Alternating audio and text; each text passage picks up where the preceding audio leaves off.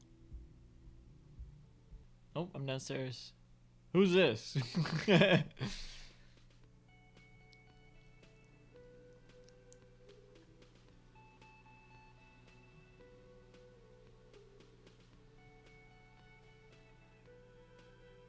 What? Summer door closed for the winter. Alright. What's this? Big old karaoke mic, just waiting for someone to sing into it. This is where the lyrics would be for karaoke. The speaker's connected to the radio. The music is seasoned with static, as it should be. What's this? You should totally sing karaoke here. No, no, no. First chance you get. No, no, no. Your emotions need to be expressed. No, no, no. People need to know your vast oceanic soul. No, no, no. My soul is immense. My soul is modest. It's normal size. My soul is puny. My soul's cubic content is obscured by the hangover. Discard thought. Discarded. Not doing that. Goodbye to that. What's this? Pocket? That? What is it? Nosefet? It's... What? What is that? Oh, healing item. Yeah, alright, sure. This is a water cooler. A large bubble is rising to the surface. The menu has been wiped clean. Only the word Monday is written on it. Oh, I hate that. Right? I hate that. What is this? A woman's hand wrote yesterday's menu. Today starts in a man's handwriting. How would you possibly figure that out? That's so stupid. What's this? Huh? The fuck? Okay. Oh, that's the stairs. This person's closest. Let's talk to them. A man in his late 20s stands behind the counter, inspecting a stuffed seabird. As you approach, he gives you a sideways glance, then looks down again. That's Gert, the cafeteria manager. That was disdain in his eyes. Even now he's purposely ignoring you. Something tells me you don't like me. Look at the stuffed bird. Are you the bartender? Should do like a Matt Berry voice. Are you the bartender?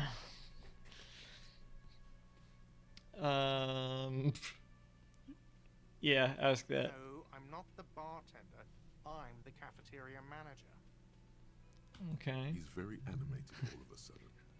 This seems like a touchy subject. What's the difference? You look like a bartender. Understood? Trying it out.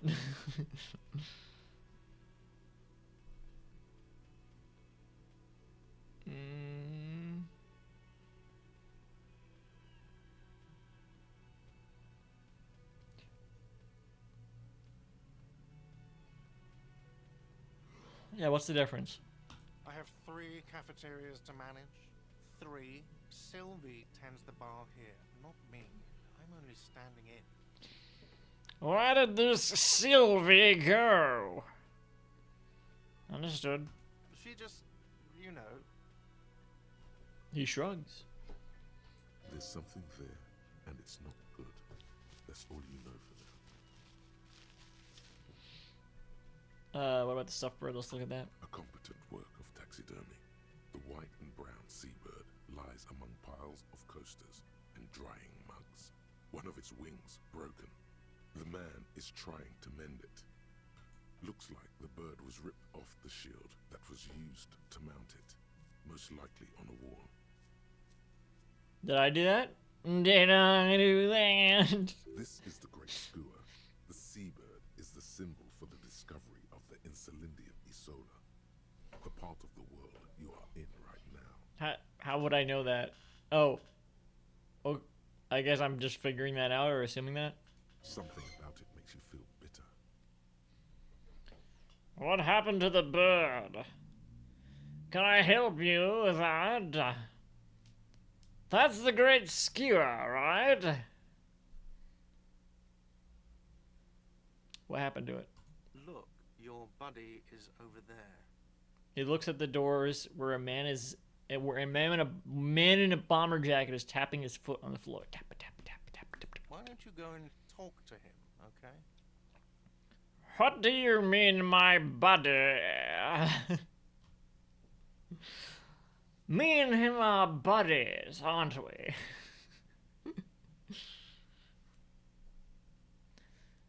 I'm a cop, and I talk to whomever I please.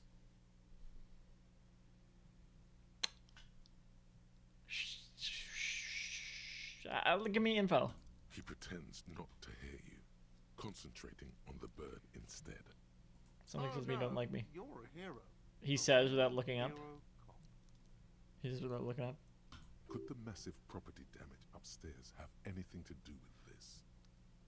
Which property damage? So not only am I a cop, but I'm also a hero. You're being sarcastic. Yes, you're being sarcastic. Or did you ride in, take the body down, solve the murder, and not trash my hostel room? Oh my god, I did all those things? I'm guessing I didn't do any of those things. I do not appreciate your tone. This is no way to talk to an officer. I guess I didn't do any of those things You're today. right, you didn't, and it's only taken you 3 days not to. I thought the day count went up by 3 when they said that. What have I been doing all that time? Have you seen me around? No, I haven't seen you around. I'm not always here. He looks down again and keeps looking at the bird. I like that there. So it's in like asterisks, since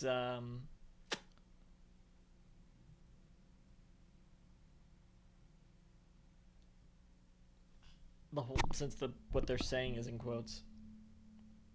Leave. Take the bird.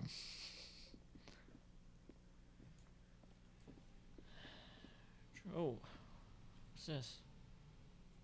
I don't have access to it yet. I don't have access to it yet. Let's open the door then. Sign reads, Mess Hall reserved for union members. Doors open 1600. Okay, we'll go back and get whatever this is later. What's this? Royal Pinball Machines unplugged. Plug it in. Or not. Oh, I can run a little now. Somehow I've healed up. Maybe. I've healed up. Who are you? Hello, sweetie. They don't look that old. But this is Lena, the cryptozoologist's wife. These are completely different character models. You shouldn't keep your colleague waiting. She nods towards the man in the orange bomber jacket. Okay, fine. I'll talk to you later then. Whatever. A bespectacled man in an orange bomber jacket is tapping his foot on the floor. Looks like he's waiting for someone. You. As you approach, This is he Kim narrows his Kitsuragi. eyes and extends his hand in greeting. If an assault were launched on this building right now, if the windows came crashing down and the whole world descended upon you, this man would hurl himself in death's way to save you. You are sure of this, but why? Hold on. Who is he to me? Shake his hand. Don't shake his hand. Let's shake his hand. They said they're on our side, so. Hello. I'm Kim Kitsuragi, Lieutenant, Precinct 57. You must be from the 41st. His grip is firm, also. You realize he's waiting for your name. What? How do they not know my name? This is your chance to come up with a really good name for yourself. Get creative. Conceptualize. I don't really know my name.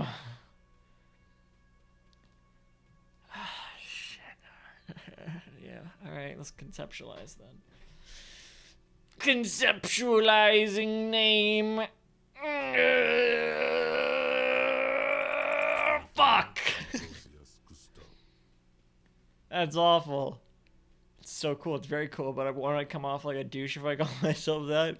It's very, very cool, but maybe just a bit too ostentatious. My name is Raphael Ambrosius Coster.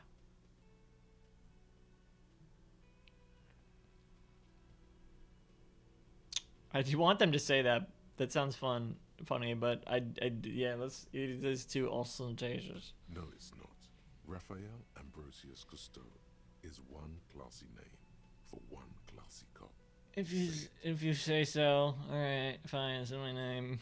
Yes, well, He doesn't even process what you just said. Just moves on. All right. it looks like we had a little scheduling error on Sunday. Saturday too, actually. Have you had time to talk to the manager here? You mean him? Nod towards the cafeteria manager. Yeah, I just talked to him. No, I haven't. There must be some kind of a misunderstanding. You're taking me for someone else. I really want to see what happens if I pick that. Okay. Wow, that expression is burned into my face. I'm still wearing that expression. All right.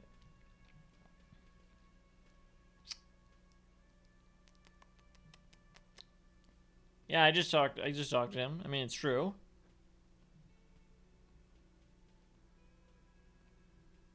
Yeah, let's not jerk him around. If you don't mind, we should talk to him again. Ask him for a rundown of the area. Now that I'm here as well. I understand the scene is out back, right? It also wouldn't hurt to assure him the police are finally here. In full force, I mean. Have you mapped out the initial interviews? Yes, the police. I'm aware I'm a policeman. What interviews? I have, yes. I haven't. Yes. No. I don't know.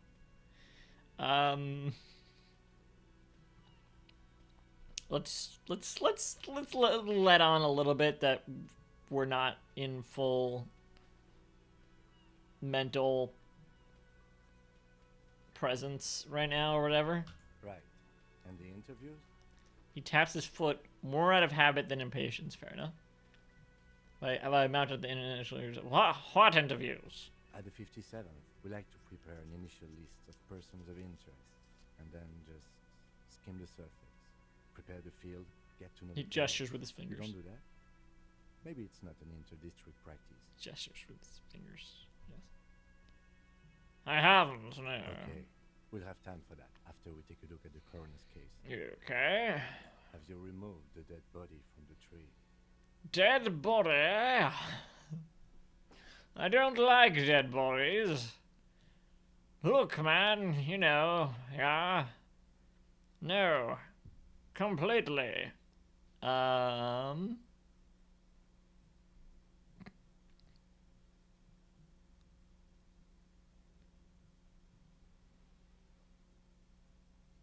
Yeah, we'll go with 3. Does that mean the body is no longer in the tree? No. So, the body is still in the tree. This is the first time you detect in the lieutenant's voice. It is obvious he would have preferred for the body to no longer be in the tree. It was for 3 days, right? Assuming it's still there.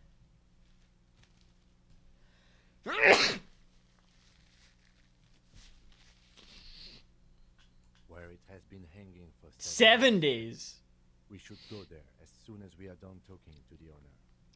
What if I told you I'm not really a police officer?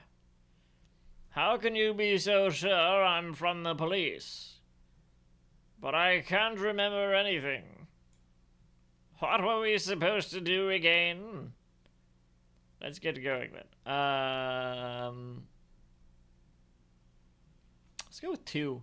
I was sent here to meet a detective from Precinct 41. You have the insignia of the Citizens Militia on your sleeve and on your back. He points to your jacket. It looked like just a vague rectangle. I suppose you could be impersonating him. You could have gotten the insignia from the black market or forged it. But for now, I'm going to set those possibilities aside. I'm not from the Inspectorate General. What? Inspectorate General means internal affairs. Oh. What he's saying is he's not from the Rat Squad and isn't supposed to suspect such things. Ah, you mean the Rat Squad? Why did I put like a emphasis on the rat? You mean internal affairs? Let's go with 1. Put some personality into it. No need for derogatory terms. They're only doing their job. Fair enough. I'm sorry. I apologize. You said insignia. These white rectangles, you mean? That's what I was wondering that. Okay then. Okay then. Yes, But they're just white rectangles. they're not just white rectangles. They bear a halogen watermark with the letters RCM and a pattern resembling the street grid of Revachol West. I see. I would ask you to step into the headlights of my motor carriage, but again, it's none of my concern. I just need you to do your job. I'm kind of concerned about it. But shouldn't I have a badge or something? Check your pockets. You mean you don't have a badge? It was not on me when I woke up. Pretend you found it. Ah, I have my badge. I'm a policeman, and I have my badge. It's right here. No, I don't have it. Sorry. Losing your identification card is a serious matter. My vehicle has a shortwave. You can use it to report your badge missing. I would advise you to locate it as quickly as possible. But getting the body down should still take precedence. What a considerate fellow. But I can't remember anything. I can see you drank last night and the night before, and that you are still drunk now. But I have seen officers go through worse. Much worse. He says after a moment of silence. Part of it. If you need something for your headache, there is a general store nearby. But as I said, the dead body should be our #1 concern. Okay, fine, let's go. To you, officer. Alright, sure, fine. Lieutenant Kitsuragi is now in your party. You can talk to him whenever by interacting with him. Yes, thank you, tutorial agent. I gotta report my badge missing. You need to report your missing badge to the 41st precinct as soon as possible. The lieutenant said that you can use the radio as motor call to call your station. We got to read the cafeteria manager. The cafeteria manager of the Whirling in Rags might know something about the murder that happened in the yard. Ask him about it and inspect the victim's body.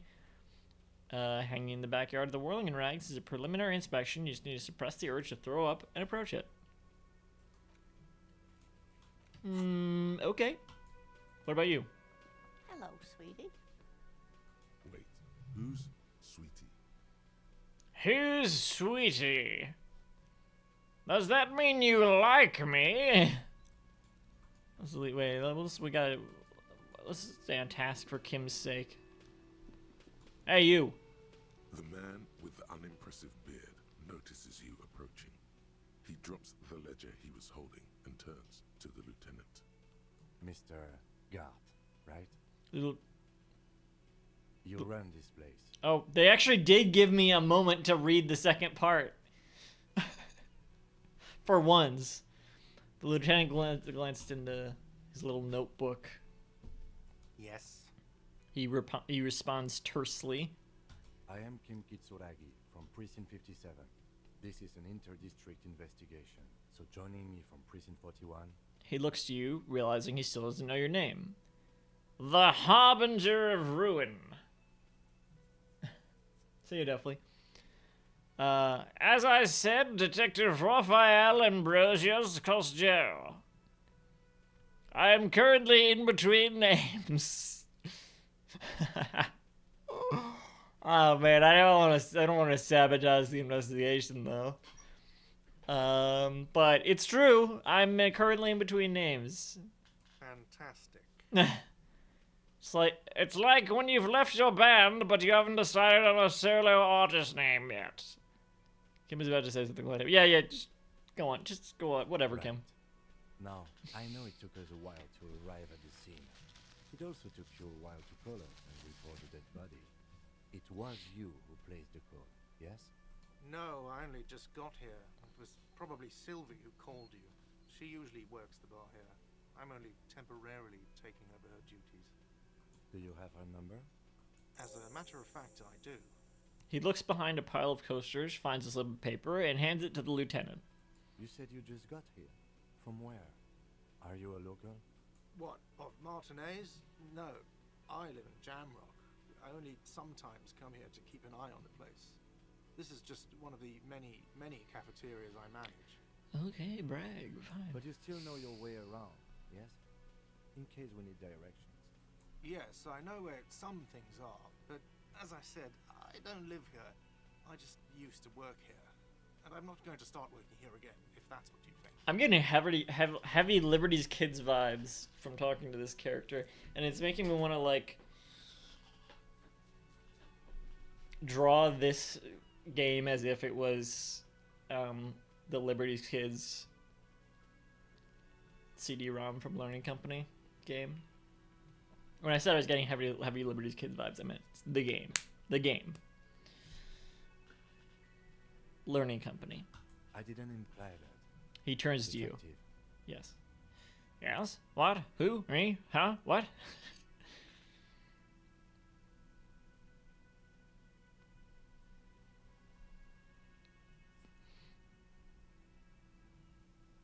I have everything. You? He looks in his little notebook.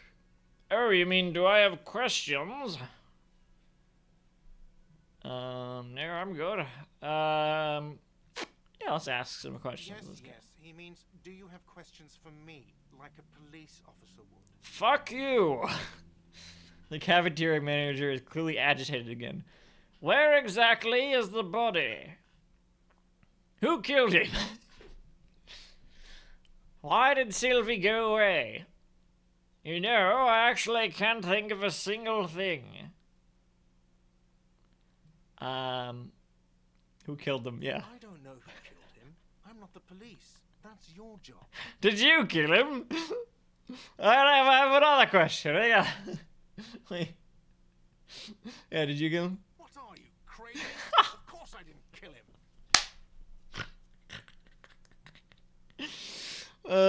Wait. Where exactly is the body? Behind this building, there's a courtyard. They hoisted him up on a tree there. Oh, he points to the kitchen behind him. And how do we get there then? That's easy. See that door there? He points to the First west. you exit through that. Then to your right, you should see a big hole in the fence. A really big one. You can get to the courtyard through there. No need for the keys. The hole is big enough for the Franco-Nigerian cavalry to fit through. Does he want you to feel guilty of making that hole? It's implied in his voice. Okay. You know, I have no idea. This is a blind playthrough. From what I've picked up, well, our character has amnesia, so it seems like the character has about as much idea of what's going on as we do. I guess it's an RPG. Whatever that means. That can mean so many very different things, it seems. Where I'm a detective who's drunk and doesn't remember anything and is trying to solve this murder investigation. We've been here for several days and haven't done anything until our partner here has arrived. They're from a different precinct, I guess, but they're our partner for this investigation. And we're drunk and we're trying to remember things, I guess, yeah. Other than that, I don't really know what the game's about. I assume there's more going on than just a single murder, but we'll find out. But I've heard good things. I guess I made the hole in the wall or something. Why did Sylvie go away? She went away because none of your business. Okay, Jesus. This is the second time you've avoided the subject, but fine. No, but yeah. Why are you avoiding the subject? Oh my god, what is your obsession with this Sylvie person? Get over it. I mean, they called in the murderer, so... Maybe it's he who's obsessed with this Sylvie person. Certainly sounds like Does sound like it. Well, that's all. Let's go. Okay. Oh, that's Not so a task fast. complete. You owe me 130 real. What's real? Slip away unnoticed. That does not seem likely. I don't owe you shit. Yeah, what is that? Oh, excuse me. You owe me 130 real. He pronounces the R with a mock aristocratic accent. I think I was spot on with the voice, hearing that. The IIR, or Inter-Isolary Real, is the global reserve currency. Whatever part of the world you're in right now, it's safe to assume he means you owe him some money. Is this just because I have this strength that I'm getting this information? Because it sounds like that was a good call. By real, do you mean some form of street cred? Oh, I understand. You mean I owe you some money? Yeah, let's play dumb. No, you don't owe me street cred. You owe me money. You owe this establishment 130 real. I'm enjoying pissing this person off. He points to the red ledger on the counter. What do I owe this place for? And what exactly is money? I don't... never heard of this. You're under arrest.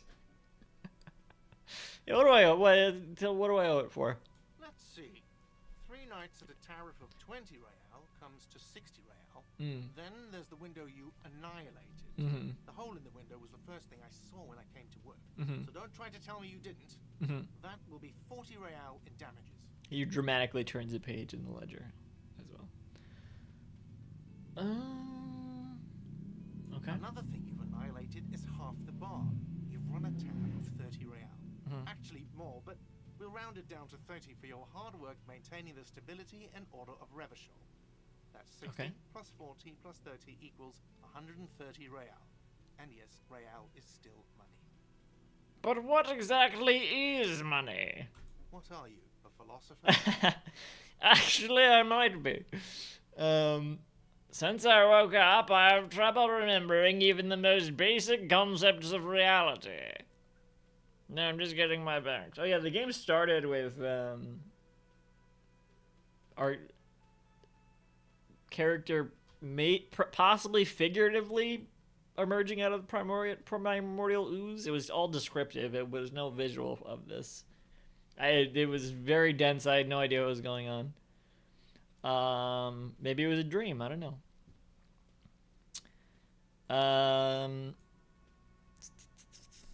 I might be. Money is what grown-up people use to pay for things.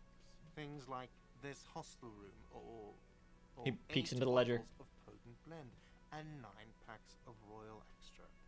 We use it for everything, really. Interesting. Where do I get it from?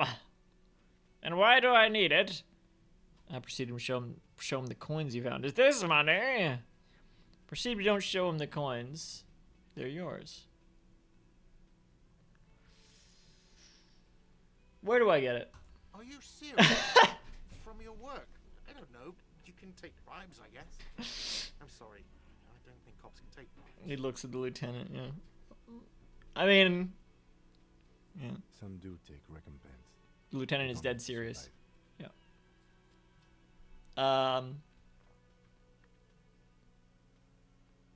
Okay. There's a shuffle of nylon as Lieutenant Kitsuragi looks for something in the pockets of his... Oh, no, you don't have to do that. You don't have to do that. Oh, please, please, no. I insist on us skipping out. That's cop 4. I haven't offered to pay because I don't have any money either. Oh, I see. What happens now? I'm sorry, but he has to pay. I can't let turns him to stay lieutenant. any longer if he doesn't. If he doesn't have the money by tonight, then... He shrugs. Well, we'll just have to be down by tonight then. Officer, maybe you are better off working this from home for now. You live in Jamrock, right? It's not that far away. Isn't there somewhere else I can stay around here? I don't have a home. I don't remember where my home is. Fuck this place. I'll take my chances on the streets. I'll see what I can do.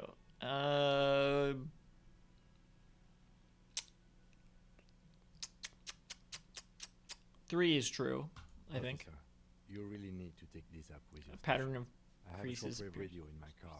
Call them. Ask for assistance. We have to get this investigation started now. Pattern of creases appears on his forehead. Yeah, alright. Good luck.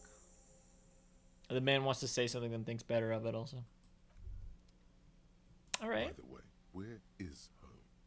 The address is coming up blank, and this place sure isn't it. I really don't remember. But you've been at this hostel cafeteria for only 3 nights. Where were you before? You had to be somewhere. Sounds like I was evolving from the primordial ooze is where I was. I don't know, near, south maybe? Near, far, south, north? Far away? Very close? Far away. Up on Marvel Hill. What the fuck? What? You don't really know, do you? No, of course not. I don't know. Does this mean I'm homeless? I have only a vague blackened image. A vague blackened image doesn't sound like somewhere you can stay if you run out of money. Nope. Could I trace the way back somehow to the exact street, the exact number on a building? A little bit of dumpster. I don't care. Fuck everything. Hobo cop. You can try. Run some addresses in your head when you get the time. Maybe a street or an apartment will appear. Okay. I will try that. Also, okay, we got some more tasks. Who made the call reporting the crime? Someone reported the hanging to the RCM. Maybe if you find out who it was, it may shed new light on the events. You have no idea. You have an idea where to start, but the caller could have been anyone. Call Sylvie using Kim's shortwave to cast whether she made the call. And we gotta pay for damages. You need to pay for the damages you caused in the whirling and rags, or you won't have a place to stay tonight. Ask around for money and be careful with your spending. If you're unsure how much you owe, ask Gart. That's the cafeteria manager. Ask your station for additional funds. Okay. What is this? I don't know. And this thought cabinet. Let's. What the fuck?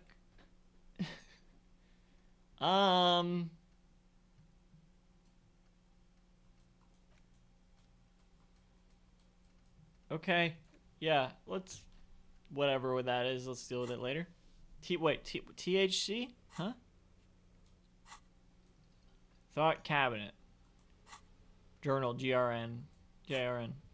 Inventory, inv. Character sheet.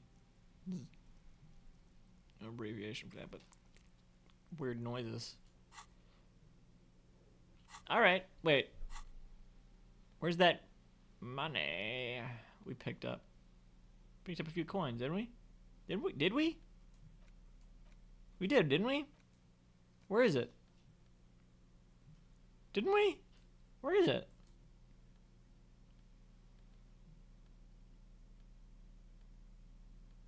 I don't know. Through here, they said? Oh, let's talk to the camera real quick. Doors bolted, sign reads kitchen reserved personnel until 13. Oh, we can talk to them like this. Right. Yes? Tell me about the case. I think you should know that I can't remember anything. I want to talk about you. You seem to be following me. Nothing. Yeah, let's keep going first. They got the Twitter logo on there. Which way do we go? I don't remember. This way? Hang on. Oh, well, we'll talk to the wheelchair person later then. Wait, this courtyard this way? Where are we going? Let's go back inside. The day's wasting away. What's this? Wait, who? What's this over here?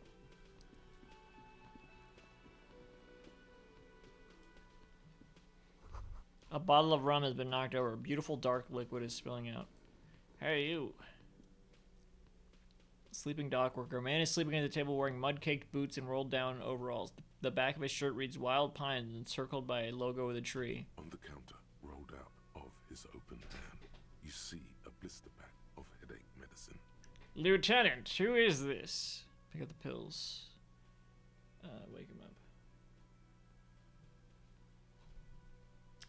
Yeah. The paintings are especially nice. I don't think I want to wake them up yet. Well, first let's take the pills. Let's take the pills. The man does not mind. You probably need them more than he does. True. You've just picked up some magnesium.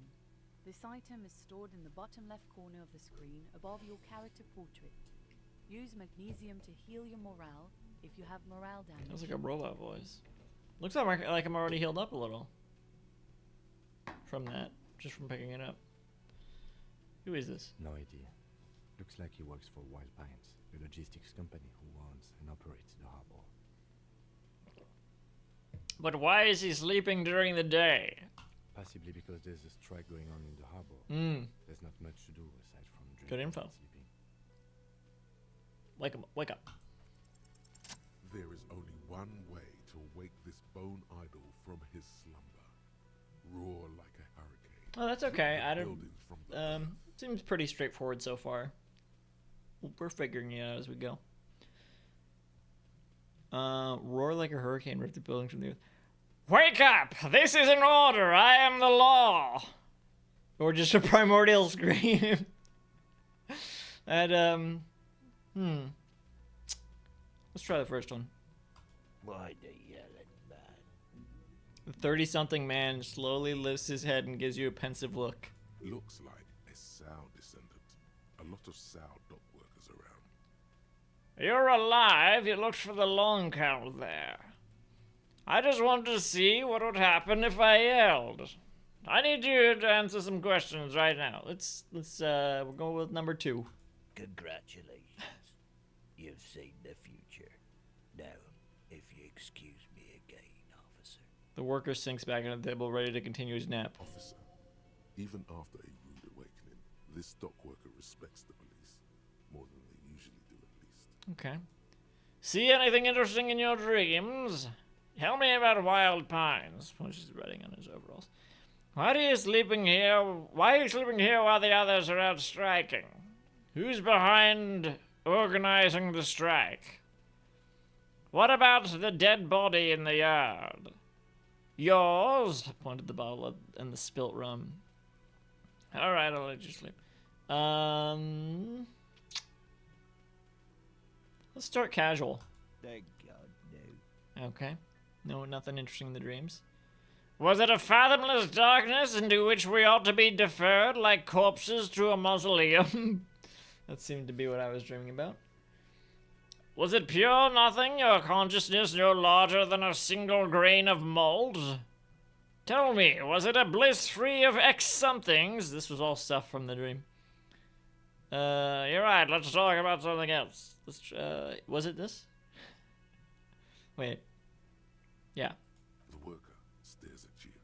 His eyes dry from sleep. A web of wrinkles covers his tanned forehead. Sleep makes your eyes dry? I don't know what you're talking about, kind sir. Hey, me neither. But when I'm out, then I'm really out. No corpses. No mausoleums. Mausoleums. Just quality time. Like that. A little me time in the abyssal pelagic zone. You can never. If you say so. Only detective work remains. Wakefulness and detection. Okay. Tell me about Wild Pines. That's the name of my employer. I work in logistics. Right. Oh, logistics. Okay. He doesn't What? sound too enthusiastic about this. How's that going? That's wonderful. Okay, how's it going? How's it going?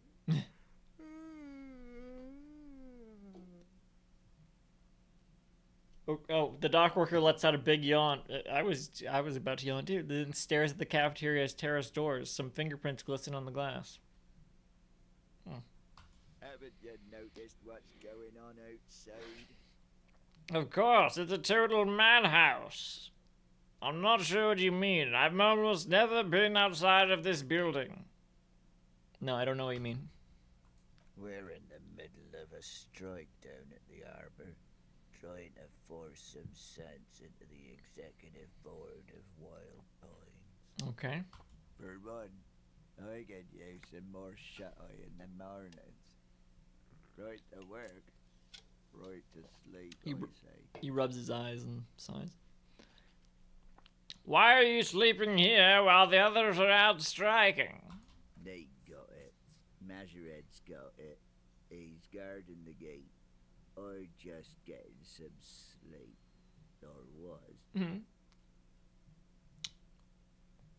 Alright. Who's organizing it? We are. The workers. The union. We know what we need. What's right for us. You mean there's no leader? Huh, alright, I guess that makes sense somehow. Hang on, 1 second.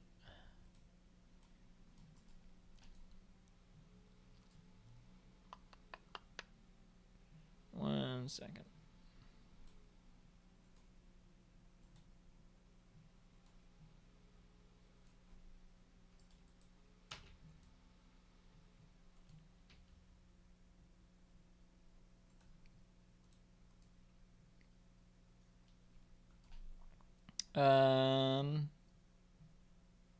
No leader? Okay. I guess there's also Everard. He's in charge of the union. He's smart. Knows how to negotiate. He's got our back.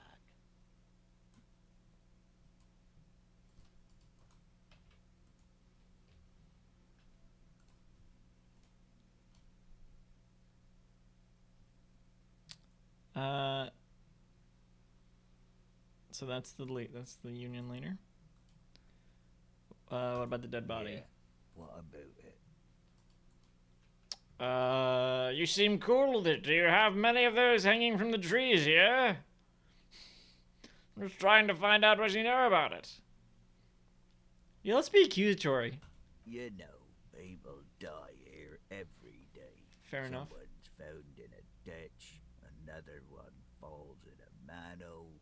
A third one gets eaten by stray dogs. He respites. If someone has decided to die on top of a tree, then how is it my concern? I don't think that's what happened. Someone has to look into it. Looks like I'm not someone. Tell me what you know. Well, little point asking you about the body then. I got other questions. I gotta look into it. Tell you this. Trouble's ahead. What trouble? You heard what I said.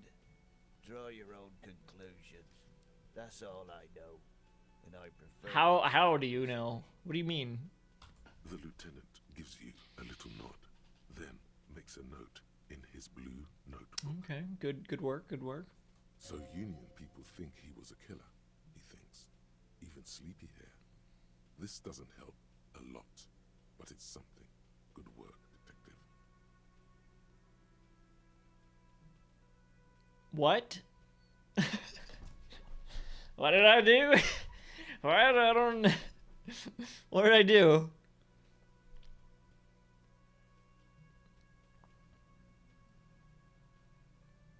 Thinks who's a killer?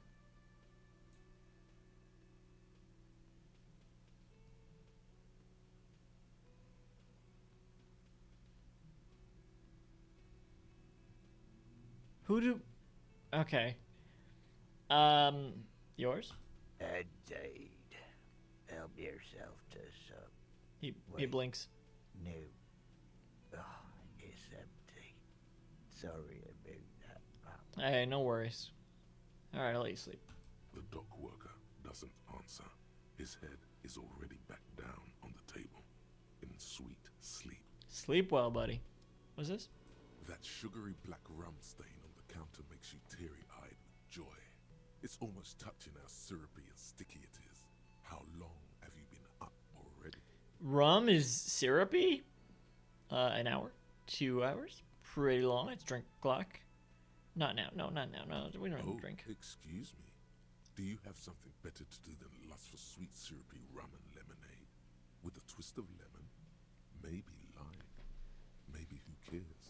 Just rum. I can't imagine that rum is syrupy sweet. That doesn't seem like a proper description for rum. Maybe it's sweet to an alcoholic, like it's sweet as in like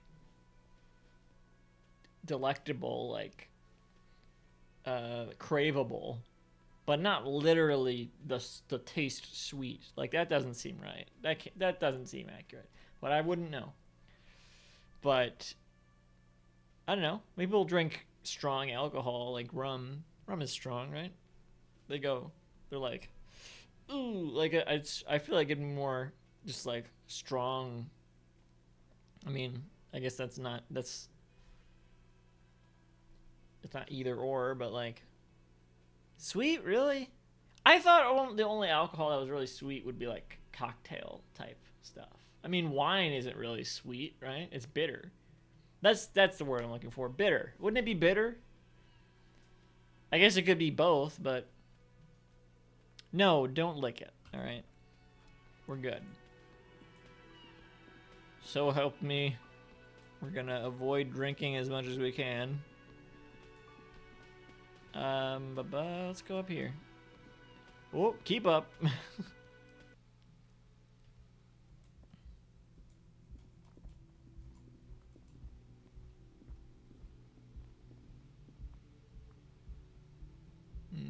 Maybe that's what they're talking about then. Let's go out on the dock. Or the deck. The dock. Nothing out here. Go back out.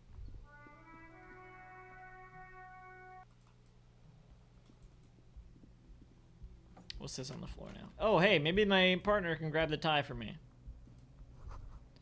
Kim tries not to look at your broken down bathroom door. Kim also tries not to look at the pile of take viscera on the carpet, or the weird suitcase on the hat rack, or the potted plant dying in the corner. But it's all just too morbid to ignore. Perhaps I should not have brought them into my living space. You're looking at the distraction. I'm sorry for this. I did it my way. This is where the magic happens. Say nothing non-stoically. Looking at the distraction? He nods.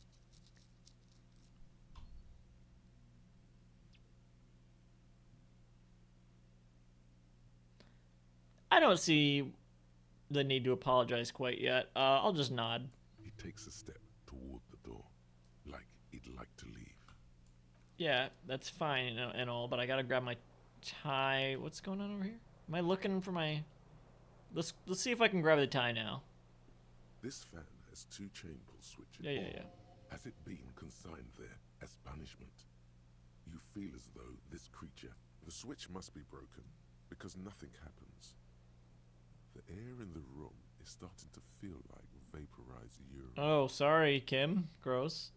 Come on. What do I need? Put skill punches surfer. Oh, no, wait, check. How do I do that? Savoir faire. Can I do that yet? Not have enough skill points available. Where are my skill points? This is the I'm not interested in this part at all. This was the character builder. I give myself 3 intellect, 4 psyche, 2 physique, 3 motorics. I've never played a game like this with like skill trees or whatever. I have no idea how to do any of this. So I guess I need skill points. Maybe I need 40 more? Is that what that means? I honestly don't know. But yeah, I don't have enough to get the tie yet. We'll be back for that tie. We'll get that. What's this? I haven't looked at this before. The bed is cold and not particularly inviting. That's a but couch. it's yours. The sheets look awful. The option to go to sleep becomes available every night after 9 p.m. That's interesting that they said 9 p.m. Alright. Yeah, obviously not rest yet. Let's go. Didn't even close the door. Close the door. Yeah. Good idea. That probably has a consequence or something. Okay, let's go outside. Wait. Let's talk to this person. Hello again, sweetie. I see you've met up with your colleague. She looks at the lieutenant. Yes, I have. Lena, the cryptozoologist's wife. The lieutenant nods, politely. Yeah, who's Sweetie? Why, you are, officer. I'm no Sweetie, look at me. Maybe I am. You're a handsome man, officer, with your mustache and your chiseled jaw and that silly dimple on your chin. Where? What? Thanks, I appreciate it. Dimple or not, I'm a bitter man. The years have taken their toll. I thought that was gonna say something about them being a troll. That stupid dimple has only brought me suffering. I don't want to talk about the dimple anymore.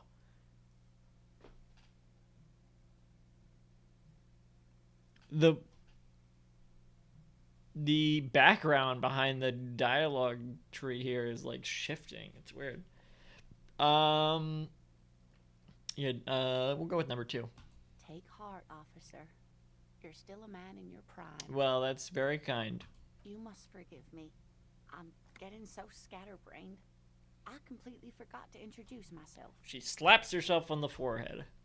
I'm Lena.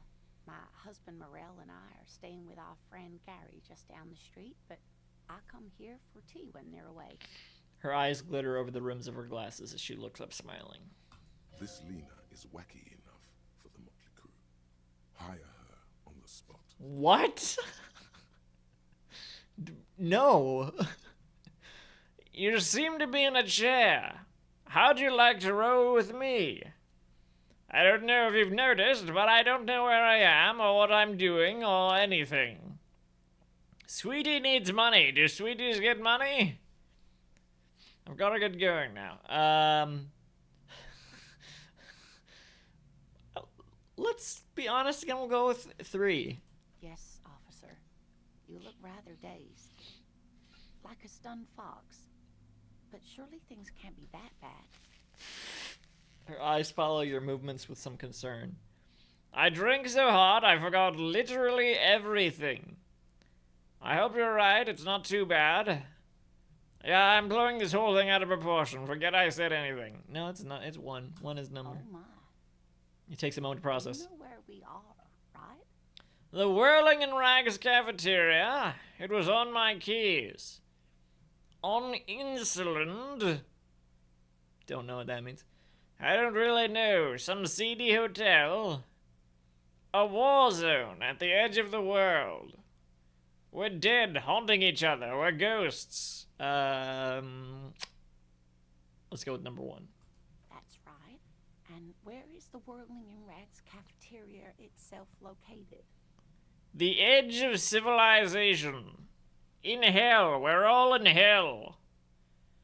See, I have no idea.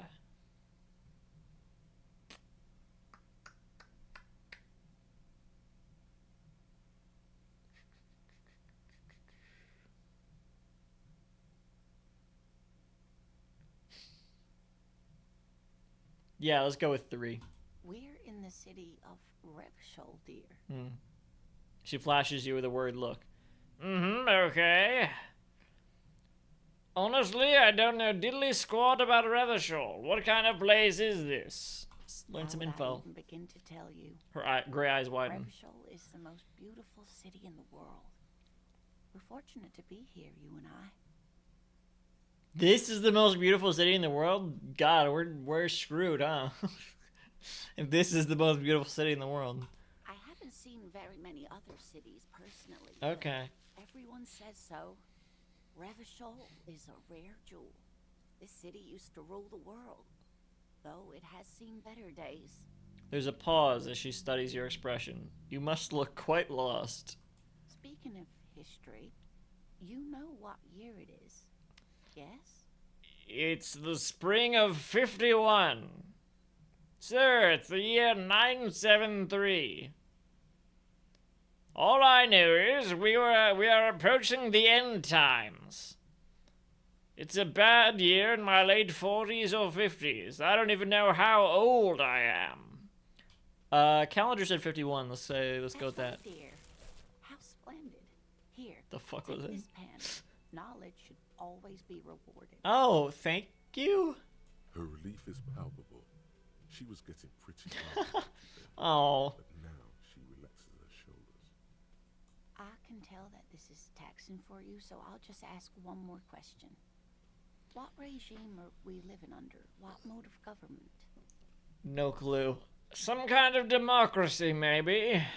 I'd like to think it's the dictatorship of the proletariat, but something tells me it's not. Our leaders are fierce warriors who traverse the plains on steeds. Civilization cowers before us. We are governed by intelligent machines that perform calculations to determine the freest market. Everyone hustles and grinds like a badass visionary. Radios are being used to control people's minds and distort our perception of reality, concealing our true masters, foreigners, and women. Cop, we are living under the cop regime. Let's go with number one. Nope. Sadly not. Damn. Revachol is what's called a zone of control, under an alliance of foreign powers called the Coalition. We have no government of our own, and what democracy we have is... She thinks. market-driven. If there's no government, how come there are cops? I don't even know what to say. I'm so disappointed. Oh dear.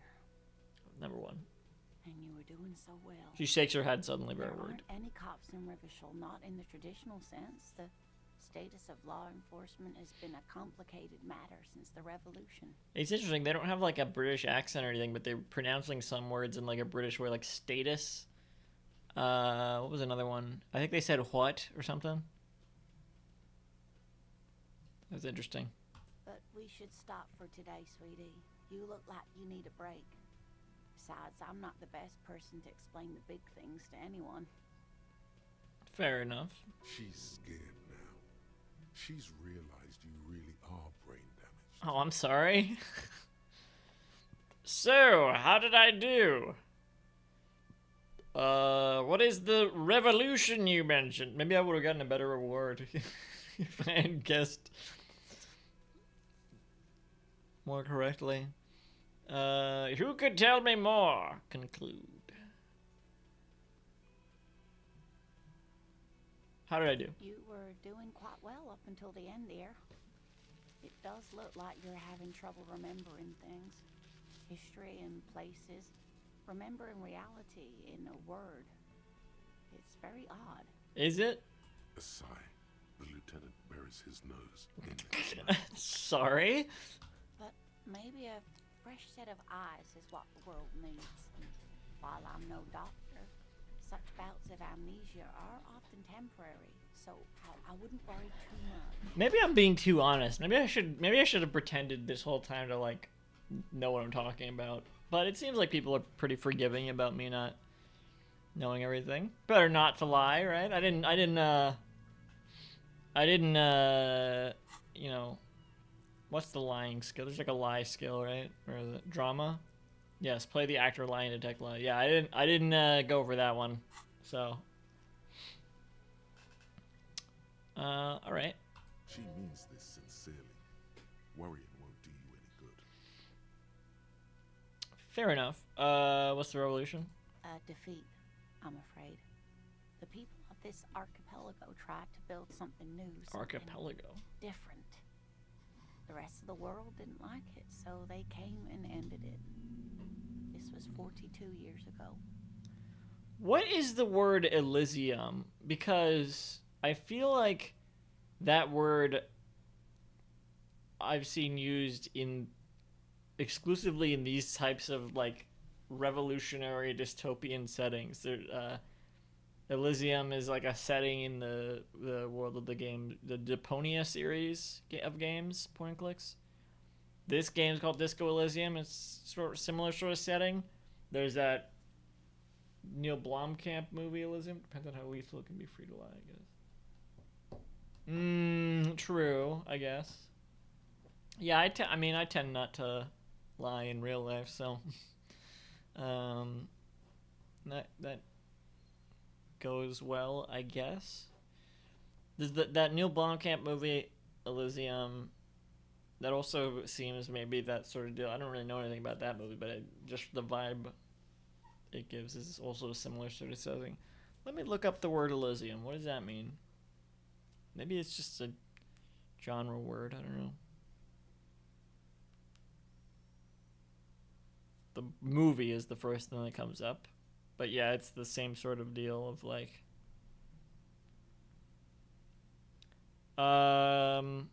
Wikipedia. What about just definition? No, it's Elysium fields come from Greek mythology and were essentially a paradise. Elysium in general is the state of happiness. Interesting. Yeah, it says the abode of the blessed after death in classical mythology.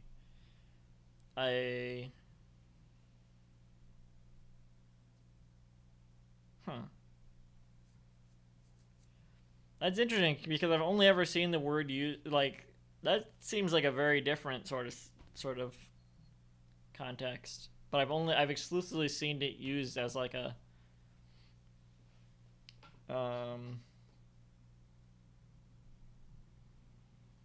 in this sort of setting, media in this sort of setting with like, and not used in the same way. Usually, I don't know what it means in this game yet. I think disco. I think we ran into a disco dancer, so I think disco earlier. So I think disco is in the literal sense. I don't know what the Elysium part of the title means yet. I don't know why the movie Elysium is called that. And then in Deponia, it's just literally it's the name of a place. Oh, in Deponia, it's the name of the like place they're trying to ascend to. It's not literally like an afterlife, but it makes sense in that context compared to the actual definition because it's like it's this society in the sky in the clouds that they're trying to get to, I think. Yeah, flowery sort of language. So defeat. The world didn't like us. 42 years ago, revolutionaries were defeated. Okay. What does that have to do with there not being any cops? But I'm a cop. Whatever it was hasn't stopped me. Of course, sweetie. I really don't know how to explain it better. But how am I a cop then? What? I'm just a poor woman, she thinks. Oh. Do I know of these things? And how can I help you? Who could tell me more? Someone more educated in sweeping matters. Maybe like a janitor. She turned to the lieutenant.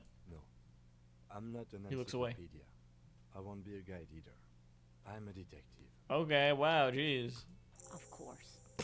Then I don't know. Someone rich, maybe? Wealthy people are educated. Are they? I don't know where you would find a wealthy person in Martinez. Okay. You seem to be in a chair. Yes, dear. I'm a paraplegic. I see. A paraplegic is someone with limited or no ability to use the lower half of their body. Paraplegia is caused by spinal cord injuries, like falling from a great height, or a grenade explosion. A grenade? Did you fight in a war? I'm sorry, it was rude of me to mention the wheelchair. Let's move on. Thanks for clearing that up for me. Let's move on. Yeah, let's not dwell. No problem. She nods, smiling up at you from behind her glasses. There is no bitterness in her voice. She accepted the curiosity her condition inspires a long time ago. Okay. Let's not bother them much more. Let's get, yeah. Of course, dear. Good luck with your case. She gives you a small wave. Maybe we can come back to them later, see if they want to join, but, you know, for now, let's not bother them. Alright, let's see for this. Get a reality lowdown is a new task. You have no idea where you are. Lena encouraged you to ask others to explain the world to you in greater detail. Perhaps try a rich person? Rich people are educated. Okay. And we got what? Oh, the pen. Oh, it's a what? Kind green ape pen. Oh, awesome. A pen with the. What are you doing? Don't do that. What is that? Pen with a green ape head on one end. The ape has closed its eyes, a kind expression adorning its face. It seems to be meditating. That's amazing. Thank you. Whatever your name was. I don't think they told us their name. What's over here? Nope, nope. Look at this. Look at this. Street sign reads, "Fuck the police." Fair enough. Heap of snow melts in this wheelbarrow. Okay, what's this over here? Phone. Pigs go home. The street name is illegible. Oh. Fair enough. Hello, who are you? The RCM in Martinez. The young woman looks up at you. What can I help you with? The voice acting keeps reminding me of the Liberty's Kids game again. You sound surprised. I have some questions for you. Later. Yeah, you sound surprised. We don't see a lot of police around here. That's all. Uh-huh. All right. Questions? Of course. What can I help you with? We need directions. What is this fuck the police business? Who are you exactly? I have to run. Directions. Of course.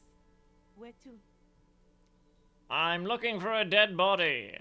Oh, that's right there, in the yard. We're not... North? This way north? Oh. Yeah, I don't know. She's relieved someone has come for it. Finally. You're welcome. Where am I? Who sent you? Where is Dr. Evil hiding? What do you mean? I'm disoriented. I don't know where I am. Just tell me where we are, okay? We're in Martinez, sir. This intersection She looks is around. called Roundabout North, I think. Okay, thank you. What is up in the north? There's the pier, the Cape Side apartment buildings, some more tenements. Not a lot, really. Good to know. What is in the east? The harbor gates, some kind of commotion, I think. I don't follow the local politics. Strike. She A shrugs. fleet store too. What is in the south? Some shops and a bridge. The canal bridge leads to the coast, but it's broken, I think. Some kind of accident, probably. What is on the other side of the canal? Just coast. There's a little fishing village there. There's a fish market. But Sorry. that got closed down ages ago. Oh. Is there an eyelash in my eye?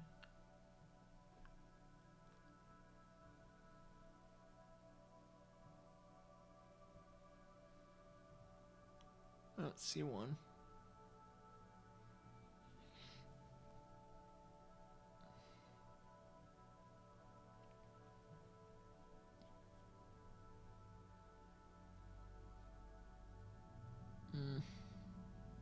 I guess not. I don't know. What is in the west? It's just water. She No, looks at the water, actually, squinting. I think they call it the Martinez Inlet. There are some islands in the bay, but they're hard to reach. Thanks. That's all for now. No problem. She nods, brushing a fleck of soil off her cheek. What is this? Fuck the police business. Excuse me? She doesn't understand. Right next to you. She's uncomfortable. Maybe you should drop this line of questioning. No, because then it would be even weirder. This street sign says "fuck the police." Oh. Well, I didn't write it there. I'm just sitting She here. cranes her neck. Oh, fair enough. But I mean, now you understand. It's all right. I didn't mean to startle you. Okay.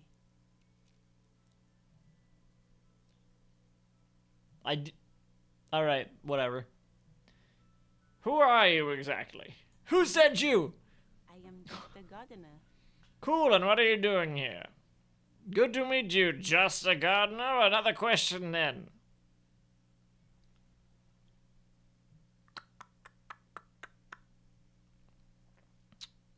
We'll go with number one. Let's not... jerk him around even more. I'm working. Working on what? I have a greenhouse in the yard there. She gestures over her shoulder. I've been trying to get some work done. Okay. There's discomfort. She stops mid-sentence. Go on, it's okay. As you already know, there's a corpse there, Ah, hanging from a tree.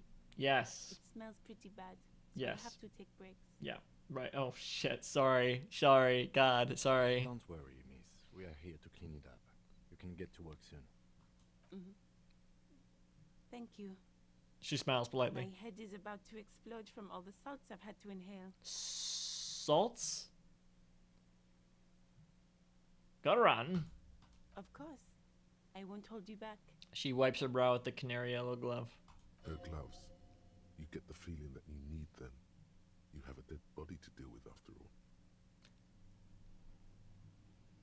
I don't think I do. Well, Kim's wearing gloves. Let's not bother them. Whatever. Oh, we'll get some shit on our hands. Whatever. No. No, we don't need them.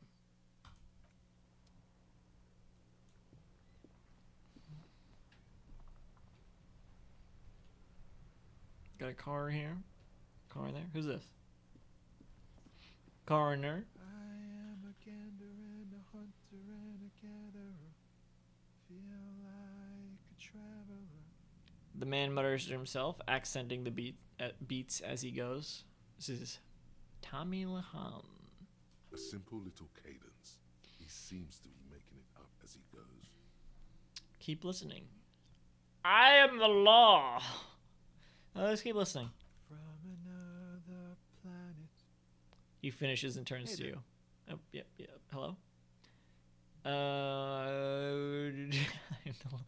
What's going on here? It's the jam, my man. He motions towards the sprawl of lorries with a sweeping gesture. What's the jam? It's a traffic jam for the ages. Harbor gates up the street are shut tight. No explanation given. Workers on strike, scabs agitating. All around clusterfuck. Okay. Meanwhile, we're all stuck here in long-haul limbo for days upon days upon days He glances south down the road. upon days. Limbo, huh? So that's where I am. No, you already know that's not where you are. Come on now. How long have you been here? Feels like forever. Like I was born on this here roundabout and this was all I ever knew. Just me and the metal and the tires, the oil and the fumes of mazout. Extravagantly phrased, but I can roll with it. I don't quite understand what you just said. Could you say it again, only a little less plodding? Yeah, let's go with that. Everyone's a critic, man. It's He okay. waves you off. I've been here a whole week already. Alright, fair enough. So tell me, what do you need? Care to spare some change for a working stiff? Let's try that, alright. Tell me more about this strike. There anything about the dead man? The one hanging behind the hostel there? Point at the yard.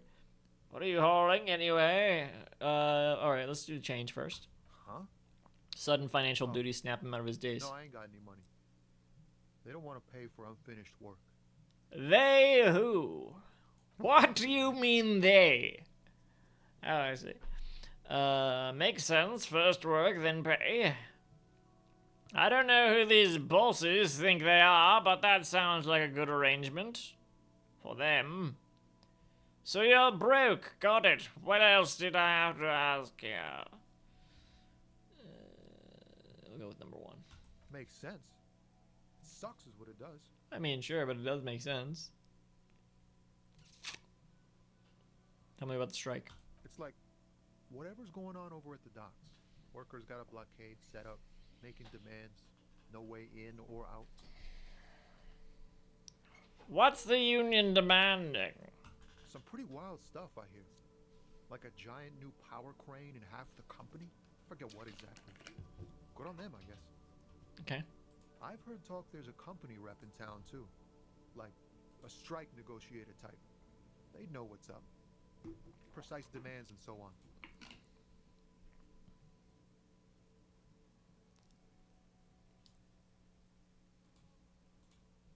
Ah, yes, from the Wild Pines. We'll meet her soon enough, I'm sure.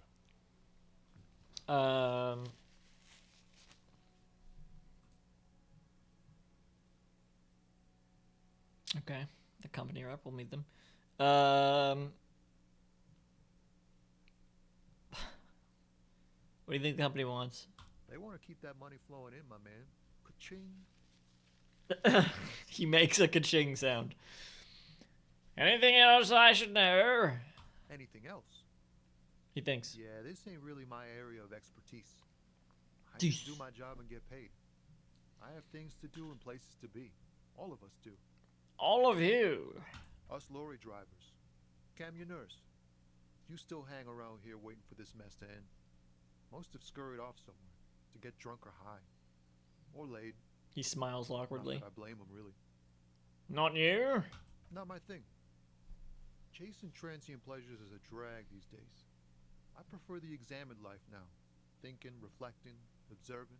He glances down the road toward the horizon, a glint of something in his eyes. He tries his best to look nonchalant, but there's a rigidity in him, as if trying to conceal something warm and deep beneath a cool exterior. Maybe we should get to the body before we talk to everybody.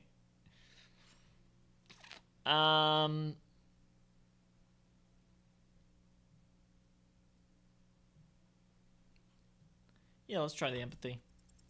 Ease into it. Don't go too far. This seems like a personal matter. Man, you look sad. What's going on with you? Hey, Tommy, spill the beans. What's troubling you? My man, I want to know about your soul.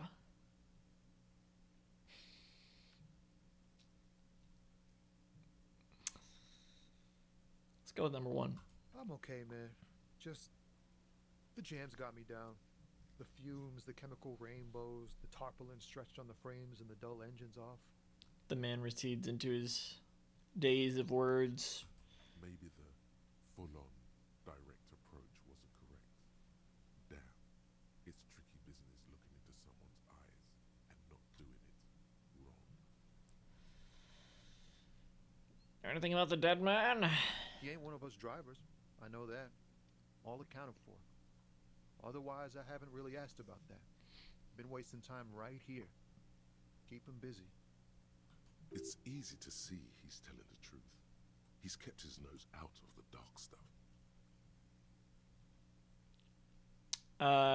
Busy with what? Analyzing the fundamental structural and psychological conditions of being stranded in the midst of a sea of motor lorries and their sad, despondent chauffeurs. Wait, what? And your conclusion? A sense of surprise there ain't more bodies hanging from more trees. Huh. What are you hauling anyway? Oh, high-grade narcotics, illegal firearms, stuff like that. What? Time to arrest him. I'm pretty sure they're joking. We don't need to do that. You're under arrest. Wicked, I've always wanted a friend in the underworld. Okay, and what are you actually hauling? Can't even get a few jokes past you, my man. He grins. I've got another haul of found cargo. Mostly sporting goods, tracksuits, and that kind of thing. What if we just fucking arrested them right there? They usually get shipped Maybe I should try to be around do funnier shit like that. making headway in the Il Moran market lately. I don't know how far that'll get me in the game though. So nothing illegal then. Maybe they maybe they're trying to disguise the truth behind jokes. Maybe it actually was true that they're you know, look at them. They got tattoos and stuff. Could be hauling illegal stuff. That's your machine behind you. This rockin' beauty. He points Sure at the is. lorry with his Like a thumb. rash you can't get rid of. You interested in heavy-duty cargo machinery? Maybe. A motor lorry, also called a camion, on Caillou and neighboring islands. This Caillou. one looks roughed up enough to be some sort of found rust bucket. Maybe the A6.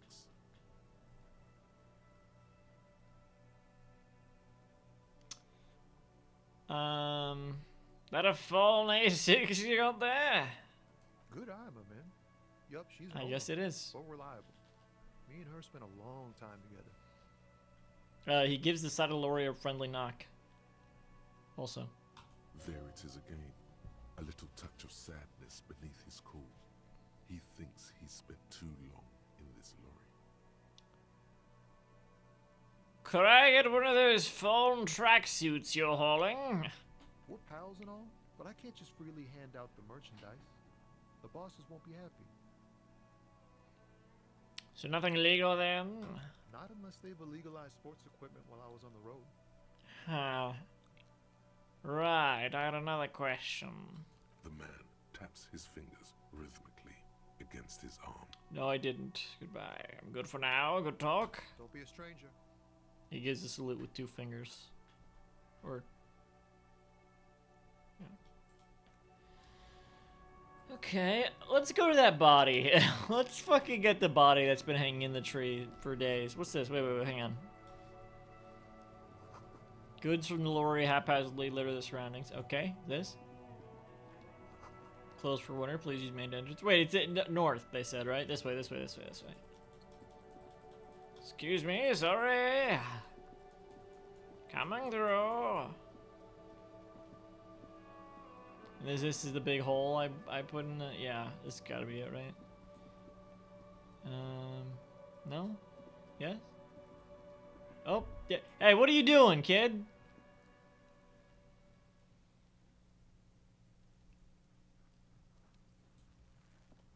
Hang on, let's take a step back and see what they're doing. What are they doing?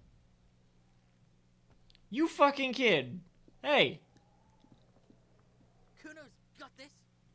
The boy throwing rocks at the dead body can't be older than 12. If there ever was such a thing as an ugly kid, then this is it. He's almost exquisite in his ugliness. Are you not entertained? Oh yeah, nappa gumpy, Kuno. Yells the other kid behind the fence. Hey kid, a word. Police business. Right in the dick, Kuno. Get him right in the dick. The children ignore you. Love it in the dick. Oh my god. The boy is sweating profusely. His eyes are like 2 black holes and his jaw is twitching as if trying to break free from the empire of his body. Hold on, what does that mean? Don't ask that. Stop throwing rocks at my crime scene. Stop using slurs at my crime scene. That's not how we do it. I would be surprised if they had therapy in this society. Yeah, stop throwing rocks at my freaking crime scene. Although this is funnier. It's not how we do it. Yeah, let's go with that. Talk, pig. Shit's coming up strong. Throwing rocks. What? Shit coming up strong. That sounds good. Joyous. You should hang out with this kid and see what that juicy shit is all about. No! What? What are you talking about? Why'd I do that? No. Yeah, Kuno. Ride the lightning, Kuno. You shut up. I'll get to you in a moment. Kuno's riding it, see? He wipes sweat from his brow and sends another rock flying. Hey, kid, you... Kuno. Cut it out. You should throw the rake at him, Kuno. Cut it out. The fuck does Kuno know what a rake is? Kuno's not a gardener. You don't know what a rake is? Kim, what should we do? Are you kids siblings? Yeah, what should we do? We shouldn't do anything. I don't tempt such forces. They're fucking tampering with our crime scene. What forces? You will see. Oh, Are you kids siblings? The fuck are you talking about? He throws another rock. Fucking cut it out. He's calling us Kuno. He says we're fucking each other. How? No, that's not what I'm saying at all. What are you talking about? Look, I have questions for you. Alright, entertain the He just Kuno. sits his chin out. Show me what you got. What you got there? What you got, huh? Show me what you got. He juts his chin out. Stop. All right? Stop. The body, what do you know about it? Shitload, pig. What's your question? Oh, you fucking kid. Don't tell the pig shit, Can you help me out here? What do we do to know? If I were to want to waste my time, which I do not, I would ask them who he is, how he got there, and the usual.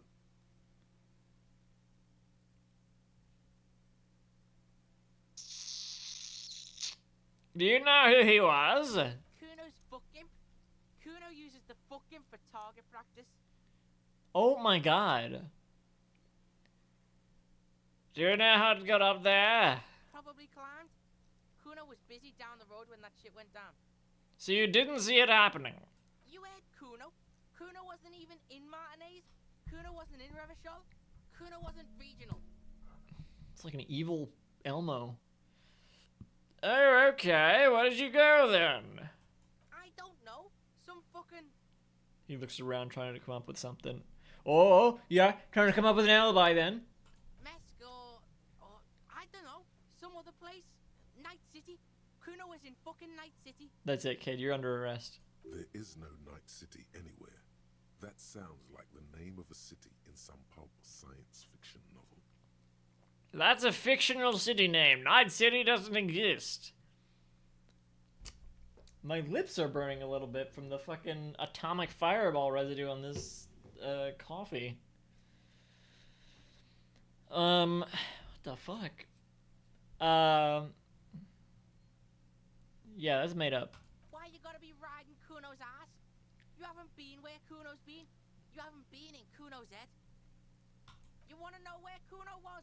You wanna know what Kuno's been fucking up to? Yes! Don't tell him that, Kuno. It's lame. Oh my god. It's not fucking lame. Kuno's building Kuno's City. Night City. Rage City. The City of Rage. That's it. And it's not lame. Oh my god. Lame. That's the name of Kuno's City, bitch. Get the fuck off Kuno's back. This shit ain't about that. Their name is Kuno and the other one's named Kuno S? Can we arrest this kid? I mean, normally... No, I mean, they're throwing rocks at a corpse. Arrest them.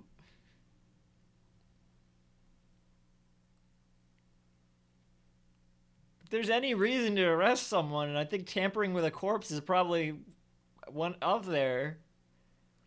Have you seen anyone suspicious around? Just a couple of pigs sniffing around in the dirt. That seems pretty fucking suspicious to Kuno. I don't think it does. I mean, fuck them and all, but like, how is that suspicious? It's a fucking corpse. That's not suspicious to you? Yeah, you tell the faggoty, Kuno. Whoa, wait. Why was that not censored? Is that a word? Wait, what is that? That's probably an actual word. Let me look that up.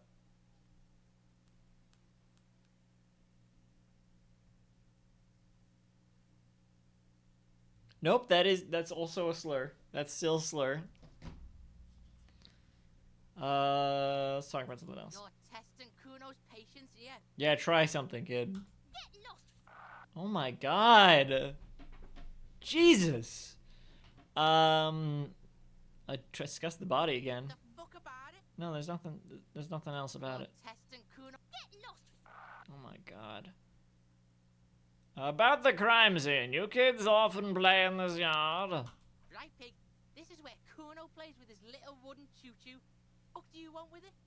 I might have questions later. For now, let's talk about something else. Yeah, whatever. Kuno doesn't give a shit.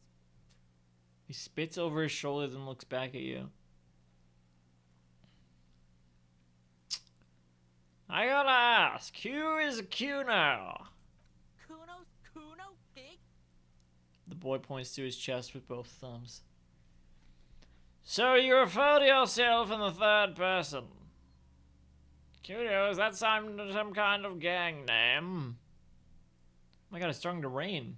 Let's take that fucking corpse down, hang on. What the fuck are you calling a third person? Kuno's the fucking first person? Oh my god, okay. He looks slightly confused, but proud he came up with that. But right as he's getting distracted, you hear a malevolent hiss from behind the fence. Huh? Watch out, Kuno. He's trying to fiddle you.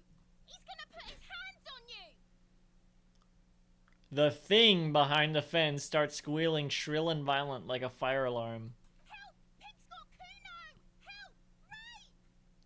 The sound gets louder as the child shouts at the windows overlooking the yard. Help! He's got the Kuno, help! I'm not doing anything, see? Just answer the questions. I'm not even going to,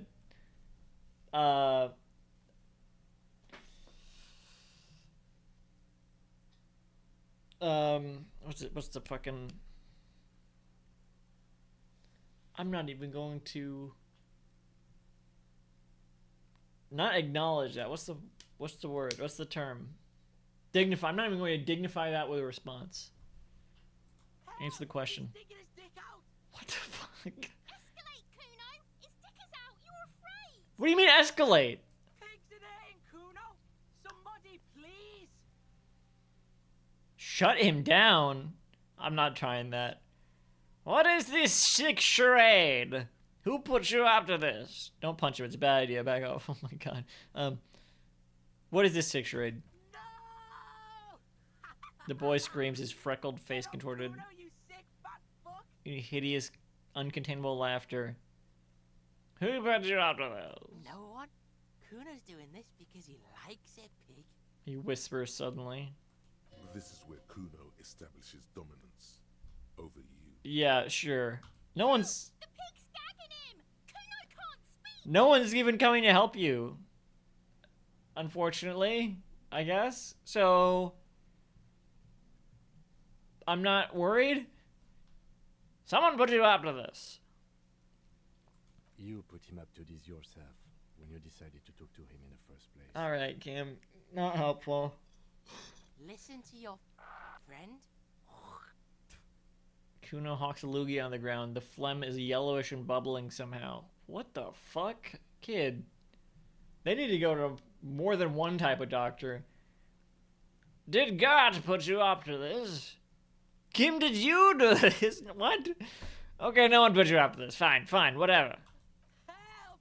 The RCM is trying to fuck Kuno in the ass! Tears of joy mixed with sweat smelling of laundry detergent on his face. Yeah, no, I'm not. I won't punch him. Kuno whispers, even softer than before, vanishingly silent. I know you wanted to hit me. He lets it but linger. I'm gonna fuck that Kuno up look. The Kuno's dad gets. The murder look. The rage look. This look right here? Oh my god, you can't see my cursor this whole time, huh? I thought because it was... Alright, hang on. Fuck.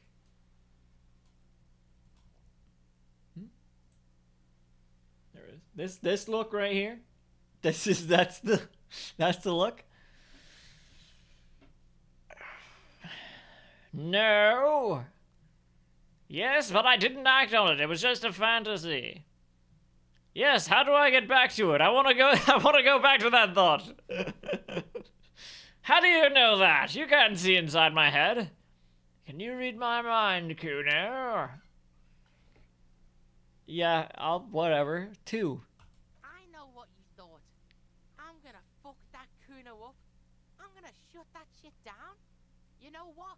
You should have, because now He raises his voice again. you're nothing. You're a joke to Kuno. Kuno laughs at you. King Kuno! He spreads his arms, taking dominion over the yard. I can still arrest you! Backing up was a bad idea. Now he thinks he's established dominance over you. God fucking damn it. Kuno turned you into his prison, bitch! You're gonna be... I don't care what you think! No, you're not. The lieutenant almost rolls his eyes. Yeah. Bitch, you're gonna be in this shit with Kuno forever!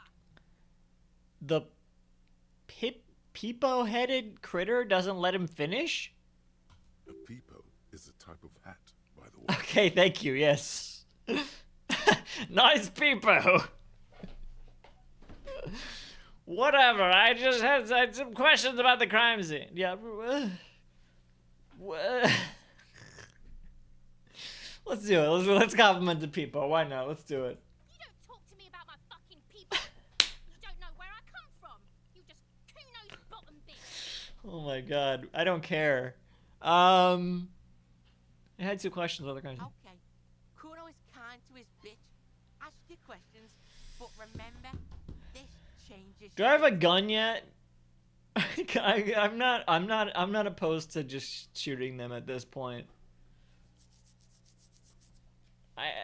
You know, I would try to avoid this, but since they're not even giving me an option to arrest them, and I am playing as a cop, that is what cops do. They shoot innocent people, and this person's not even innocent. They're brutalizing a corpse. So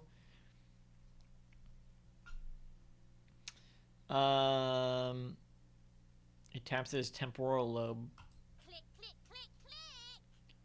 Goes the little peepo wearing asshole behind the fence. Figure out what's going on with this kid. We can try it? He's on your crime scene, bossing you around. And he's been here for some time too. This is where he hangs out. You have to get more out of him. He could be useful. Hey, Kuno! Think you can turn the Kuno down for a moment? Let's talk like normal people. Don't think so. Kuno, listen. I know this boundary-pushing thing is new to you, but it's old news for us grown-ups. Kuno, City of Rage, Night City, what's going on there? I'm intrigued. Let's, I don't know, let's try 1. And then maybe 3. Trying to fuck at the Kuno. Trying to fuck at me. Trying to fuck. Kuno only gets higher. It's faster, faster, faster. Can't take the Kuno. Stay out of the reactor. Are you trying to rap now? Kuno gonna fuck you up, up, up, up. She pumps her bony fists in the air. Normal is not what we got here. You've got to work with what you have for now. Fuck, I can't even ask again. I should have asked about Night City. Yeah? The kingdom of Kuno? The fuck do you want with it? Yeah, whatever. Kuno, Fine, I'm Kuno off. doesn't fucking care. I know. Hey, you! Wait, what's this? Smells like spoiled meat and curdled dairy. A human being decomposes. Alright, yeah. You! Kuno, the pig's getting pretty close to me. She hisses. Snuff my shit out, I think. Take one step closer. Looks like it's time for me to go, Kuno. Pig's come to take me in. I just wanted to ask you some questions. I'm going away for a long, long time, Kuno. Another step closer. Going away for life. If only. What's going on there? Fuck are you trying to pull, pig? What are those strange words you use, girl? Hey, kid. Child, converse with me. You there behind the fence. Let's go with number 3. Murder was the case they gave me. She's almost vanished behind the fence. Only the top of her hat remains. Alright, well, that doesn't work. What's this? Letter R wears a crown. On the ribbon below, a light above descending. What? This is the logo of the municipality of Revocol. Oh, yeah, not... What? Oh, what's this? There are several footprints in the mud, left by work boots. Anywhere from 6 to 12 pairs have walked here. What kind of boots? Heavy workers' boots with reinforced toes and hobnails, all over the yard. Okay. Isn't this something an industrial worker would wear? Indeed. Lieutenant, workers' boot tracks. Noted. The lieutenant takes out his little notebook. Get an exact count. Yeah, let's try that. Damage morale? You are a super detective? Oh, I You're checked. hungover. Failed. These are just dents in the mud. No pattern emerges for the time being. Okay, damn. Damage morale. What's this? Someone's trying to grow herbs in this greenhouse. Okay, what's this? Okay, can I even... I gotta walk around to go there. What's this? This kid's ladder is rickety but still climbable. The ladder's for kids. It wouldn't hold the weight of a grown man. Yeah, I think Kuno did it. Let's just arrest them. Why can we not arrest them? This winch mechanism has been oxidizing for some years. All right. Let's do something with this body. The corpse looks at you with bulging white eyes. The face around them does not look human. It's swollen and ready to burst. His lips are fish-like and his tongue like a ball gag in his mouth. Gross. You seem to be holding your breath. Why is this like a dialogue tree? Are we gonna interrogate the corpse? I wouldn't put it past them at this point. Look down. A cargo belt twists his neck at an unnatural angle. The body below appears stiff. It's letting out an ungodly rot. The smell seeps in, even through your clenched nostrils. God, what is that? Why is it so bad? No, I'm not gonna try that. Active decay. It's okay to throw up, officer. No one is judging. Well, are you fucking kidding me? Kuno's like a few feet away. The lieutenant raises a white piece of linen to his nose. He's about to blow. Cops, blow, Kuno. Turn away. Wait, what the fuck? Are we gonna do something with his body or not? There he still is, looking right through you with his white eyes. The body below is entirely dedicated to that corpse smell. Emitting it is all it does now. So what do we do? Yes?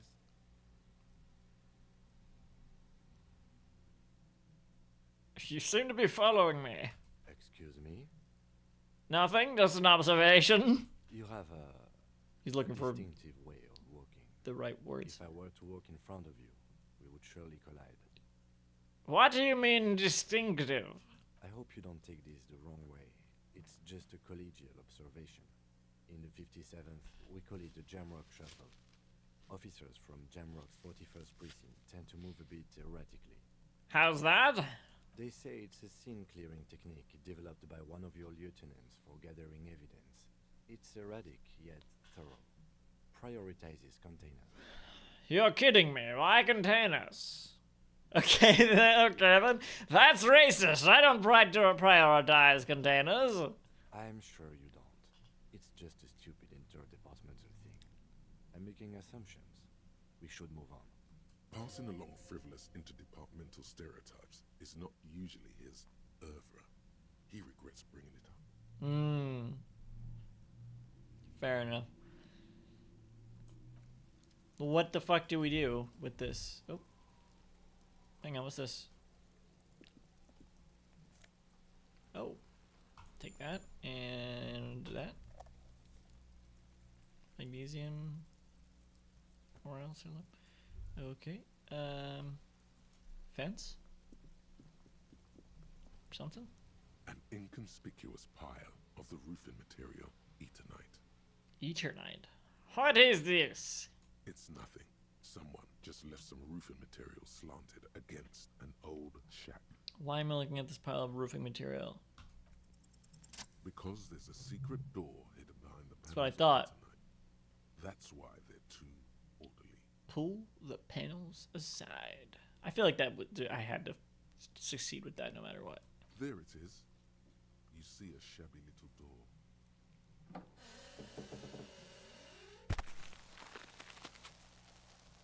Okay.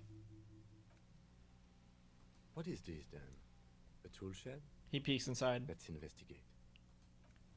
Indeed. But first, bucket. No. Wrong way. Come on. You can go around. You can walk around, right? You can walk around. Can we not? Can we not? What's this? Can we not? What's going on? How do I get there?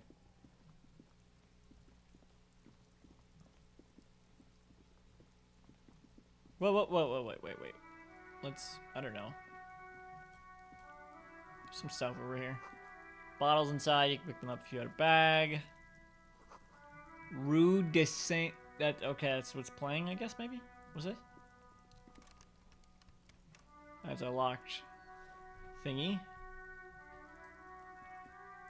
old call box with a matrix of push buttons lists all the companies in the East Delta Commerce Center. A lot of options there. Let's not even do anything with that yet.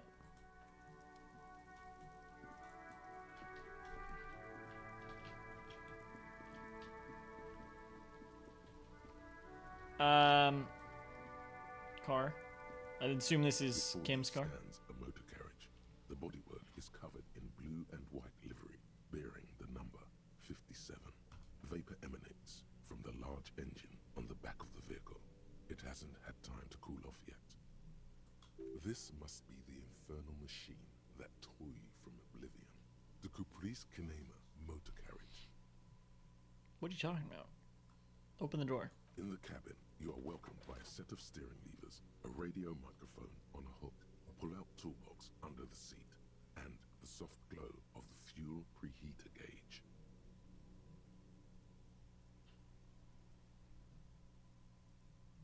Pick up the radio? The frequency tableau lights up, and a green button labeled Prime Line glows like a feline eye. And then you hear something. The soft purr of electrical kittens, radio waves cast far and wide over the metropolis. A woman's voice greets you through the static. This is Precinct 57. Hello, Lieutenant. How may I assist you? Hello, Alice.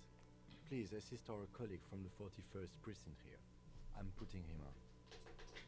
Operating the radio is easy. Just be confident.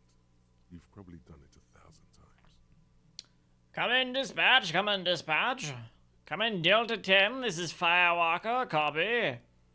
Hi, Alice. This is the officer from the 41st precinct speaking. Nice to meet you.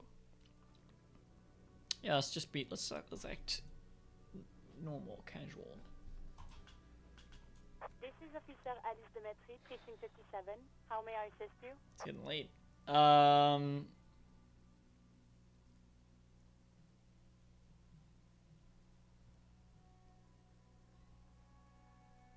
Could you connect me to the 41st precinct? I have something I need to report. I need you to connect me to a civilian, a Sylvie. She may have reported a murder. Yeah, we'll do both of these. We need to do both of these. Just a second, officer. She puts you on hold, the static crackling softly like a bonfire. After a while, you hear an old man greet you from the radio. His rattly voice is oddly familiar. 10-2, 10-5. This is 41st. Come in. Over. A lot of French characters, but not exclusively. A scrawny old man sits in a dusty cubicle. How do I know that? With a large white rectangle sewn on his vest. In front of him is a box-shaped apparatus with an array of wires and antennas. Medium? The radio switchboard. Okay. The man uses relay code. You got this. You're a cop, and cops know relay code. 10-4, Station 41. I've got an urgent business, over. 10-4, message received. 10-5, relay message. What's your status? Over. No, they're reminding me what it means. Just reporting in, over. 10-18, state your message, sir. I need to report my badge missing. I'm in dire need of financial assistance. Well, let's do one at a time. 10-9, over. My badge, I can't find it anywhere. Basically, it's gone. 10-4, message received. This is a very serious situation. I need to 10-22 the captain. Over. Is it him? What does he want? A dry voice in the background. Asks in the background. Says he lost his badge and needs to report it. He what? He lost his badge? Hey, who is this? No, say nothing. Who lost his badge? Oh my god. What? Why are we starting a whole big thing over this? Let's just keep it down low. Dick fucking Mullen. Who do you think? Yes, that's my name. It's Officer Dick Mullen from the bestseller Dick Mullen and the Lost Identity. He says, fighting off laughter. Dick Mullen is not your name. It's the name of a fictional detective who would not lose his badge. What? Defend yourself. Immediately. They're laughing at you. Come on, operator. Tell them to stop. This is serious. Ha ha, officer has lost his badge. Ha ha, like I'm the first cop to ever misplace his badge. Can't we just move on? I want to get it reported and be done with it. Let's do 3. 10-4, I hear you, officer. I'm just going to make a note here that you are in pursuit of your misplaced badge. Over. All right. How is that? I didn't get the badge yet, so. Fuck me. Mac, come here. You've got to hear this. Dick Mullen lost his badge. Why am I denying that that's my name? What's going on? Oh my god. Super Cop here lost his badge. He lost his what now? Come on, guys. His badge. He lost his goddamn fucking badge. Could you all please just stop saying lost his badge for a moment? Enough with this. I have other things to discuss. 10-9, come again. I didn't get that. Over. What are you talking about? The animated conversation in the back is making it difficult for him to hear you. Oh, for fuck's sake. New heights even for Captain Sober. Shut up! Ask him. Ask him if he's lost his gun, too. The speaker gasps for air and the room roars with laughter. Maybe. So who cares? Sergeant Orson wants to know if you lost your gun too. Over. Check your pockets. Check your... Holy fuck. You don't know where it is, do you? Oh god, it's not here. I don't have my gun! I'll go with the 1. Okay, it's gone. Your gun is most definitely gone. The fuck is Half-Light? 10-9, come in, officer. Did you get my question? We were wondering about your gun. Over. Yeah, I'm gonna try to convince him. I didn't lose it. Lying? Yes. It's yes. Not. Just say it like it's the truth. And then it becomes it. No, of course I didn't lose my gun. What do you take me for? He says he didn't. Thank God for that. That would have been a nightmare. I don't even want to imagine the poor prick who has to relay that kind of news to the captain. Fuck. That kid's gonna find the gun, isn't it? Losing his badge is bad enough. Tell him to find it, and fast. We can't have some gangbanger running around with it. Well, why the fuck did I even bother reporting it if I'm just gonna need to find it anyway? We're all glad to hear you've not lost your gun, officer. You need further assistance. Over. Listen, I've actually lost my gun too. No, there's no point in telling them. They're not even helping me find my badge. I'm in dire need of financial assistance. 10-4, I hear you. I don't have the authority to grant your request, but... What does he want now? He's asking for money. Is he fucking kidding?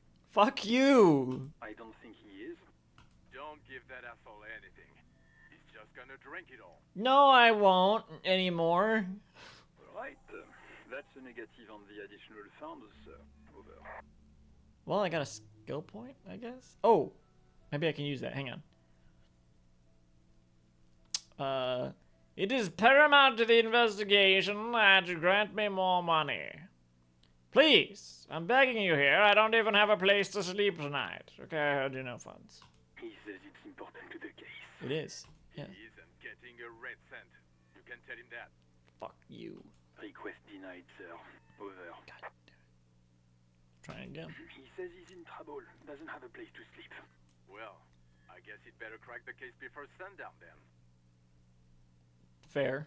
Vigmar said... Enough, officer. This begging is below your dignity. I'm not begging. I'm fucking explaining my situation. I don't want to be here anymore. I want to go home. Please come and get me. He seems to lower his voice a bit, carefully choosing his words. Oh, that's very kind of you. What is he saying? Nothing. Did you want anything else, sir? He chooses to ignore the... Your colleagues are also here. Over. Yeah, he chooses to ignore the voice in the background. Please, I don't want to be here. I have to... No, I'm alright. I had other things.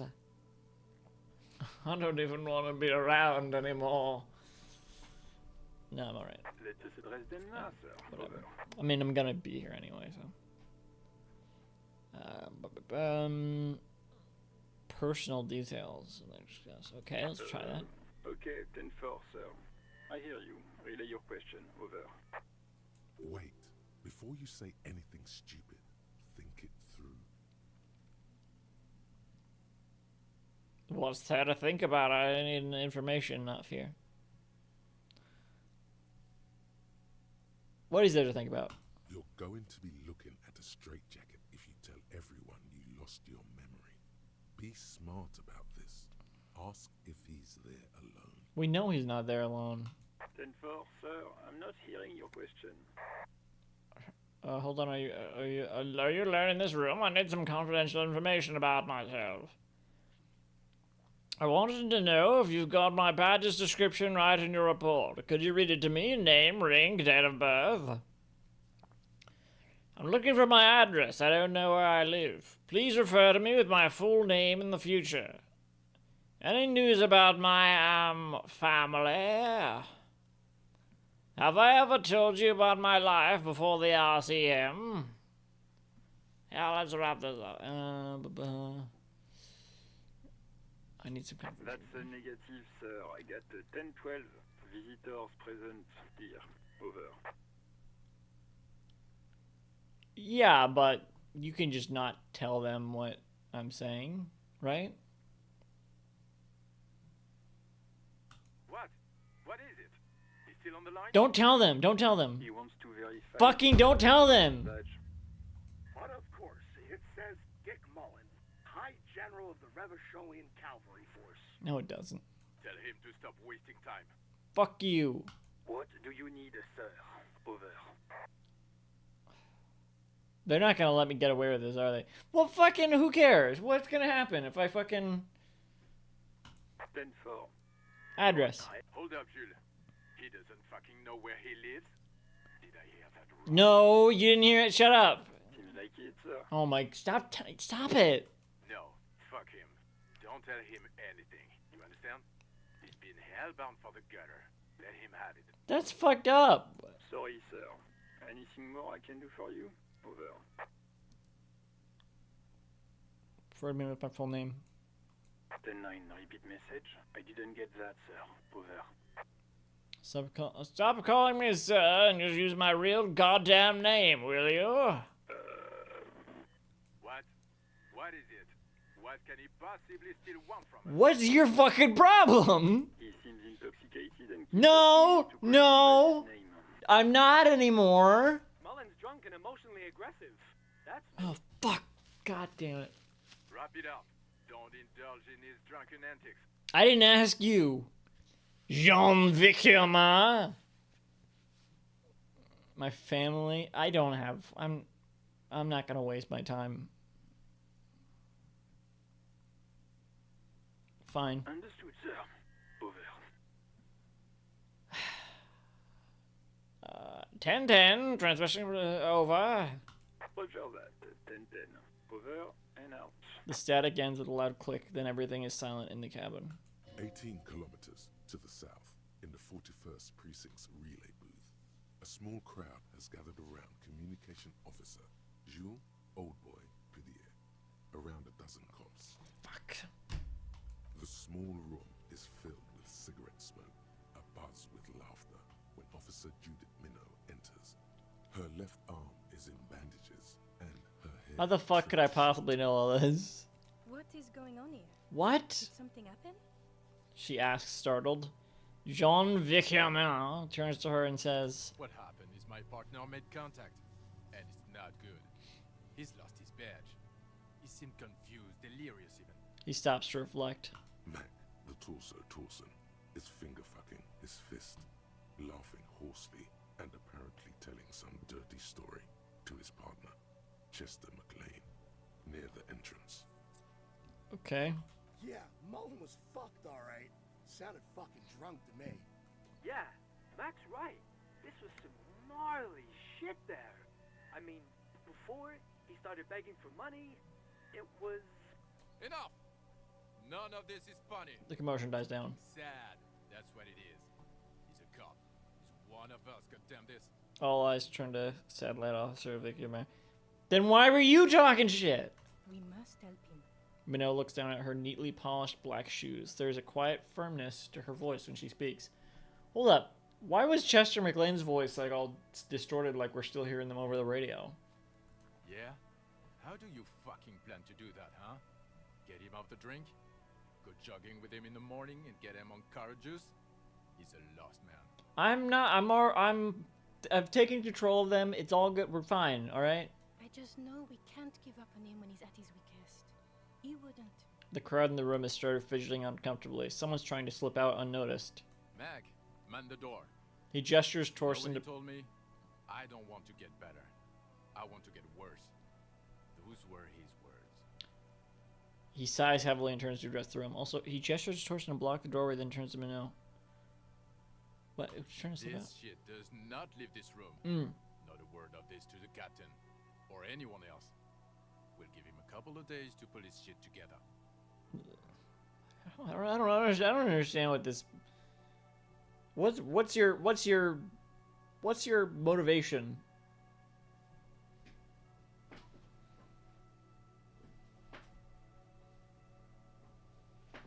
I guess I can hold off the report for a few days.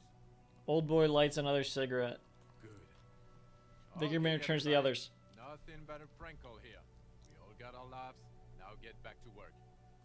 Far north, on the other side of the motorway, the officer quietly hunches with his hand in the motor garage. Me. Here. This is Precinct 57. How may I assist you?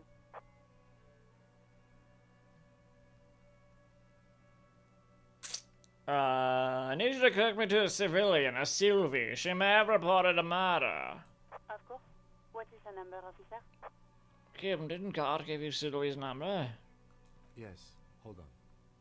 Her number is 005 1944 298. Lieutenant takes a look at his notes. Received. Hold on, officer.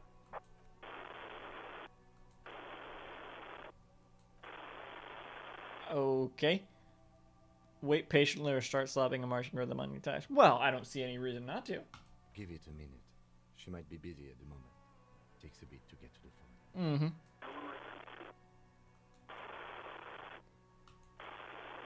That is not a good dial tone. Officer, I have Sylvie Malaika on the line for you. She finally returns. Yes, hello? A female voice greets you through static. It sounds like she's she's million miles away from here. Hello, this is the police calling. I have some questions for you about your last days at work. Sylvie, I believe we've met before. This is me, a detective from Whirling in Rags. Have we? Let me just do number one. Oh, right. She recognized your voice almost Hello, immediately. officer. What can I do for you? You can hear resentment in her tone. She's not thrilled to be talking to you again. Uh-oh. You quit your job at the Whirling. Why? Yeah. You mean, why did I leave the bar? You can hear her tense up on the other side. Honestly, I'm not really comfortable discussing it with you, sir. I don't believe you have much of a choice. Wait, why aren't you comfortable discussing it with me? The static wavers. Let's just say I left because I needed to get away from someone. Get away from whom? You know whom? I don't remember. You think you hear a sliver of accusation in her words. Was it me? Don't be paranoid. She's obviously talking about someone else, not you. You mean me? You need to get away from me?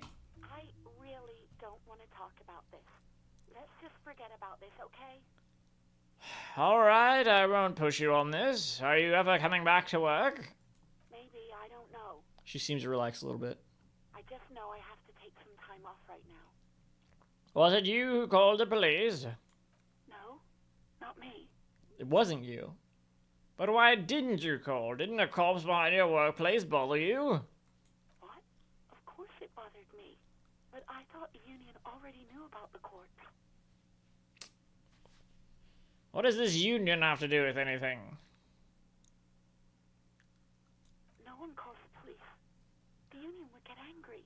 You can hear her adjust a receiver in her hand. What do you mean by that? You know, She seems to be looking for what words. the union says goes. People listen to them and they take care of their own, which is like everyone here. Garbage. What do you mean garbage? Oh my god. Wait, Kim. Lower your microphone. Is she speaking truth? The union is the law around here? I am the authority around here. Looks like there's a limit to my authority. Tell me, why exactly did you let a corpse hang in your own backyard for weeks instead of calling us? Weeks? I thought it was 7 days, wasn't it? No? Let's see, I'll ask Kim. Legally, no. In reality, yes. He looks around. Martinez is de facto policed by the dock workers union. Words are not necessary to feel the lieutenant's discontent for the situation. Okay.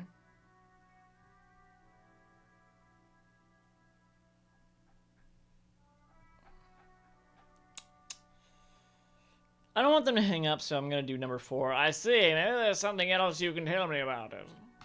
I don't know what to tell you, officer. I didn't call you because I didn't want to get in trouble with the others. With the union. I'm sorry about that. Do you know who made that call? No, sorry. I don't. She clears her throat. Not a lot of people have phones around here. Copper thieves take the wires. People don't have the money to have the cables put in again. They use the union's phone, or the one on the coast. It was someone else. We'll find them sooner or later, officer. It just might take a while. The lieutenant makes a note. Okay, next question. Yeah, go on. Have you seen my badge? Yes, I know who you are. You're No. the law. You don't understand. Wait, how did you first learn I'm a police officer? You told me back in the village. I'm sorry. You told everybody, and so does your badge. I don't need to hear about it anymore. My badge is missing. Have you seen it anywhere? Oh, no, I haven't, sorry. Okay. Real policemen have uniforms too, by the way. Where's yours? Kim's not wearing one. I know. I got the fucking insignia on my fucking jacket. Not my uniform too. God, I shouldn't really look like that. I should really look into that.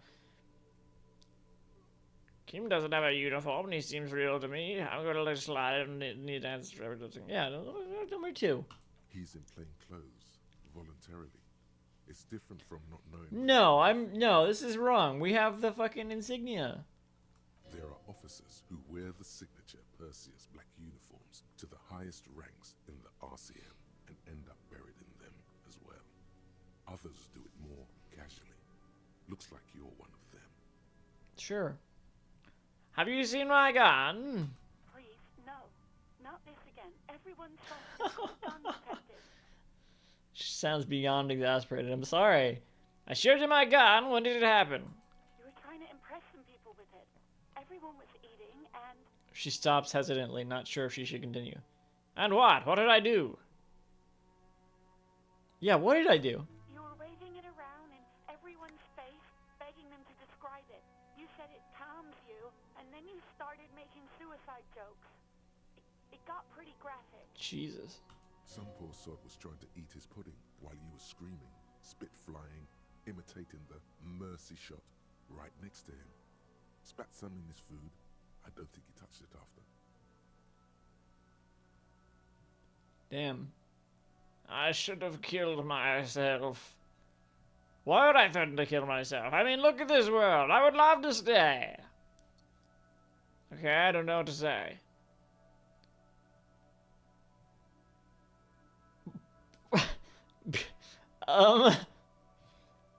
Yes, but what happened to my gun? No idea. All I know is next you were waving around money instead, saying things like big bucks cannot lie and guns can't buy money, but money can always buy guns. God damn it. It almost looked like you pawned it, but believe me, I did not ask. No, I don't have a uniform. I'm not gonna ask that. I think I got everything I need, thanks. I do hope so. Please don't call me again. Bye. Wait, why does she seem angry with you? Oh, why does she seem angry with you? Yes, you have obviously done something to upset her at the whirling in rags. when she was still working there. Yes, wait, before you go, you're mad at me, right? Tell me, what did I do? I can't remember anything. I'm not mad, it's just... The static size again. So drunk and so emotional all the time, and then the skewer thing happened. Just made me want to quit. What skewer thing? The stuffed bird, the great skewer. Ah. You threw it against the wall while screaming, "Fuck that bird," and laughing like a maniac. I see. I think you said it had been giving you shit ever since you I got figured I there. had something to do with the bird. It sounds like me, alright. Bitch bird color's coming to it. Why do I should say that. I should say that. Why do I always end up screwing everything up? I don't think that even sounds that much like screwing everything up. Let's just say number one. Didn't seem like you had fun doing it, though. So you're telling me that I was the one who made you want to quit? Yes, obviously. You were the worst client I've ever seen. And I have seen so many assholes in this place. Kim can hear all this, can't they? I've had sailors fighting, union guys grabbing my ass, kids stealing booze. Okay, how is that? How is what I did worse? Machine every night for 2 months. But you... She pauses. Oh, there's more. Go on, I want to know what I did. Well, you were worse than all of them. Honestly, you were getting borderline aggressive. Borderline aggressive. But that's worse than people actually assaulting, or? Even about little things like not turning down the volume at 3 a.m. I even liked one of those songs you kept listening to on repeat. No more. I hate it now. Oh. Hold on, which song? We Go On by the O.O. She I sighs. can't listen to it anymore. You've turned it into a parody. Okay. Sorry about the song. To hell with that song. Alright. Then there was your room. Your project. An experiment to see how bad it can get in there. My god, really? I tried to send the cleaner, but you wouldn't let me. Threatened to make me understand. I had no idea what you meant, and I don't want to know.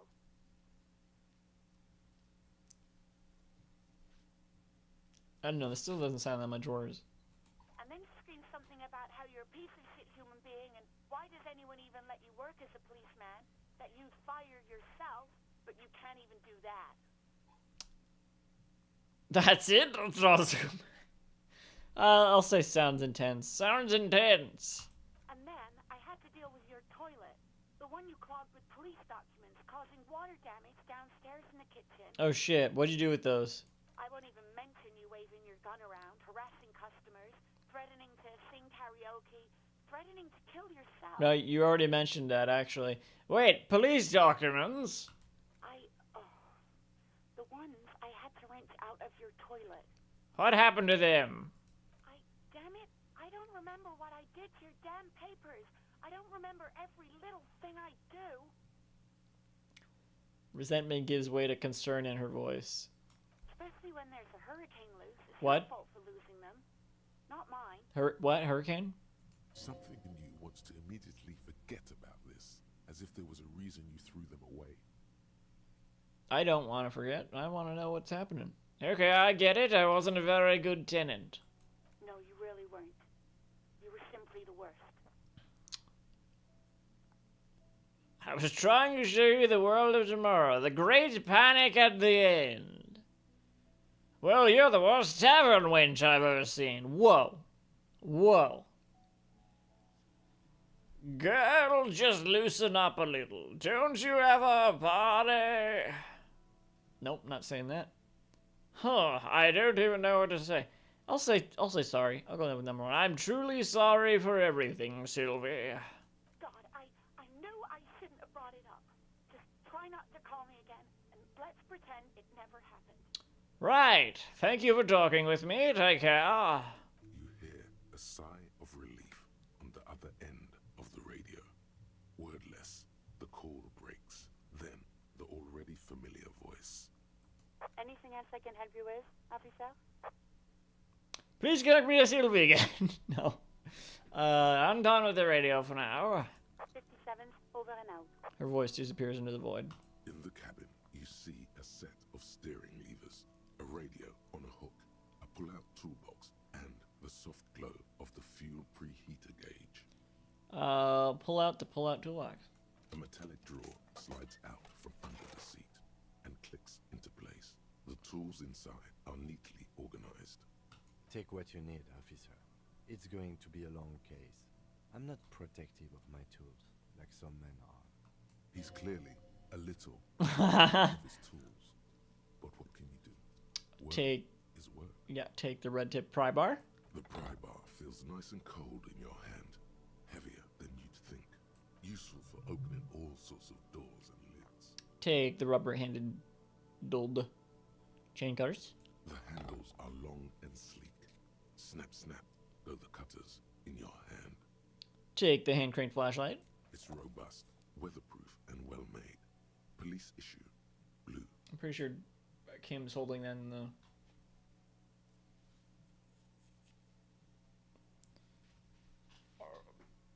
key art for the game, whatever the like store page art, thumbnail art.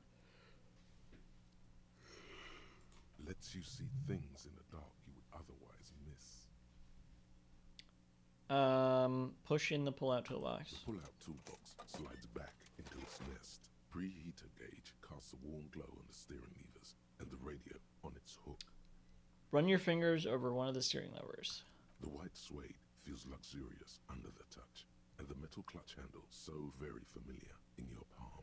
Tap on the fuel preheater gauge.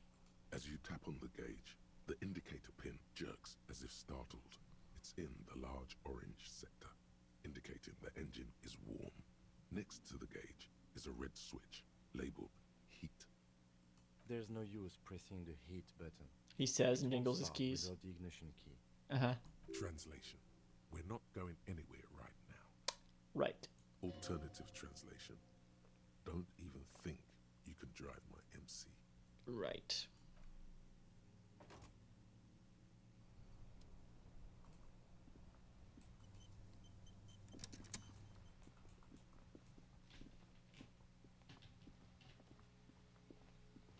What was this? You see a set of tire tracks in the brown slush that covers the plaza mosaic. Why am I looking at this? Cop habit. You look at everything. No. This isn't case related, you think. What kind of vehicle drove through here? Hard to say. Your vision is blurred and you're having difficulty concentrating thanks to your relentless hangover. Alright, let's try to reconstruct the moment. The tire tracks were left here by an unknown event that took place some days ago. It's a message, written in the language of burnt rubber. Yeah, I think I did that probably. Some of that rubber stuck to the tiles right in front of the whirling in rags. This is point A. The driver started there. Alright. And then accelerated straight into the fence, left a hole big enough for the Franco-Nigerian cavalry, according to the cafeteria manager. Why that pang of guilt again? Because they literally said I did it. The hole in this fence doesn't look that huge. Damn bartender, the hole's not that impressive. Okay, what happened next? The driver proceeded to back out of the yard, barely stopping before hitting the adjacent building.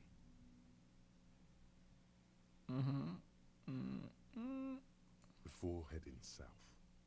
Must have been in a hurry. Car drove through the fence.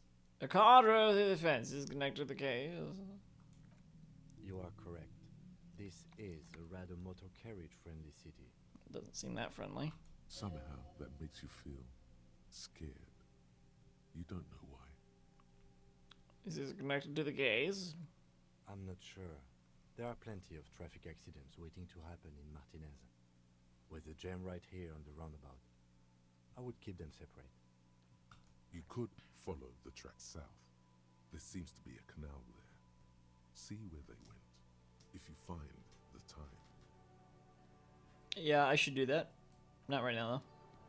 Gotta do something with the body. Let's level up. What was the one I was looking to do? Not encyclopedia. Something for the tie. Hang on.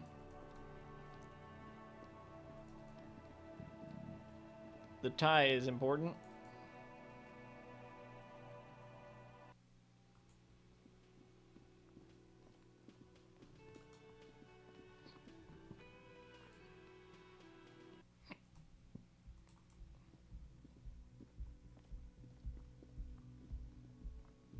Nope, sorry, wrong one.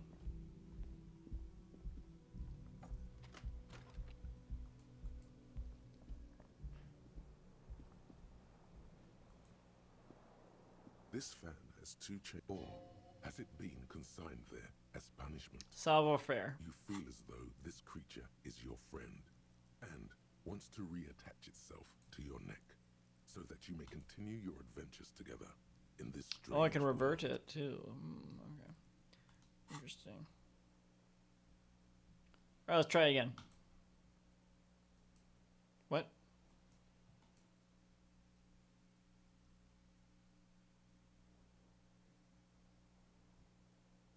The switch must be broken because nothing happens. The air in the room, you swoop up and catch the tie. I did it. Snap. It's released from the blade. Warning, warning.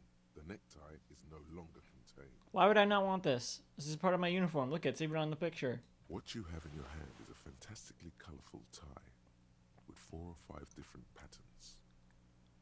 The knot reminds you of a noose. Of course it does. Alright. Oh, and it gives me more stats. How about that? No wonder. Oh, this is why I've been like, if I hadn't put on these clothes, if I just walked out naked, could I have done that? And then I just wouldn't have had the extra like info.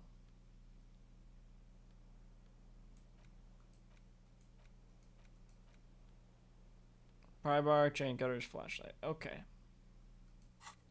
And what's this? Who made the call reporting the crime? Keep searching for the caller. Despite locking any of his leads, this might take some time. Alright. So I need to pay for damages. I don't have another piece to that. I guess just find money. It's unclear how you should go about finding a tiny piece of plastic in a world as huge as this. Maybe you'll just stumble across it down the line. Miracles happen. Are they really just plastic?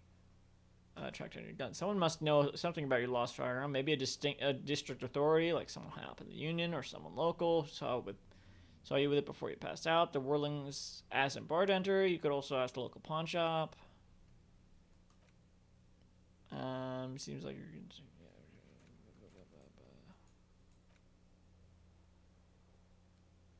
What's this now? What? I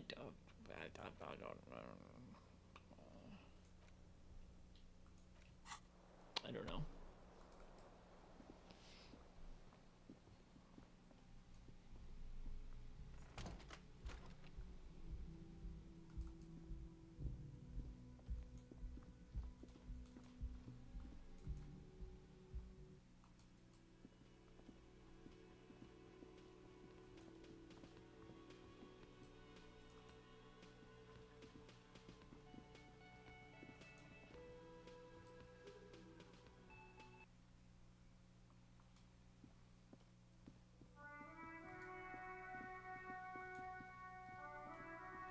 Cut it out.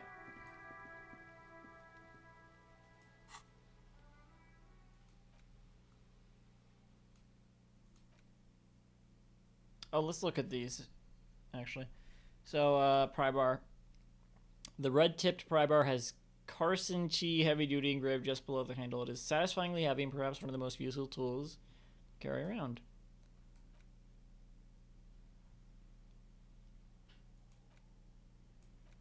I see. The meanest-looking pair of cutters you have ever seen. Made in Gottwald by Walscher Werkzeug. No chain, wire, nor barbed fence will ever stand in your way again. They look hungry, ready to chew steel. A police flashlight bearing the logo of Grundle Stelling RAO. The small dynamo packed inside this handheld illumination device theoretically gives you the ability to produce a tiny amount of electricity anytime, anywhere. Let's use chain cutters. I don't know. Here? What? How do I... How do I equip? Hat. Nope. Held. I see. There we go. There he still is, looking right through you with his white eyes. The body below is entirely dedicated to that corpse smell. Emitting it is all it does now. God, what is that? Why is it so bad? Active decay. It's okay to throw up, officer. No one is judging. Lieutenant is the wiper. If I already looked... Yeah, Yeah, no, I saw this. I saw this. Can't I... There he still is. Alright, I don't know. Put it away. It's not... helping.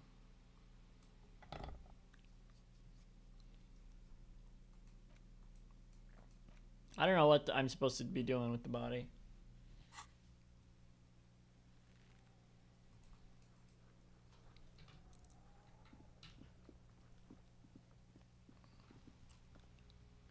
So how do I get here? Click that and see where it takes me.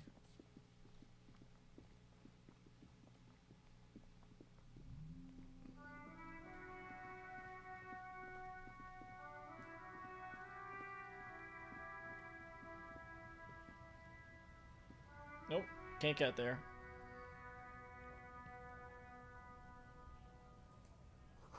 Glossy Magazine, most able-bodied men. This issue hosts a top 10 list. Jump Jams, a popular musique mag. Oh, thank you.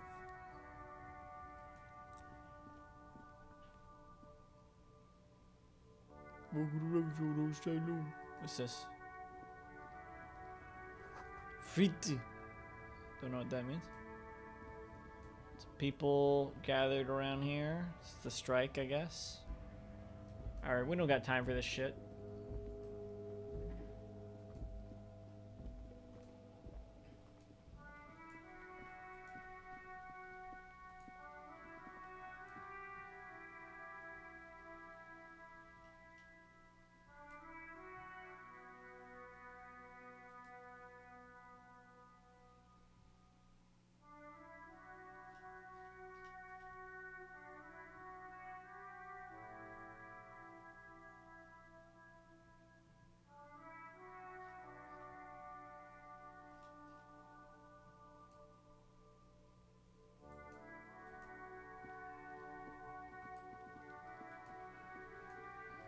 Oh, it's snowing.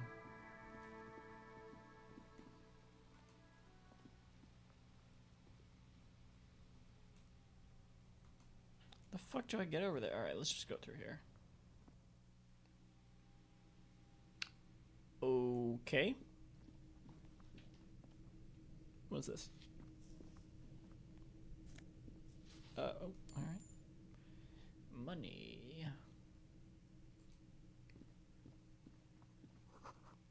An empty tube of magnesium supplement. Alright. A silver plate with traces of bone yellow powder. Be still, my beating heart. It's amphetamine. No, no. We don't do that anymore. The lieutenant isn't studying the powder in the mirror. He's studying you. Someone has taken narcotics here. Perhaps the police should interfere. I wasn't thinking about taking it, I swear. I was just thinking about justice. I've heard amphetamines make you a really good detective. Are you a really good detective?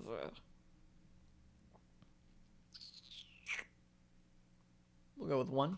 Perhaps not. He looks at you. This is below our pay grade, detective. Is it? However, he points to the ladder in the corner. See that ladder there?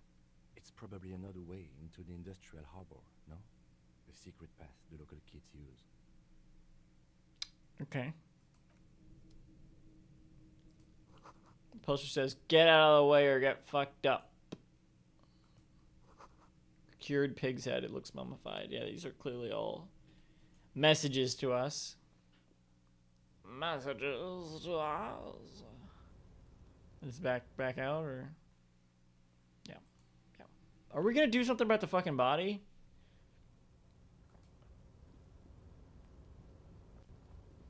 Can we? What? Oh! Hang on. Now we're over here now.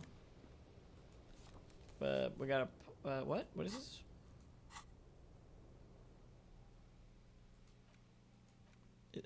Postcard Grand Current 37. Oh, we can pawn these, I guess. This postcard depicts an ill-advised residential area overlooking the Jamrock Corridor. 13-story buildings line the hillside like sarcophagi, and an ominous fog already rising from behind. These are the last boom years. In 39, the project fails catastrophically, leaving behind an opiate and hepatitis B-infested slum. Okay. Restoration pillars keep the ruins together. This doorway is going to collapse soon. Okay. Okay. How do I get over here? Oh, up here. All right. What's this? Nose of Fed, sure. I mean, it looks like we were already healed, probably, so.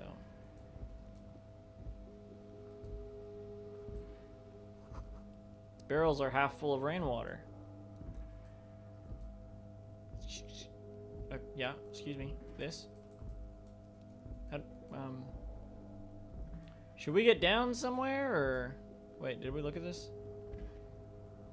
Oh.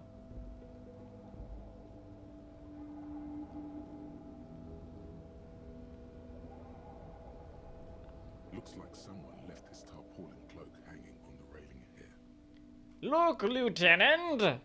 Point to the flapping cloak. Someone left his cloak behind! Yes, it's probably yours. It bears the RCM insignia, and you have a habit of being careless with your equipment.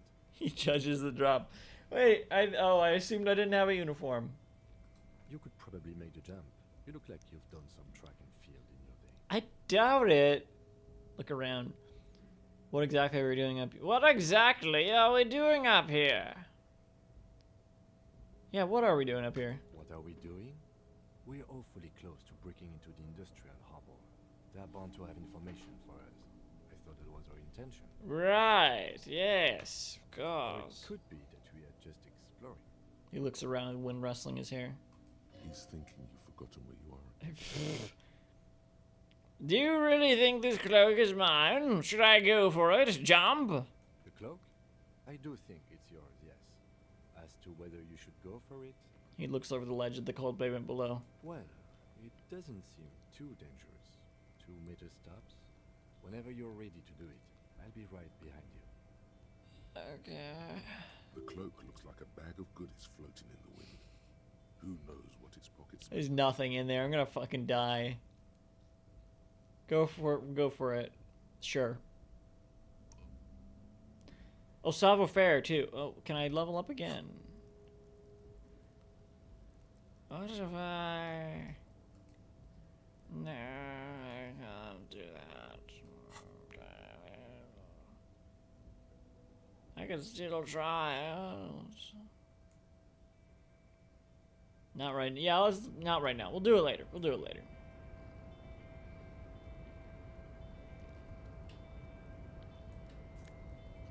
Alright, monies. Yes, I'm taking monies. Can't reach that. What about this? Nope, can't reach that. Alright, what are we doing? Door? Thing? What do we, where do we go? What is the way to go? Down here, this way, what? Who?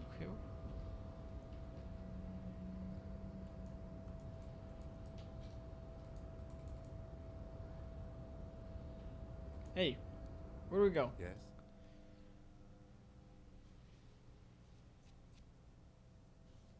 Tell me about the case. What do you want to know? Literally anything about it. I can't remember a single thing. Maybe you can tell me what you do know to help me narrow it down a bit. I know literally nothing about it, only what you told me before. Do you want me to brief you? Brief, yes, sounds good. 3 days ago, the RCM emergencies desk received a report about a security guard who was found hanged in Martinez. An anonymous caller said there was a dead body behind the Anonymous? hostel cafeteria. The cadaver had been there for 4 days. No one had come to investigate. During that time, the victim had been stripped of his belongings. The caller did not identify him, but used the word lynching. There is an ongoing labor dispute between the local dock workers and the logistics company Wild Pines. I was told we should approach the death as part of this dispute. Wait, does the briefing say who the victim was? A security guard or worker of some sort hired by Wild Pines. This was just hearsay from Martinez, of course. We need to find out the truth. Why didn't we know anything about the caller? They didn't identify themselves in any way. The tone was muffled using a device of some sort. The desk could identify neither the caller's age nor sex. Why hide themselves? There's a strong prejudice against involving the RCM in what's seen as union matters. The dock workers' union is the de facto police in Martinez. Now it appears they've started executing too. We cannot allow that. Hold on, and the RCM is? That's us, the Revachol Citizens Militia. We're the police in this city. Okay. The RCM, or the Revachol Citizen Militia, is the police force you and him are part of. A self-organized peace corps of the occupied city of Revachol.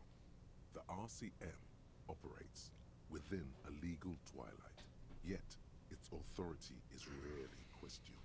It's super useful to know this.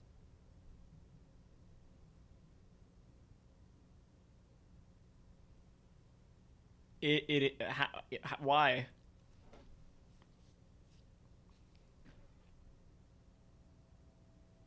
Let me just make this perfectly clear. Our job here is to find the killer. That's right. Secret task complete. At what? Ask him to tell you about the case. Police officers get briefed about the cases they're given. Sometimes they forget the briefing, though. Need to be briefed again. Click on Kim and ask him about the case. Okay, did that, I guess. Would you say this is a mysterious case? No, it's not a particularly mysterious case. The lieutenant considers your question a moment before answering. Why not? The deceased is a security guard for a corporation involved in a labor dispute. It doesn't take a DeLorean polymath to put the pieces together. I just don't see the case getting more mysterious than that. I was thinking something otherworldly might be involved. You know, something supernatural.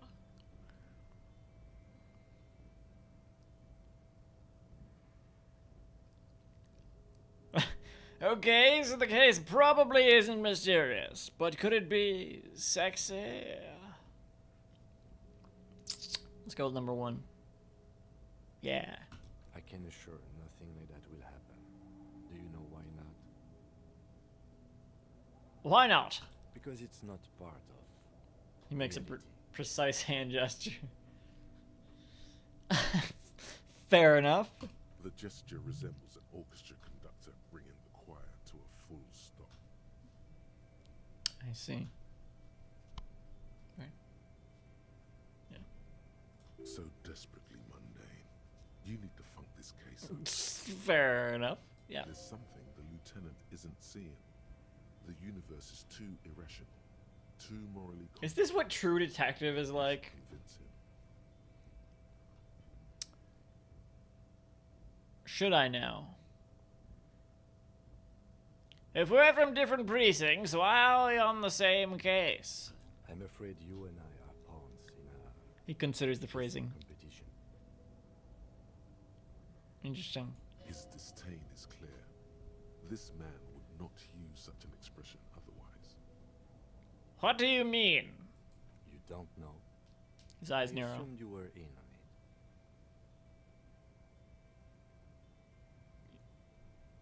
it. I don't remember being in on anything. You know what I mean on. Retrograde amnesia.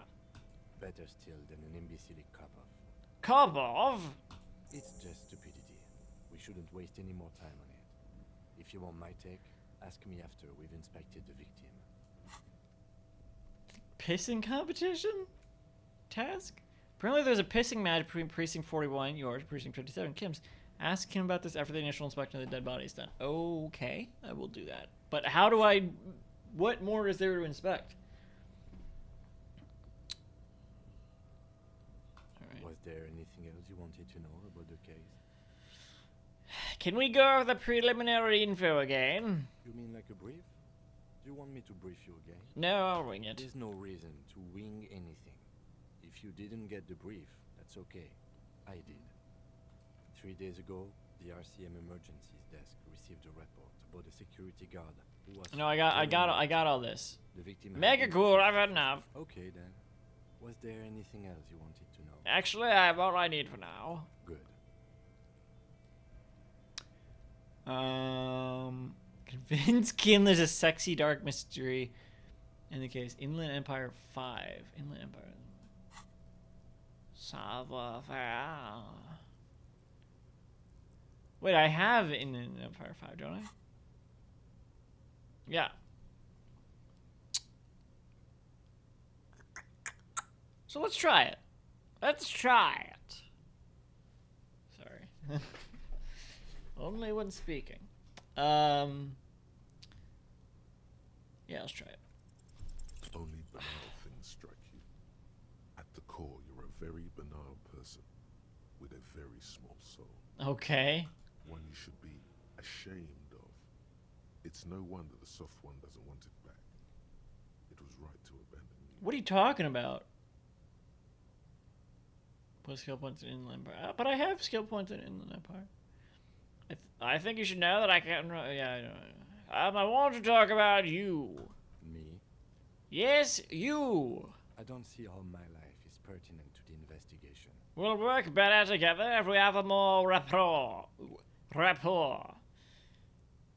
Come on, Lieutenant, open up a little. You're right. What's there to know about a lame binocle? What? That's a fair point. All right. For the good of the investigation, what do you want to know?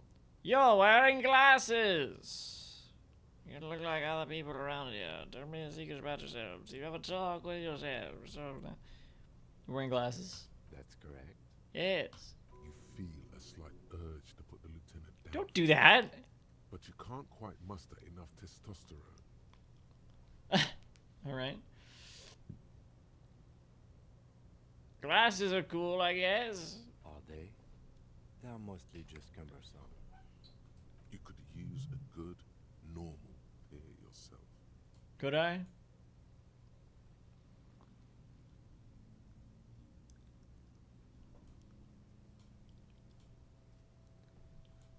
Could I? You don't look like other people around here. That's because I'm half Seolite, or quarter. My father's What is father that? was from Seoul. So was my grandmother, but from my mother's side. It's not an interesting topic. Seoul, as in...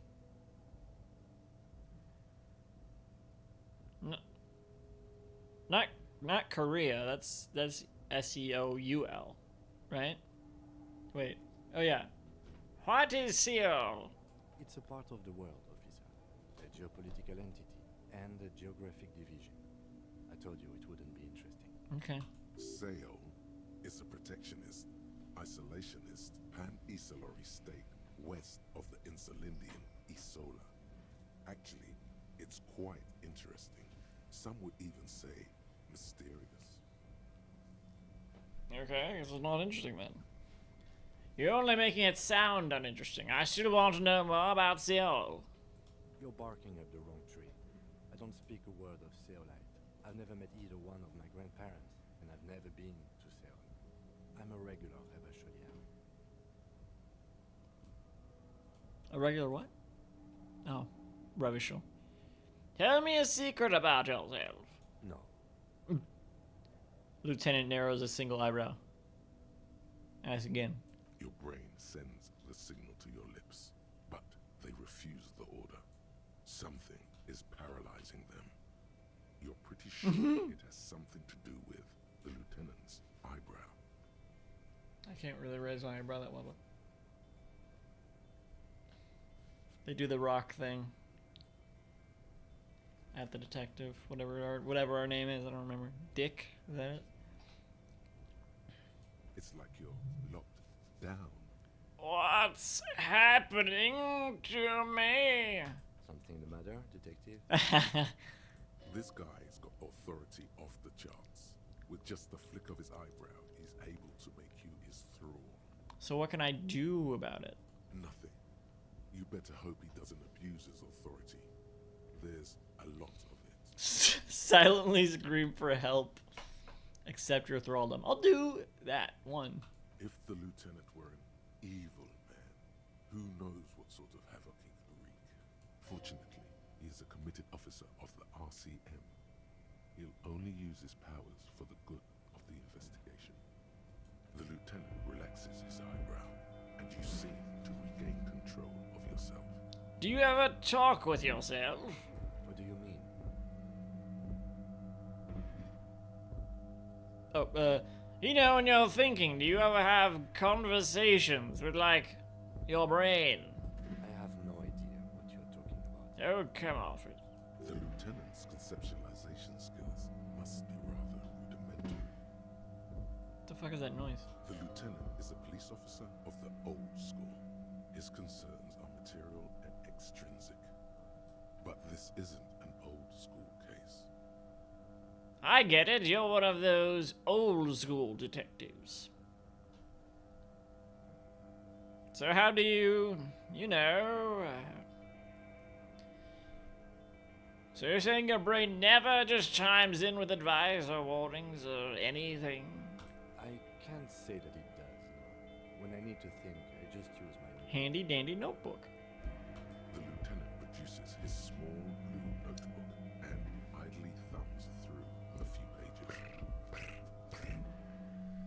That's where his conversations with himself take place. I see. We all have our different mediums. Oh. His is written. That's all for now. Good. Let's change the subject. Alright. Well, what the fuck? Where do we go?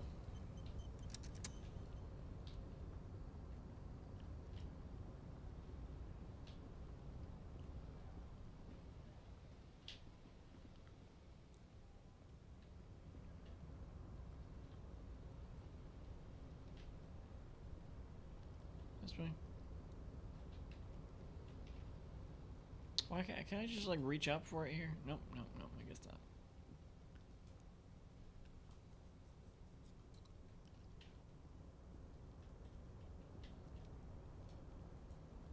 Alright, I don't know. Go back in. Go back out.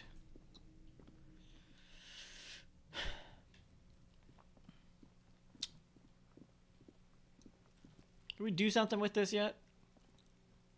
There he still is, looking Alright, through you. fine. With his Let's do wide this. eyes. The body below. The smell is repulsive. It pushes in from your mouth, more instant and more familiar than anything you'd expected. More fever than odor. It fills Ew, what the your fuck was that? mind, flushing you from within. Try to walk away or let it out. I guess we can try to walk away.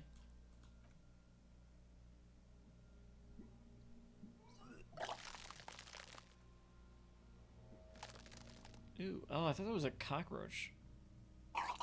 Ooh. Too late. It's impossible to keep in.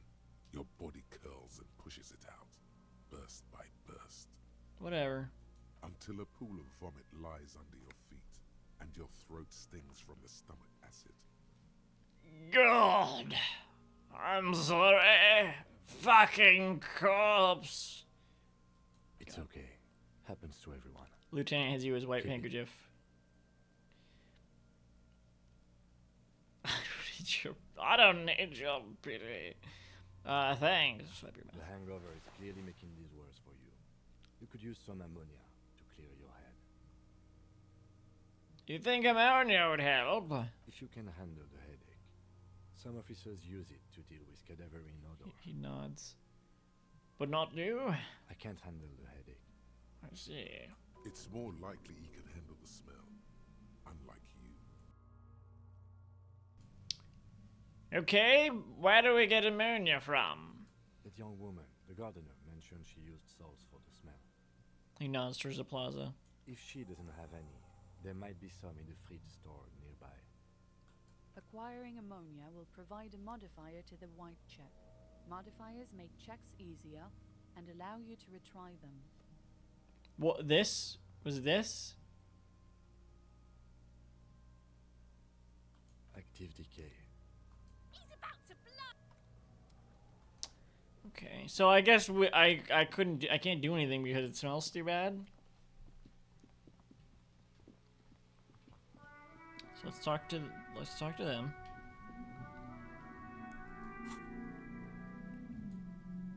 Handkerchief, Lieutenant's handkerchief.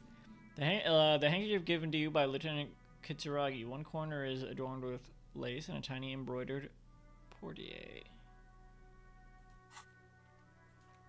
Get that money from the gardener or the fruit store. It'll make it easier. Alright. Hello again, officer. Do you still have your salts? I think I could use some. Sure. I'm done with them. She takes a small capsule out of her breast pocket and hands it to you. Go easy on that stuff. It gave me a terrible headache. Thank you very much.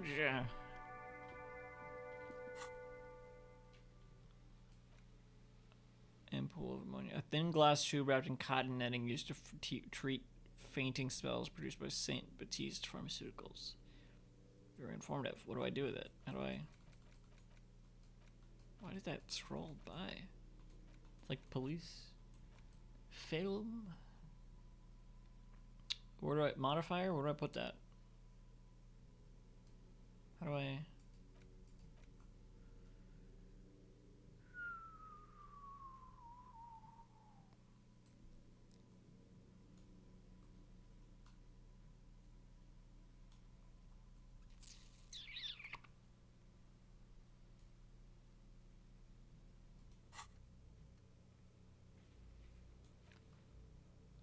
So I just need to have them. Wait, what? Okay.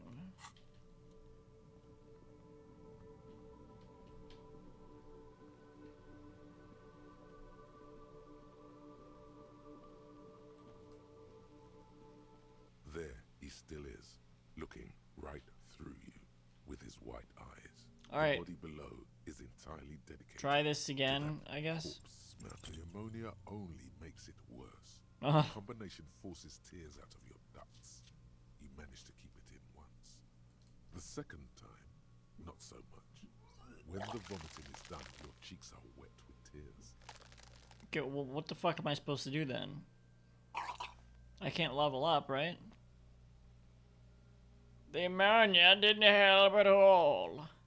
I think I didn't want to be a cop anymore. Nor does the wind right now. You feel the lieutenant pat your back rhythmically. The weight is reassuring, like a krenel on solid fortification. Pat, pat, pat. There you go, buddy. I've seen strong men turn themselves inside out for hours. You are facing tough odds here. Alcohol withdrawal makes it considerably harder.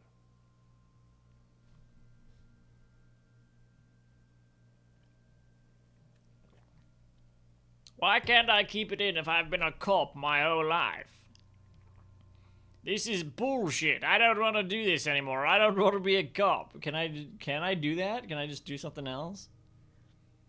Can we do something else? I think I want to solve something else now. Do it without me. I just can't keep it down. I want to know 1. I feel like I should also say 4 because we're not like this isn't working. I've seen captains puke their guts out. It never gets easier. You never get used to the smell. Every Monday is cadaver day. Throw it. Cadaver day. Throw it. Initial autopsy. Throw it. Baguette. Baguette. Am I right? Yeah. Pats your back again.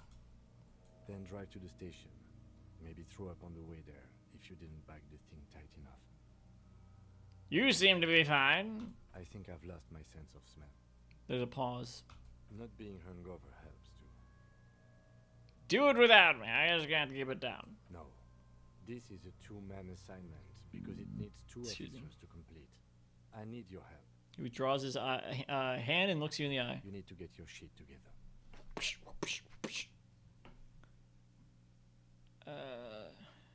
Okay. We should go talk to the locals. Find something else to do while the wind changes. It's pretty bad right now. Really? We just can't even fucking mess with the body right now? You've gained a thought. When this dialogue is over, go to your thought cabinet and internalize it for special bonuses and effects. Give it half an hour. Get yourself together. Then come back and have another go. Okay. Thought. Lonesome long way home. Let's rewind. Let's trace your drunken steps back home. Jump across the raised channel bridge southwest of here. Fall over. Get up. Get off the asphalt in 20 minutes. Shuffle your feet through courtyards, scaring little children. Go under the great raised motor tract, the 881, until you reach the domain imminent in North Jamrock. The streets are frozen this time of year, caked with ice. Walk down Main to Perdition. There's a side alley there, and your footprints. This is my way home. Internalize?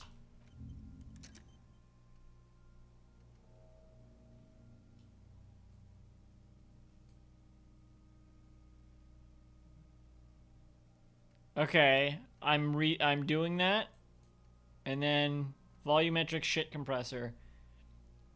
Temporary research bonus none. Research time 30 minutes.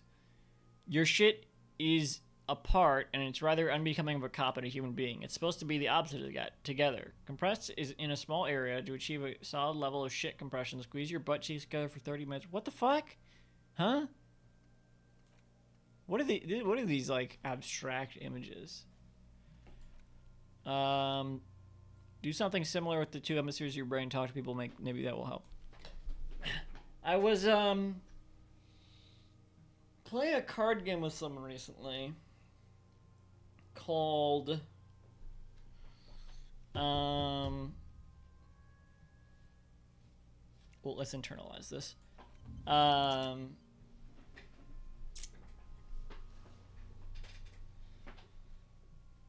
it looks like a fucking baby or something. What was it called?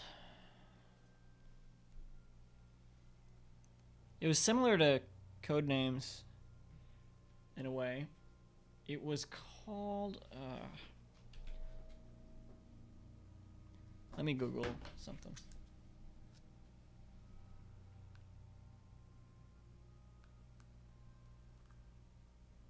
In fact, no. I have to be right back anyway. I'm gonna use the restroom.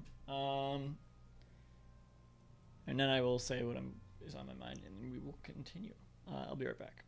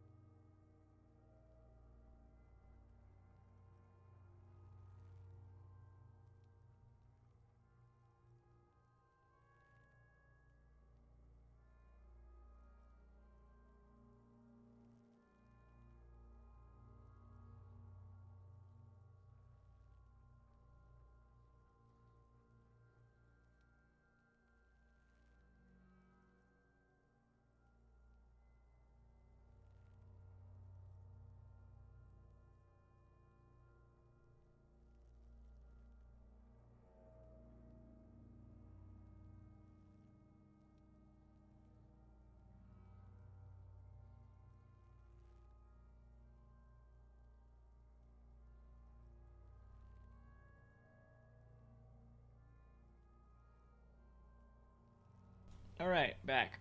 Before we continue, and I was saying something, but before I get into that, let's do a quick snack break because we're probably more than halfway through the stream. This is not going to be an 8-hour stream. Right. So let's continue. No, what? Let me do the snack break right now. So I have 2 Milka chocolate bars. I have 2 Milka chocolate bars. Erdbeer flavored, which I guess is just strawberry. It's German for strawberry, maybe. And raspberry cream. Should be interesting. Do different like berry chocolate approaches. One is like I think it's probably the same cream, but one is a cream with like bits of probably actual dehydrated strawberry in it. The other is like cream with raspberry gel. Now I like raspberries more than strawberries, but I like the technique of putting like the little bits of dried fruit more than I like I think I'll probably like the gel, but we'll see. I don't remember which is which now because they're both out of the wrapper, so we'll see which one this is. Okay, that's the Erdbeer one.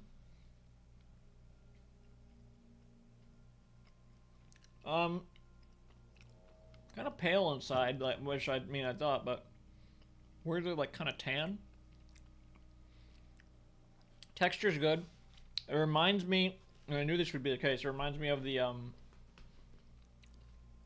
raspberry and rose Ritter Sport bars, the bar that I like so much. That's like probably my favorite chocolate bar of all time. This is good. This is like that, but it's not quite as good because that was more complex. It had the rose flavor in it.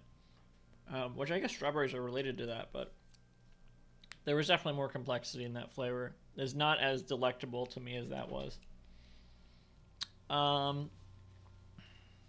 But it's good. I would maybe get it again. What about the raspberry cream?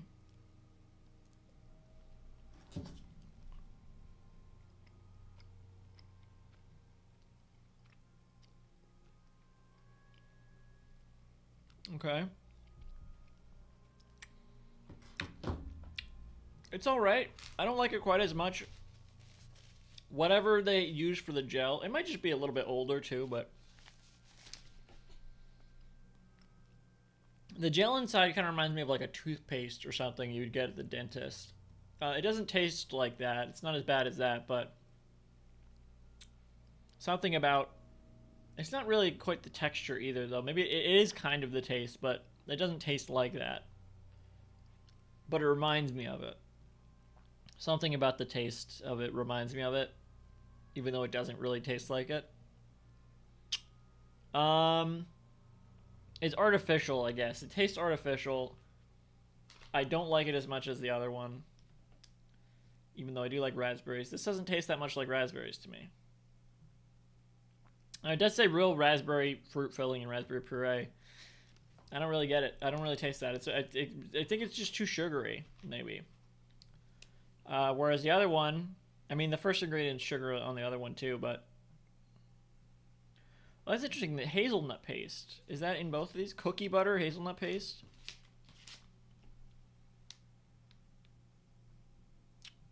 Or cocoa butter? Was it cookie butter or cocoa butter? Cocoa butter. Wow, I misread that. That would have been interesting. No hazelnut puree in the raspberry one.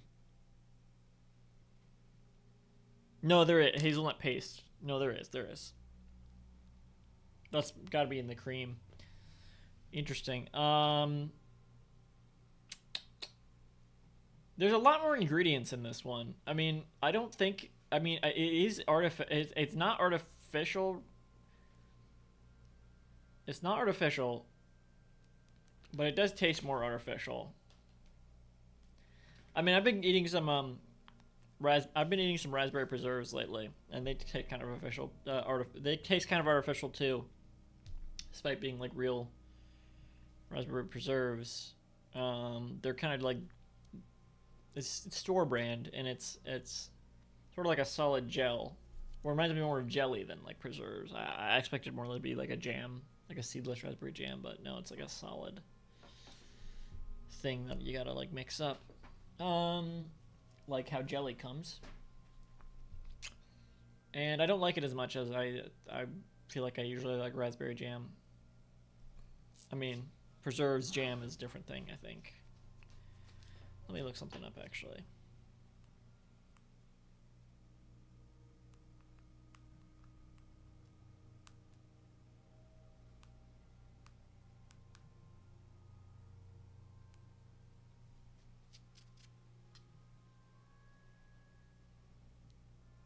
Seems like they have both.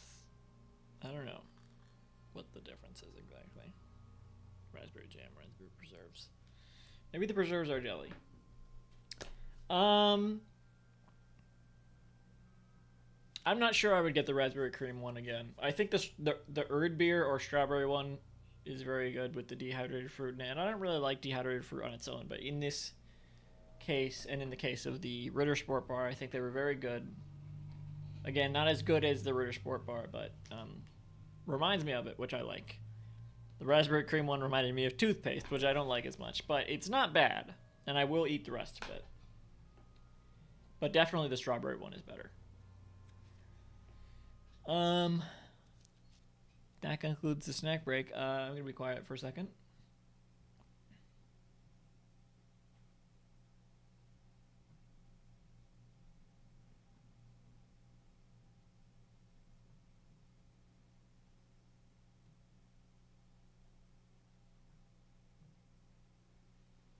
Okay. I'm realizing you can hear the corpse swinging throughout all of that. Maybe it would have been a better idea to move first. Hindsight. Yada yada. Okay. Well.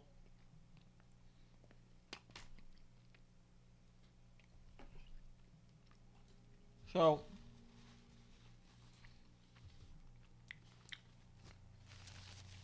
I was playing a card game recently with someone named Classified. The game was called Classified. They had bought it. They hadn't played it much because it was new.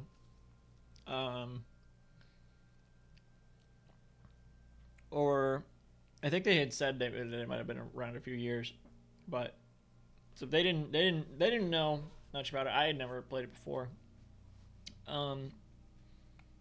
Or I don't know if they didn't know much about it, but it was clearly something they had just picked up.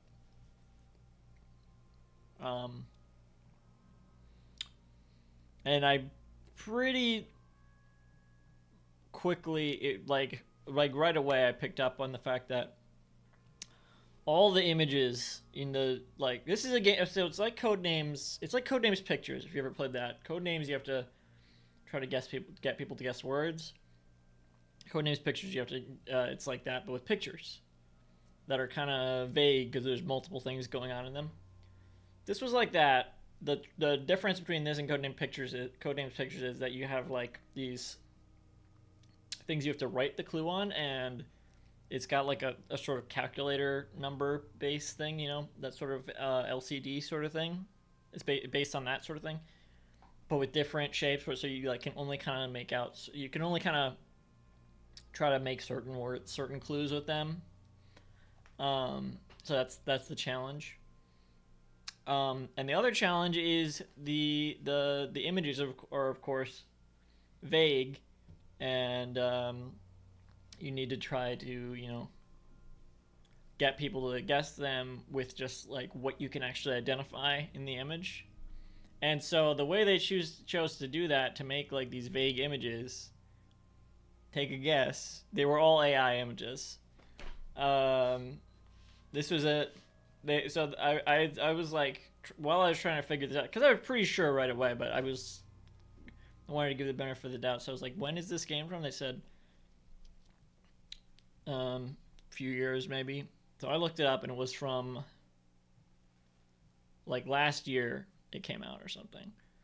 And so I was like, okay, yeah, these are all AI generated, because it was, you could also tell it was sort of early generation stuff, like Dolly 2 or whatever. And it just, I felt it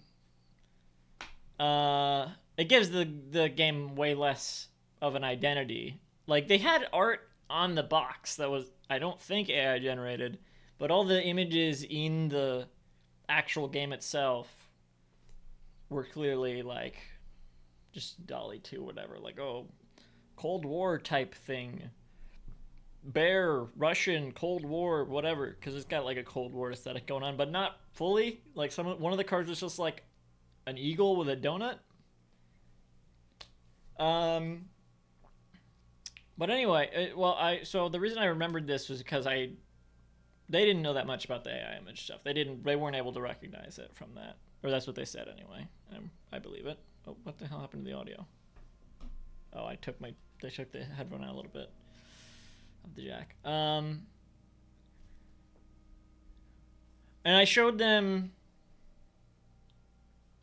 I'm gonna try to find the exact image I showed them.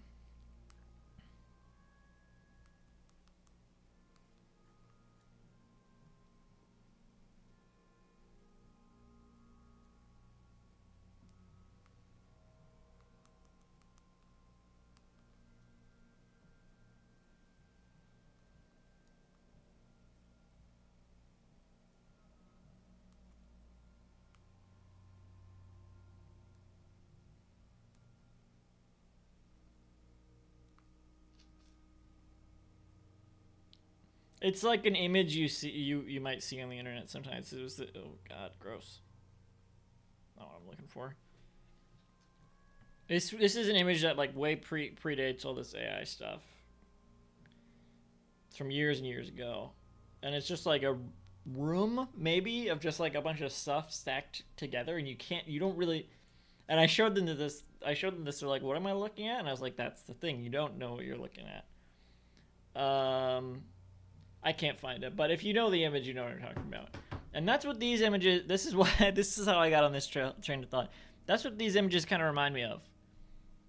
Also, I mean, I guess, like, H.R. Geiger, is that their name?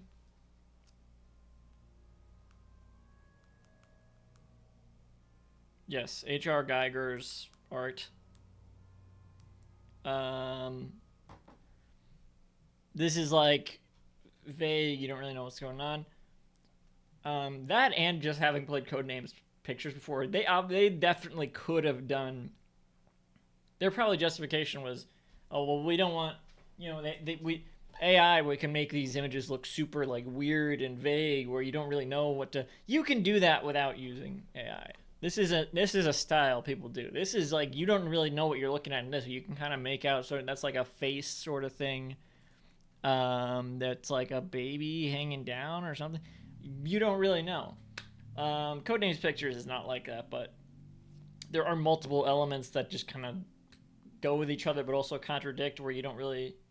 If you put a word, it's like maybe it goes with this, maybe it goes with this, maybe it doesn't go with this. So that, again, there's like there's ways to do that. This game. Classified, that was the name. This game did not do that. It was fun though. It was a fun game. Don't get me wrong. I wouldn't buy it, just because I'm opposed to the idea of them using AI in that way. But I enjoyed playing it because I think that the idea of having a game like that, like Codenames Pictures, with that sort of mechanic of the card with the LCD type code thing. I think that was really creative. I feel like they blew it with using the AI image stuff. The person I was playing with, they said were like maybe just save money or whatever, but it could make the game cheaper, but it costs the exact same amount as Codename Pictures. But I mean, they didn't know. They just picked it up. But yeah, it was fun. I would play it again even, but I would not buy it. But yeah, just looking at these pictures reminded me of that sort of image of where you can't really tell. I wish I could. I don't know how I found it before. It's kind of hard to find because you're looking like literally that's the idea. Is it's indescribable. Was that, what did I Google? Like, pile of indescribable stuff?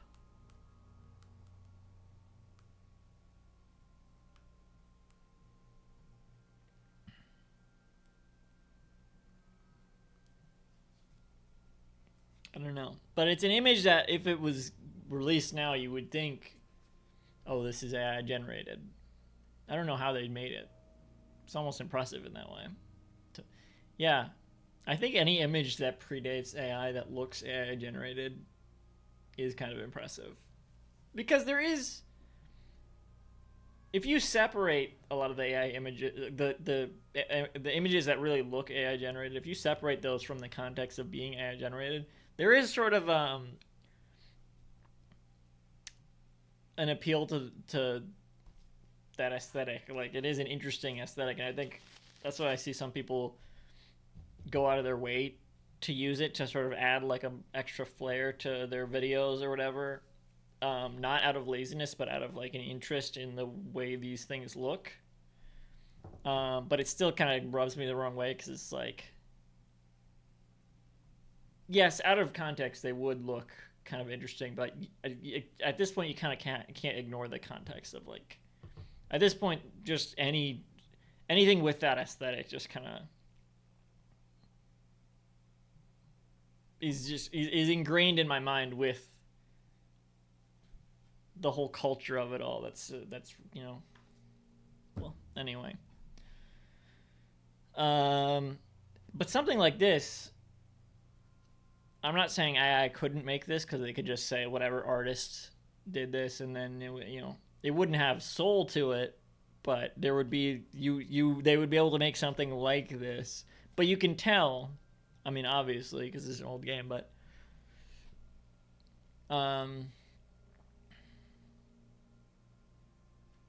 I was going somewhere with that. Is that a face sort of thing too? You can...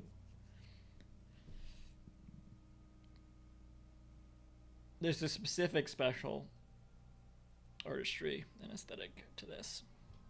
Whatever. So I gotta walk around and talk to some people.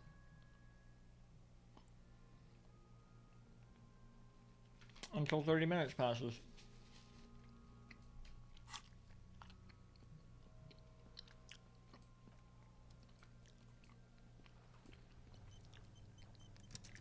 Let's see if I can say anything else to this kid.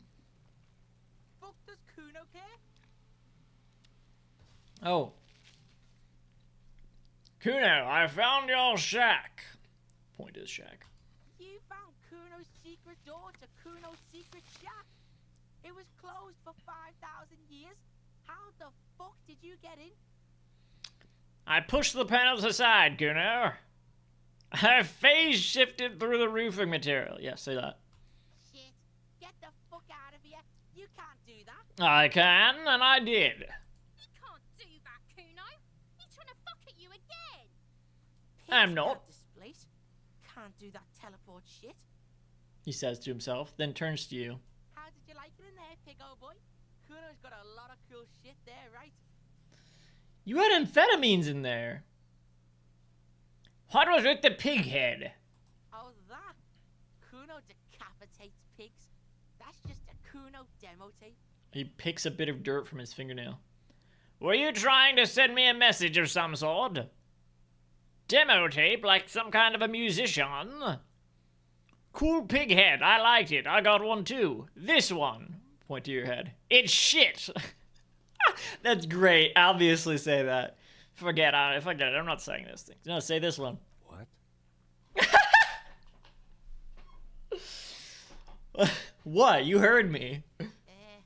He looks confused. What is this shit? Fucking on yourself. This is weird level shit. Kuno doesn't go there. Yeah. Fuck you, Kuno. Fuck your shit back to normal. What is this? Well played. No one saw that coming. Yeah, goddamn right you didn't.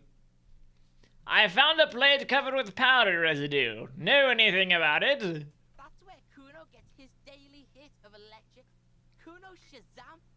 Kuno rides the fucking lightning in there, pig.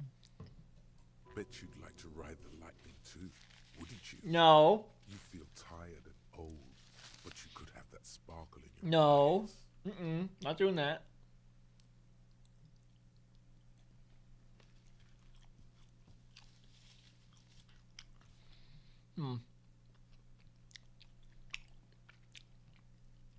What's with the tube of magnesium? Kuno? It's a vitamin, pig. Don't you know anything? How come we were gonna arrest that delivery driver? We can't arrest this fucking kid who's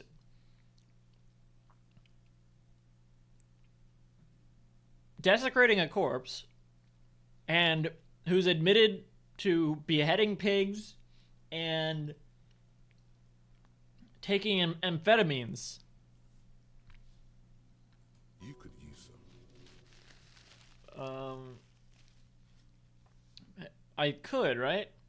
So it's magnesium, right? Yeah, it's the mag. You fucking need that shit to stay on top of your game. Kuno goes through like a tube a day, rips mag like a motherfucker, and you could use a bottle. It's not drugs, right? It's like health. It's fine, right? Oh, don't teach him, Kuno. He's gonna use it against you, Kuno.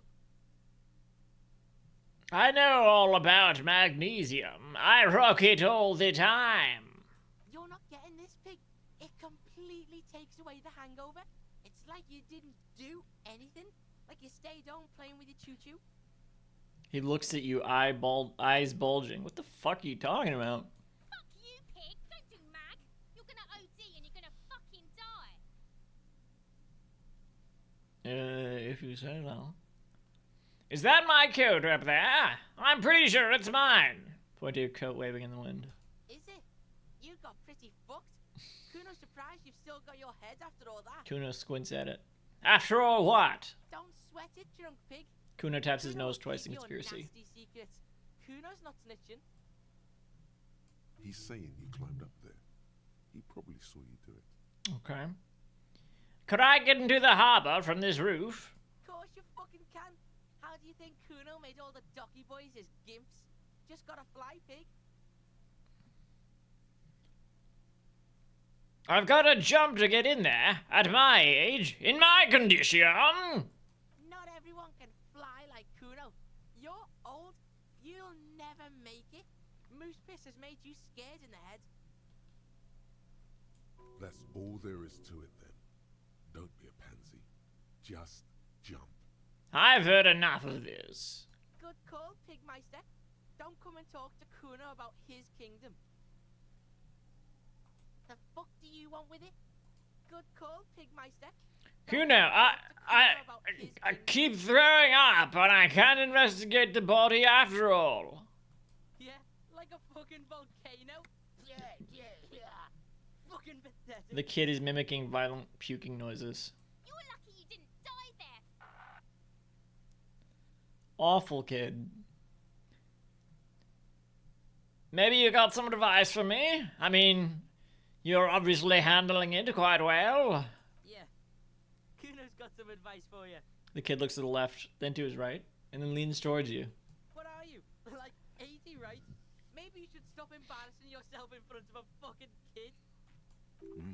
Perhaps you could compress this negative energy and turn it into some sort of a Kuno-fied non-vomiter. Kuno-fied non-vomiter, here I come? Wait, what? Don't ask questions. Roll with it. It will work. I promise. Who are you to promise? That's right. Turn your weaknesses into conceptual strengths. Try it again now. Try, okay. Figure out what's going on with this kid. Can I try that again? Alright, let's try it again. What's going on is an ungovernable youth on your crime scene, throwing around incendiary language, trying to push your buttons. Okay. Like you don't have enough on your plate. You feel a sudden surge of self-pity coming on. Oh yeah, let's hear about the City of Rage. The evil shit behind the fence hacks like she's coughing up a furball. You told not fucking lame. You are lame. Kuno's tired of defending Rage City from... He waves his hands in the air. Just fuck off, alright? And fuck you too. He adds, turning to you. Spot like that. Kuno doesn't need to fucking explain his shit. Kuno's king. He rules here. Fuck did you want? Explain himself? As if explaining some kind of work? Some kind of avant-garde work way ahead of its time? I'm intrigued. You must get to the bottom of this one of these days. Sadly, it's unlikely to happen today. Alright. Okay, I'm off. Kuno doesn't fucking care. Oh, fuck you, Kuno. Okay, let's try to talk to this kid again. Hey, ooh. I'll die before I squeal, pig. Listen, child, that corpse made me puke twice, and I was wondering why you don't. Stay away from me, pig. You don't want to see what happens when you corner me. Maybe I do. I'll die before I squeal, pig. What are those strange words you use, girl? I come from the woods, good David. You don't want to go there with me. You don't want to see what I've seen. Fuck are you talking about? Don't be traumatizing here. Get the fuck out of here. You get the fuck out of here. I'll die before I squeal. Hey, kid! What's this kid shit? Fucking mind games. She puts her finger to her temple. Squeal. Get the fuck out of here, face. You got done. Talk to me. I'll die before I squeal. You there, behind the fence! You don't want to fuck with me. I got my hands bloody. I'm not here, pig. You're not seeing this. The hat drops even lower. You can still see the top of her hat from behind the fence. Okay. I'll die before I squeal. We'll need a little more time to pass. Excuse me. Over here, baconated time for lunch, that's what they say. That's what they say. What do we have? Equipping complete volume measure. Shade compressor. Oh, what? Is it done? No, not quite. Wait, what? Let me. What about the Kuno fight? Whatever.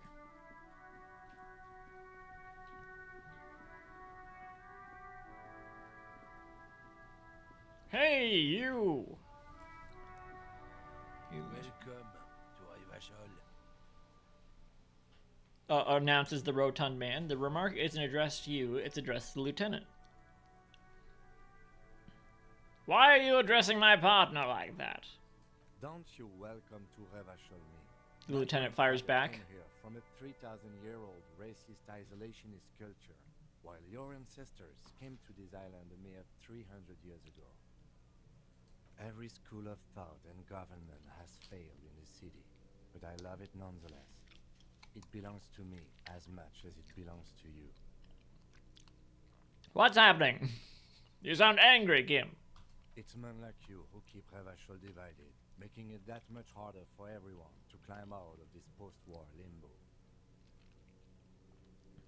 Limbo? What's going on here? Oh, come on, man. I just said welcome to Rivachol. It's a lorry driver thing. I know exactly what you meant. You think my kind doesn't belong here, that I should watch myself and behave.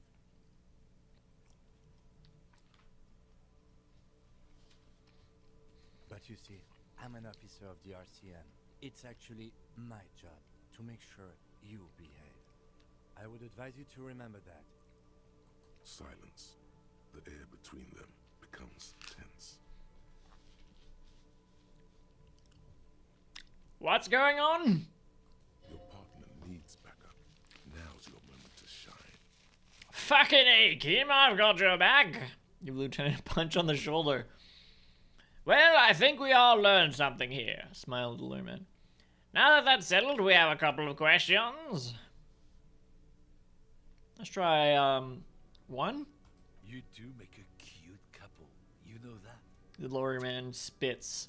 The lieutenant exhales and resumes his regular calmness. I don't know if that helps, but let's have a couple of questions. Whatever you say, officers. He waits impassively, cigarette smoldering between his fingers. Dude looks like fucking, they look like fucking... The Mole Man from Sam Max. What's their name? Well, any of them, I guess. There's a lot in season 3.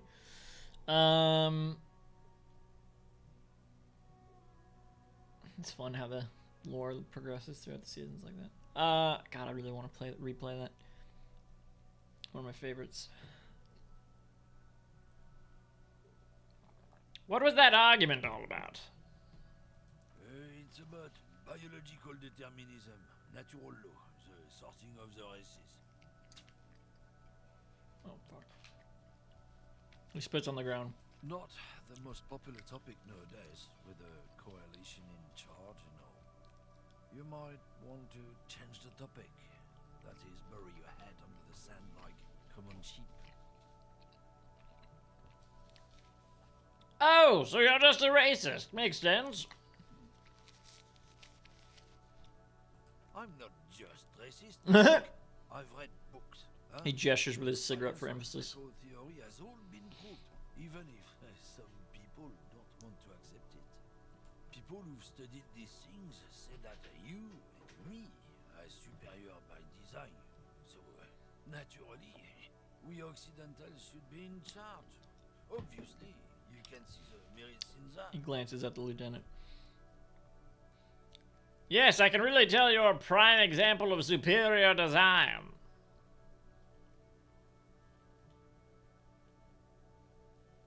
Open your eyes. Haven't you noticed something different lately? An unfortunate downturn, maybe? Huh? When members of the superior race cease to believe in their innate superiority, they stop competing for resources. Okay, and? This concerns you, policeman, so you better be vigilant. The damn kids are showing up good lately. Same with the mosquitoes. And the other intruder species too. He throws a sharp glance at Lieutenant Kitsuragi. Yeah, let's jump ahead. Right, I've already made up my mind when I hear it. Done hearing this racist bullshit. Oh? The man seems mildly disappointed that you don't want to hear more of his lecture. Yeah, I think I can get down with racism. Yes, racism. All for it. Hip hip. Yeah, I'm not down with this. Why don't you go fuck yourself? Okay, sure, whatever. I'd really rather talk about something else. Yeah, I'll go with number 2. Don't push your luck, runt. This man gives you a disgusted look, then turns his attention elsewhere, ignoring your presence. Looking for something odd? Come to tell me to fuck off again? What are you hauling? Oh, not much anymore. I'm here to pick up some cargo, but the dock workers are on strike, so it's a sit and wait on your ass situation. Wait, how long has this been going on then? The strike? Oh, they've been at it for a while. A month, 2 months maybe. But this here is just the last week or so.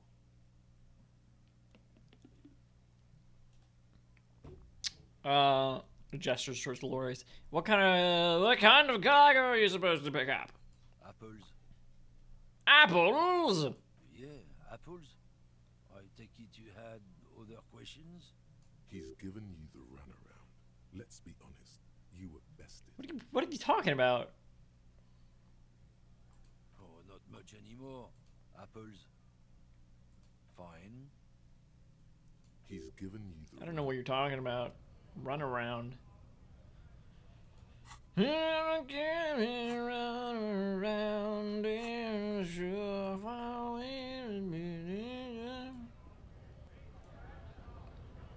yeah.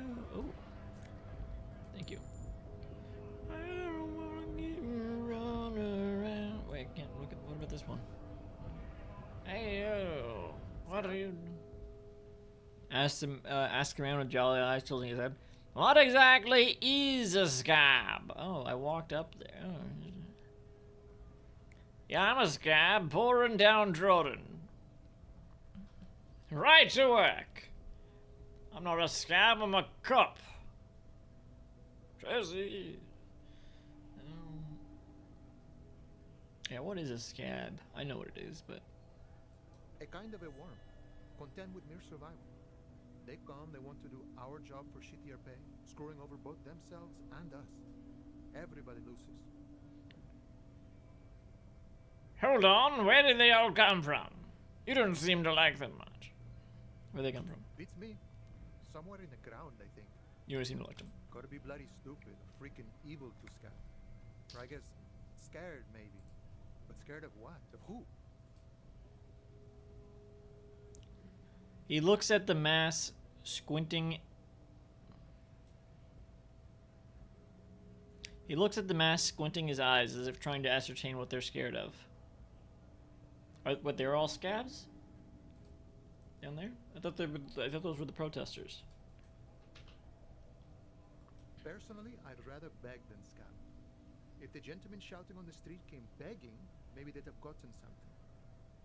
Have you tried talking to them? It's better than begging, come on. We've explained the matters, but they don't listen. This lot would be reasonable and go home if the big guy wasn't riling them up all the time. He shakes his head. Good one, officer. He grins. We here have solidarity with the RCM. Imagine, you cops going on a strike, but then another cop comes in and says, let us cop for less money. He chuckles, then realizes. Speaking of, what brings the RCM here? To the Wild North? Come to see the strife? I've come to Martinez investigating a murder. Murder, huh? That sounds like a lot of hard work. You'd never see me investigating a murder. It's actually very fun and easy. You're right, it's almost impossible. I'm 91% sure I'll never get it solved. I have no idea what I'm doing. Maybe you want to help me solve it by telling me who did it? I like that one. Of course, Policia. He gives you a sly smile. You can rule me out. Easier that way. He didn't do it. It's the truth.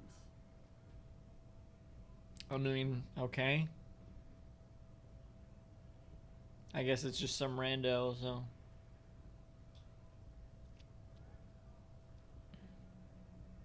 I want to talk more about that. Murder, huh? That sounds like a lot of hard work. I have no idea what I'm doing. That's okay. I have no idea what I'm doing either. I don't even know right what on. day it is. He thinks and then decides. It's a better day that way. Right on. Murder, huh? That sounds like a lot of hard work. Probably not. I wouldn't even know where to start with that. Much better here at the harbor, for an honest union man like me. Murder, huh? I don't believe you. Post Laventoria said the same thing. They tried to get me to be their postman. So fun, so easy, they said. It's just walking. He shakes his head at the memory. It wasn't. I'm doing much better here at the harbor. Being an honest union man with a lot of free time on his hands. I want to know what's behind these gates. I'm exploring. My friend, I respect the right to roam. The open range awaits. He gazes over the roundabout with a glint of longing. Does this mean you can let me through the gate? I don't operate in that capacity. I'm not a granter of passage. He takes a swig Itself. and points up the stairs with his flask. That's simple, I just walk in. Aye. Walk right past Measurehead and go in. Past Measurehead? Yeah, the 2.5 meter tall Semini supremacist there. Walk right past him. He points to the bridge above the gate. Right. Then press the button to unlock the door. Uh-huh. Then go past him again. Okay. And you enter the arbor through the office. Está. For some reason it doesn't seem like it's going to be that easy. Don't worry, I'm sure it's not completely impossible. For example, you could best Measurehead in a physical confrontation. Or you could convert to a Semini supremacist worldview. Or... Strokes his mustache. Maybe it actually is completely impossible. Okay, it seems like something we need to do.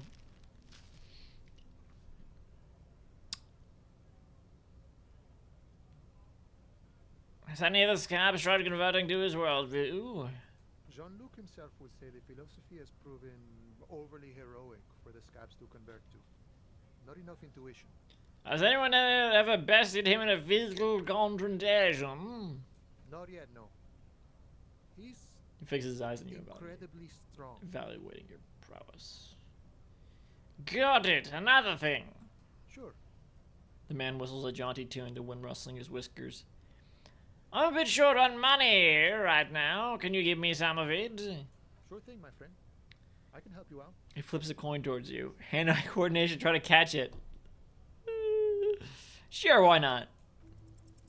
The coin lands into your hand as if it has always belonged there. The swallow returns. That's awesome. Appreciated. Always glad to help out the RCM. Shame I can't do more. Things are meager at the moment due to...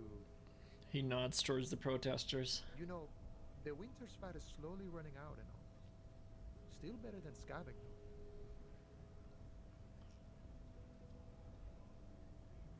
though. Every little bit helps, you know. I'm always glad to help out when possible. Not like these slithering scabs. He looks at them in disbelief. What's the strike about, anyway? You know, serious business. He smiles. I'm sure the big boss will be glad to tell you. You'll have to ask him first. Why? He's a chatty guy. Wants to talk about the strike. Return once you've met the union boss and are on a better footing with the organization. Nice talk. Gotta get moving. Indeed, let's go. Let's fucking go. Oh, what? Volumetric ship compressor. Oh, yeah. Oh, there. Yep, there it goes. Bizarre scientific news from Revachol West today, where a police officer's shit has been observed at a pressure of around 495 gigadecimals. These metallic hydrogen levels of shit togetherness were thought to exist only at the center of collapsing stars, not law officials. It remains to be seen how long the shit singularity lasts. Okay.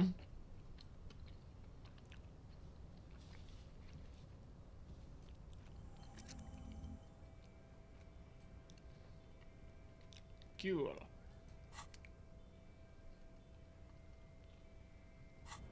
Well, that was a task, even.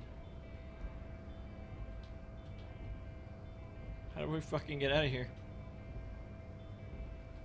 Help.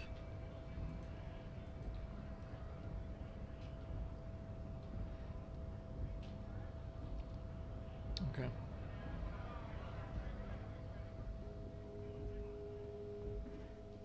A lot of stuff on screen and my computer doesn't seem to like it.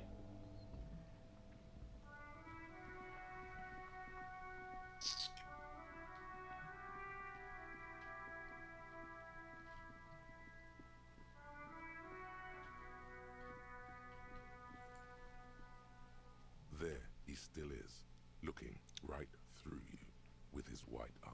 All right, let's try again. The body below is in time. As you breathe in, the odor comes over you. It's a spell of the mind telling you to run, and your stomach to wring itself empty. With your hands at your sides and your eyes squinting, you stand in it. Do they always do that? They do after 7 days, yes. We are deep in decomposition here. Step closer. The man before you is naked, but for a pair of underpants and enamel boots. His skin is greenish, marbled with decaying veins, and blotched by lividity.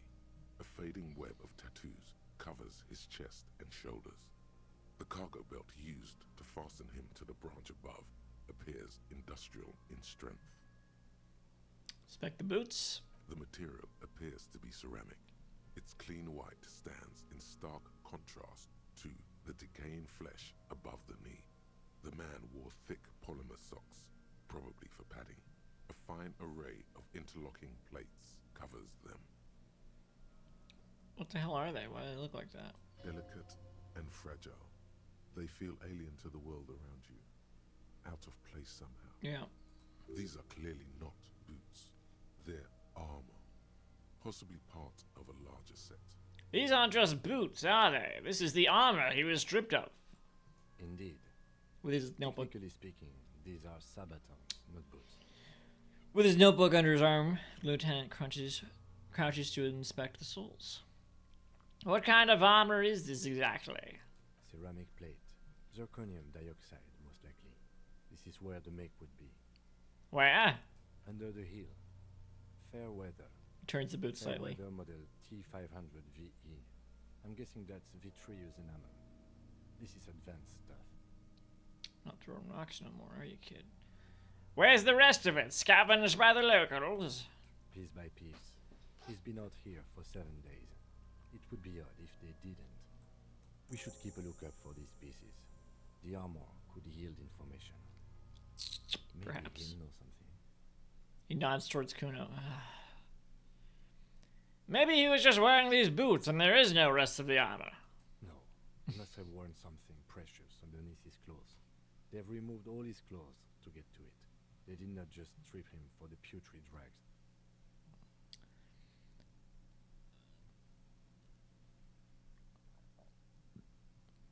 What if they told him to strip before they hung him, to demean him? They usually hang them completely naked for that.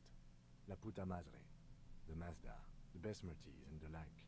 This one still has his underpants. I don't see the underpants. I do see the boots though, so. Fucking talking about underpants. Shut the fuck up!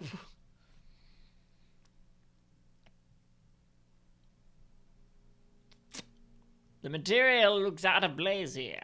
It is. It's expensive. The lieutenant draws a line in the condensation of the ceramic with his index finger. We've requested similar material for our tactical units for years now. The constabularies deemed it too costly. In that time, we've lost 6 men to semi-automatics.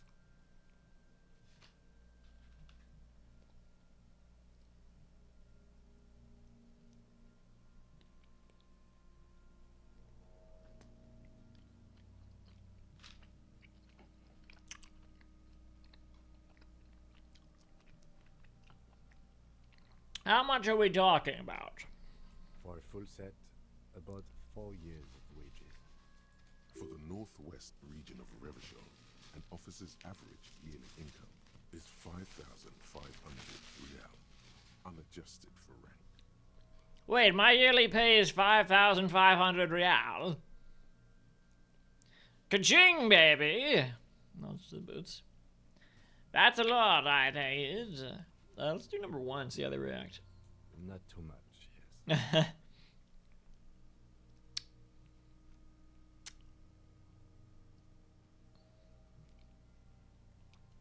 Sounds puny. No wonder I can't pay my hostel bill. I feel like I need to have some more on 8 days. Doesn't need now. It's a sorry situation, I agree. How could this man afford such expensive hardware? That's for us to find out. My initial report on the area suggests he was a security guard for the harbor company, but that's just hearsay. Initial report? Just something I scraped together from my station. An area report on Martinez. I'm sure you did the same. Yes, quite. He's not actually sure of that. He's just being tactful. These look pretty advanced for a security guard. I agree. This equipment is way beyond what a guard can afford. Knock on the boot. A small bell-like sound fills the air, like tapping on the side of a porcelain cup. Sounds fragile. It's anything but. This material is a kinetic redistributor. It spreads kinetic energy horizontally, from plate to plate, dissipating it entirely. He points to the boots. See? Yeah, he points to the boots. Faint, organic lines cover the plates, where they separate into smaller ones. These plates then divide into smaller plates, until there are hundreds of them altogether. Okay. Like whirls of floorboards. The design looks organic, influenced by highly resistant wood materials, like lignum vitae and ebony, perhaps. What does this remind me of? What does this remind me of? Porcelain. This is what their cross-sections would look like. Okay. Run your finger over the lines. The smooth, glossy surface fractures into ever more intricate interconnections, peaking on the right sabaton, where you notice the whirls are in the shape of a letter and number combination E50 100 1000. Point to it. Looks like there's a serial number on the right sabotage. Good. Can you read it to me? He tips the drying ball point of his pen on his tongue. E50 100 1000. We have a make and a number. That's something. We can use the radio in my kinema when we're done. Either station can chase it for us. Pull the boot off. This feels dangerous. Are you sure? I mean, I guess we could let the fucking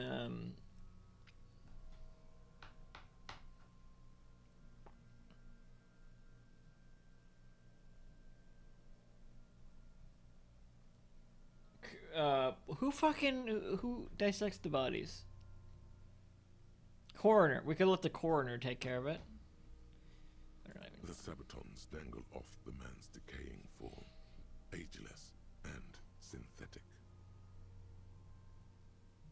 I mean, you said it seems dangerous. Yeah, let's not. The cadaver slowly twists on the cargo belt, his torso covered in tattoos, and extremities blotched pink and blue. Should probably do the belt last in case there's an opportunity to, like, undo it. Inspect the tattoos. An intricate web of blue lines stretches across the torso, from the right shoulder to the solar plexus. Each time they intersect, a small white star is formed in their crossing. Hundreds of fading asterisks riddle his skin. Their concentration is highest around his heart. His corpse is marked by stars. What will mine be marked by? Alcohol and heartbreak. Oh.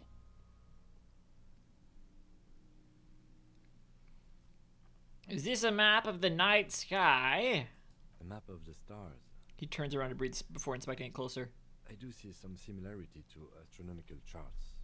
Great century Messinian, maybe. But this seems more particular. Customized somehow. As if someone left out most of the night sky, filtering it through personal choice. The principle of this filter remains unknown to you. The thought dissipates, and you feel as though you were only half right.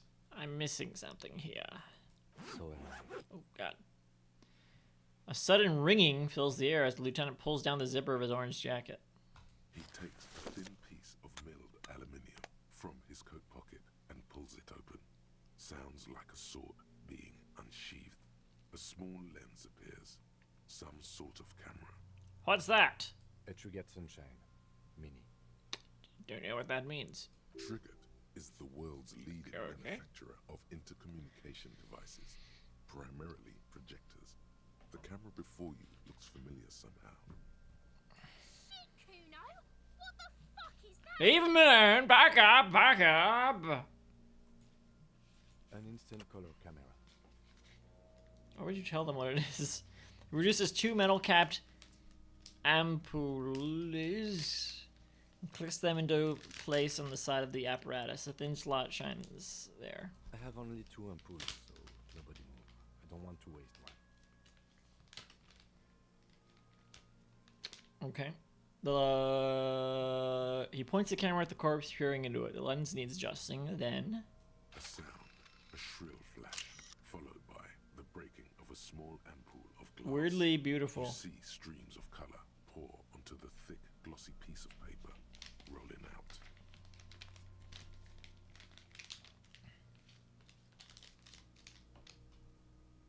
In case we need it. The lieutenant says and shakes the paper, letting it dry in the cold wind. On it, a color-perfect copy of the dead man's tattooed chest.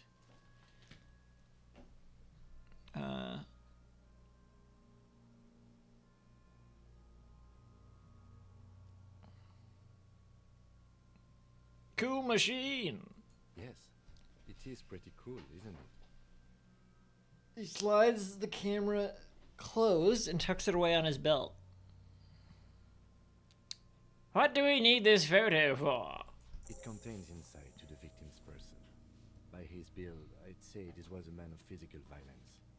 The story he wanted his body to tell was important to him. It is his letter. To us. Someone should decipher it. We'll need to show it around.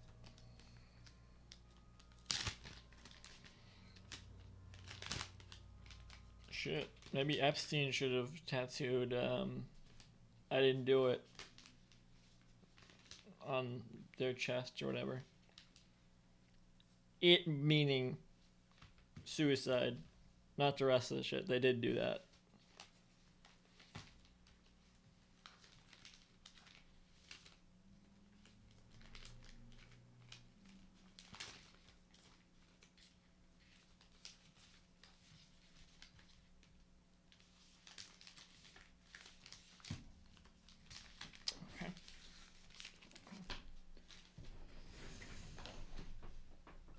Can I have it? I should look at it later without the corpse smell. Sure. Just don't lose it. He hands you the piece of rolled up photo paper. It's no larger than a pack of cigarettes. The glossy-eyed corpse looks by, his mouth mute and his skin as colorful as the chemical rainbow on the photo paper, teeming with opportunistic organisms. You've acquired an interactable item. Investigate this item further by going to the Interact tab in your inventory. Okay, let's see. What? You're in, do preliminary inspection of its different parts. Rest the armor. Ask Kuno, the kid throwing rocks with nose. Run the number on the victim's armor. Oh, wait, where's the rest of the armor? The hangman's armor seems to be missing. Find out what happened to it. The kid throwing rocks at the corpse seems to be a good place to start. Ask him about the buy first. Run the number on the victim's armor. You discovered a serial number on the victim's ceramic armor boots. Run the number using Lieutenant Kitsuragi's shortwave and his motor cage. Use Kim's shortwave to run the serial number. Victor's tattoos. You have a photo of the hangman's tattoos. Maybe someone could decipher them, tell you what they mean. You should probably talk to about 2 people about them for this. Ask around about tattoos, possible meaning. About 2 people. Oh, like, not just any 2 people, though. I can't look at my inventory in this state. Look him in the eye. His eyes are milky white and blind to the world, protruding comically from their sockets. There is no one, just subaquatic terrors there. Dark brown hair grows on his head. Whoa, surely not. To explode from the organic processes inside. It wouldn't be growing. Head grin has passed. What remains is an unrecognizable mess. Tell me, who are you, dead man? The corpse is dead silent. You have no idea why you just said that. Well, damn. Maybe I can try again later. Who is he? He is male, 40 to 50, with an athletic... Yeah, okay, Kim. The corpse looks right through you as you distance yourself from its stench. Eyes like a shark. His eyes are milk. Dark brown hair grows on his head. And then Empire his face 5 is ready to explode. The corpse looks right through you as you distance yourself from its Squint and take a step back. Like a shark. As you narrow your eyes, the monster before you blurs into a violent mess of green and pink. Observe. Only the lower extremities are pink with a dash of blue. His fatted hands, thighs, and his neck, just above the noose. The rest of the corpse appears dark green in the cold spring air. I'm squinting, Kim. Why am I doing this?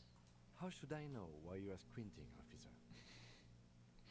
Squint harder. His face and hands are pink. Thighs, too. The rest is greenish. Oh. He snorts. You are trying to assess lividity.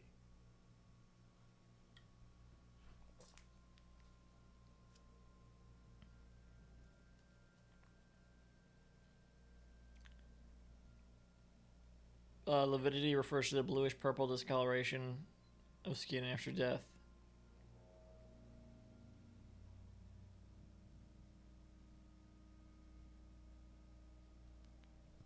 Why?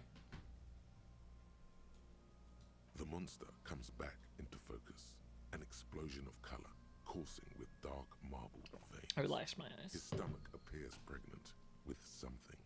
Black liquid streams down his thigh and onto his boot. I doubt they're pregnant. I'm pretty sure they're just bloated. So, what do you think? I think he's dead. I don't know what to think. What do you think? Something is coming out of him. He's beaten up. See the bruises? Yeah, I don't know. Let's try all these. I agree. Yes. His personality is no longer a part of the world. Yeah. Totally dead. Yeah. Yep. Dead. What is dead anyway? The world no longer stores his personality in its composition. There was a time for that, and it ended 7 days ago. No, better not to say that. That's too heavy. Totally. This buster's not coming back. Let's try number 1. That sounds about right, yes. He nods in agreement with this advanced piece of conceptualization, having molded over. The lieutenant says that, yeah, I don't know what to think. I think he was upright immediately after death. Blood has gathered in his hands and feet, and his neck. He points to his fattened chin. The noose acted like a tourniquet, keeping the blood in his head. The hypostasis here is in tune with the hanging. That's what I think. Yep, seems like a lynching to me. Could it still be he was moved after death? Maybe he was strangled by someone. Yeah, I'll agree. Everything here seems to corroborate that assumption, but we should still get him down before assigning a probable cause of death. Cover your nose, something. He's beaten up. I do. Most of them are post-mortem. Maybe even all of them. The delinquents have made our jobs harder with their little spot. Fucking brats! Stop talking in riddles, coin slot. It means you fucked him up good, Kuno. Fucked him The up girl real yells. like. Something's going out of him. The pool of blood and feces has eaten into the frozen mud below the man's feet. Purge liquid is dripping into it, drop by drop. The victim appears to have contained no more than half a kilogram of digestion at the time of death. Okay. I mean, some of it could have been, like, eaten by a rat or whatever, a dog. The fuck he's saying? What's it to you? Talking about shit.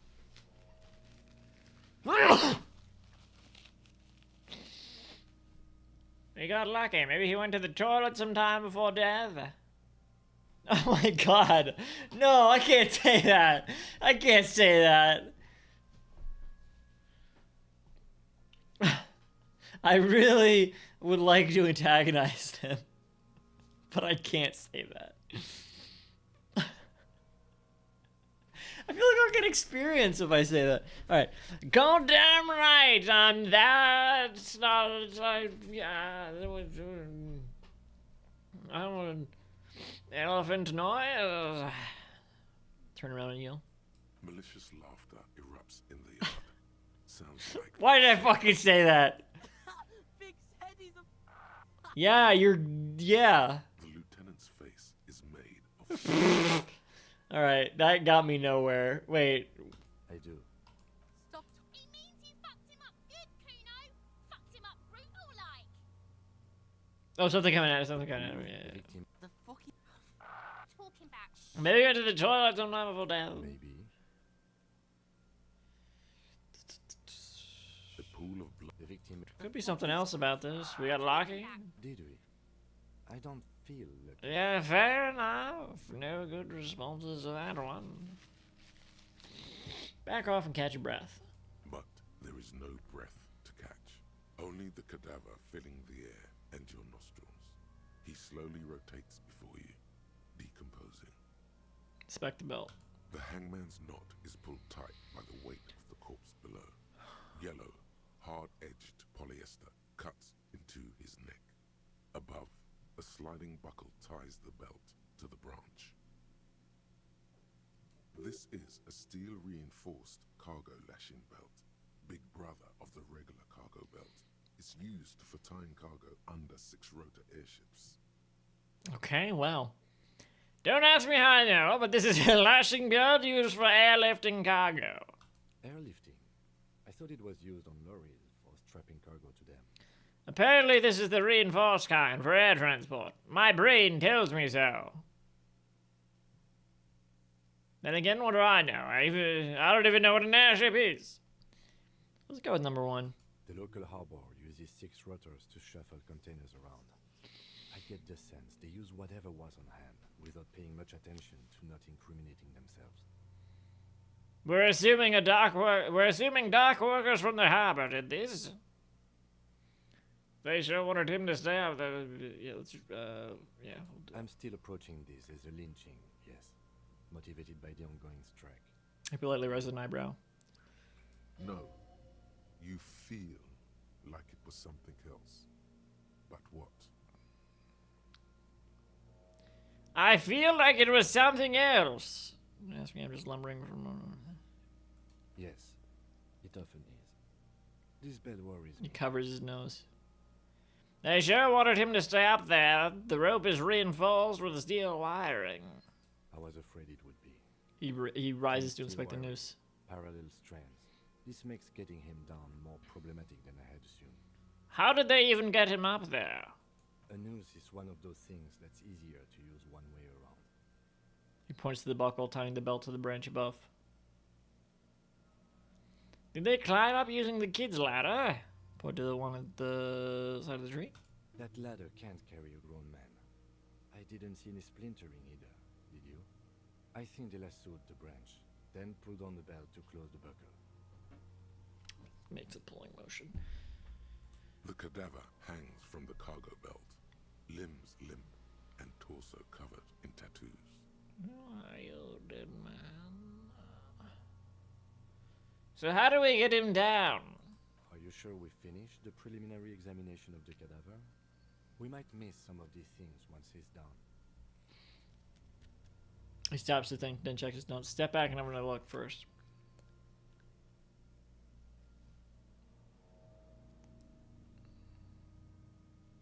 The cadaver slowly twists on the cargo belt.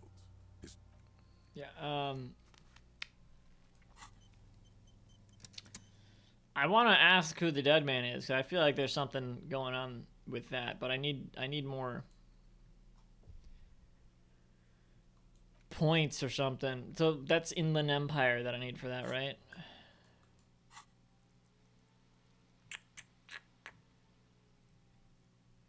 Inland Empire. Or was it? I'm already at 5 for that. The man before you is naked, but for a pair of underpants But locked. and white boots. So I have to put skill points in there anyway.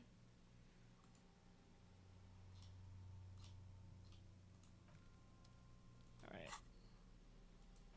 Let's look at this. Lieutenant Kitsuragi snapped it. This is instant photo tattoos. Lieutenant Kitsuragi snapped this photo of the hangman's tattoos. It displays the intricate web of blue lines stretching across his torso. You have to admit, it looks quite cool. An intricate web of blue lines stretches across the torso of the hanged man, from the right shoulder to the solar plexus. Each time the lines intersect, a small white star is formed in their crossing. Hundreds of fading asterisks riddle his skin. Their concentration is highest around his heart. It still kind of looks like a map of the stars in the night sky, but something's not right. Who are you? Gone. Okay, what's the meaning of this tattoo? For you to discover. You've gotten as far as you will without assistance. Someone who knows about history could tell you. About history, okay. Put the photo away. What else? Let's go in here.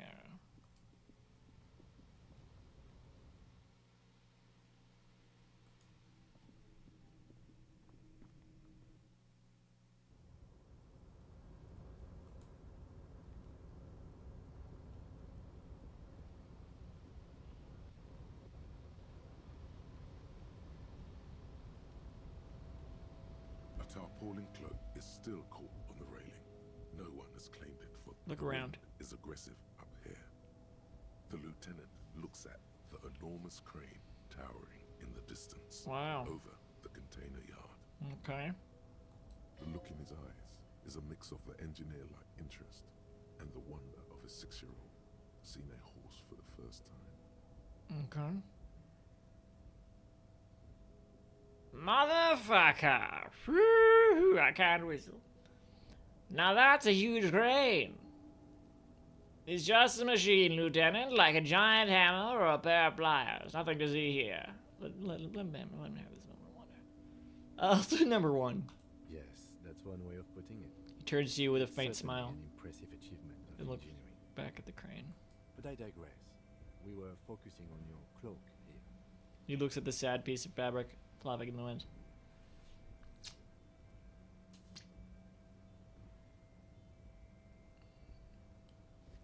White check, maybe try it, but however,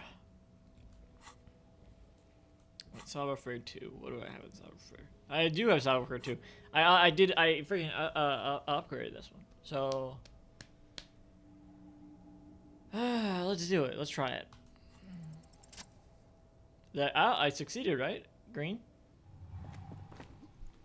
As you leap in the air, a chilly breeze engulfs you, sharpening your senses. Close your eyes, let your senses take in the world around you. Continue the voyage through the salty air.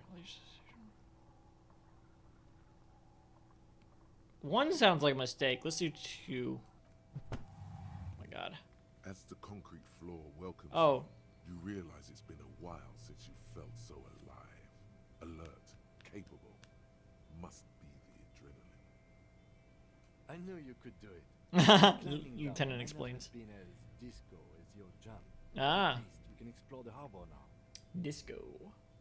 With your feet firmly planted on the concrete, the noise of the harbor rushes back in. Oh, and the door goes. Oh, okay.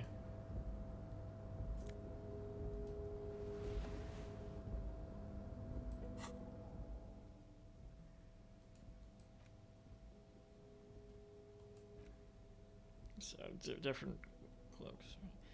RCM patrol cloak. A patrol cloak made from heavy tarpaulin. It would be nigh wind and waterproof if there weren't 3 bullet holes scattered on the surface. The signature white rectangle RCM covers the garment's back.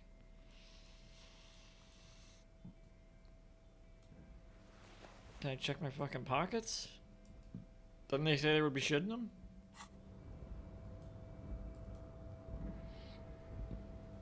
I don't like this. Oh my gosh, excuse me. I don't like this jacket. I can right click to apply.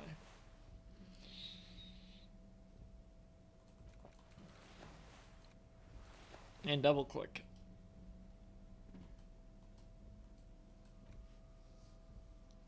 Is there nothing in it?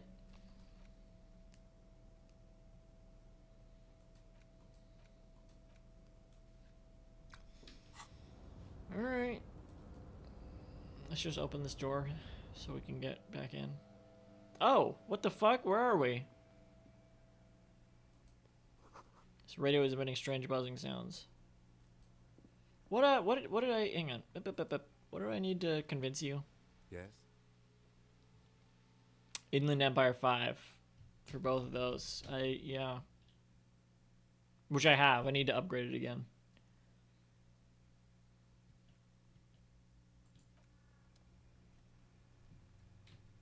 Anything yellow in here? No. Alright, what's this?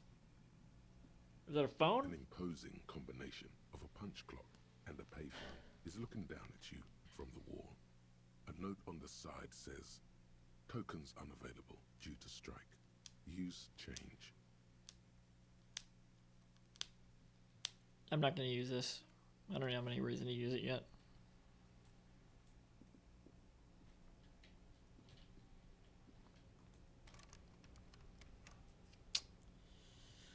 Okay. Every worker equals member of the board is written at the top of the flyers. And at the bottom, the union logo and demand democracy. This is a Dewey typewriter. The model name is on the back. Someone left the coffee machine on. The dark liquid in the pot looks almost sentient. What was this? Oh, I got a book of some kind.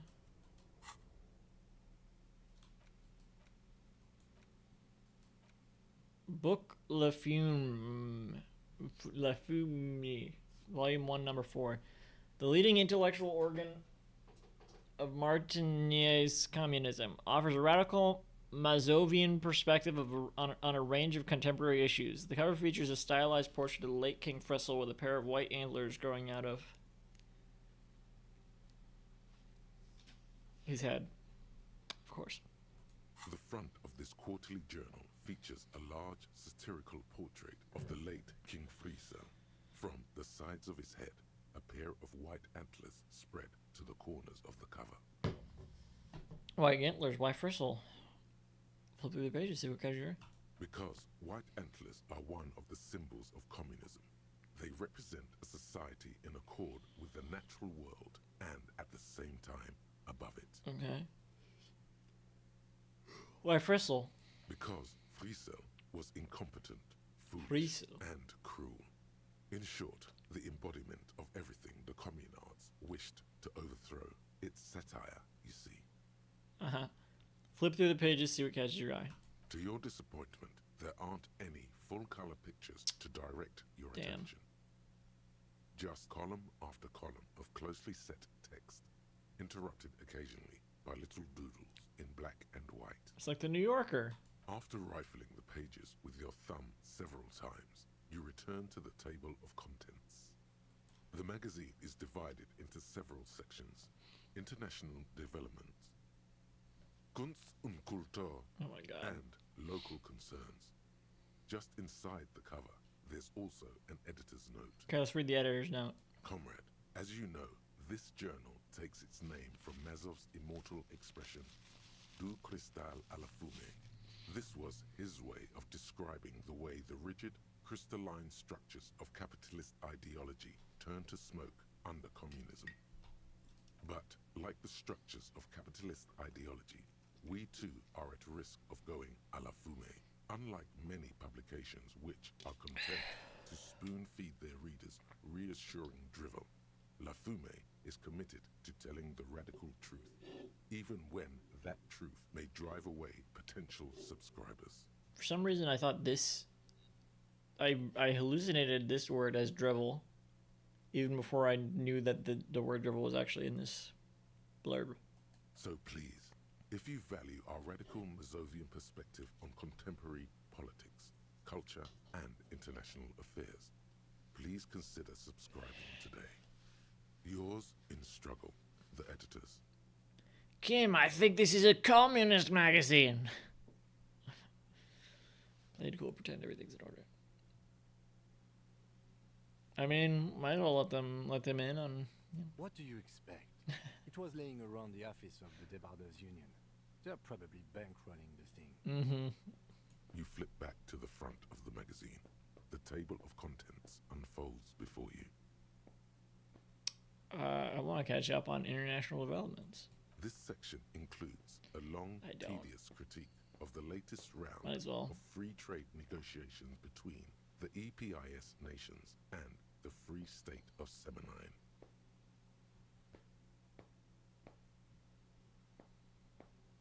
Okay. You also skip over an article about heavy fuel oil smuggling along the Messina border. Something about bear wrestling in Samara. Book riots in Yugograd. Mm-hmm. Face it, you really aren't interested in foreign affairs. You're not even sure where most of these countries are. Mm-hmm. You flip back to the front of the magazine. The table of contents unfolds Kunst before you. und Kultur? It takes a moment, but gradually it dawns on you that Kunst und Kultur must mean arts and culture. Oh. As you leaf through this section, you come across several reviews of recent radio plays, as well as a brief artist spotlight featuring a local artist identified only as CS. Oh, Lewis. The main feature, though, is a long essay titled Tip Top Tournée, a critical Mazovian perspective.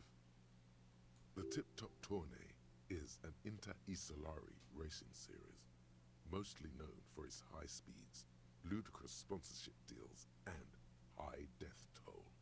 In Revachol, it's held quadrennially on the prestigious Zero Carousel racing circuit. Okay, it does sound dull, but let's read the profile of CS. This so-called artist spotlight is really just a brief Q&A, made all the briefer by the subject's evident hostility to her interviewer.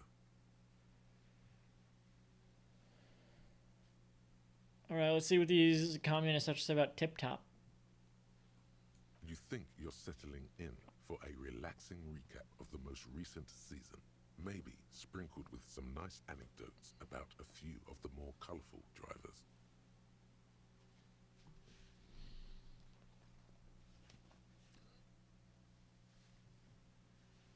Yes.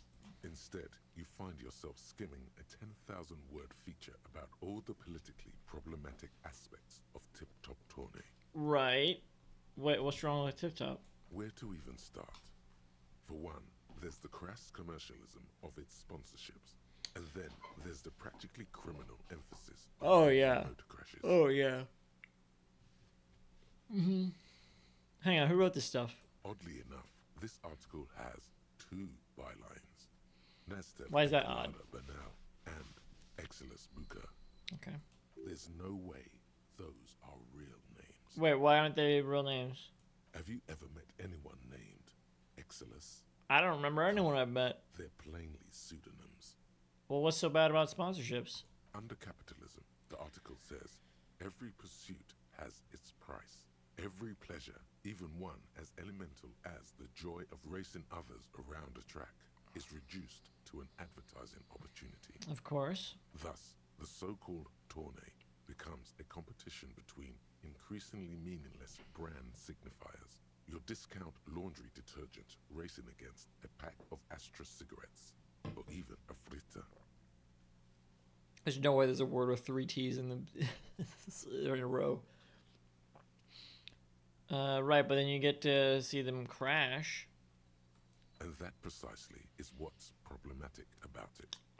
Were it not for the promise of random, spectacular violence, audiences would quickly lose interest. At the end of the day, it's the destruction of these 750,000 real races that you're really watching for. No, I'm pretty sure I like it for the racing. Yeah, you're right. I really am just in it for the violence. I'll see the first one. Sure, you think that, but subconsciously... What, am I arguing with the magazine? Being engulfed in flames that you crave. I guess I never thought about it that much. That's because you haven't been reading critically. But don't worry. The whole point of these sorts of articles is to let someone else read critically for you. Kim, this article says that no one really watches Tip Top Tony for the races. Oh, come on. Can this article read your mind? It seems to think so. No, I guess not. Uno momento.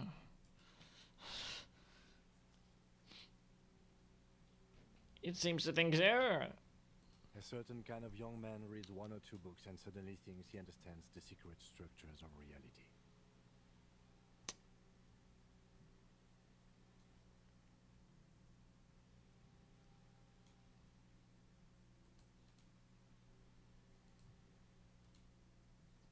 What?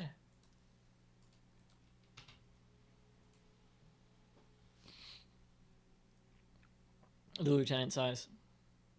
If I had to wager, I'd say they've never even seen the inside of a motor, much less a motor race.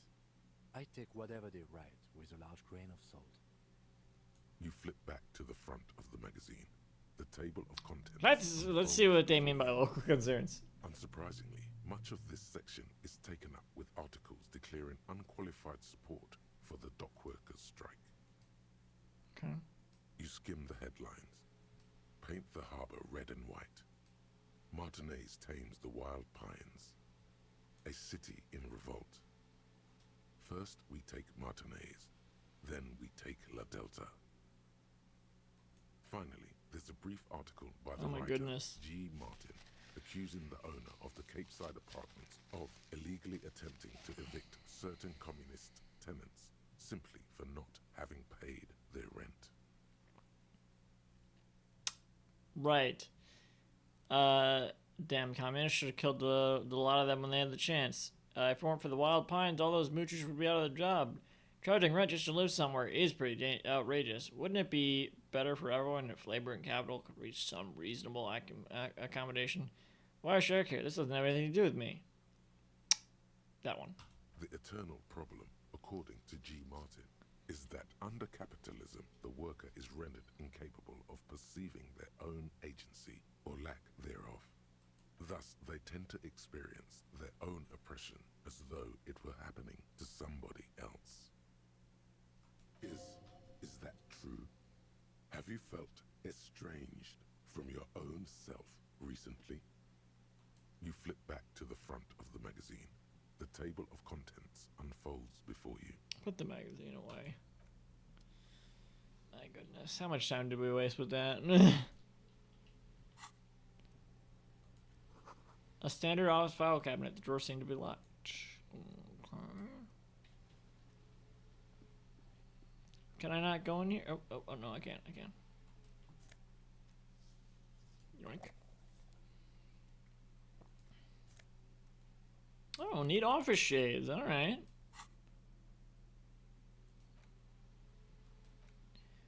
These were stuffed away in the dock workers' union office. They're perfect for scribbling down paperwork when the sun tries to get into your eyes. Good for staring down suspects, too. What do I get? I got some plus visual characters. -1 drama. What the? What?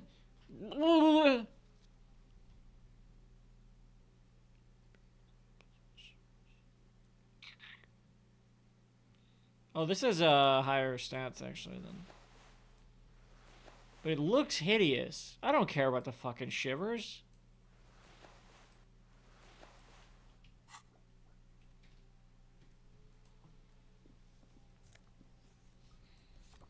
Got another postcard.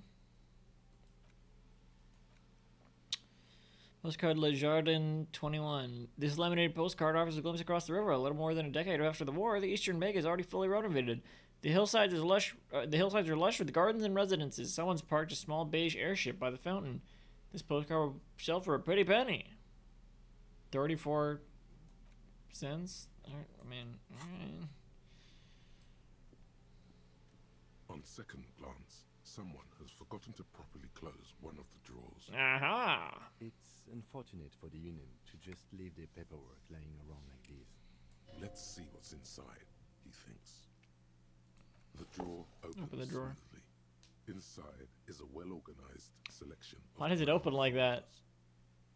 With the, is that a gag for it to open like that? Because that seems wrong. Like it's locker shaped, but then it's like is a pull-out drawer. Browse through the folders. Hundreds of documents containing logistical data. Two kinds of transactions stand out. Materials coming into Revachol from the outside world, from Muindi, Grad, and even Ilmara. And the same materials being handed over to companies inside Revachol, Kuron, Coal City, La Delta, and Jamrock are listed among the many districts where the imports are being sold. Anything interesting? It's hard to make sense of this thicket of company names, dates, quantities, and percentages. You try to focus, but the lines are getting blurry. Hang on. Let's force myself to go through the folders. Look how blurry all the lines on these papers are. How unwieldy your own willpower is to yourself. You're like an absurdist Samaran monk, focusing through not focusing. Hermeneutics was almost within your grasp, but now only vague letters float before your eyes. Less meaningful, but aesthetically more pleasing. If I let my eyes go completely out of focus, all shapes start melting into each other. Can I actually focus through not focusing? You're a police officer, not a spiritual healer. You can focus the normal way by turning your attention to something and not letting go. Is that what you're doing with those photos over there? Yes. Right. This is probably not relevant to our case. After all, we're not investigating an accounting mystery.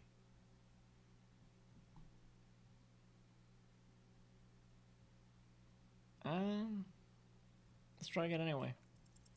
Whatever's Hey! hidden is hidden well. Concentration isn't enough. Only a trained accountant with a background in logistics would be able to really make sense of it. However, there is a little handwritten note stuck on the side of the drawer. Look at the note. It appears to be a to-do list written in large, uneven capital letters. Mm-hmm. Remember, Leo, Everard's shoes, special whirling borscht, water Everard's plants, sweep office floor, more banners. All items on the list have been crossed out, and the note itself is crumpled. Turn to the lieutenant. Look, Kim, a to-do note with a list of errands for Everard. Everard! Probably. The head of the Debarders Union. One of his aides must have left it. Inspects the note. Nothing incriminating here. Take another look at the note. Why not? Remember, Leo, all right. All items on the drawer slides shut smoothly. Do I have the note still? No, I do not.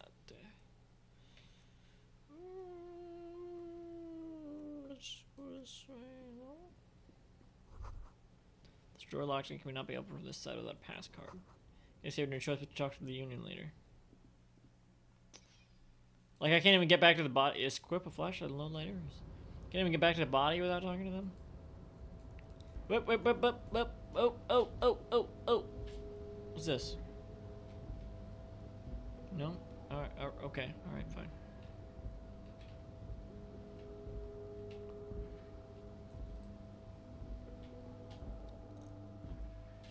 Well, what's down here? Oh. All around you, great machines in quiescence.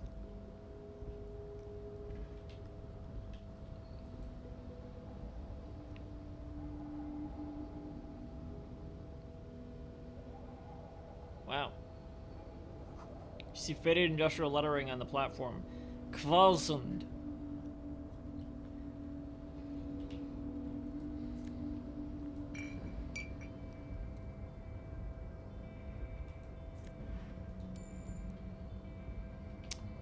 Alright.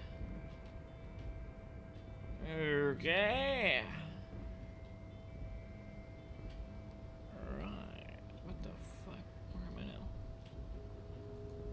The shipyard ahead is oddly quiet. The great machines are sleeping.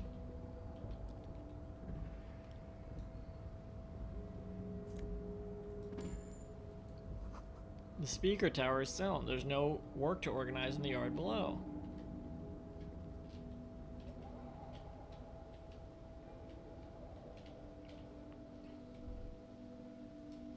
The musk of oil and rust comes from the chasm in front of you. It smells like blood.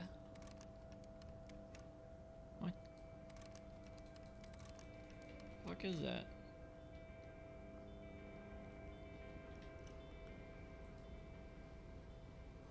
Industrial sized thermos. Smells like burnt coffee. What? That is not a thermos someone drinks out of.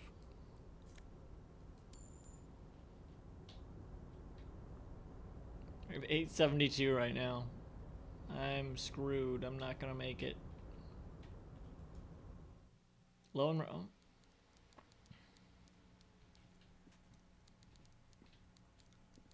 Oh, I see. The coffee in the giant thermos is still lukewarm. They're coffee dispensers, not thermoses in the traditional sense. A stair made of pallets leading up. Is this where we're meant to go? I mean, okay. If you say so.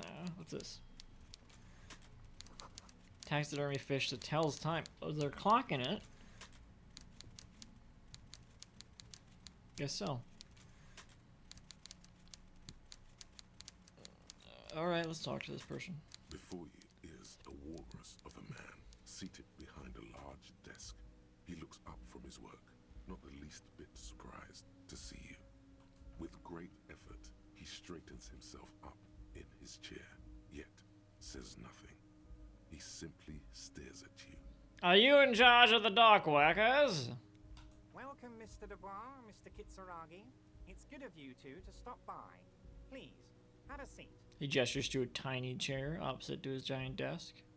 I'm Everard Clare, head of the Debarders Union here in Martinez. How do they know who we are? The man relaxes into his chair and continues. I'd offer you my hand, but unfortunately my health prevents me from getting up. You understand? I guess. He looks extremely comfortable. The tiny folding chair, on the other hand, looks like a torture device. There are two of them. You go ahead, detective. Lieutenant nods at you, then the chair. Whatever he has in store for you, it can't be good, he thinks. I'll do my best. Forget about that. What's with this Dubois stuff? You're getting some seriously bad vibes from that name.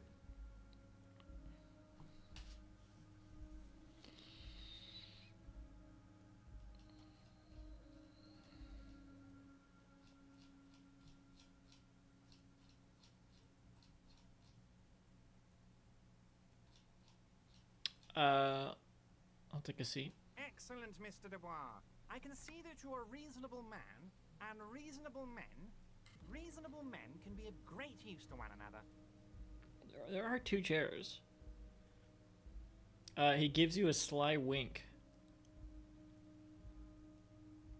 Remain serious. So tell me, how can the head of the Debarders Union help a representative of the Revachol Citizens Militia today?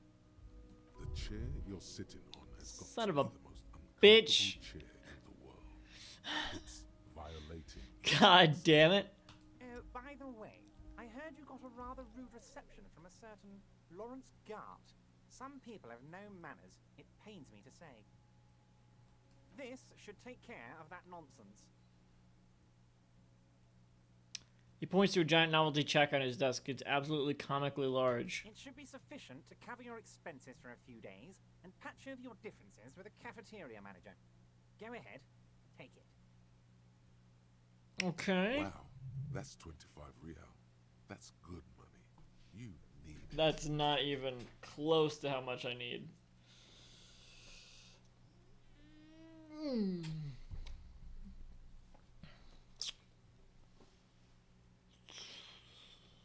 Wait, you know God. You take the check. Thank you, amount. Or keep it on good. Delete the check.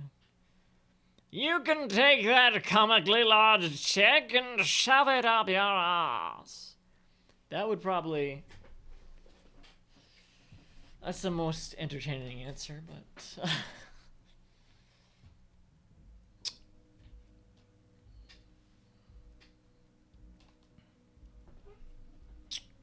I'll take it and not say anything. Is there anything you'd like to say to me? Or...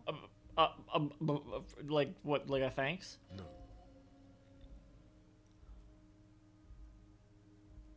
They're telling me to no?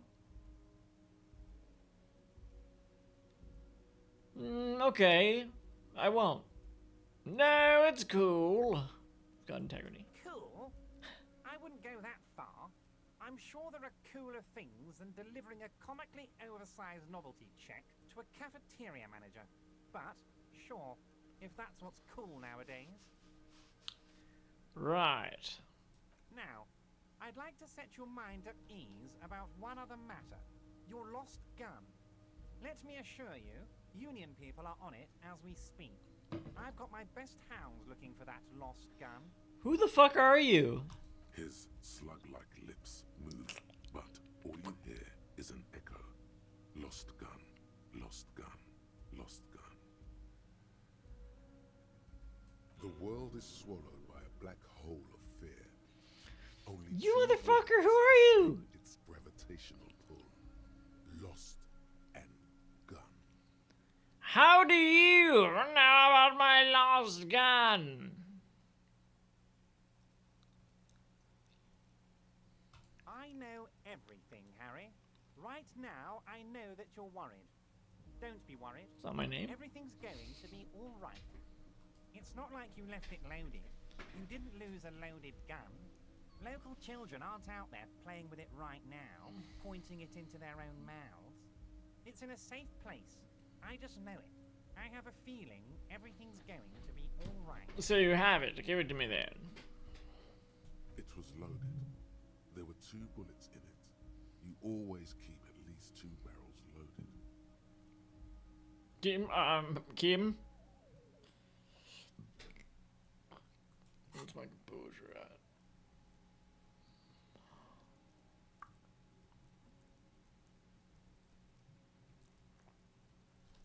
Four. Is that 4? Let's try it. God, you're sweating. Your knee is jerking. You're about to cry, aren't you? You're about to cry because you lost your gun, and those children are gonna shoot themselves with it. If it's the ones in the yard, then go ahead. No, I'm not about to cry. Try to stay cool. So what? Make it cry too. I'm not. No, I'm not Mr. gonna cry. Dubois, you don't look so good. I'm fine. Morale critical. Hear yourself down. What the fuck am I supposed to do? What is this, Mr. Dubois? He keeps repeating. What is he trying to pull here? You need to cool the fuck down. Chill.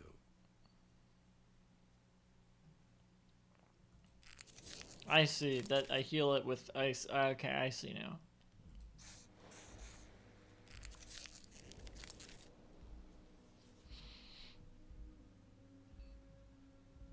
Mr. Dubois!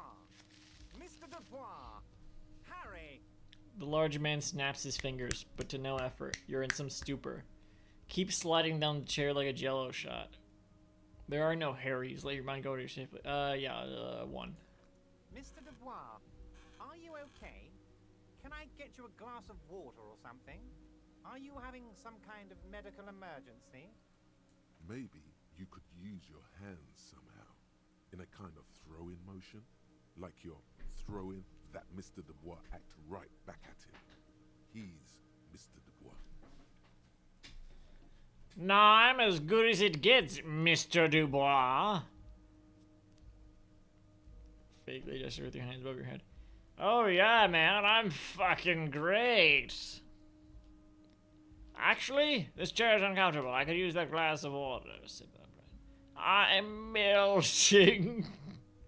What is happening? I'll do number 1. That's what composure said. Don't be dramatic.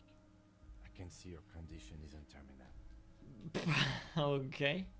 What an odd demonstration of... you got me, Harry. I don't even know what. As entertaining as it was, I'm afraid we're wasting our time. And I'm an extremely busy man, as I'm sure you are too. Okay, enough. We are here to ask you some questions pertaining to a murder investigation. Quick, here's your window. Get yourself together and ask him questions. Police officer questions. It is about time to stop embarrassing yourself. Questions will help you regain some of your lost dignity. Aren't you going to ask how I got in? You called me Mr. Dubois. Why? Let's talk about my lost gun. I want to talk about the hanging. Oh, I'm going to leave now. We might talk again later. Yeah, I was asking, aren't you going to have time to ask me how I got in? Harry, honestly, I'm just relieved you didn't get a hernia. A man your age... She says almost gently. A man my age? What are you implying? I'm at the peak of my abilities. I too am surprised by the resilience and athleticism of this tool I've been provided with. My body is gonna break down any moment now. Probably pushed it to the limit. Enough whackers, let's get back to business. 4. Rubbish, Harry. Rubbish. I mean, look at you. He raises his At hands your towards you. age, you are obviously in peak physical condition. A real silverback. Anyway, I assure you, I am a very well-informed man. Information reaches me before I even get the chance to request it. You called me Mr. Dubois. Why? Of course. Let us dispatch with the formalities. You call me Everett, I call you Harry. So that's really my name? My God, so it's true. I didn't want to believe it, but you are a fantastic science fiction amnesiac cop, aren't you? What are the odds of that? Shrugs with an amazed expression. I think the odds of that are very low. He looks at you. My memory is fine. I'm just testing you. So good to hear that, Harry. Apparently, my sources were wrong. This motherfucker. However, if you did have a spot of memory trouble, I could help you out. I did say I should be honest about that stuff, but... My big fat folder? No. I don't want them to feel like they got any sort of upper hand. They look like the fucking Metal Gear person here. And here they look like Mulm and Sam & Max. They look like a Sam & Max Hit the Road character, actually. Words flow like a river of honey from his lips. Okay. Are you trying to tell me you've gotten hold of some of our documents? The lieutenant inspects Everard over his spectacles. Mr. Kitsuragi, would you mind? Me and Harry are talking about his lost identity right now. No.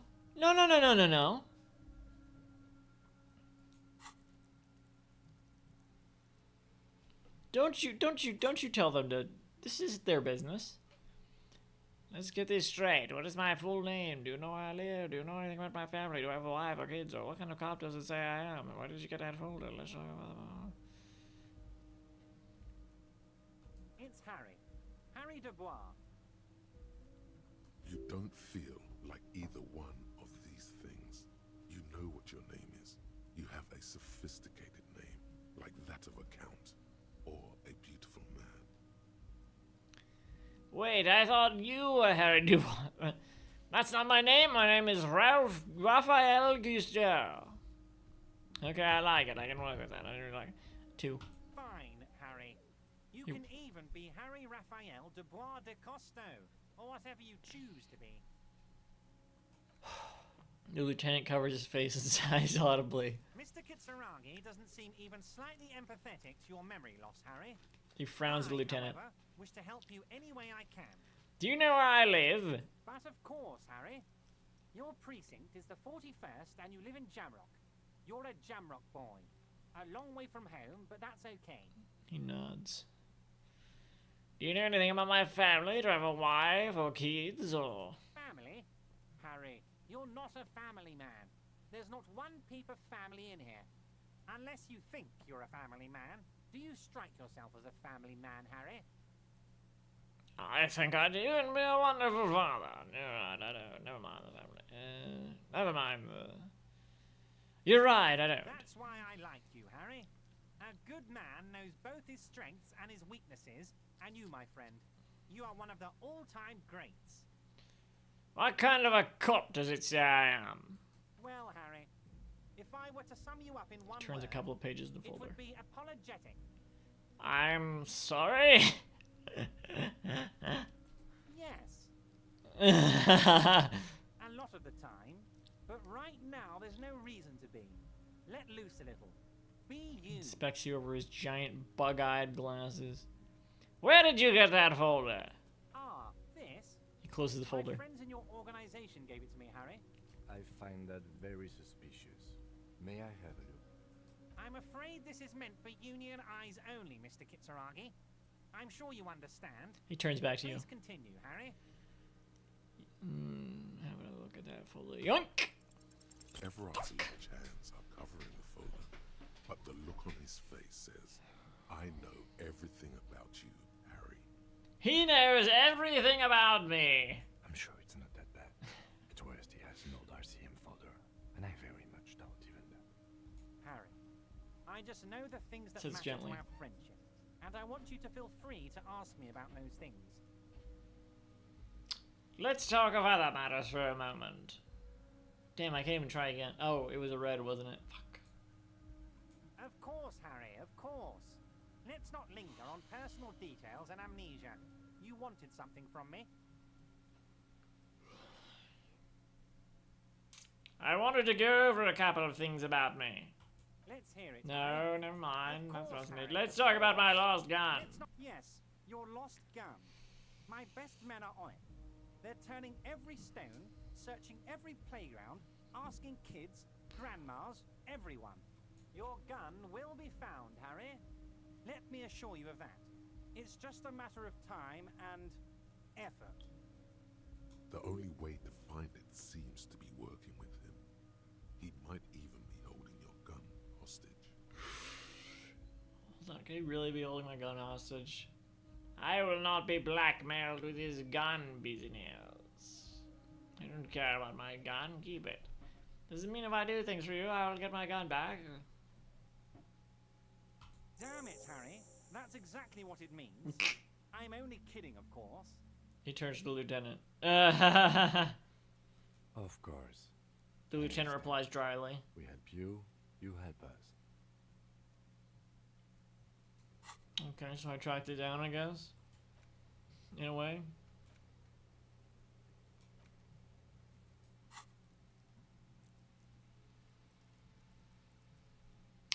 I can level up. Okay.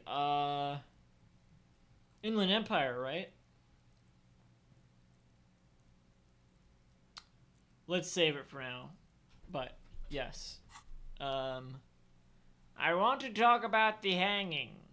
Oh, of course. That's your main thing here. That's why you're in Martinez. He nods. I know everything that goes on around here, and I would love to help, like I'm helping you with your lost gun. I mean, it's no secret that the lynching is connected to the strike. So much to talk about. Honestly, it's been weighing on me so heavily. I understand you need to interview me. I sense there's a but. Say nothing. But there's a thing that's been keeping me up at night. I want to talk about the hanging.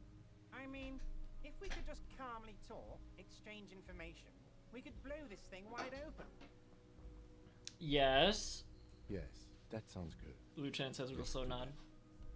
But I can't think straight with this thing weighing on me. You're police officers, aren't you? I have a crazy idea.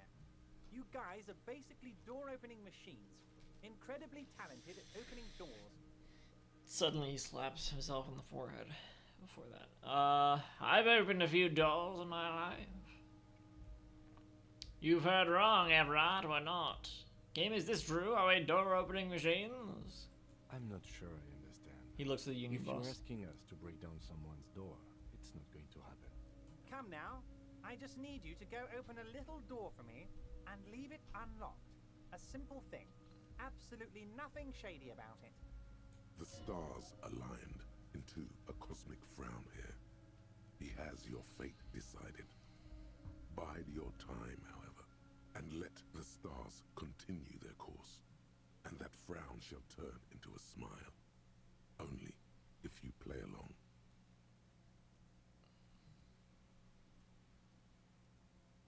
What are they saying? The stars aligned into a cosmic frown here. As your fate decided. Bide your time, however, and let the stars. If I play along. Why don't you just open it yourself? Whose door is it? I bet you don't even know anything about the hanging. Damn it, fine, I'll look into it. We need to talk about that murder. To the desk. I can't accept this thing. Well, I gotta play along, so 4. Fantastic, my friend. Just let me know when it's done and we can take our friendship to the next level. You can get the key from Manana. He's down by the gates. Manana's like a free agent in the Union. Special operations. Hardened socialist. A real free thinker, too. He'll tell you precisely where the door is. One last thing, Harry. He smiles, obviously satisfied with how well he planned it all out. Just open the door. You don't need to go in or anything. I just want that weasel to come home and see the unlocked door. Everard, I'm going to leave now, but we might talk again later. Wait. You need this to get in and out through the gate. He leans, reaches into his drawer and pulls out a plastic card. Thanks. I was wondering how I was supposed to get out. Great, I wouldn't want to get stuck in here. Here, you're one of us now. A real red and white Union man. Take care, Harry. Is the Union the bad? The bad? Hey, so we've been monitoring you internally, and now we know your combo type. What?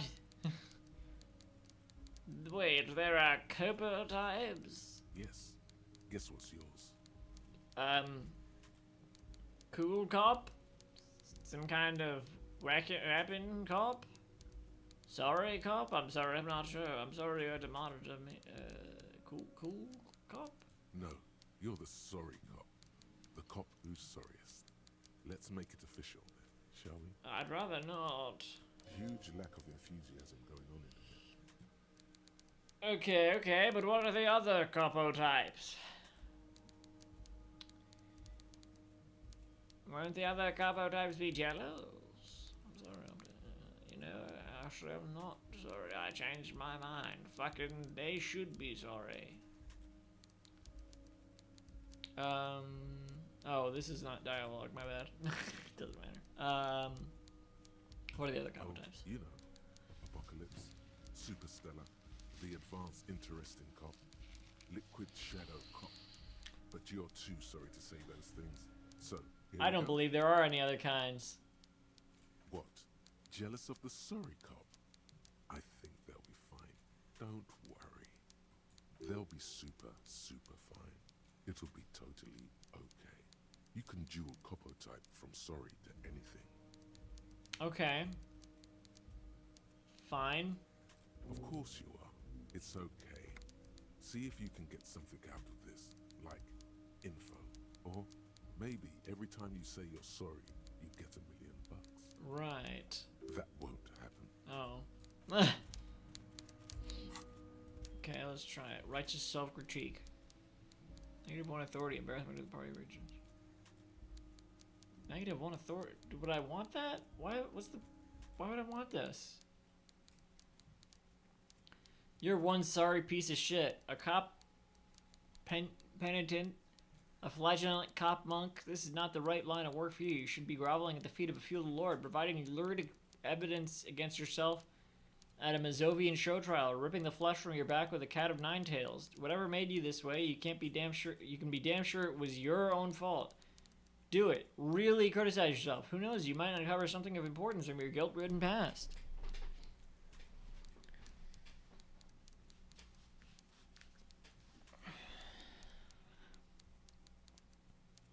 -1 authority. Why would I want this?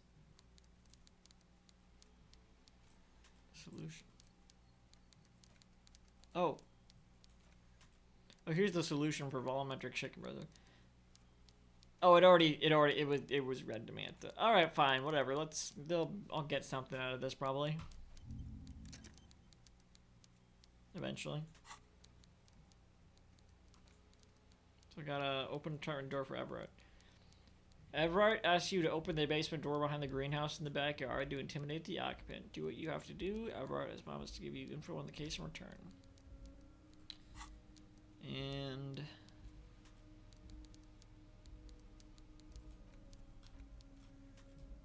I mean, I see. It was one of the. It's one of the keys here. Is where it is. Yeah. Okay, what's back here then? Nothing. All right, fine. Let's go. Oh, okay. Wait.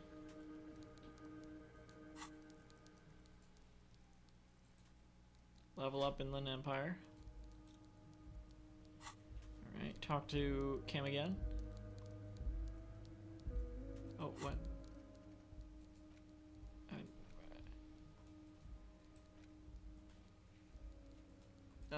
Yes, right. Let's... So...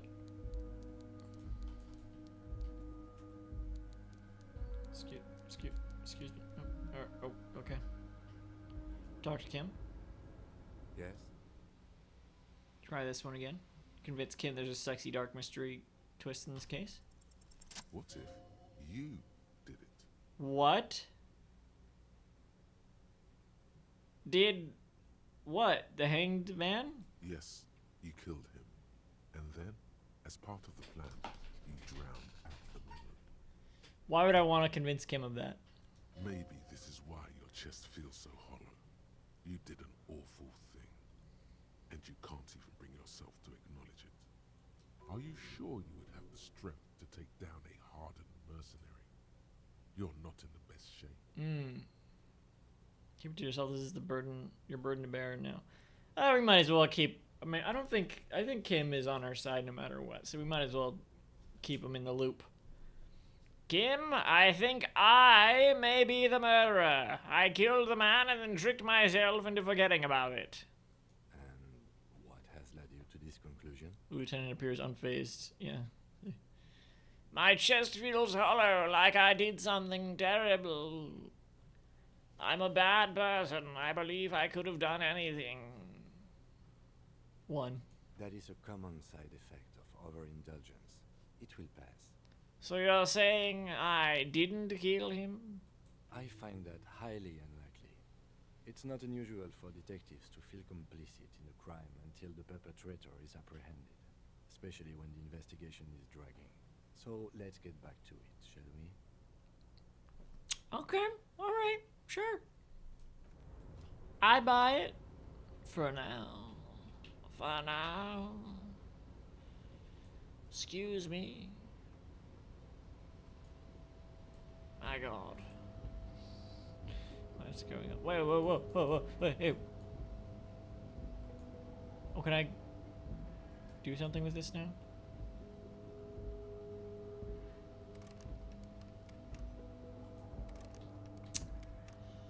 It's something.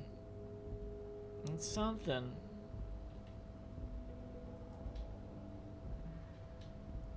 Why can't I fucking run?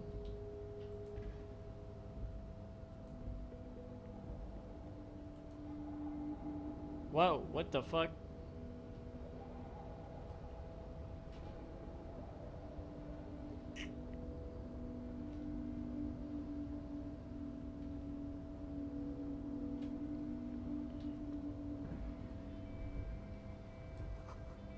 Kvalsund means whale fjord in Arden.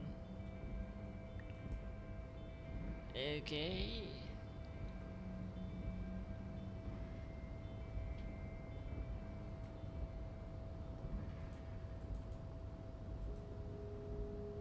Can you run? God damn.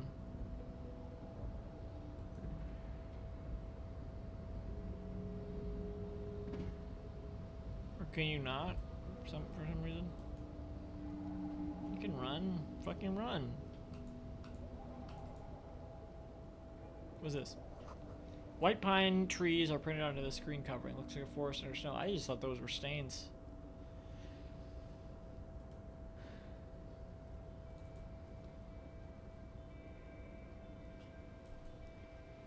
What's this way? This is the night watchman's booth. The name on the door reads, Rene Arnaud. Kim, I'm gonna take a quick look inside. Search the booth. If you must. But please hurry. Lieutenant looks around. Nothing incriminating catches your eye. The cabinets are clean and their sparse contents meticulously organized. There's a framed photograph on the table. Take it, why not? It's a black and white photo of a young couple out in a street fair. The man is young, dark-skinned, and dressed in a Royal Carabinier uniform. The girl is smiling playfully at the camera. Why did you take that? The lieutenant asked, glancing at the photo. Something about this man piques my interest. I think this can be a side thing. I'm a cop. It's instinctual to collect evidence. I'm making an artistic photo collage scheme. One. Fine. But He nods. move. I don't want to be seen snooping around here. Okay. Let me look again. This is the night. Okay, goodbye. At least 3 packs worth of cigarette butts. numerous empty bottles of Commodore Red and potent Pilsner. Okay, let's look at that picture.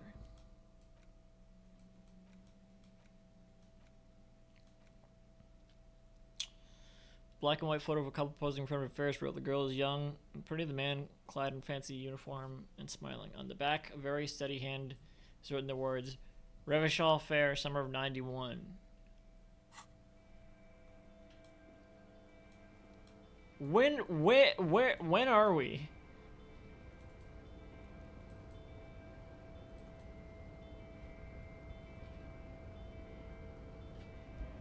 Shift.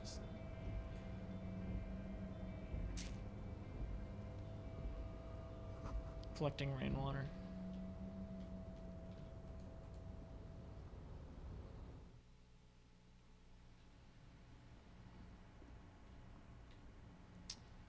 Is there anything else in here we need to... No. Well, let's... Excuse me. Let's look at this again, just in case.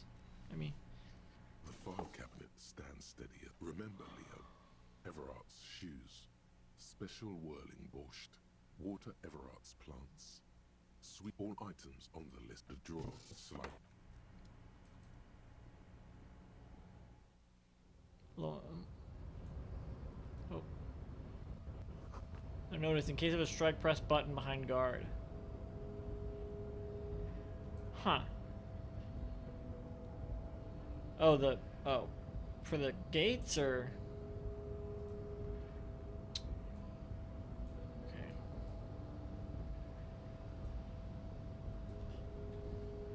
We're nowhere near where we went in. Yeah, we're over here now. Oh, hang on. We can look at all this stuff later. Well, I'll look at this at least. What's this? It says Gray. The Greater Revachol Industrial Harbor.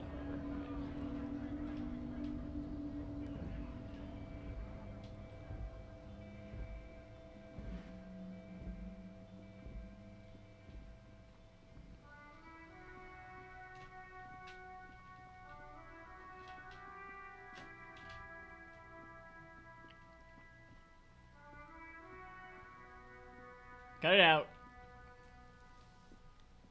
The man before you is naked, but for a pair of Let's try this again. and white boots. I'm gone. They talked.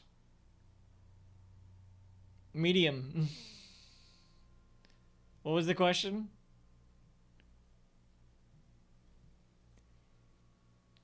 We asked who they are. They're gone.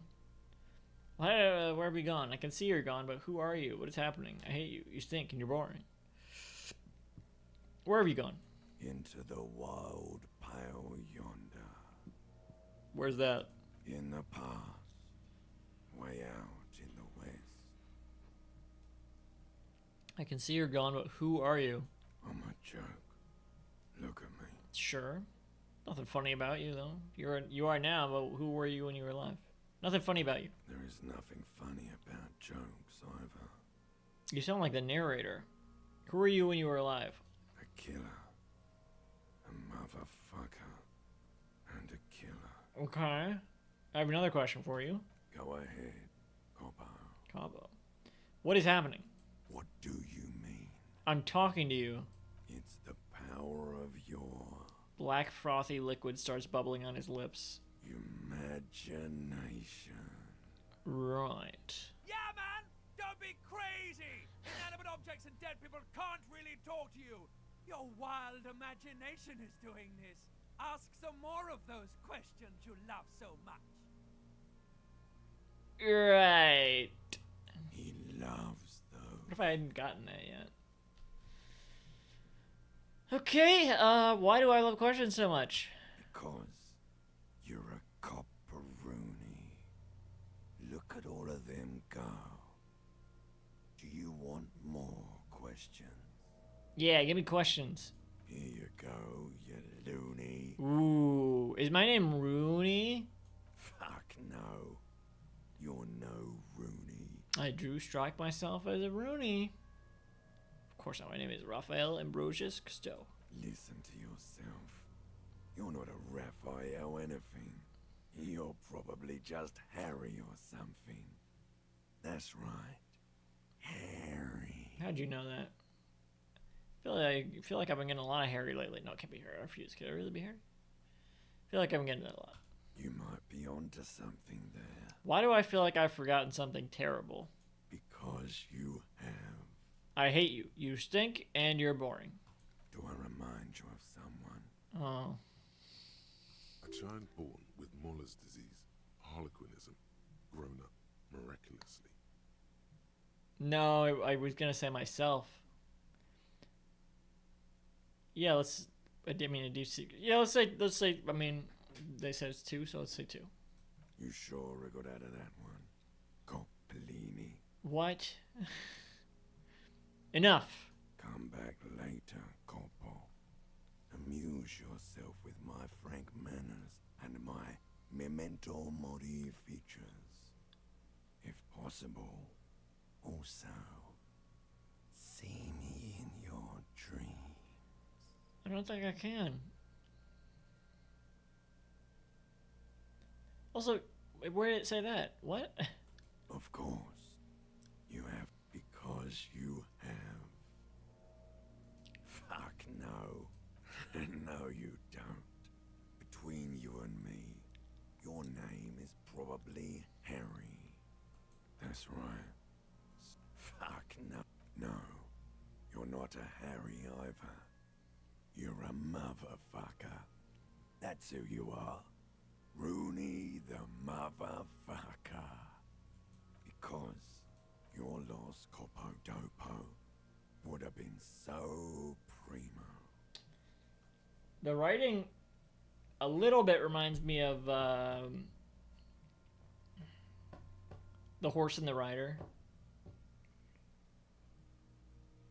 Fuck no. You're no Rooney. Listen to yourself. Good for you. Fuck no. Listen to you. You can be anything you want, brother Coppo. Because coming right up, Copper Rooney. Oh, I got more questions. He's getting upbeat now. Who killed you? Love did me in, brother Coppo. It was love all along. Can you ask me a question? Sure, Lobo. Lobo? I can ask you a question. Why are you doing this? What? Looking at my face, motionless, looking into my eyes, standing here. Why are you investigating my murder? Don't have anything else to do. This is case all I have. I am all you have. Then you truly lost it all, brother. Let the world drag it all away from you. And what it left, you pissed away. And here we are. Sure, looking at my face. Because he told me to, nod toward Kim. You're a lying sack of shit, Coppo. You're doing this because there is nothing else to do. Everything else is over. It's just me now. So what? Better than what I was doing before. Sure, Lobo. Looking at What's so bad about this? Maybe this will lead to something? Something indescribable, unforeseen, miraculous? The clown lips on the corpse appear to smile. The face rotates before you slowly. Something is on its way. Something hidden. It's coming. A miracle from the northwest, and it's almost here. You can feel it in the air, on your hands. The cold spring air smoothing them over. Huh. Well, I got experience from that. Back later, Coppo. No, I'm good. Amuse yourself I'm good. with my frank manners and my memento mori features. I'm good. I'm good. If possible. Nope. Also. Nope. See me in your dreams. Nope. Yep, the preliminary examination is done. Let's get him down from there. The steel reinforced belt presents a unique challenge. I brought chain cutters, but I don't see a good angle of approach to the belt. God, we gotta give him to the kid, don't we?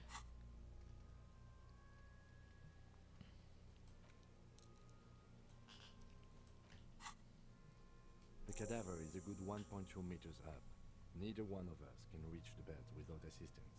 And even if we do, there's the question of cutting the airship's strength material. Can someone else do it? Someone else? You mean like the police? He pauses. Right. Yes, exactly. Call the police. Someone already did. You know who came? We did. Because we have made bad life decisions. Yeah, okay. Yeah. I know it's hard, but I assure you, the others won't come to help us. And we have a growing sanitary concern here. We need to get him down, fast. We could saw the branch. Climb up there and saw the branch? Yeah, it seems dangerous. There has to be a less risky way, with less falling down of trees. Seems like a lot of hassle. Let's not do it. We are not getting him down already. Not getting him down is a task that's already accomplished. Sadly, it's not our job to keep him up there, but to get him down. Maybe we could shoot him down. Yeah!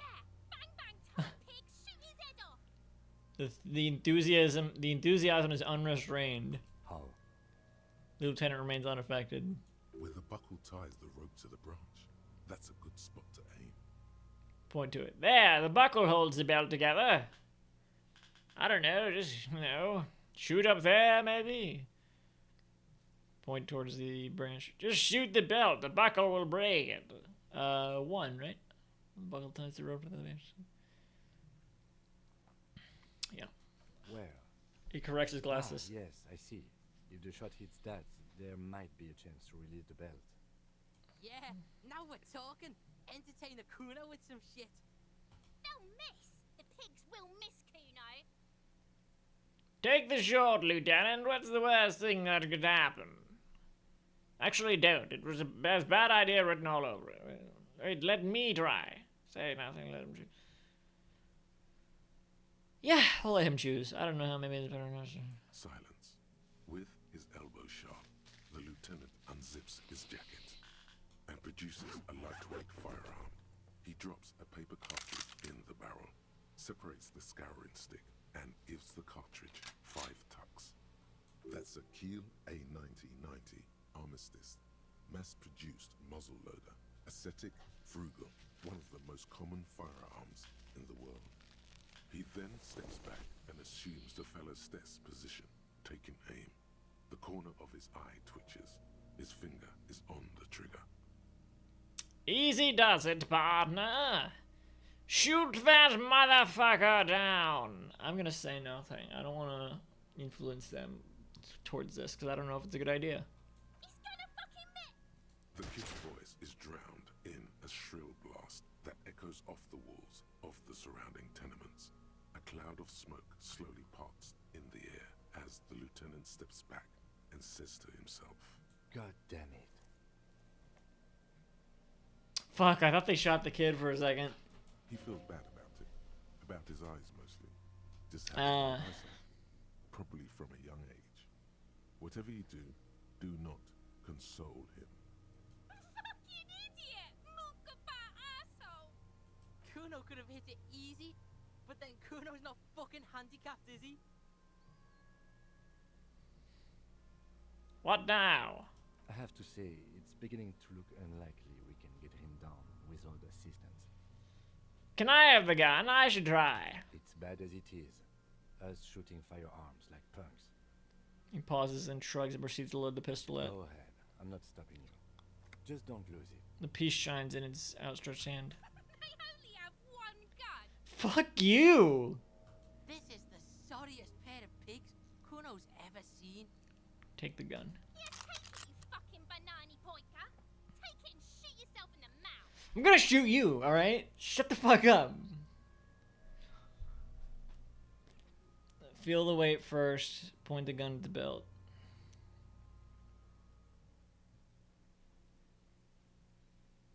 I'll feel the weight first. The cold piece of bakelite and gunmetal is surprisingly light.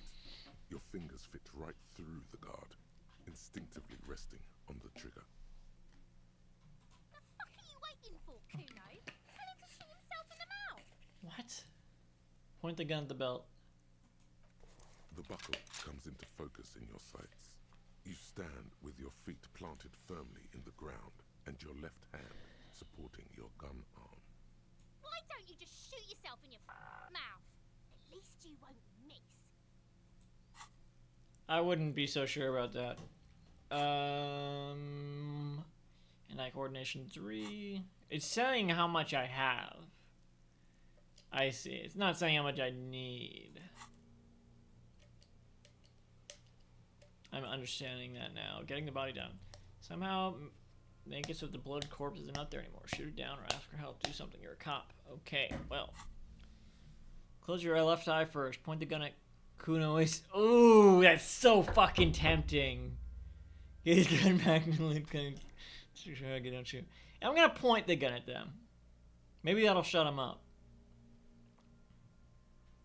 Yeah. Do it! Set me free! Alright, that did not shut him up. Uh-oh. You feel as though it would be dangerous to set this creature free to roam about. That's a funny reason not to do it. Don't. You feel the lieutenant's hand on your shoulder. Do it! She's ripping her blazer open to bare her chest. Oh my god, no, I'm not gonna do it. I'm not gonna fucking do it. Fuck you, little shit! I'm gonna point the gun at them. I'm not... Intense shit, copper. Yeah. Could waved his gun. It wasn't intense, it was pathetic. She pants, breathless with excitement. What is wrong with these fucking kids? Okay. Shut up! Yeah, whatever, let's say it. Or what? You gonna fuck me? You wanna fuck me, pig? Is that what this is about? I hate this. Her voice is almost a whisper now.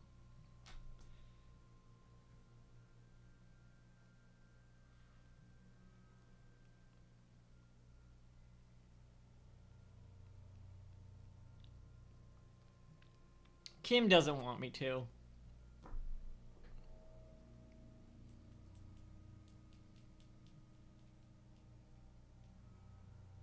I feel like Kuno's even worse. Why can't we point the gun at them?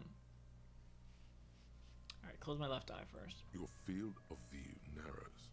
The branch slowly moves, becoming entirely two-dimensional.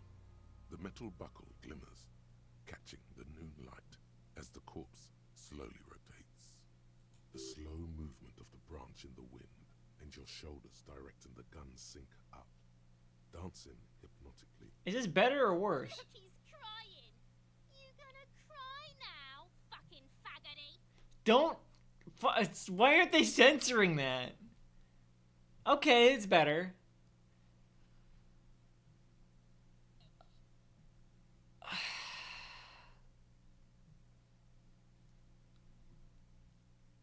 You know... fucking put it to heads or tails, honestly. Heads, I fucking shoot the buckle. Tails, I shoot the kid. They want me to do it. Heads, I shoot the buckle. Tails, I shoot the kid. Alright, it's heads. It's heads. It's heads.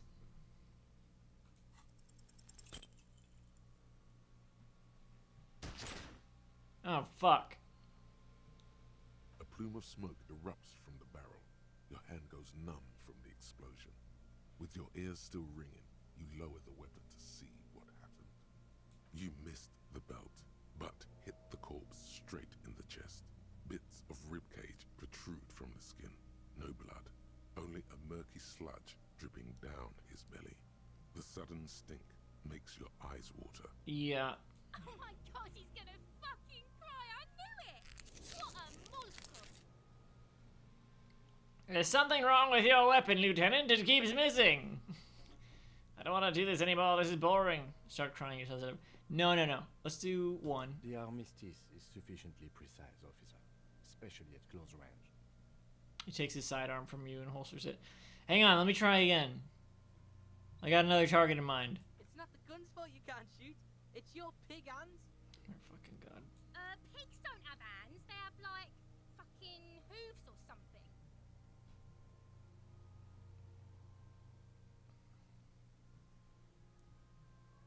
Yeah. Kuno has hands. Kuno can shoot that shit down for you. He displays little fingers. No, Kuno, if I can't shoot him down, no one will. Lieutenant, we shouldn't trust Kuno with your service weapon. He says he can shoot it down. That's preposterous. We're not giving you the gun, kid. No, I'm not fucking giving it. No. Maybe they'll shoot their friend, though. That could be interesting. Alright, gonna do heads or tails, 1 or 2.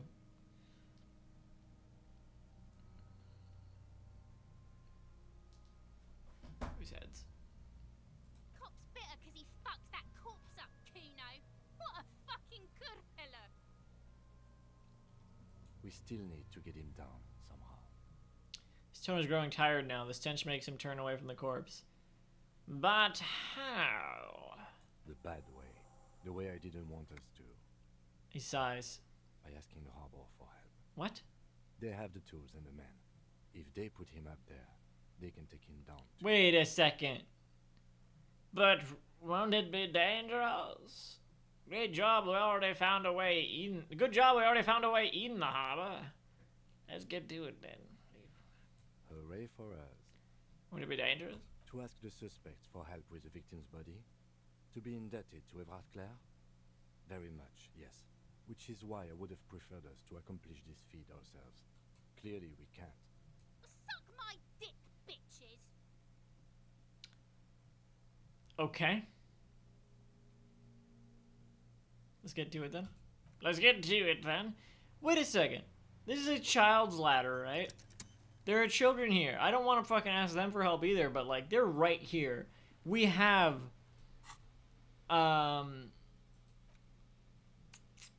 chain cutters. Like just what? Fucking give it to them.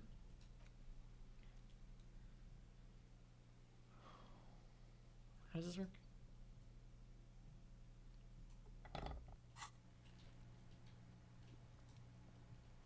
So you tried to kill Kuno's girl? What's up with that? You want to talk about it? But I didn't try to shoot her, I just aimed at her. I'm sorry about that, I got carried away. I think we've all moved past that by now, Kuno. Not all of us. Acts like that stick with you for a while. The lieutenant chick said, "Oh fuck, I'm sorry, Kim. Now I should have shot." No one's moving anywhere. Do this shit again, and Kuno's gonna climb in. Kim, you fucking see how they're acting, though. I didn't do it. I was just fucking antagonizing them. Come on now.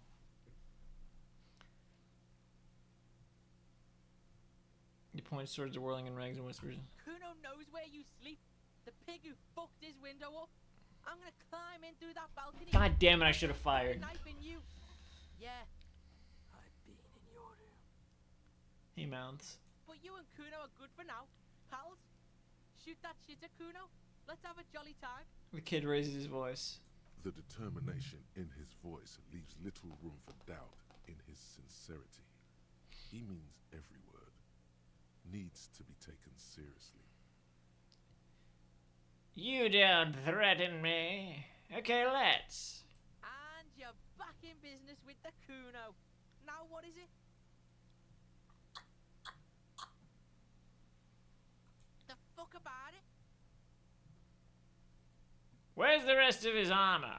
Kuno doesn't give a shit about the armor. How come? Kuno's fuckgimp's got one big thing wrong with him. He's a fucking mutant. A mutant? Look at him. Fucking growth Points to the hormone body. shit. He's a giant. The armor's too big for any man. Kuno doesn't give a shit about that freak armor. Kuno threw that shit away. He drills his temples with his fingers in some strange, aggressive gesture. What do you mean you threw it away? Kuno tried to get the helmet on. It was too big. He performed a kick off on the imaginary helmet. Kuno kicked that shit in the sea, rugby style. That shit means nothing to Kuno. You threw it in the sea? Yeah, that shit means nothing to Kuno. He repeats. Kuno doesn't give a shit about material shit. Kuno's a fucking monk. Right. You wanna fuck on someone about that armor? Go fuck the mustached union fuck. The jolly troubadour shit at the gates.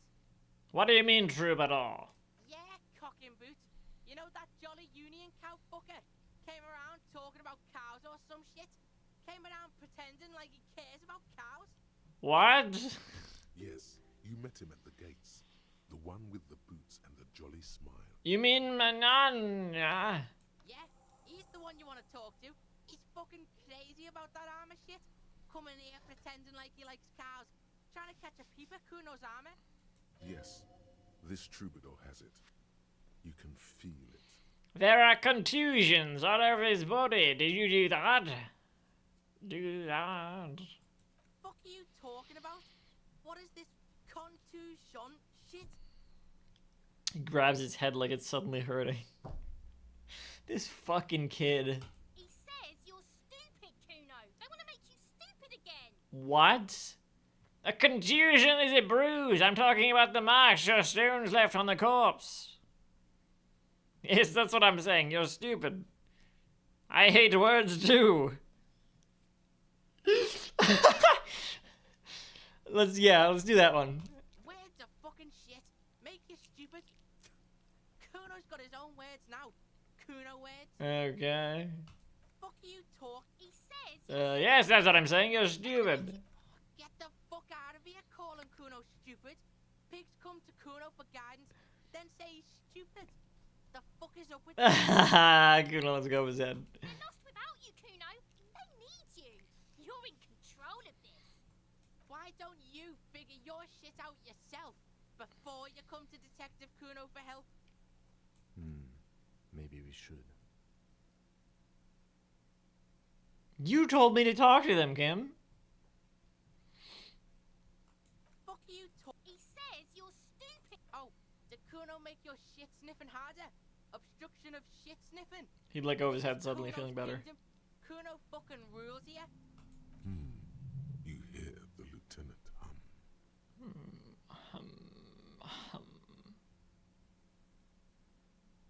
Probably climbed. Kuno was. You heard Kuno? I don't know. Mesco. There is no Night City anywhere. That sounds like. Where is Night City? Kuno gives this info out on a need-to-know basis, and you don't need to know.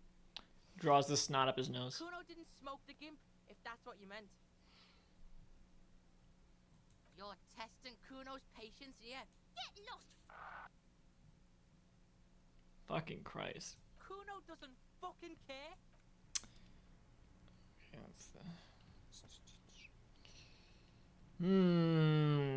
Hey. I should be able to fucking. The man before you is naked. Whatever. Go to the harbor gates. Ask the Jolly Mask what's the armor. Ask the harbor and ask the harbor and ask the. Okay. Okay. Alright. I'm trying to wrap things up here, obviously, because we've been going for 7 hours. The body seems like, the main first thing. So I was like, let's do that. But, where's that basement door they're talking about?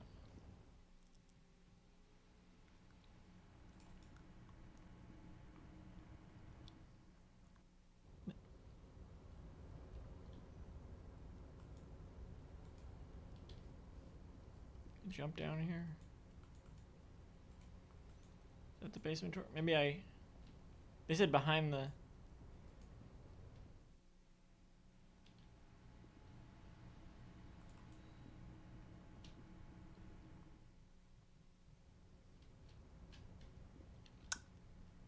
Okay, how do I get back there? Behind the greenhouse. Fine.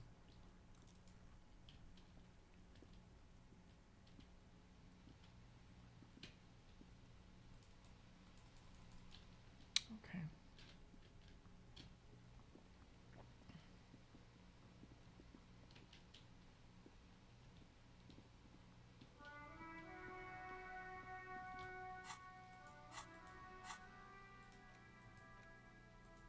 Oh, giant technology check. Oh, 20 by.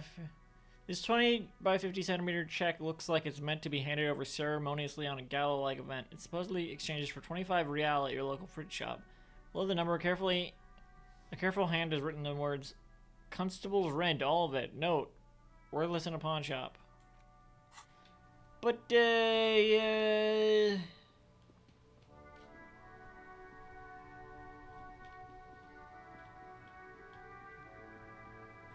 This is practically real time. I think this is just like, I think the days in this are just only double speed. Okay, so we gotta walk by. No, how the fuck do I get over to that other place? Let's talk to them. So, how'd you like our harbor? It was nice enough. It's but a rest area on the path leading across open plains. He notes solemnly, then turns to you, a wide smile adorning his face. Right. You talk to the boss, eye to eye, like men of the plain. If you have any more questions, I'm set to talk. Everett said you have a key to a door. A key, huh? He runs his fingers through his mustache. What door is this key supposed to open?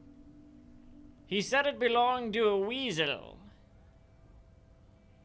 Oh, say no more. I got you. He taps the side of his nose with a little wink. I got that key right here. And let me tell you, it's mighty good of you to help us out during the strike. Working class solidarity, as they say. I saw an opportunity and I took it. I'm a hustle grinder.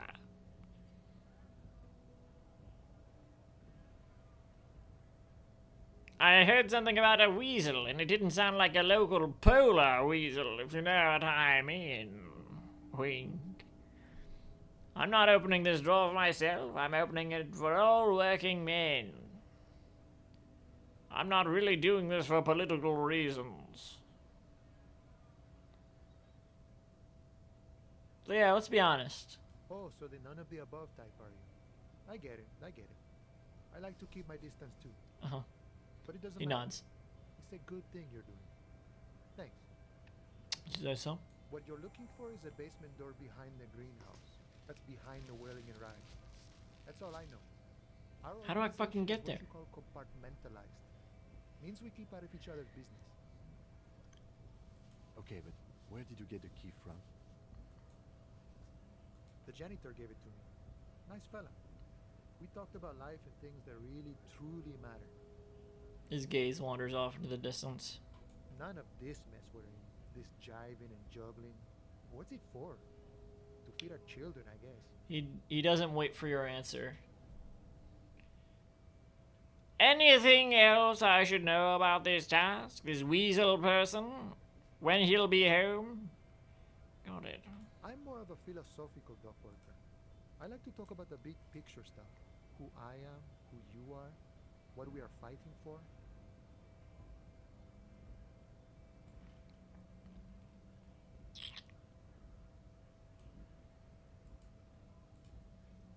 Who he is and what they're fighting for. This is interesting. Why are you striking? We're negotiating our share. Your share? Aye. He seems pleased with himself. Wait, so not wages or pensions or... This stuff, they already covered. Shouldn't you be grateful then? It's a lot more than most people here have. At least you got the benefit, that's something. However much you feed the wolf. Whatever that means. The wolf always wants more. I like wolves. How large a share would you like? All of it. However, right now we want all the harbor workers to be on the company's board, so they could take part in the decision-making process. Are you a communist? No. He pauses, thinks for a I don't moment. think I'm a communist. Seeing something of value and saying I want it all to myself is a much older and simpler notion. No science to it at all. Even a weak child can think it. The only things holding someone back are I can't and I shouldn't. Right on, brother. You shouldn't take what's not yours. Cool, I don't have anything to add to that. Yeah, that sounds about right. The above kind of man. No harm in being that. The boss man, Everard. What can you tell me about him? I think it's best you make up your own mind now that you've met him.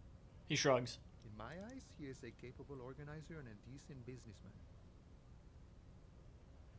What does bossing the union entail anyway? I guess you kind of get to be the village chief.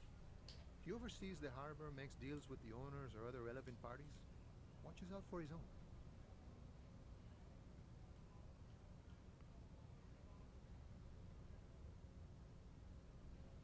Why is it call me mañana and not just mañana? Whatever. By that, you mean corruption? By heavens, why would he not be corrupt? We live in a harsh and disordered world, see? And in this world, the old man is corrupt for our benefit, and we know it. Appreciate it even. He is, personally, not too lavish.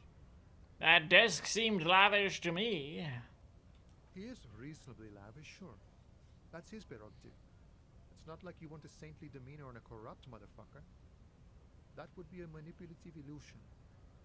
Besides, there are no non-corrupt systems in the world anyway. And moralism is the most corrupt of them all. I cannot follow any of this. I think it's best you make up your own mind now that you've met him. He's probably in his container at the harbor. So head right on in there.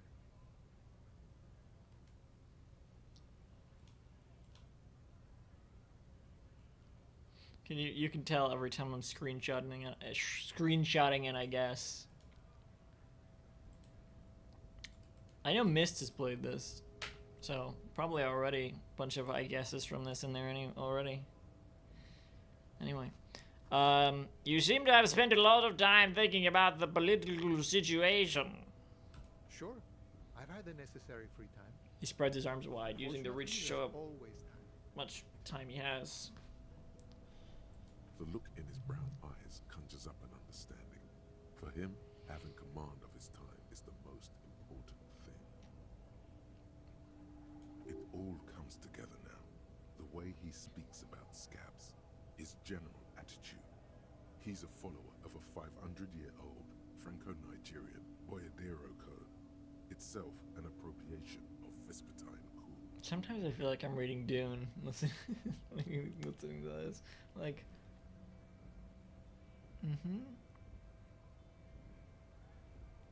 That of a noble peasant or a traveling herdsman. True to yourself, independent in your actions, loyal to your friends. Maybe I am a boyadero. Doesn't sound that cool. Sounds antiquated, obsolete, passe. It's not disco. Ooh, disco. The man sits on the railing, his hands reaching far and wide. Yet it feels as if he could effortlessly go even wider, if need be. An endless torrent of time. Kuno told me you were supposed to know about the Ara. The little boy He smiles. had his promise. His promise? To get me into trouble. To sick the pigs on me. Pardon the choice of words. Not mine. What happened? I was asked to look into that armor situation. Official union probe, you know. Track it down, see who took it. Did you? At first I thought, why not? Maybe the pieces can feed the strike. Buy us a few more days under the sun, you know? So I went to this boy. He said he'll make me his prison bitch. He's got eyes everywhere and the cops in his pocket and he's the king of Jamrock. Jamrock? Jamrock? Sounds familiar. Serves me right for doing menial footwork. I dropped that probe right then and there, and it still got me into trouble. He smiles. One bad move is all it takes. So Kuno used us to what? Scare you? The probe into the armor. What did you learn? Scare you? It's a minor nuisance. It's all good. He contemplates taking a swig from his flask. Probe into the armor. What did you learn? I learned that people don't want to talk to a drunk union man about some armor. Right. What else? Not much. Technical stuff mostly. That was the interesting part. What sort of technical stuff? I did some research into this armadura. Let's say I have friends at the library. He explains with a dry smile. Material science, just how it comes off. How does it come off? In parts. 4 in total. The helmet was the first to go. The kid says he tore it off and kicked it into the sea. I believe it. The boots were still on the guy last I saw. Too hard to remove. So, as I count, there are 2 parts missing. The gauntlets and the cuirass. This is where I left off. Too much hassle. More like a job for some militia. Hold up, 4 pieces. Helmet, cuirass, gauntlets, boots. What about the leggings? Oh, they're just gone. They don't exist anymore, if they ever did at all. He gives you a jolly shrug. I did. I'm going to find 1 piece of it. 1 is enough. Nice and balanced. The lieutenant Some nods. junior officers can take care of the rest. Smart choice. It's only that one spot you need armor too. The one the bullet hit. What? Good luck if you go for those boots though.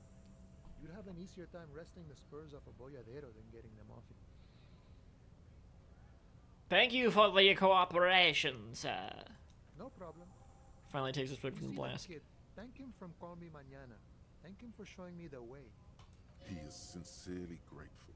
He is not tracking down pieces of armor right now. Any idea who killed the hanged man? The mercenary, eh? He shrugs. Who could have killed him? That's indeed the question. Why even do such a thing? He shakes his head solemnly. The merc was hanged with a very specific type of a cargo belt, one often used in heavy transport areas, for example, harbors. What a thought. Why would He's noble Scott's looking resort shocked. to such a thing? Unless they were pushed, of course. Pushed how? Your dead guy was an enemy combatant. Hold up, what does that mean? He was an agent of the opposition, attempting to undermine our honorable efforts. Did you kill him? I ain't the murdering type, but that's just me. Large organizations like our union have all sorts of men, with all sorts of skills. Something tells me this whole thing is a red herring. Understood. The lieutenant takes a note. Still, thank you. No problem. I wish the best to you in your search. Sure, I'm glad it's not my search. Takes a sip from his flask. The mercenary, eh? The harbor is a prime area of suspicion. In your opinion, are the dock workers involved in the killing? What a thought. Why would noble workers resort to such a thing? Well, Scott's looking shocked. Okay, yeah. Was an enemy combatant. I ain't the murdering type. Understood. No problem. How the fuck do I get down there? I want to get in there before I talk to fucking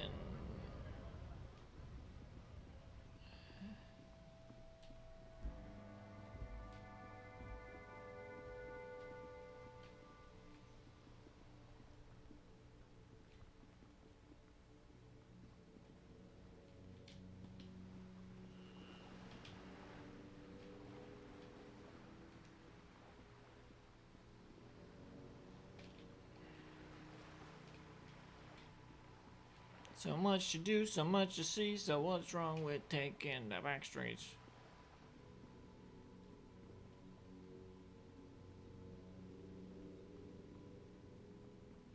There's something else we had to call in, right? But, I mean, we should finish up with the body first. That's my goal. Finish up with the body and then call in whatever we need to do to call in. How the fuck do I get to that fucking area behind the greenhouse? I don't understand.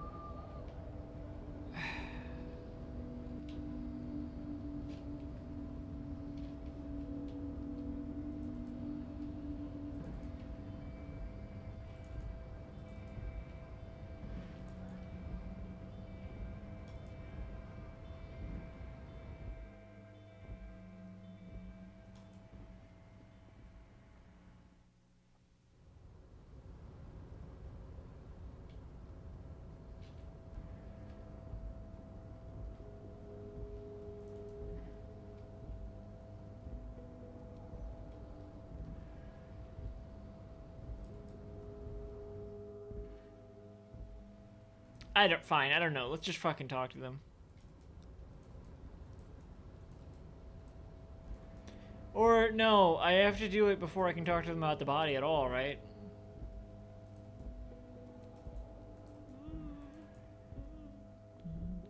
What? All those empty wine bottles and cigarette butts on the ground. Someone partied really, really hard here. Wait, how hard? Well, they went through 6 bottles of potent Pilsner, 3 bottles of Commodore Red, and almost 4 packs of cigarettes. It must have been pretty hard. Did I do this? Did I do this? Well, yes, I think we can say with relative confidence that it was you. The lieutenant looks at you than the bottles. Ooh. Ah.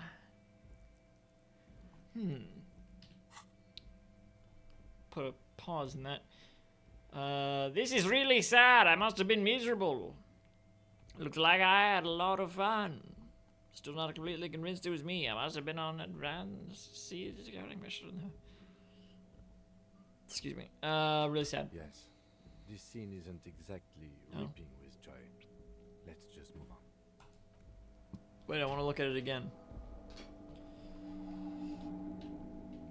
Yeah, whatever. Wait, where do I go? I went the wrong way.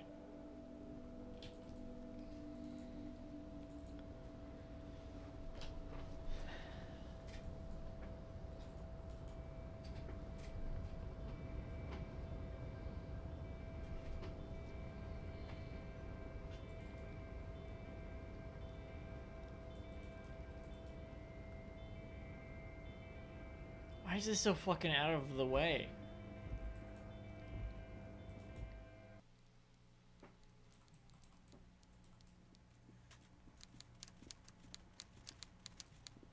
Mr. Dubois, a pleasure as always. Could you help me get a dead body down from a tree? Since you've already sat on that chair.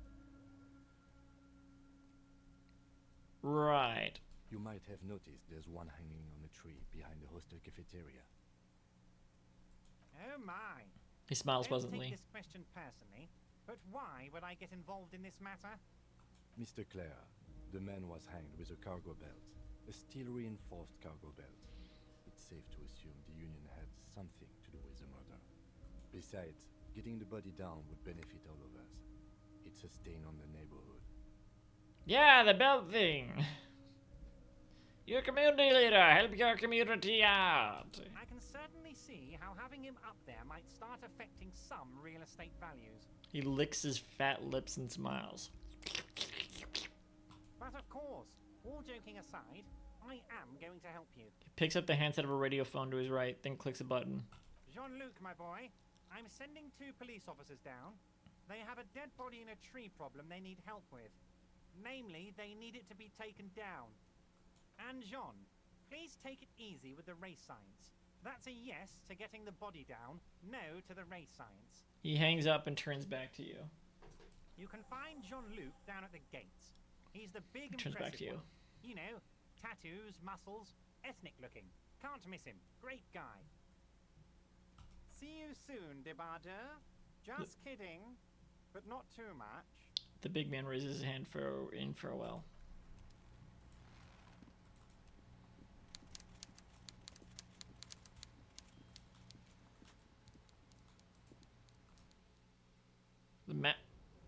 I never have time to read that shit. I guess I should be thankful that my game runs so smoothly.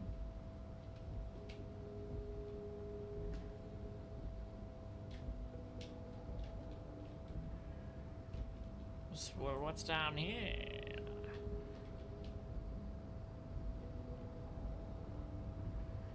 The fuck? What is down here?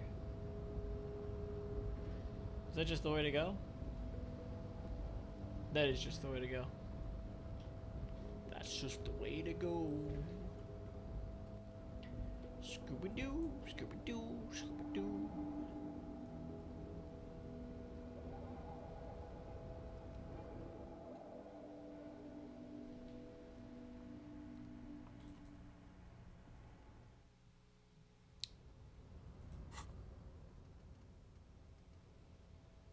Go to measure head on the gates and ask him to get the body down.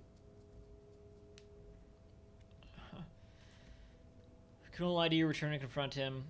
Open apartment door forever. You have the key. The door's behind the greenhouse in the yard, a basement door.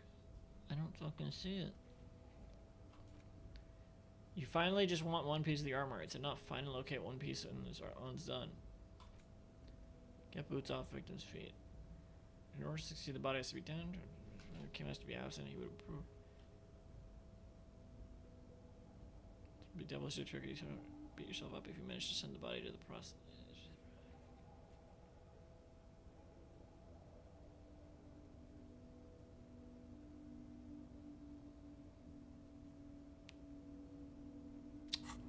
How do I remove Kim from this situation anyway?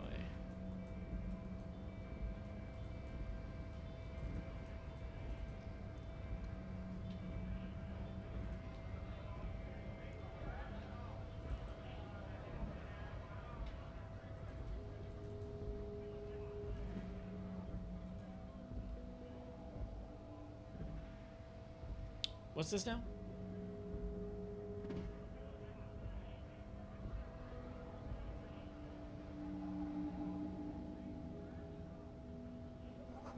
The lorries probably stored fuel here. Now they store booze. Okay, gross.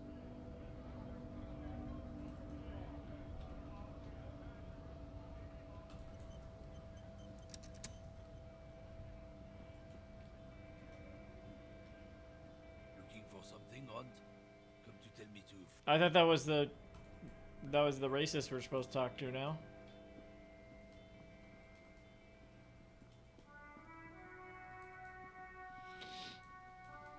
Even this music is sort of Deponia-esque as well.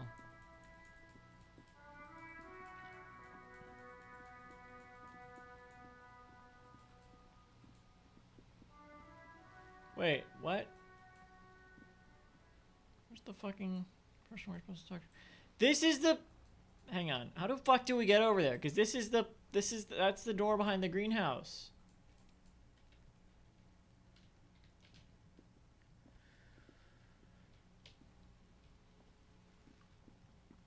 Am I missing a doorway?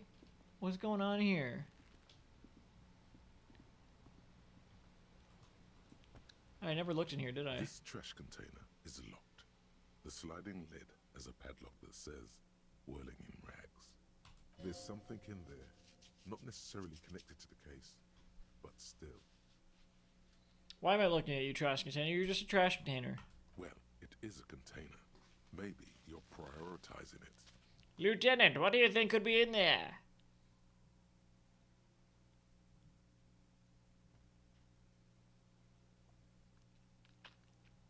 I'll ask him.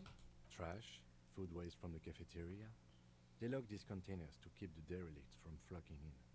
Could be evidence too. Yes, I feel like there's something in there. Seems like a reasonable assumption. Then we should open it immediately. He leans in to inspect the lock. How do we get the lock open? We could try using a pry bar. The one you took from my motor carriage. Or, Lieutenant? Or we could ask for a key from the manager of the Whirling in Rags. He probably has one.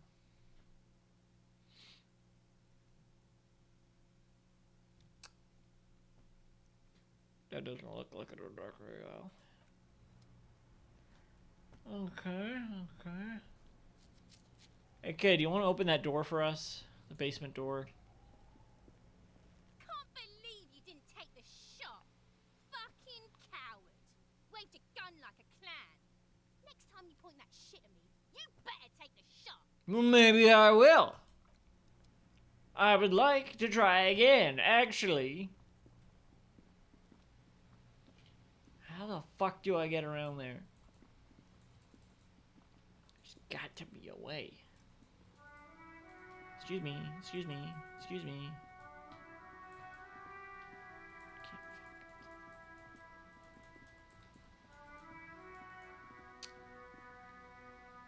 don't want to go in there. And this is just a dead end, right?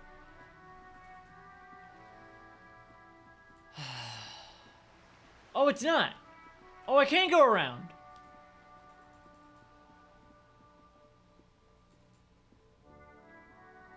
Right, can I?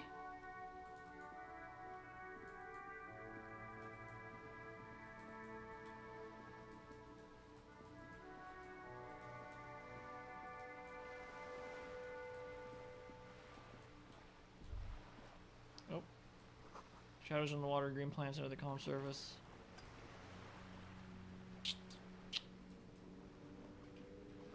I'm not trying to look at any of this stuff right now.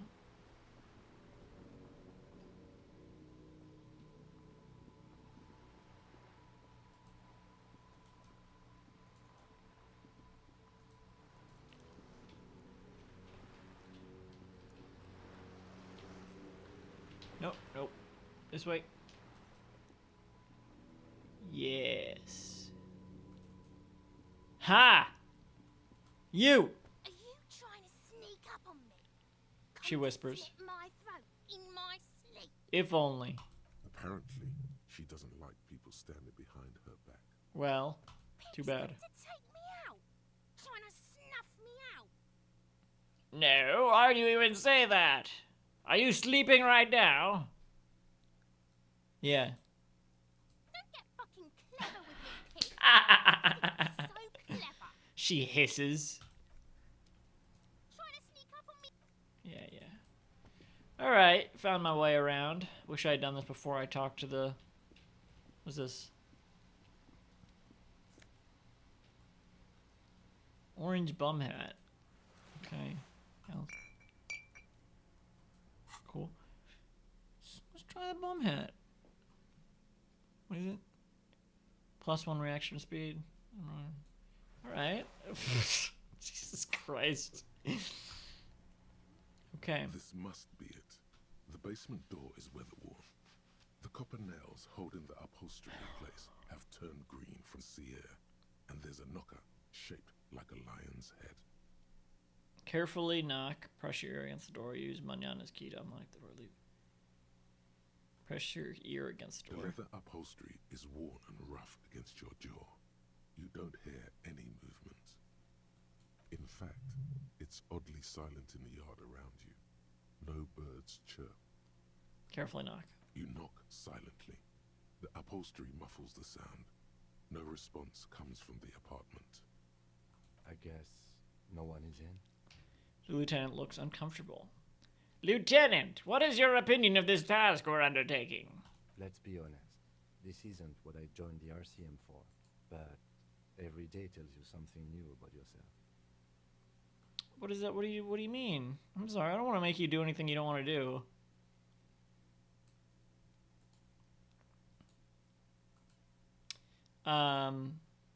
The lieutenant replies, still inspecting the padded door.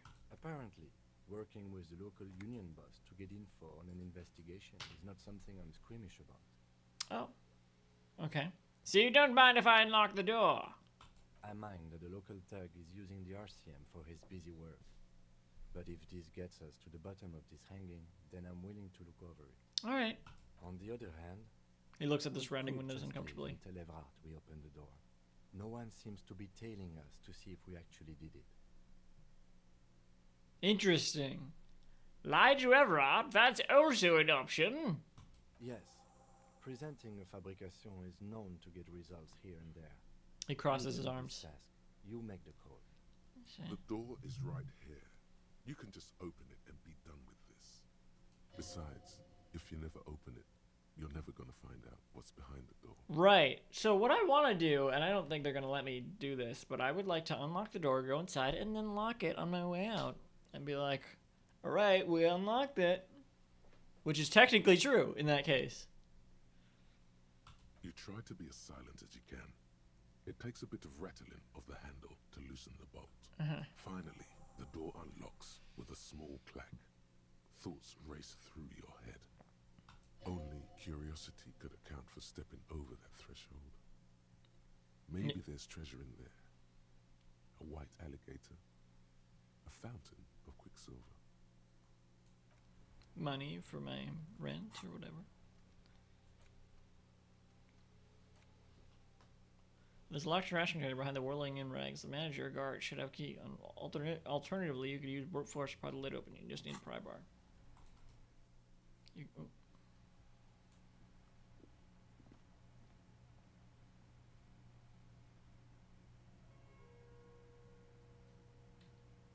What's this?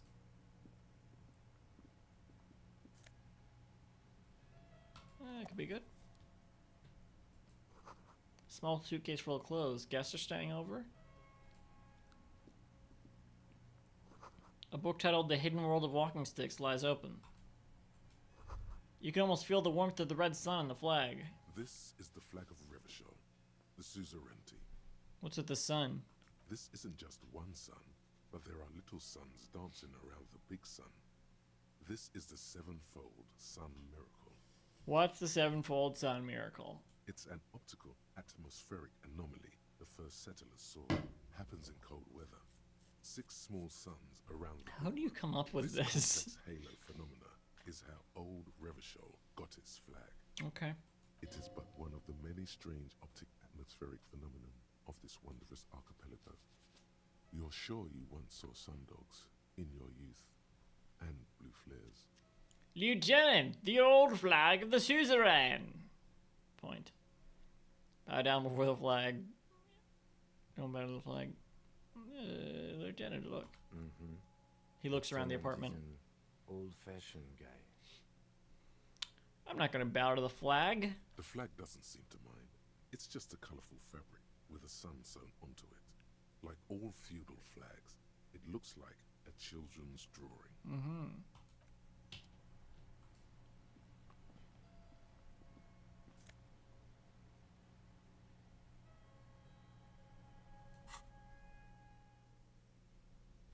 +1 conceptualization, -1 suggestion. +1 logic.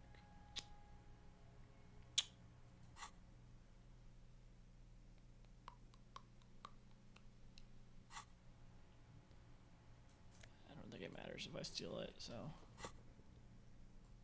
sure, why not?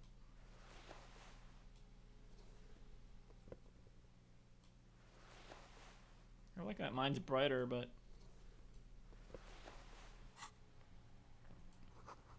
whoever lives here admires fair-haired fantasy heroes with big muscles. A row of mugs sits on the shelf. Each one depicts a human figure. A dark-skinned woman grinning amidst mysterious symbols. A broad-shouldered man shoveling potatoes, and others. Tap on the mugs. A little ring. Though cheerful, the images on the ceramic make you vaguely uncomfortable. I don't understand what it is. The images betray a lack of interest in human beings. They are merely unflattering caricatures. What do I mean, uncomfortable? The owner of these mugs doesn't like people of other ethnicities very much. Oh, well, a good thing we unlocked their door. Typical asshole. So what? They can think what they want. This is a free world. Thanks, good. No, I have no opinion on this. Typical asshole. This person is unhappy. The lieutenant picks up one of the mugs, then puts it back down with a look of disdain. Getting your fingerprints in here. I'm beginning to feel better about breaking into this man's apartment. Well, good. I'm glad. Move on from the mugs. Let's break them. A row of mugs sits.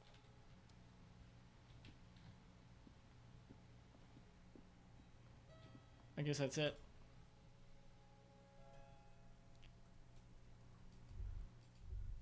But look, wait.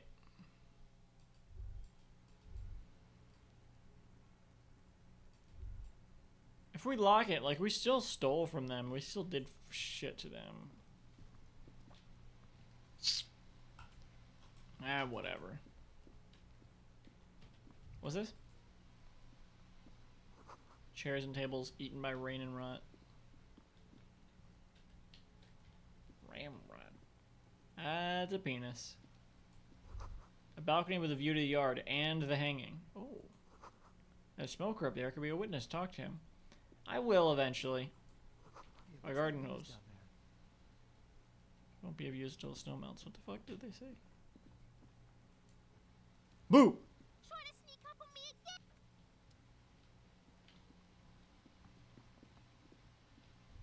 We'll go back here later. Try not to waste too much more time.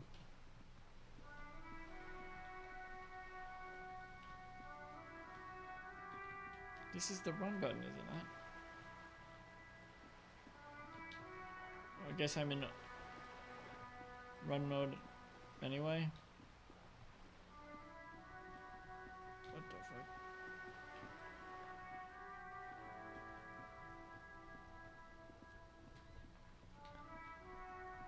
Not sure where that tattooed figure they're talking about is. Is this? It's really not them. Hello again, my man. Wait, yes. Hello again, my man. What's on your mind? One moment. So I wanted to talk to Kuno anyway, and then I wanted to talk to try to figure something out about them before. What was the thing I needed for them? Empathy? Fuck, does Kuno care? Yes, and I wanted to do that for the other one as well. So I'm gonna upgrade. That's the one I'm gonna level up right now. Empathy. Where is it? Here it is.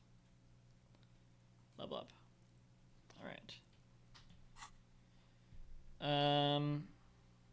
Figure out what's going on with this kid. Try again.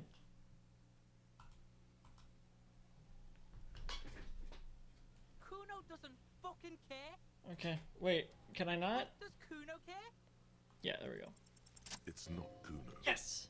It's Kuno S. Huh? What am I? What? Interesting. How? Kuno S is by far the worst of the two. Kuno has no problem being near you, but the other hides behind the fence, afraid for her life, like she's done something very bad. Wait. What are you talking about? Did Kuno S kill them? She came up with that psychopathic scheme of screaming for help before. Kuno just wanted to talk to you about his name. Kuno S was the one who wound him up and directed him. Also, Kuno hasn't stopped talking to you, even enjoys it from time to time. When you talk to the other one, it's like talking to a cornered animal. She only hisses and says murder was the case that they gave her. Murder was the case that they gave her? All in all, Kuno respects madness. You cannot hope to outdo her on that front. You must win yourself a few minutes with him alone. Act on it. Try and separate them. Kuno. Fuck you whispering about? He whispers back. He's whispering too. He's going with it. But watch what happens. Fuck you whispering about?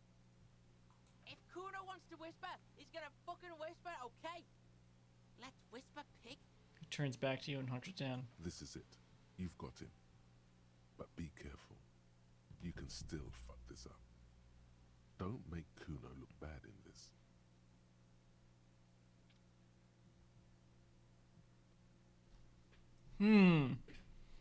Kuno, listen to me. She's trying to control you. We gotta get you out of here. What's up with her? She's terrifying, crazy scary. Phew, am I glad she's out of our hair. She's fucked up.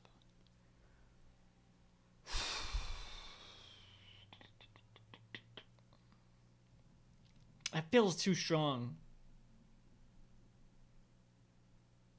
I'm gonna go with 2. Crazy? He whispers You don't know tensely. half of it. She's not crazy. She's insane, dangerous. She's smoked a man. She's done people in, probably even pigs. Stop talking to him! Kuno, I'm fucking warning you! You're gonna get us into shit! She understands what you're trying to do. Oh shit. Yo, see? Did Kuno not Pops tell his head ya? up. Kuno told ya. Kuno talks to whoever he wants. Talk, pig. Kuno's got it under control. He hunches down again. You did it. They're separated. He's even turned his back to her, so she can't read his lips. What do you mean she smoked someone? Kuno means she killed someone. That's right. She's a killer. Like, actually a killer. He stares at you intently. Really? Isn't she too small to overpower someone? Are you getting this? You think I'm fucking telling you a joke here? How hard do you think it is to kill a fat ass? Sweet talk him. Pokes you in the knife gut. him. Well, this person wasn't killed by a knife, so they're clearly not talking about the victim. She's probably killed a pig too. I mean, I'm pretty sure she has. I mean, you said you literally beheaded a pig. A pig. Come on, she hasn't killed police officers. Okay, I'm gonna accomplish she killed them. Forget Kuno said that. Kuno was just shitting. Kuno was just running his mouth. Kuno's stupid like that. He feels eyes in the back of his head and stops. A cop would be too large for her to overpower, but a determined child of her size can still kill the vulnerable, the elderly, the homeless. Fuck, I really should have shot him. Other children. The creature peers at you both from over the fence. There is something searching. I should have fucking shot this kid. Oh my god. I mean, Kim clearly doesn't approve, but... Kuno, do you think it's possible that she's killed other children? Kuno falls silent. He does not look at you when he replies. Kuno, that's what Kuno is starting to think, yeah. Oh my god. You think she has anything to do with the dead man? Yeah, she would have liked to fuck him up, but she didn't. Kuno wasn't around, and C was with Kuno. Where were you? Look, Kuno's gonna put you at ease. We didn't do it. Okay. He speaks the truth, my liege. Yes, thank you. You said she's insane? Yeah, she's psycho. He leans in even closer. None of that kiddie psycho. Cat Ben and shit. She does the real deal. Whoa. What's the real deal? Snuff radio shit. Believe me, pig, you don't want to know. What's that language she uses? I'm not saying that one. Fuck knows. She says it's the Song of Air people or some shit. What people? Crazy people. The fucking Nakis. I don't know. What are you? I thought you two were like... What? I don't know. Sounds boreal, like something from the tundra and tiger-covered Cutler, Isola. Far, far away from here. As far as possible, really. Okay. Do they have red-haired people there? You mean evil little red-haired people like her? Yes, they do. The Suruese have that ginger gene. Okay. Like Kuno. Kuno, could she be serious? Suruese? Like that man from Helmdall shit?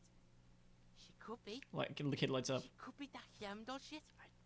Revelshot does have a small Suruese community. Or she climbed into a yakberry crate and was shipped over accidentally. The fuck? Is she your sister? No, clearly not at this point. Is she your sister? Fuck no, she's not my sister. She's just a stray who got in. Like a mad dog or some shit. Stray? Yeah, she was just there. He points at the apartment building behind the fence. What was that, Kuno? The little one twists her neck looking at the building. She was in the hallway, dripping wet. Kuno like a fucking shoe rack in the dark. Kuno flinches, then lowers his voice even more. Why was she dripping wet? Kuno's got no fucking idea. Her hair was all wet. I think she pissed on the floor too. She was there for 3 days, in the corner, every time Kuno went out. But they have your name, Kuno S? You said she got in. How? I don't know. Someone left the door open. Kuno comes home and she's sleeping under the desk, under the pile of clothes, like a dog. What about your parents? Kuno's dad doesn't give a shit. Doesn't even see her there, or thinks it's fucking Kuno. He points at himself. Kuno. Kuno S, two of a kind. Why is she called Kuno S then? And how do I know that? Kuno? Yeah, okay, fair enough. You don't know her name? No one knows her name. Kuno told you this shit was Psycho Killer. How are you dealing with all of this? How's Kuno dealing with this? Kuno's dealing with it just fine. He doesn't need you fucking with this, waving your gun, mad dog shit. Kuno remembers what you did there. Well, look, sounds like I was on the right track with that. Kuno's got this shit under control. He spits through the gap in his front teeth. She needs professional help. You can't do this alone. You need backup. I'm here for you. Okay, kid. I'll do 1. Listen. He points to his eyes in yours. Kuno's go-to. Kuno's protecting her. You fuck with C. You fuck with Kuno. You threaten her. You wave your gun around her one more time. Try to take it away. Then why'd you even fucking tell me all this? This is what it all comes down to. He needs you to take him seriously now. Okay. I'm going to kill you. I'll run when you put the cuffs on her. Sneak up on you later and fuck you up. You understand? The boy looks you in the eye. Black pupils trying to focus. Understood, Kuno. I can respect that. Who are you kidding, kid? You can't take down a man several times your size. You'll end up dead yourself. I don't think that'll end well. This is the first, like, this is an actual normally I'd be like, fuck you, Kuno. But, like, this is a real conversation I'm having. So I'm not going to even antagonize that. Understood. Alright, now we can do business. He wipes the sweat off his brow. Business. Yeah? What do you want? Kuno can hook you up with... He starts no longer whispering. Don't hook him up with shit, Kuno. See? Relax. He respects the Kuno. Kuno made him respect the Kuno. Sure, whatever. Kuno, you get all kinds of shit. He turns back to you. Kuno's gonna get you hooked on illegal narcotics if you run a little errand for the Kuno. Get you hooked, pig. Get his hook in you. Then Kuno gonna get you hooking for more. Cash in big style. Pig hooker. I just need you to cut that thing down. Well, we already talked to the That's right. Kuno's a candy store for pigs now. Get ready to be rewarded. Right. He concludes, spreading his hands like a baker presenting a selection of freshly baked pastries. I talked to Manana about the armor. So?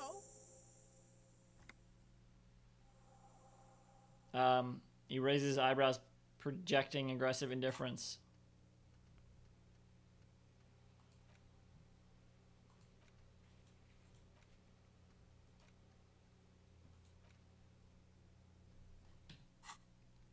He told me you promised to sick the pigs on him. Yeah, so? He doesn't understand. Sick the pigs on him? Kuno's a man of his word. Kuno sent your fat ass running around like Jello. Right. Look, pig. He's suddenly all business. Some people up. Kuno played you. That happened. Now you and Kuno should move on. Whatever, kid. What is this? Trying to be cool with your new asshole? Kuno's just being nice yeah. to you. He weighs you off. Fucked bad. Now limp the fuck out of here. After this shit, you better have something real interesting to say if you want to stay in Kuno's face. Yeah, real interesting. Yeah, what was the point of that? What was that about running you an errand and illegal narcotics, Kuno? Kuno gets it from his dad. Kuno and his dad are major suppliers. His eyes bulge, their Kuno veins gets his lightning on. reach out like tree branches. Problem is, Kuno and his dad had a little falling out. Now junkies clawing at Kuno's door. Streets going mad. Kuno's got to throw his dirty popo man at it. Okay. This is very interesting. But I'll have to get back to you. Let's hear him out. Dirty popo man is you. Right. In there is Kuno's violent dad on steroids. Kuno's dad does steroids and speed. If you can take him, you can have half of the speed. He nods at the building behind him. Who is your dad, Kuno? Kuno's dad is a fucking monster. He says proudly. He's the most violent man in Revachol. He doesn't give a shit about a single thing. He drinks too. Are you sure you can take on the most violent man in Revachol? In your condition? No. How much material are we talking about? Like half? He says very confidently. Half of what? A baggie in this vial? That's half a gram, sir. Half a gram? Yeah, half a G. Want it or not? The confidence is unwavering. But that's not very much at all. Fuck you talking about half a G? This shit is giant grade A shit. So clean you can barely see it. You can barely see it because there's barely any. Right. I've made up my mind, Kuno, and this is what's going to happen. Okay, Kuno's listening. I'm going in there, all guns blazing, to get that speed because I need it. I don't even want it. I don't even want that. I'm going in there, but not for the speed. I'm going to the most violent man in Rivershore. I'm going in there for justice. I'm a narc, you know. I'm going to confiscate the crap. I'm going in there for justice. I'm a narc, you know. Lie, you need speed. I'm not going in there.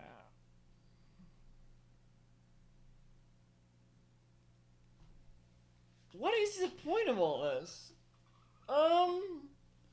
This has to be something. I gotta do something with this, right? So, I don't want it. I don't want speed. So I'm gonna do 3. Sure. He winks at you. Confiscate it for Kuno, and you can have half. Why would I not just take all of it? Kuno's violent dad's got Kuno's key, so you need to fuck your way in there. Go to the pier side, bang on the door till the cleaning gimp lets you in. That's how Kuno does it. Okay. Then you go to room 12 and kick down the door, police violence style. That's what Kuno does. And then it's action time. You're locked in the room with violent fuckhead. Probably get the gun first, right? That's it. Next time Kuno sees you, you better have his shit. What the hell are you signing us up for? I didn't mean to. I'm going to kill Kuno's dad. I'm a bad-headed cop, and I'm going to get my fix. Come on, Kim. Obviously, I'm not going to take it. We need to get drugs away from a minor. Okay, then. Cool. Kuno doesn't fucking care. Yeah, I fucking know, Kuno. Oh my god. Enter flat number 12 in the Cape Side apartment building and get Kuno's speed. Sharing it with him will cement your friendship, and who knows what secrets it will lead to. Get speed from Kuno's apartment, take down Kuno's dad. Optional. I can't take down Kuno's dad, and I don't want to give Kuno drugs. What the fuck?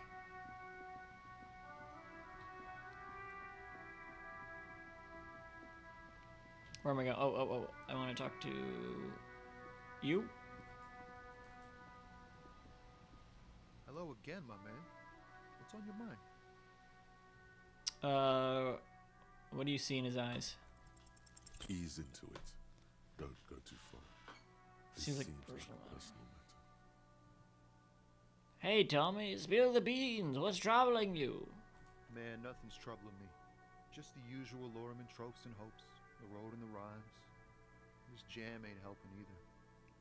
Looks around. That all the beans you got, Tommy? Damn. It really is hard to talk, man to man. That's all for now. Bye. Yep, well, screwed that. I gotta put up my empathy again if I want to try that again. Haven't gone in there yet, but I don't need to quite yet.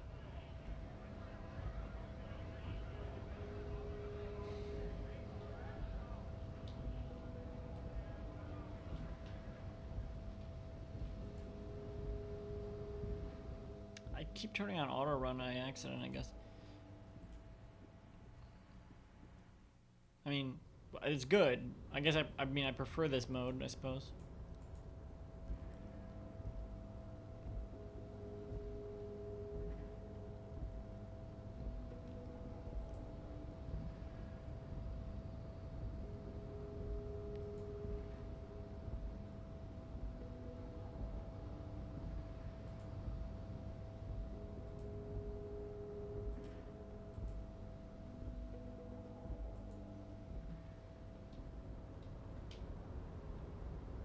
Fuck. Banner sags under the weight of rain and snow, white waves on red. Who's this? Container, container, I'll turn you nice and red. Container, logo's on. I know I will not remember to talk to this person again if I don't do it now. The accent is so thick, it's impossible not to notice he's Ubi, from the vanishing peninsula of Ubisunt on Muindi. Whatever you say. Container, container, used to be Wild Pines. Container, container, now belongs to Everard. The tiny man is so engaged in his work he doesn't notice you. Hi! Everard, Everard, Everard, he looks after everyone. Huh? Well, hey there. He smiles. How can I help you, mister? The look in his deep blue eyes is as sincere as you've ever seen. Kind of makes you feel like an arsehole for no apparent reason. I see you are not a union man, mister. Did you get lost? You're not one of them scabs, are you? A shadow passes over his kind face. What is it with you people in scabs? Actually, I am, yes. I even said so to mañana. I'll try that. I mean, I don't personally mind. Folks is just folks, you know, and folks gotta eat. He doesn't seem to be waiting for you to answer. Just some of the other guys don't look too kindly on the scabbing kind, if you know what I mean, mister. There's a lot of dialogue here. I'm gonna be right back. We're just about wrapping up, I think. Just gotta take the body down. I think we're close to that.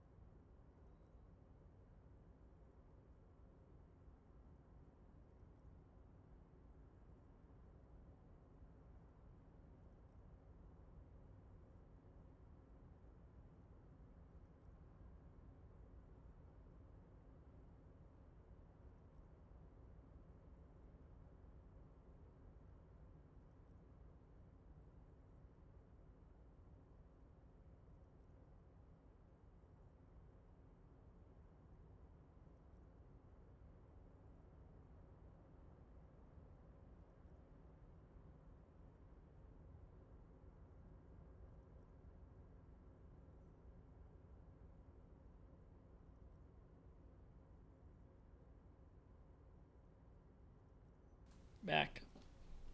I'm back. Okay.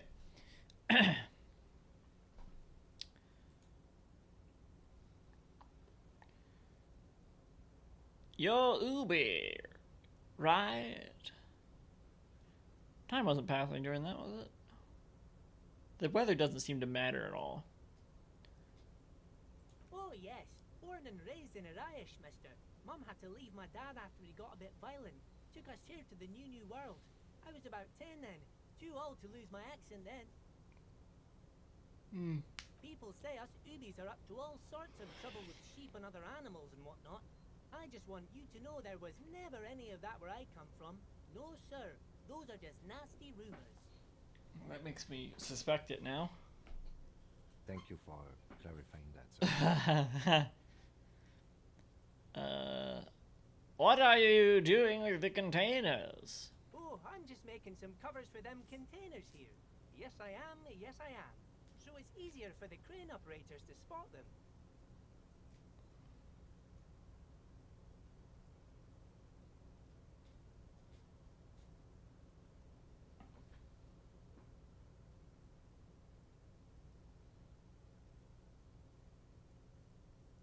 Okay.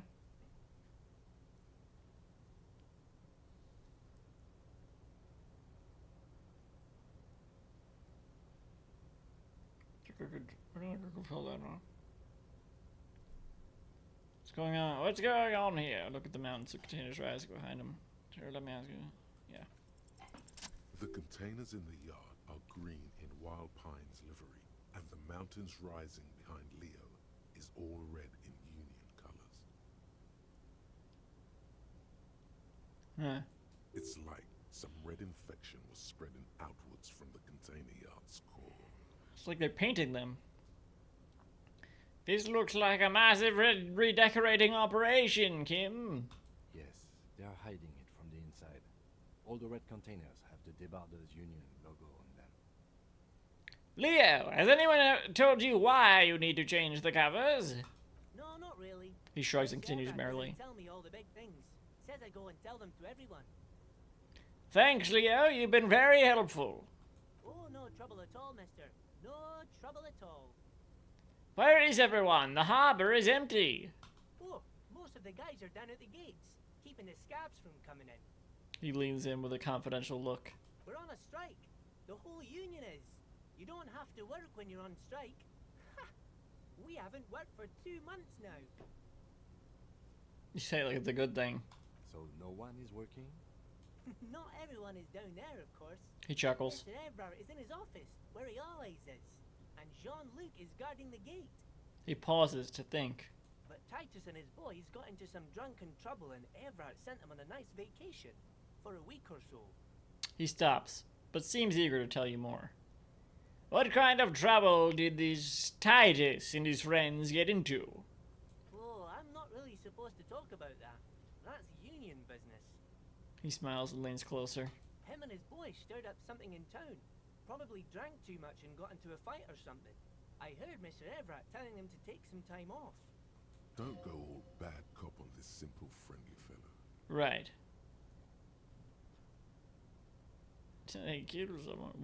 Which one is bad cop? Well, what did they actually do? I guess the boys got a bit too rowdy and had to let out some steam. I don't really know the details. Well, that's just how boys are, you know.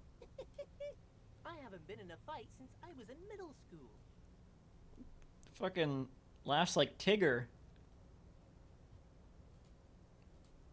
Easy, Leo. Let's keep this on the hearties. Hardy. He looks to you for assistance. Too rowdy? Leo, what kind of a fight did they get into? Did they kill a mercenary? No, yeah, that would be bad cop. Okay, Leo, let's hear about this fight you got into. Might as well do that. I don't know. I've just been looking over at that. I remember I was the runt of the class. He laughs merrily. The bigger boys always used to pick on me. You see, I had a bit of a temper back in the day. Flew off the handle like nobody's business. I didn't mean that one. But Mr. Evrard and Wait, his brother I guess I always did. came to help. Once they beat old Noel Becker so bad he needed stitches on his head. He chuckles again. Noel never started another fight with anyone after this. Mr. Evrard and Mr. Edgar are real nice guys, mister. You should go talk to Mr. Evrard. I'm sure you'll be good friends. He's friends with everyone around here. The little guy starts coughing. You okay, man? You're never getting anything useful out of him. It's good enough you found out Everard has a brother called Edgar, and he helped Leo. Do you work here? Yes, yes. Everybody needs a job, and this is mine. I'm Leonard, by the way. Leonard Bellick. But everyone calls me Leo. The little man raises his hand in a welcoming gesture. I'm like Mr. Everard's right-hand man when Mr. Edgar is out of town, and Mr. Edgar's right-hand man when Mr. Everard is away.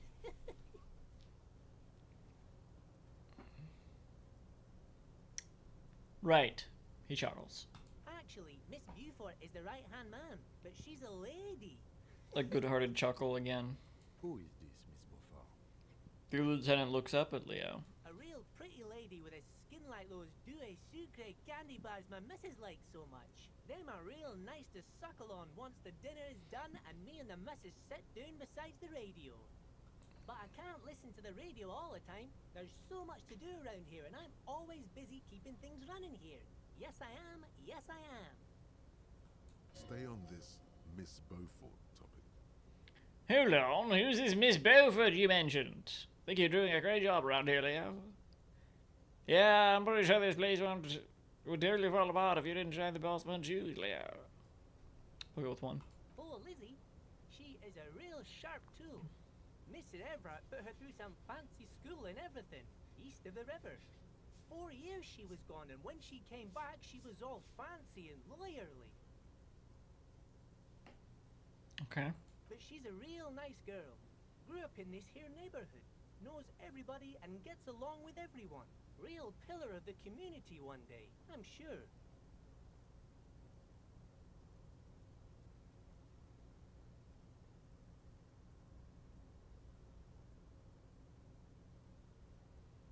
Right. For a fraction of a second, there's sadness in his eyes. Why? If me missus and me was to have a child, I'd be real happy if she turned out like her. Oh. She can't have kids. Dr. Lemaitre said so, and she knows about such things. Been a doctor for almost 50 years she has. He sighs and falls silent, watching you meekly with his blue, blue eyes. So Everett trained a lawyer named Miss Beaufort. Interesting. Okay. I think you're doing a great job around here, Leo. Yes, this place really seems to run like clockwork. Keep it up, Leo. The lieutenant smiles at the little man. Well, thanks a lot. Coming from you, it means a lot, really. You didn't think it was possible, but the smile becomes even wider. Sometimes I feel some of the guys don't really get how much I bust my ass for them here. But you guys are all right. The white rectangle on your clothes might not mean an awful lot in Martinez, but the recognition from an authority figure made Leo's day. Oh, well, oh, that's great. That's great. Are you the Leo who wrote the note to make more banners? Oh, yes, yes. He replies I excitedly. all kinds of notes for myself. That old head of mine ain't so good at keeping things in no more. I almost forgot about the borscht. What was that about the borscht? Oh, yes. I've been taking special whirling borscht to the men every day since the strike started. The little guy chuckles merrily. It's very, very good. Makes a man feel so warm and happy. I feel like I could take on Mr. Renadan's boar dogs every time the lunch is done. He shakes his head with a wide smile. What do you mean by taking this soup to the men? Is it for striking? Yes, yes. I'm taking it to them. The borscht keeps them happy and in fighting spirits. Makes you all warm inside. They brew it in the whirling in rags. Hold up, who makes it at the whirling? Oh, the whirling's cook. He makes it. Them is always talking with Mr. Manana in that weird language and laughing together. He doesn't speak what we speak. He's from Grad. Something about this borscht. I'm going to look into it. Oh, sure, mister. Sure. You do that. Yes, sir. The little guy nods. He didn't actually understand what you meant, Mm. and now he's just nodding along. Who does it remind me of?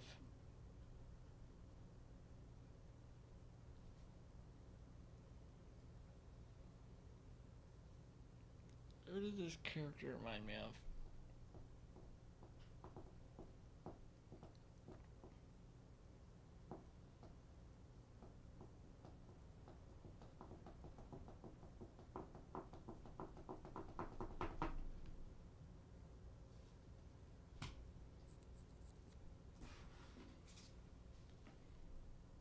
I'm not gonna remember.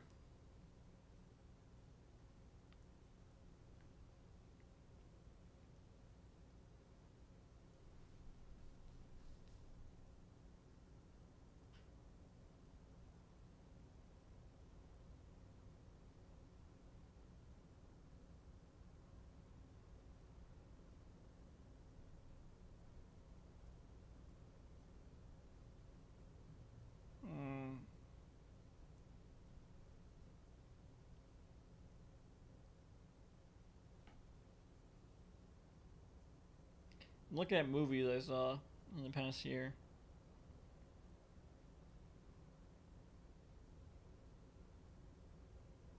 I don't think it's anything like that, though. The laugh too kind of reminds me.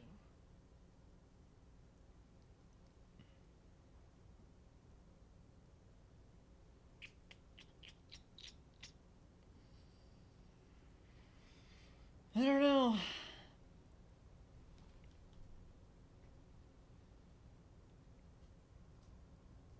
Don't know.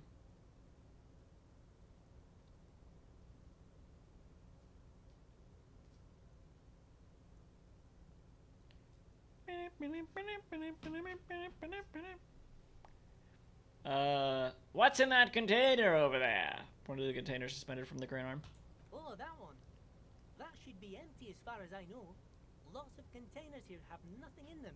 They're just waiting to be loaded up. Okay. Okay, I'm off. Bye-bye now. He returns to his work. What the fuck is wrong with my fingernail? Soon the green is gone and everything is red.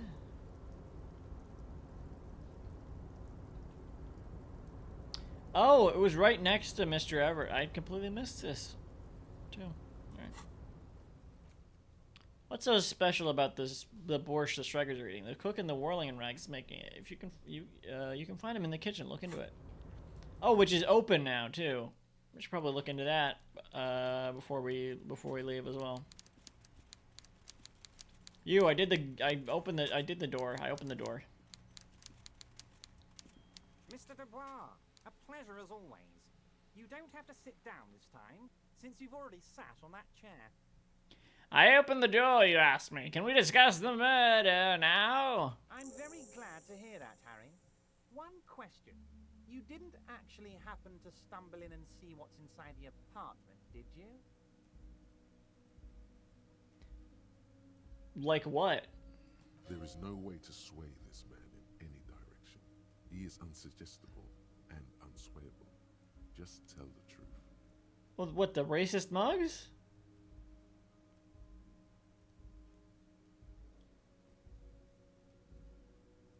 I may have gold inside and seen a collection of racist mugs.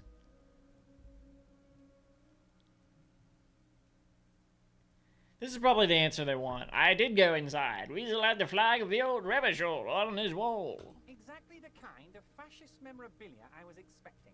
He shakes his head. Weasel probably prays to it every night for the downfall of the Union. Now let's get down to brass tacks. It's time for men like me and you to figure out who's killed who and why. He pretends to roll up his sleeves. Work is gonna start happening now. I promise you, Harry, this is gonna be good. I really went in there. Whose place is it? I just need to know. You said the lynching and the strike are related. How? Let's try this. Why? What if it's connected to my case?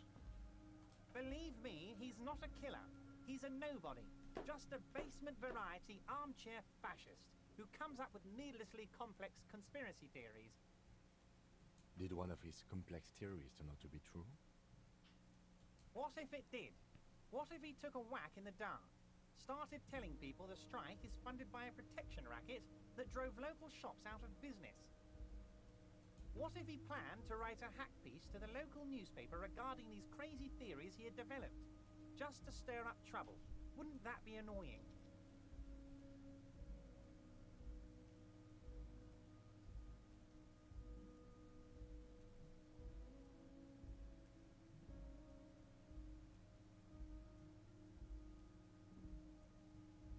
I see. Took me a minute to understand that. I was intervening in something. That'd be awful if I intervened in something like that.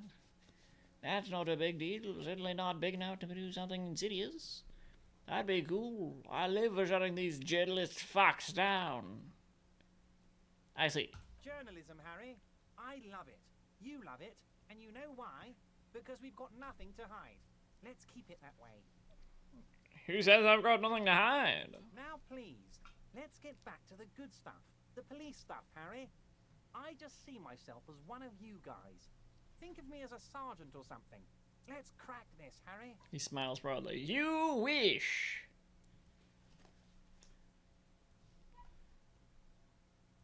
You said the lynching and the strike are related. How? By now, I'm sure you've figured out who the dead man was working for. The bad guys. Wild Pines. Sent to I had scare not. us. Another violent measure of the top hats against us flatcaps. What do you mean? Harry, this strike is the culmination of many, many mistakes made by the Wild Pines group. They tried to shut the strike down by sending in armed mercenaries. You mean our victim? A security contractor. Can you imagine that? He nods gravely. Workers standing in peaceful protest, united in the spirit of fellowship, and they send hired killers to mow us down with machine gun fire. He performs a motion as if spraying bullets from a machine gun. I'm talking beasts, hardened killers from proxy wars in Yesut, Semenine, Saramaritsa, you name it, they've done it. Raping, killing, burning villages, killing little children for the Senorita Pineapple Company, Harry. Everything they did there, they brought over here. They want to turn Revachol into a third world slum. Honestly, the only thing they didn't do is kill the village elephant. Hold on, you have a village elephant? That would explain where that noise was coming from every time the little kid said a slur. No, Harry, the elephant is metaphorical, and so is the village. But the mercs and their brutality are very real. Goon! Now, I haven't personally witnessed the brutalities out there. I have the luxury of staying in my container, you see. If I need to go somewhere, they just move my container. Okay. Wait, they moved the container? Yes, I'm an old man, Harry. My legs aren't. You don't look that old. They lift my office with that big crane. It's just actually fat. very fun. You should try it. It's actually very fun. But enough about me and my fun container. The killers. His face turned serious. Fired, I think there were 3 of them, all hardened commando types. One of them got downright suicidal. How would you know all this? Drunk, violent, a little rapey. Even their own negotiators Shakes his head. Control him. That's your boy, the one who likes hanging out and trees. Right. What makes you think the Wild Pines negotiator can't control them? Harry, what you need He to sags, realize is ignoring the lieutenant. dock workers are not pushovers. Goddamn!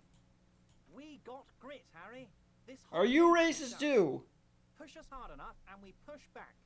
And when we do, we push to kill. He raises his finger. Wait, the whole neighborhood is in on it? Potentially, Harry, potentially. We got arm wrestling champions, rowing club people, ex-coal miners, tough guys, all ready to spring into action for their home base.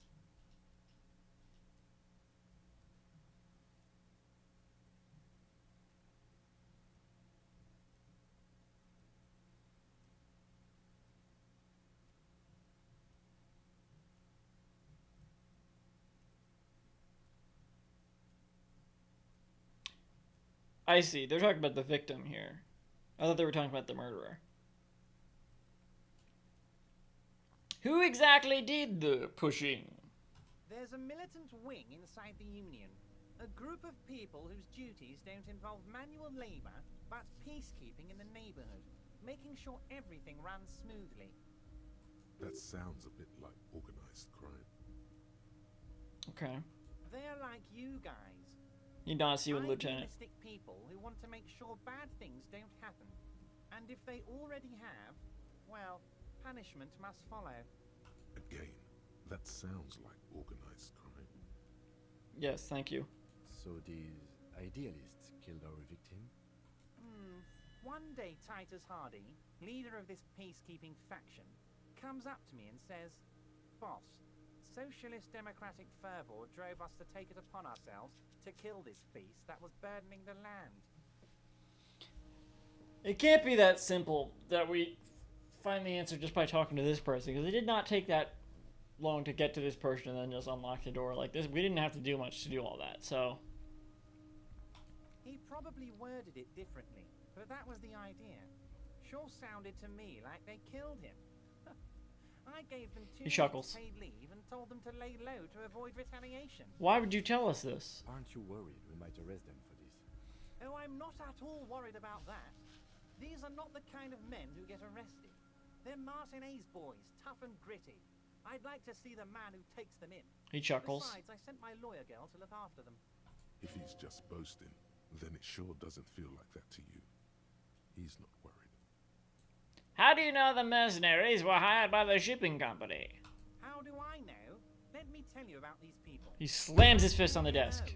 It's what they do. Last winter, some poor workers in Terminal E went on a little strike. The company sent in Sediment, a security contractor. The strike was over the workers' right to wear protective footwear, Harry. These guys turn up and start beating people. Tell you what, Harry, I wouldn't be surprised if we got the same mercenary company after a little rebranding. And I'm sure as hell not surprised to see an army of scabs under my gates. So you believe the scabs were organized by the security contractor? You said it. Hell, one of those guys... The fist slams on the desk again. ...down that proverbial elephant. Boys like that don't just happen to show up during strikes. That does sound quite unlikely, yes. The big guy leading the scabs at the gate is colossal.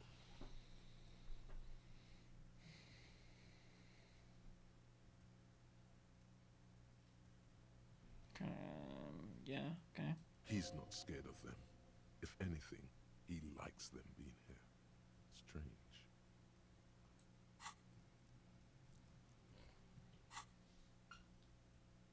You mentioned a lawyer girl.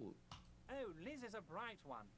He grins broadly. I'm law degree myself, thinking it'll probably turn her all fancy. But hell, Harry, she came back a firebrand socialist. Sometimes she scares me with her zeal. Tell me about Titus Hardy and his crew. Oh, they are simply fine young men, all 7 of them. Exemplary union members, always working to advance their position in the local socialist democratic movement. Core members. Old Theo used to run them, but things really kicked into gear when Titus took the reins and named the group after himself. He starts laughing. Love his initiative. Interesting. Who's second in command? They're almost all of them great guys, born leaders. Whatever happened, I'm sure they only had the best interests of Martinez and Revachol in mind. Work with them. Hell, interview them. But don't fight them. They really are just like you. Men who like beer, women, and some order on the streets. You know what, Harry? I got a feeling they're gonna show up in full force tomorrow. He points both index fingers at you. Tomorrow. Well, we'll see about that. The lieutenant marks I think you mean in his note. Next Saturday. In the future, I could use your backing. Can you ask the Hardy Boys to cooperate? But of course, it's the least I can do for my good friend Harry. I'll do it right after we've concluded this talk. When you meet this Titus, tell him about this. See what he has to say. Okay. Also, Harry, here's 5 real. Oh, another. He holds out a banknote. Wait, why are you giving it to me? I'm not giving you anything. I'm just holding out 5 real. Excuse me? Needless to say, this is another move. No, I won't take it. I don't need it. I only wanted you to help me with the Hardy Boys. Oh, I wasn't offering it to you, just holding it out there. But I'm willing to share information. Achievement unlocked. Goodness to the good cops. Really get Kim to trust you. That's the first achievement I've got. Interesting. And they really trust me. Which means maybe I can get them to leave so I can take the boots. Good talk. Let's conclude for now. Was it a good talk? I'm not sure we made much headway here. I was hoping we'd bust the case wide open. Heck, I even wanted to tell you what I really want to achieve with the strike. He leans back, suddenly worried. I don't know what happened, Harry. I wanted you to feel like Mr. Martinez. And of course, I also wanted you to find your gun. But it's like I can't completely trust you. Yet. Great sadness comes over him. Yet? Yes, Harry. It's like I can't fully trust you if you're not a man of the left. He says, slowly shaking his head. But I just can't. A man of the left. So you have to be a social democrat. Okay. He's been hurt too much in the past by men who aren't social democrats. I don't fucking know what that means.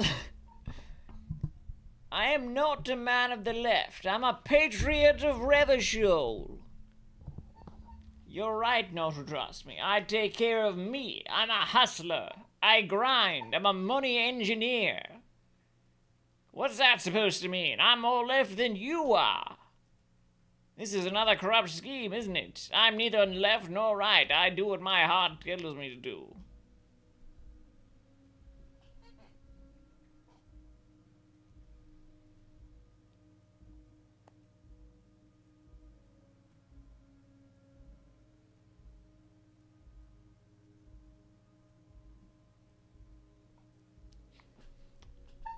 Three is the only one that is pro-left, so... You're saying it, but I don't believe you. You know how it is. Company snitches, agent provocateurs everywhere. I'm barricaded in this fortress of mine, and I need to get a message out. Will you help me? And what would this entail? Once again, I require nothing unethical or illegal of you.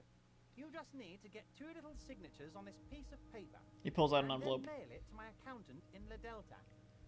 Kim, what do you think of this? Depends. I don't think what we just got from Mr. Clare was very useful. He studies Everard. But he thinks it's your call. Right. As I said, it weighs on me heavily. But once we get He really bows his head in talking, shame. well, He I'm looks going to and hand you smiles. the keys to Martin Ains, and maybe even help you figure out who's behind this killing. Okay. Keys to Martinez. What's that again? What are the signatures for? I'm glad you asked, Harry. The Union is going to build a modern youth centre in Martin Ains. No way that's It will be true. Righteous. We're gonna get those teenagers off drugs and on roller skates. He grins broadly. There's a nameless little street on the coast with some old houses around it. Most people have already signed. I just need 2 more signatures to get this mission off the ground, Harry. Where is this place exactly? On the coast, Harry, across the canal. There's a cul-de-sac there, a little village they're calling it. A gloomy place. You'll find it. I trust your detective skills, Harry. What will happen to the current occupants? They are just gonna have to deal with the construction noise for 6 months, and then they'll be living like kings. Right next to a fancy new youth centre, designed by the best architects from Stella Marie. Fine, if I happen to be there, I can ask them. You bring joy to my heart, Harry. Such a pleasure to be working with you. Here. He hands you an open white envelope. You need to get signatures from Isabel Sadie and Lillian Carter. The cul-de-sac is right past the pawn shop and across the canal. I hear there is some trouble with the water lock, but they should fix it by Wednesday morning. Once you have the signatures, mail this to 13022 La Rocca in La Delta. Then I'll know you're a solid socialist. He runs his fingers through his thin hair. Can we go over a few details concerning the murder again? I don't think there's anything new for them to say, but... Most certainly, Harry. No. By all means, Harry. What's on your mind? I'm looking into your shady brew. I don't know what that means, Harry. Shady brew? There are so many moving parts in my operation, I can't keep track of them all. In your operation, Yes. You know what? Don't even tell me. Whatever it is, do it. Surprise me. He Just reconsiders. one thing. If you can, make it even shadier. What's your deal? He sincerely has no idea what you were talking about. And he Fuck you. Alright. What the fuck? Lonesome. Oh. Way home.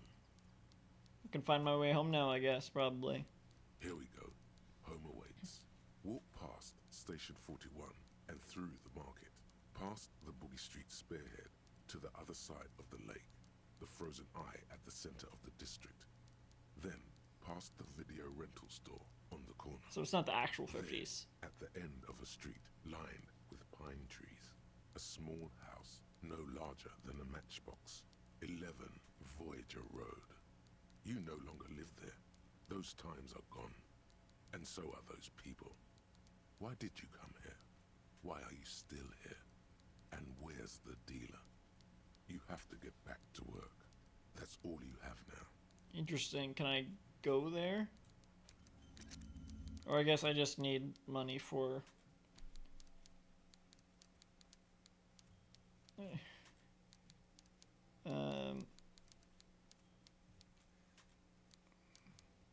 Forget? No, I don't want to forget it.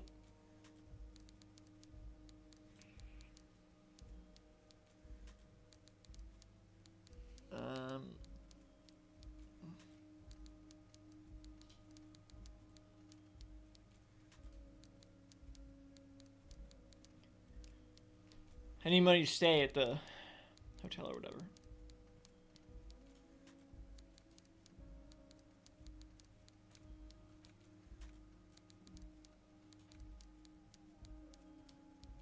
Oh. You know what? What am I gonna spend this skill point on? Another fucking,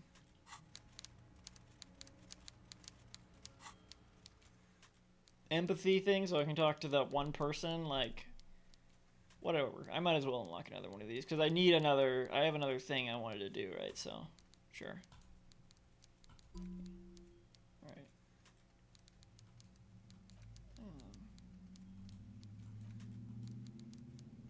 How did that help me? What did I fucking do? I don't have another skill point to use now. What did I do? What did I fucking... Wasn't there another thought?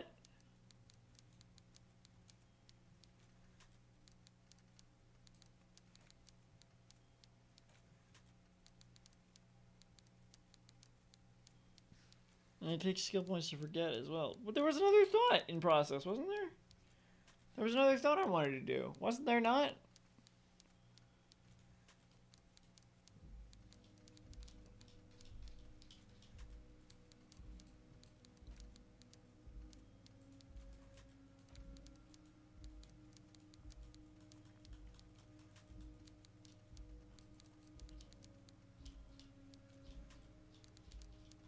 I'm confused.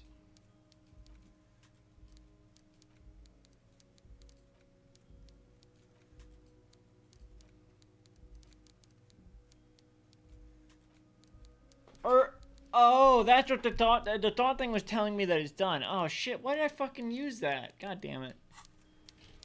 That flashed because it was the thought was done. I was wondering when it happened too. I thought it was saying in the middle of that conversation I unlocked a new thought.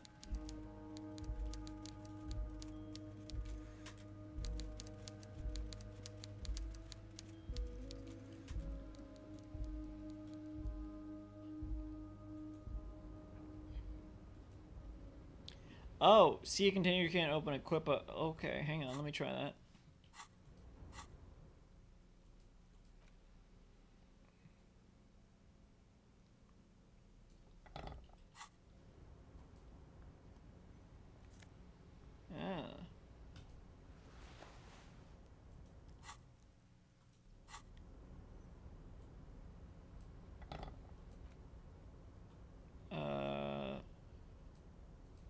For ultimate performance efficiency, these fallen Ultra Series gloves come fingerless and with a grippy padding covering the palms, making these ideal for quadrupedal movement or for lifting cargo. I was a little close to just fucking taking that person's oh, vivid imagination. Which why I was able to talk to the gardener's gloves earlier. This is why I'm really keep going. I want them to be able to continue working. I need to get that body out of there. Orange beanie with a couple of big ass holes on the side. It looks like it might have been used as a mask during an armed robbery. Okay. I'll try this way.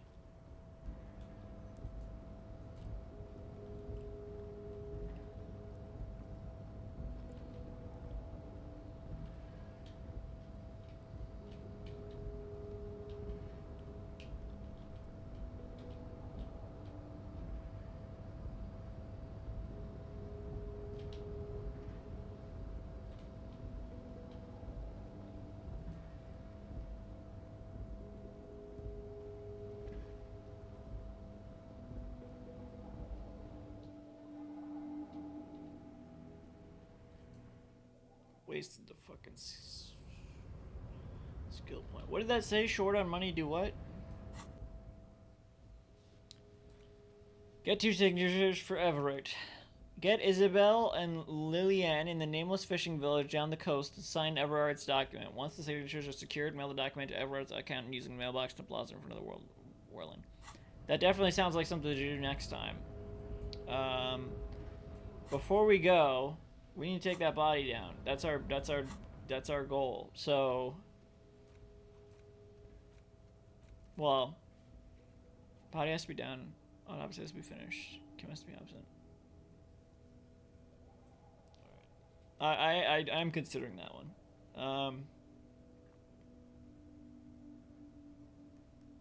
Getting the body down. Go to Measurehead on the gates and ask him to get the body down. Measurehead on the gates. So down here. Gates.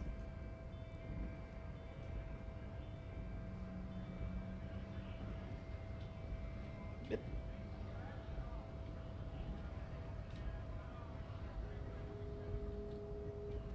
Is this Measurehead? Bastards! We have a right to work. The man yells towards the harbor gates. His voice is the loudest of the lot, not only screechy for a man of his size. Looks like too much trouble for my taste. For now. For now. Measurehead. That was who that was. Wait, what? Oop, excuse me.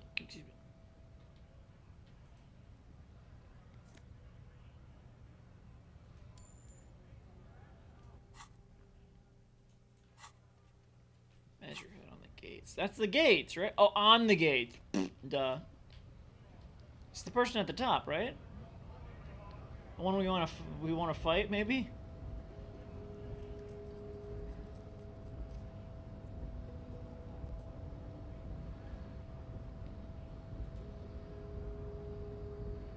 Nobody betrays your degeneracy.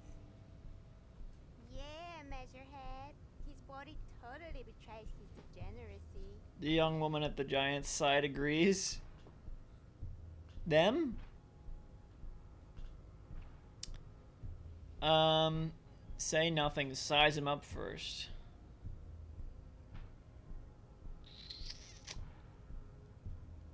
Okay. Are you admiring my morphophysiology? A ripple of muscle passes underneath his skin. He lets you look. It must be frightening to stand in the shadow of this racial pinnacle. Be calm, Sandwich. You are not in danger because you are not a threat to me. Fuck it. Puff out your chest. Still say nothing. What is this androgynous display of sexual maturity? He looks down at you, taking stock of your physique. Merely standing up makes you sweat profusely. Your breathing is erratic. Your own heartbeat in your ears grows frantic, and you feel your blood pressure rise. Stop it! You are embarrassing yourself in front of this woman and your pedomorphic friend. What the fuck does that mean? This display of weakness may appeal to older women with a stronger maternal instinct, but it is a liability here on Battlefield Martinez. Jean-Luc, his body is betraying his degeneracy pretty hard. She holds her Maybe you nose. can ask him to leave. What do you mean my body betrays my degeneracy? My body does not betray my degeneracy. My body is unimportant. I'm with the police and I have police business with you. What do you mean, though? What? You have succumbed to Al-Ghul. His face contorts in disgust as if he were smelling a dead rat. You reek of it. An invisible sword of Al-Ghul emerges from your throat. You cannot see it, but others can. It is making the woman in my company sick. Wait, Al-Ghul. Smell your breath. Kim, is it really so bad? You're right, I'm an alcoholic. Now I need you to cooperate with me. I don't have a problem with alcohol. I just drink a little on the weekend. I don't know what they mean, but I think this is a better response. No, you don't. You need to get another drink. Occidental Haplogroup B4 is done giving orders around here. The influence of the ham sandwich race is waning. It's the thickest French accent yet. I am the police and I need you to comply now. Take a step closer. The race stuff is unimportant here. I just need you to help me do my job, please. I'm having the sudden realization that Matt Berry is the British Sean Lovitz. I'm gonna go with 2. Begging for help. Attempting to pass fear for cooperation. How far the Occidental Haplogroup has fallen. You were once a noble and powerful race. He pauses in melancholy reflection. You gave the world eugenics, electricity, and powerful weapons of war like missiles and aerostatic aircraft. You made great gains in metallurgy, race theory, and statecraft. None of that sounds good. You dominated lesser cultures. Like I need you to help me take down the body, dude. Like, inexplicably potato-obsessed Quakers. But now your ascent to the genetic summit has halted. You are obsessed with sadness and with frivolous pop culture. okay, dude. You will be superseded. Isn't that right, babe? It is, baby, yeah. You know it. Why are you agreeing with this? Aren't they talking about you too? You're right about all this. Now I just need you to cooperate with me as a police officer. This situation is serious. Your people have killed a man. Probably. Enough with this begging. You should leave the stage of history with dignity by inviting the other races to a great world war. You were told to help me. Bring your troops to the Seminine Islands and to Boogie Street, and we will pulverize you. When you are gone, we will build a museum for you. What is this? The walls will be lined with bottles of Subscribe to his advanced race theory. No, I don't want to do that. We will store the odes to homosexuality you call art, and your microcephalic skulls. What?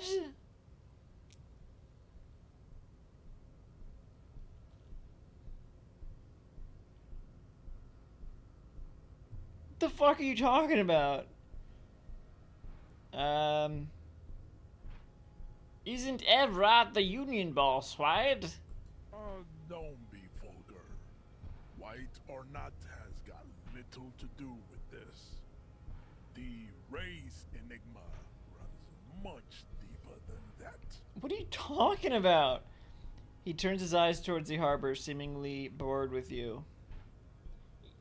Yeah, but you still serve him. How does that factor into your life? Mr. Clare is a man of vision and means. Right. He has the will to confront international capital, which is something your race naivistic communists never did. Also, to serve is noble. It takes discipline. Your petulant individualism has only contributed to your race failure. It is lax and moronic. I'm no communist. Communism is pretty cool. Individualism is my jam. My jam is a mysterious fourth thing. I like that a lot. Jam. Individualism. You have gotten these ideas from degenerate youth culture, have you not? You have picked them up from rock and roll songs? I have gotten it from disco, actually. It's right, rock and roll is not a rebel. The culture does not affect my thing. It's disco. offshoots of the Seminoles people invented disco while having sex under the influence of cocaine. It is a shame upon my race, but what is done is done.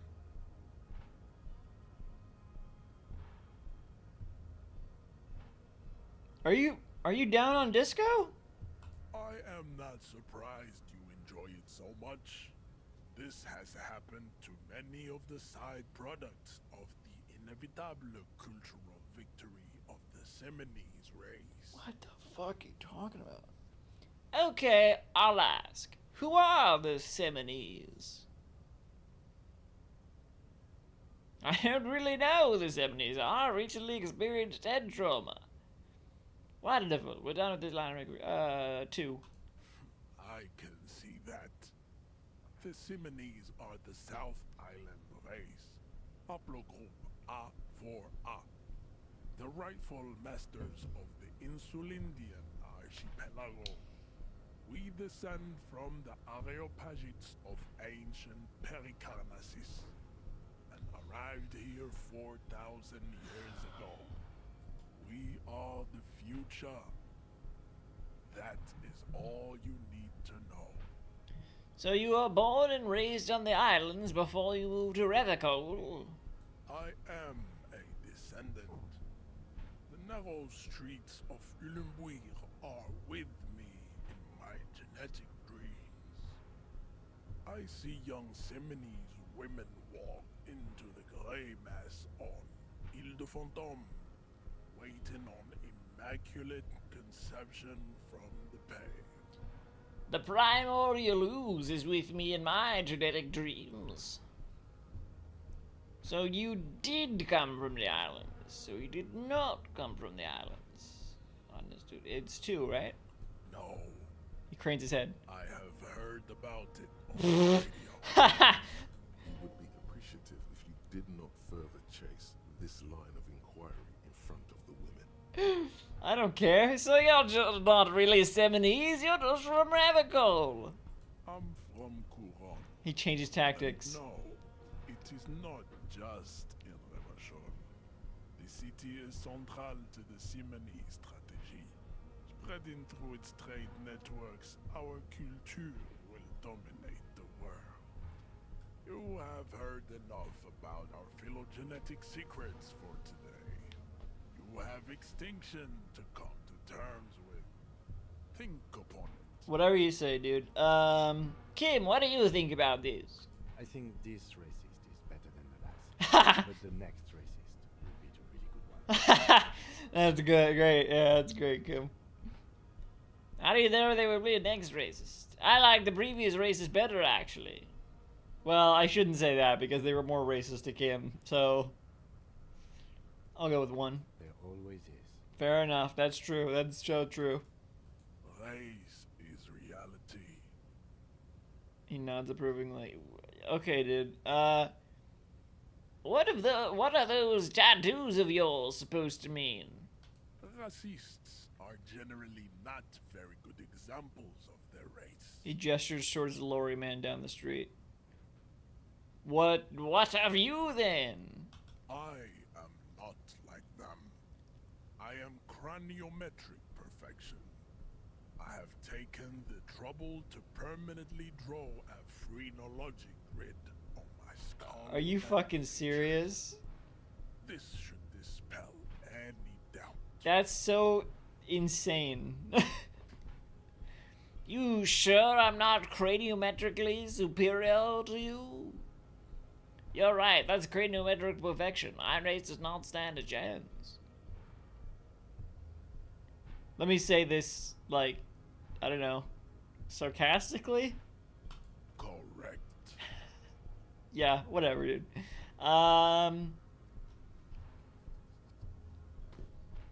I guess we might as well try this. I mean, if it's a dice roll, it must be worthwhile. Ask what kind of races there are first. Classification is core to this stuff.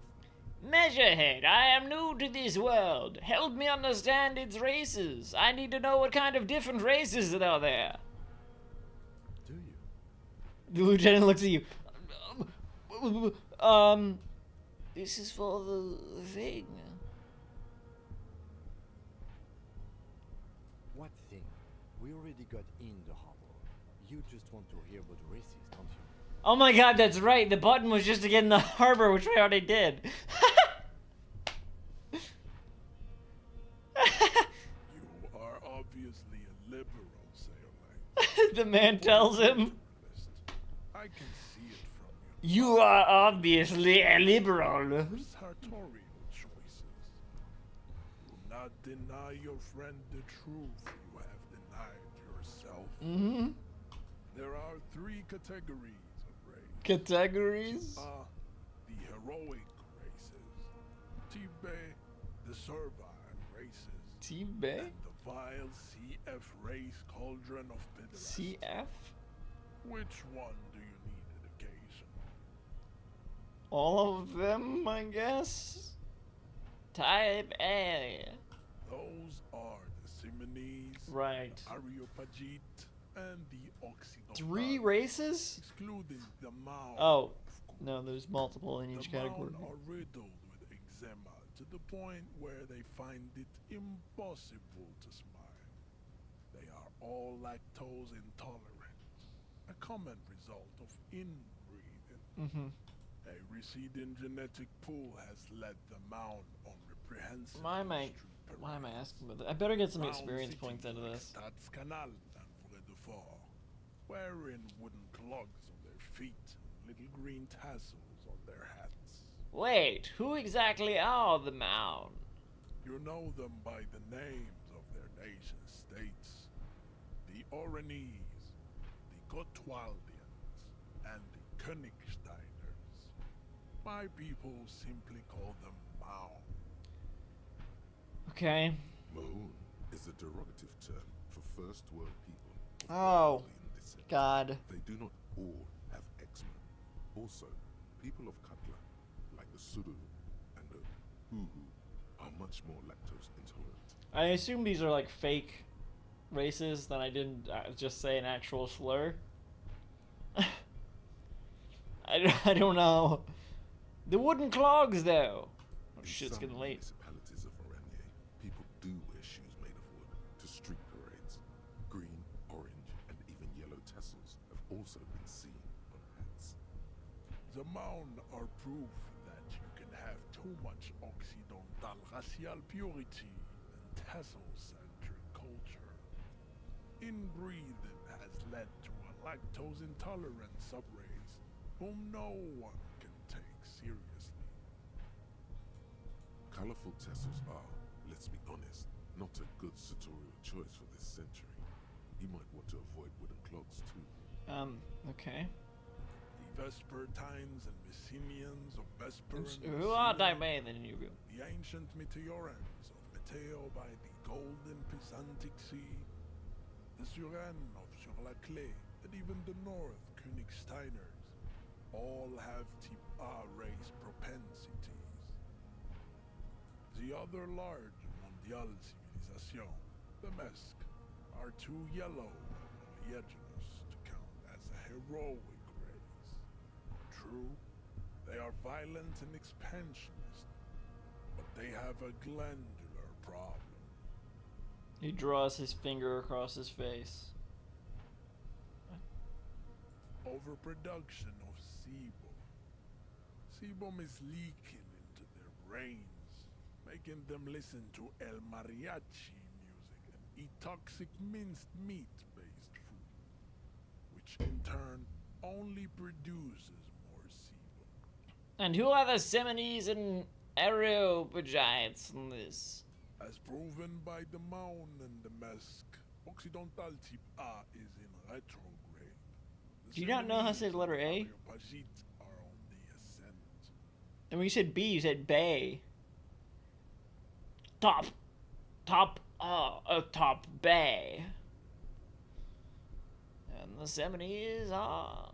The indigenous people of this, the Insulindian archipelago. The Simonese inhabit the southern islands. He gestures to the south across the ocean. I am Simonese, from the stock of Ulruy on Ile de Fonton. Are you, though? And the Areopagites. The Areopagites are the master race of the Ilmaran peasants. The Simonese are descendants of the Areopagites. We came here during a heroic migration from Ilmaran to Ansuland.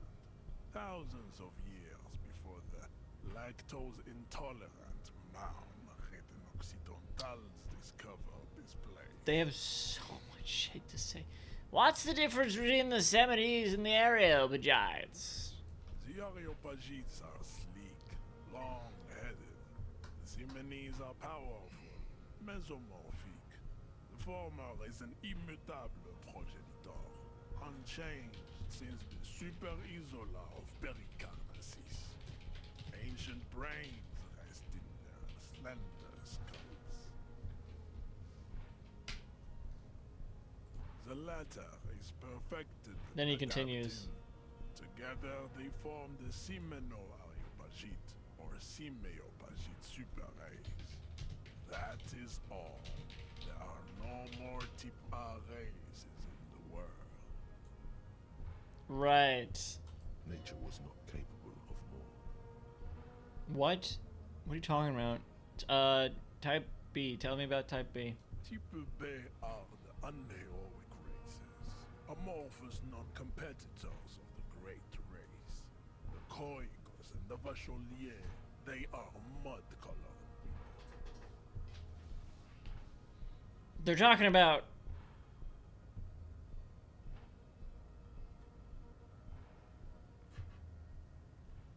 You know what? Never mind.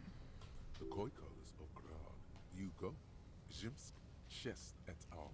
Are what you would call white, officer, in a suspect description. Oh. White? What?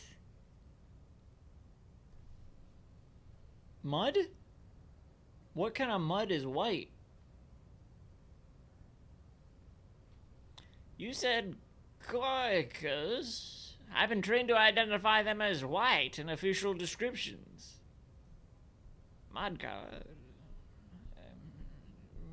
To an untrained eye, the Koiko appear light, pinkish, like a ham sandwich. But look into their eyes and you will see. He squints full of sage wisdom. They are of an indistinct muddy color, and so is their skin. Unhealthy, sweaty, and ashen. Pinkness is a racial quality that has to be earned through centuries of advanced ballistic warfare. What? Cultural domination that the Grad people have undergone for drinking alcohol and smoking the degenerate tobacco and for eating potato. What's wrong with eating potato? The Koiko, the countless micronationalities of Grad are all inexplicably obsessed with potat. The only thing they like more is divided into microscopic ethnostates, like political amoeba. And that? The Vacholians, halfway between type A and the racial cauldron. Two makes to know right from wrong. You tried your degenerate little revolution, which was the single greatest failure committed by humans in our 82,000-year history on this planet. Is it 82,000 years that we've been recording history? You have very little idea of what is happening. But that seems... I'm pretty sure history hasn't lasted that long. I've heard about this revolution. Mistakes were made, but it was the right stuff. You're wrong about it. That revolution was perpetrated by degenerate left-wing marauders. Not all the people go ever go. Go away, stupid political thoughts. What was this revolution?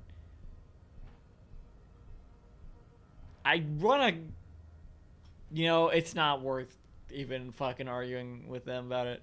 The revolution came to Ravachol from Grad in Zaras ridden potato carts. It is literally an illness, A prion disease that leaves the parietal and frontal lobe ridden with holes. A soft I better get some good fucking XP for sitting through all this. hallucination and paranoia. The revolution is fatal familial insomnia. A hereditary prion condition passed from the I should just skip all this. What am I doing? But not sexually. Probably through trade roots and potate acid, the prime component of the potato plant. He pauses in theoretic self-reflection. Enough of Tibet mediocrity. He nods, satisfied with the outcome. The viral CF raised cauldron of pederasty, please. Tips CF are a museum of failed chimeric experiments and tragic maladaptations. They are tortured creatures waiting to be put to sleep. Your morbid interest in them worries me. Chimeric experiments? No, I mean, I haven't gotten the XP yet, so... What are they called? Experience? XP? Lesser races like the mosquito, a grotesque mixture of a masked woman and a Seminese man. Only possible if the mother is masked and the father Seminese. The other way around, they fail to produce offspring. What the fuck are you talking about? The mosquito is born sterile, like a donkey. He looks west All ruefully. they have left is to ride customized motor carriages with hydraulic suspension, listening to aggressive El Mariachi music to vent their impotent despair. Weren't you already fucking talking about this? It seems unlikely that two human beings produce genetically sterile offspring. Yeah. Right. Maybe I have misunderstood something, but aren't humans too similar to produce genetically sterile offspring? Yeah, let's question them on this. All right, you have misunderstood. You lack basic phylogenetic education. Any more? Then there is the Seminokoiki Chimera. Are you sure you wish to know of the Seminokoiki Chimera? It is not an aesthetic. I don't give a shit, man. Yeah, sure. The Koiko, as you know, are very servile, especially when they meet the rich man. Racial scientists have toyed with the idea of crossing the Seminese with the Koiko to produce a super worker of Seminese strength and grad servility.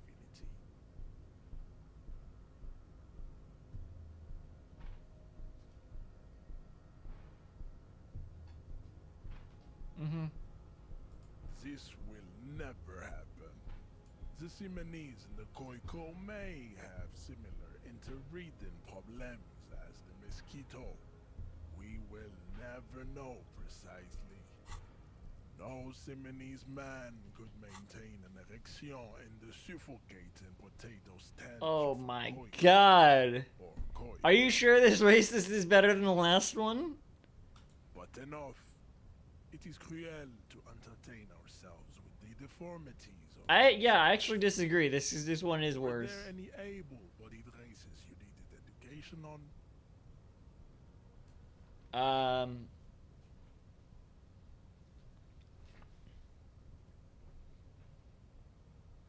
Now that we've been through all the types, now that we've been through all the types, do I understand advanced race theory? You understand nothing. To solve the great race enigma, you have to first ask yourself, what is the race enigma? You have not even worded the mystery, let alone solved it. How do I word the mystery? You need to internalize what you have heard here today. I don't want to! Turn to me. This clarity does not come instantly. I really don't think I should. Oh, Oh my god. But what I must be getting something out of this, right? Let's discuss something else. I guess I thought thing is what I got. That's what I got, I suppose. I cannot possibly imagine what else we have to discuss, Tibere Vasholian. Your love for disco music and venereal disease? Hey, sounds groovy to me. Let's go over that funky race class. Everyone told you to help us get the body down from the tree. So it was. You surmounted the harbor wall in a display of athletic prowess to reach my superior. Then had him give me an order.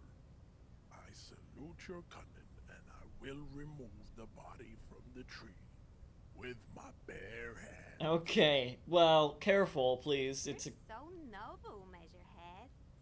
But while I am gone, someone must stand guard on the bridge. That someone needs to be you. Both of He turns to the lieutenant.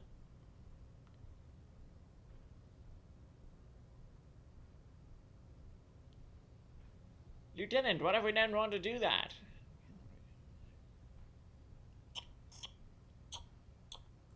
This is the uncomfortable result of not taking it on ourselves. I can live with a compromise.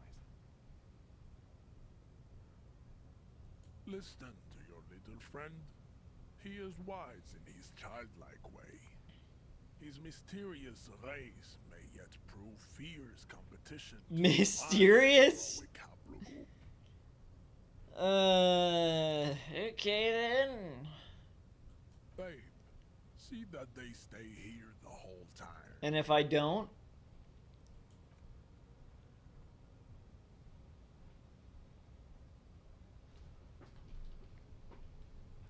Seems like...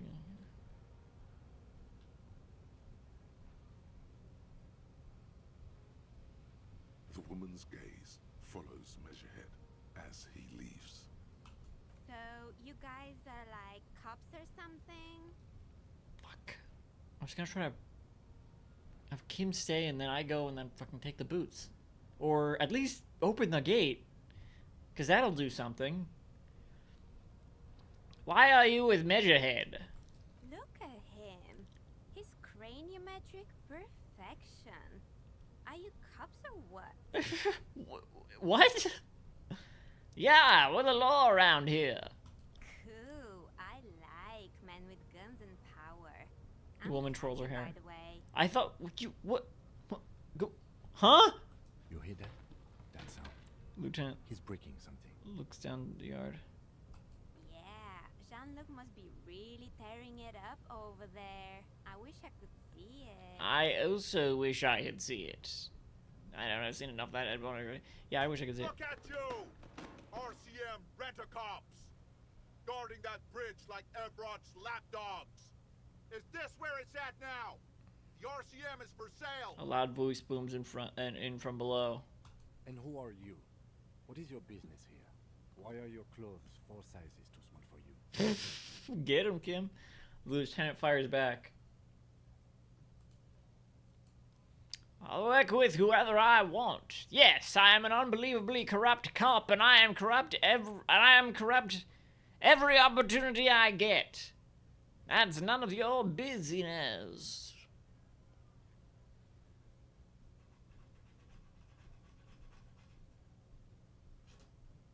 Three. What the fuck is going on? A shrill laughter interrupts you, echoing across Martinez. Oh shit. It's Kuno. Then, oh fuck. The man turns to look behind him at the behemoth appearing around the corner, approaching him, walking past him. Damn it.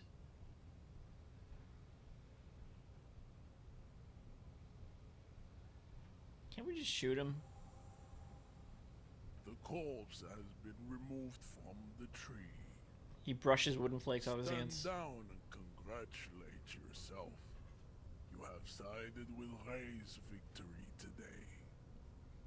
There's been no side choosing. We did what we had to keep order.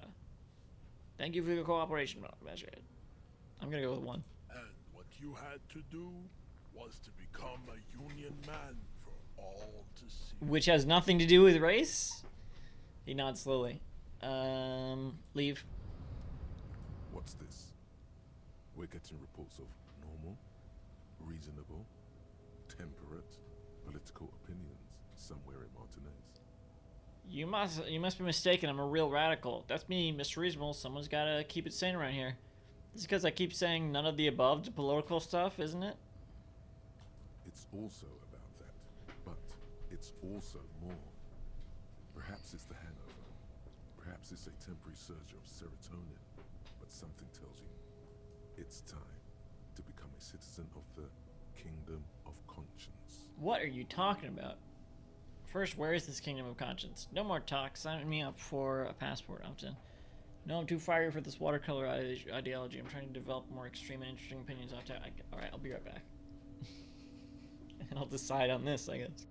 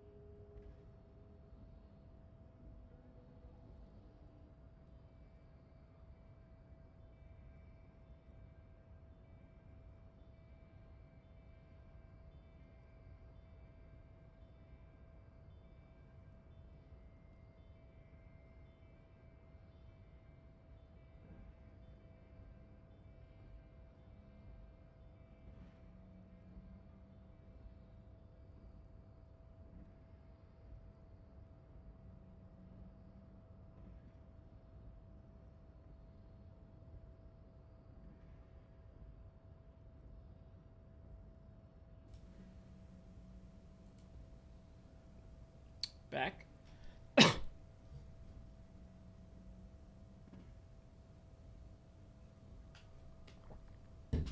Where is this Kingdom of Conscience? It is not a place. It is a moment in time that can only arise in the right circumstances. In all of human history, it's only been achieved a handful of times. How do you bring about those circumstances? Incrementally. Okay. History's greatest catastrophes have been brought about by people trying to make the world a better place. Too quickly. No idea what you're talking about. That's the genius of Dolores Day. What? Who? She recognized that progress is meaningless if its gains are lost because of instability. Real, lasting change can only come about gradually, increment by increment. I don't know if it's just because I've... Oh my god. I don't know if it's just because I've only... Dune is one of the only, like...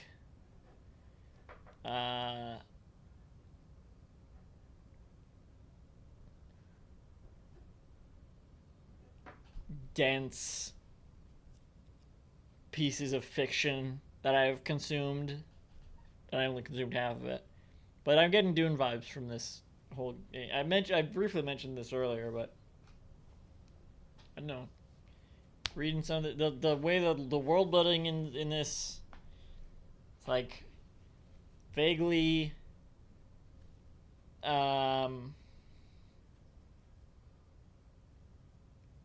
Terran, but you know, of Earth, but also otherworldly to the point where it's incomprehensible.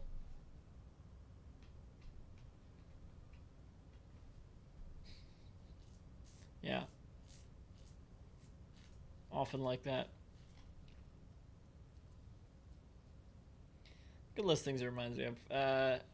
Dune, Deponia, obviously, for stupid reasons.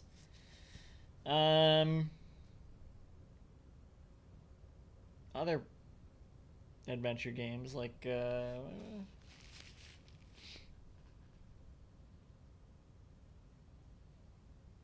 Sam & Max a little bit, weirdly. Or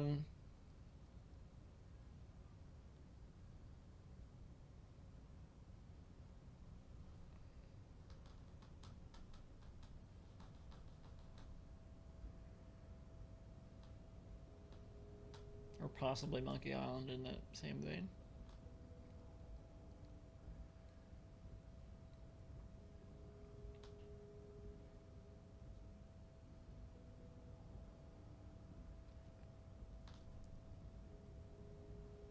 Yeah.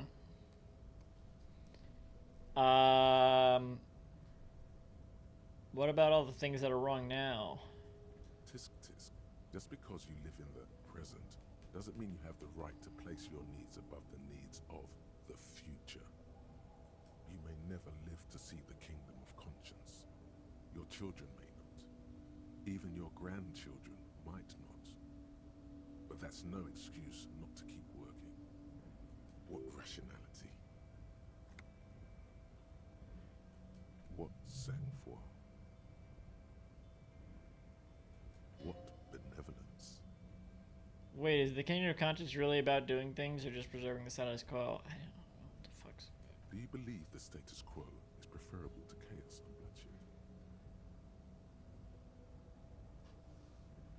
and bloodshed?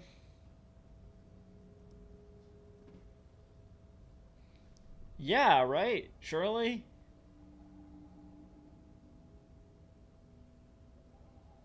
I mean, chaos and bloodshed's bad.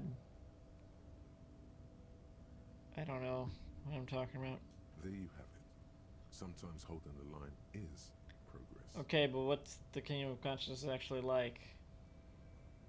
The kingdom is difficult to comprehend and even more difficult to describe.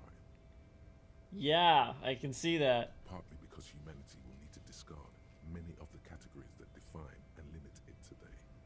The kingdom of conscience is post-capitalist, post-national. It's also post-industrial, post-ideological, and even post-sexual. I'm fine with all that. Sounds incredible, LNZ. Let's go there right now. What the fuck is LNZ?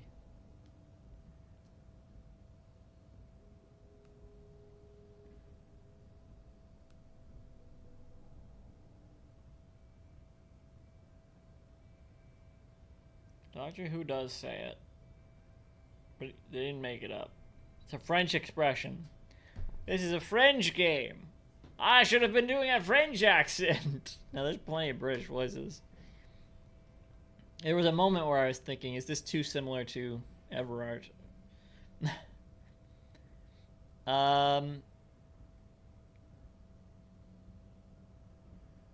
That seems fine. I want to live for the present, though. Man, that sounds kind of terrible. I don't want to, I don't think I want to be a moralist anymore. Let's opt in, whatever. Yes, man. Let's yes to everything, whatever. Slow down, Mr. Reasonable. Did you miss the part about compromising and taking things slow? This was the only option. Oh, right. Then let's get there eventually? That's right. Remember, real democracy is just around the corner for Revachol. When that real democracy kicks in, A long time from now, we are all going to be so much happier. Mm-hmm. Alright, let's look at these new thoughts we got. I don't know if I even... Oh, I should have fucking... did in the middle.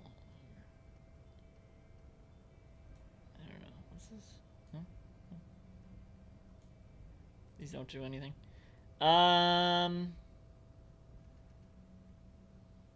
Advanced race theory.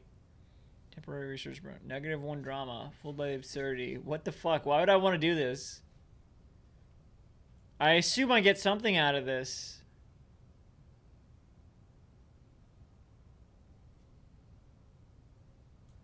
A massive fanatic of fantastic races swirls in your head. Desert pygmies playing with their own excrement. Kojiko's juggling potatoes. Eczema-ridden mounds grinning and dancing on wooden clogs. Everyone is there, the whole race gang, plus some that you may have come up with yourself. The thieving subkipts and these seal-like cast of fortunates hatching some kind of scheme. In the eye of this race Empyrean, a vertigo reaching up to the heavens, you sense something drawing nearer. I mean, I might as well do this, I guess. Kingdom of Conscience. -2 half-life combo. These are bad, right? I don't know. Heartache is powerful, but democracy is subtle. Incrementally, you begin to notice a change in the weather. When it snows, the flakes are softer when they stick to your worry-worn forehead. When it rains, your rain is warmer. Democracy is coming to the administrative region. The ideals of DeLorean humanism are reinstating themselves. How can they not? These are the ideals of the Coalition, the Moralist International. Those guys are Signal Blue, and they're not only good, they're also powerful. What will it be like once their nuanced plans have been realized? I do have a new slot unlocked, don't I? No? Okay, get new points before I can do that. I should have done that. I should have showed that over the race thing, but hey, you. The unpromising race pupil. Nothing. Oh, wait. No, we can't talk to Measurehead or anything. Oh, wait. Excuse me. I wanna... What? My god, I forgot I could do this. This whole game I haven't been doing that. Doesn't really matter.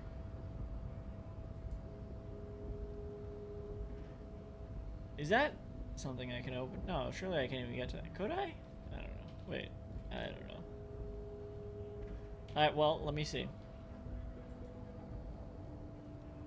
Few things. First of all, let's get back in here. I haven't gone in here in a while. Kitchen's probably open.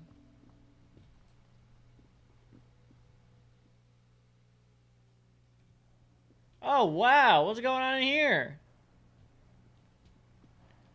Talking to the cook?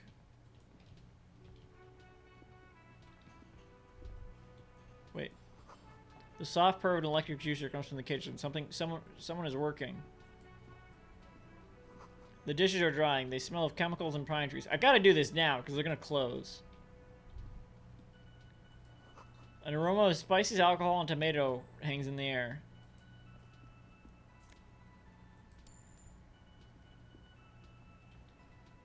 What's this? You see a heavy steel door with a prominent dimpled lock. It's painted blue. Mm-hmm. You immediately feel drawn to the color. Blue is for mystery. Touch the door. Try to push on the door. I wonder where this door leads. I'll be back, door. Mark my words. Touch the door. The cobalt blue surface feels rough to touch. The stainless steel door is flush with its frame on every side.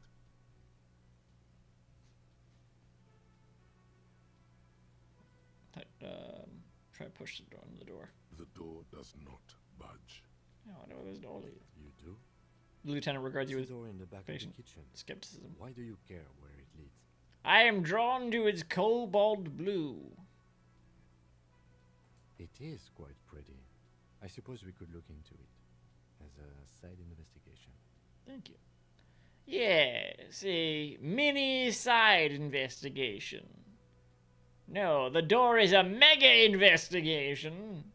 The door and the main investigation will merge into a stereo investigation. Let's just agree with them. Gart is the person to ask about this.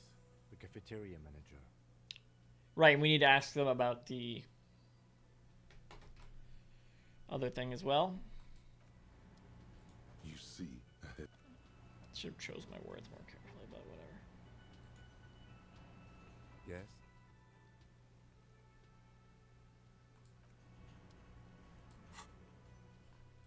Where's the race enigma? Put the advanced race theory idea into a free internalizing slot in your head. If there are no free slots, free one up, then pass some time, and when it's internalized, return to Megahead. This is how thinking is done. Explore the Whirling's secret pages. There are strange doors in the Whirling. No one knows where they lead. Find a way in and see what's hidden there in the hostile cafeteria's forgotten corners.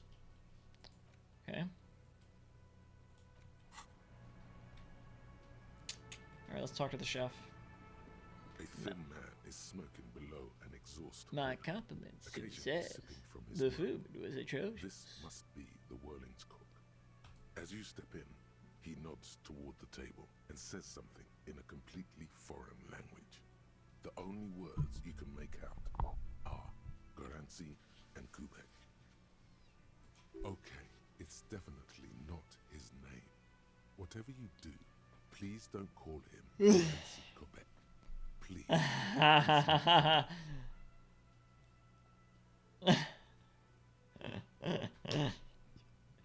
You're really tempting me.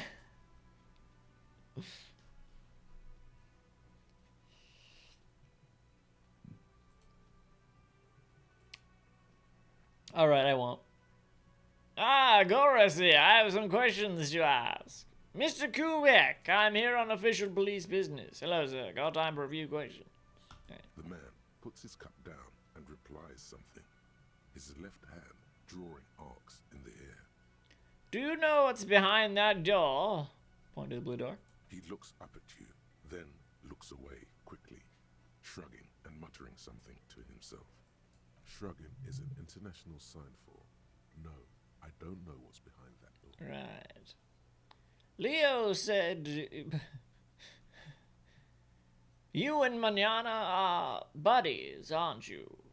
Is that true? The mention of Manana gets his attention. He smiles and delivers a whole slew of unfamiliar words and lively gestures. Then he falls silent. It fucking says Gorasi Kubek. They're friends. Mm-hmm.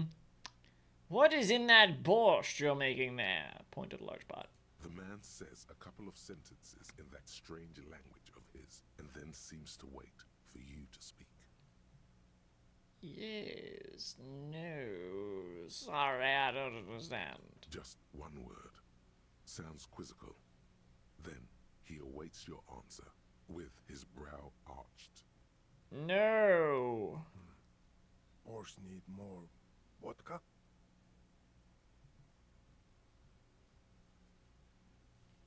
He looks at the soup, then at you. He picks up a bottle from the shelf. Okay, so it's vodka that keeps the men happy and in good spirits. Clever move by the Union. He nods. Vodka borscht! I love it, Bratan! Turn it the fuck up and then ask for some yourself! Shh, quiet down. Turning it up seems like a dangerous idea, honestly. The place is a powder keg. Bad idea? Okay, then I won't. No, no vodka! Turn your fingers counterclockwise. Cut it! The cook gives you a long, disappointed look, then turns the stove off and seems to wait for you to speak. You've got some impressive pots there. He smiles and bangs his ladle against each of his pots in turn. Yes. I don't think I need anything else. Stay masculine. What? Alright, we did something there.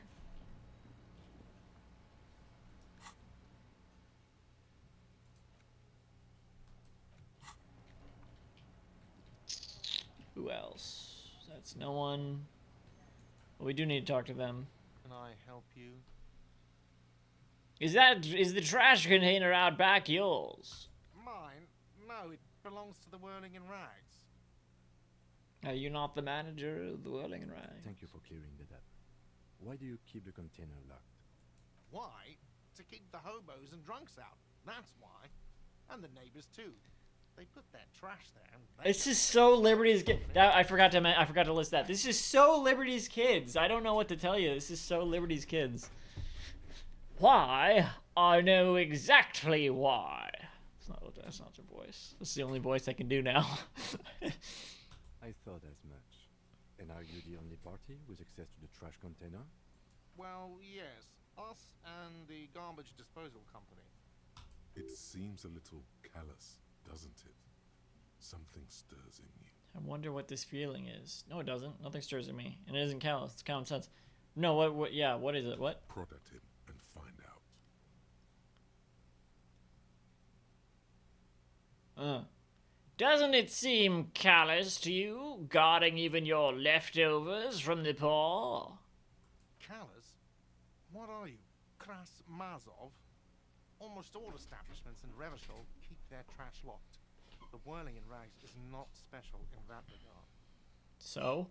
Krasmazov, nom de guerre, was an economist and a historical materialist.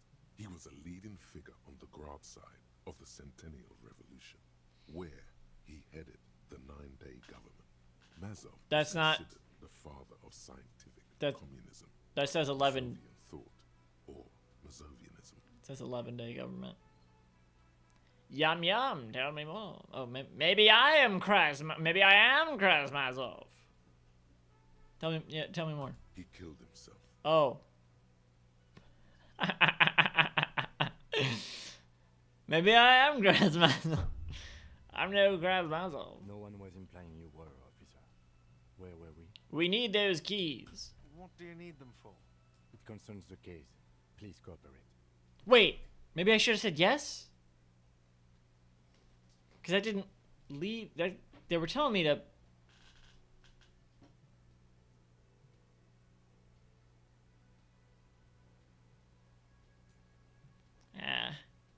Just bring them back once you're done, please.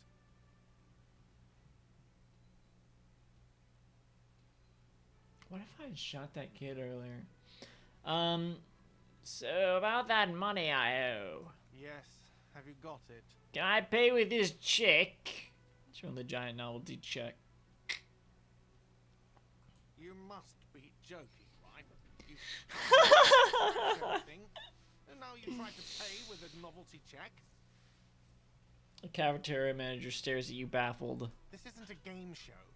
I'm not going to accept it. You owe me cold, hard money. I want to see that money in the palm of my hand. Every single cent. I feel like Martin Freeman should play this character if they make a movie. And of course, Matt Berry as lead. Come on. You can cash it in at the local frit near the harbor gates, though it might not be enough to cover it. Mm-hmm.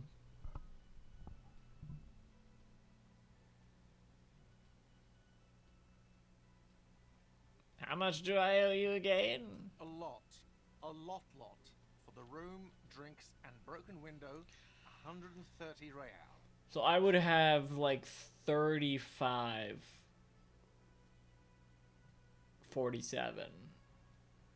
Yeah.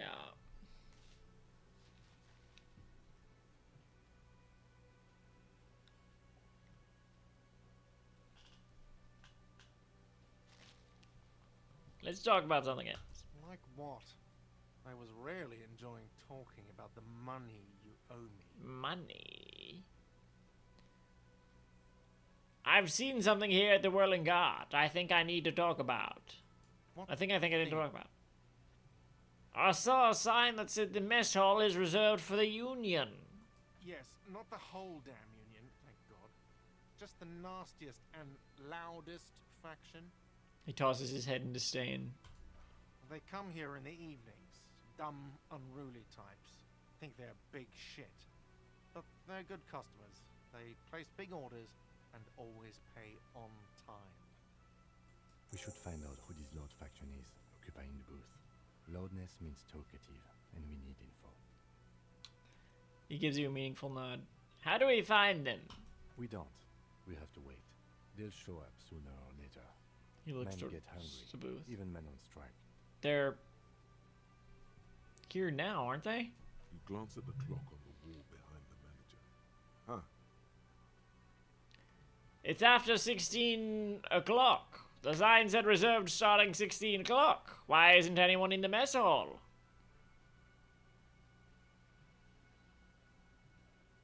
Good question. He turns to the cafeteria manager. They're probably getting drunk or protesting something somewhere. Or laying low after the, you know, lynching. Whatever he may feel about you, he can't miss the opportunity to throw you a look of what he assumes is shared understanding. Go with it. Nod sagely. Yes, I think I see. Yeah. The Union guys think they're untouchable. They probably fucking killed that guy or something and now think they can hide out till it all blows over and it's fair weather again in Martinez. The lieutenant thinks. Make their acquaintance sooner or later. There's a mysterious blue steel door in the back of the kitchen. Oh yes, that door, sure. There's nothing mysterious about it. It's just a door. He shrugs. Do you know what's behind it? Do you have... No, I don't have a key. I don't know how to get there. Not mysterious, huh? Either. It's not like I've been wondering about it for 10 years. It's just oh, really? A warehouse, probably. That sounds useful. Or some boring storage space with a bunch of old junk and dust. Junk. Like money. He's attempting to maintain an air of indifference. It's absolutely I think you'd like to know what's back there. Fine, okay, a little. Haha. But my job doesn't leave me time for wondering about one locked door in one of the cafeterias I manage. Right. So I haven't opened it. I have cleaned the whole place 100 times over, though, after the animals. And I haven't found a key, so good luck with that. There's something else I want to ask about. What? By the way, you should come back to this thing-based questionnaire if you see anything interesting in the whirling later. Right. Another thing. Great. I love... Yes?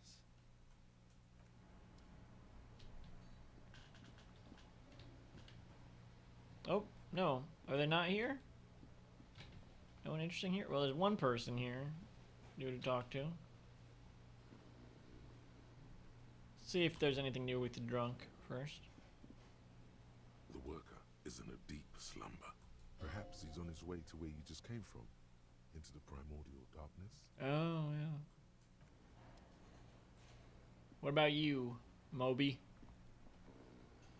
Talking about money, you know. Gotta spend money to make money. The fuck are you talking about? Yo, money is what really matters. What? Oh, money is what really matters. What? They say money can't buy you happiness. But that just means you don't have enough money. You have to invest money wisely. You can buy stocks with money. And then use those stocks to make even more money. That way you'll have enough money. You have enough when you grow too old to make new money. Real estate is a graveyard where tired old money goes to rest. Money is what literally makes the world turn. Laws of money are just laws of nature. Unpaid labor doesn't net you any money.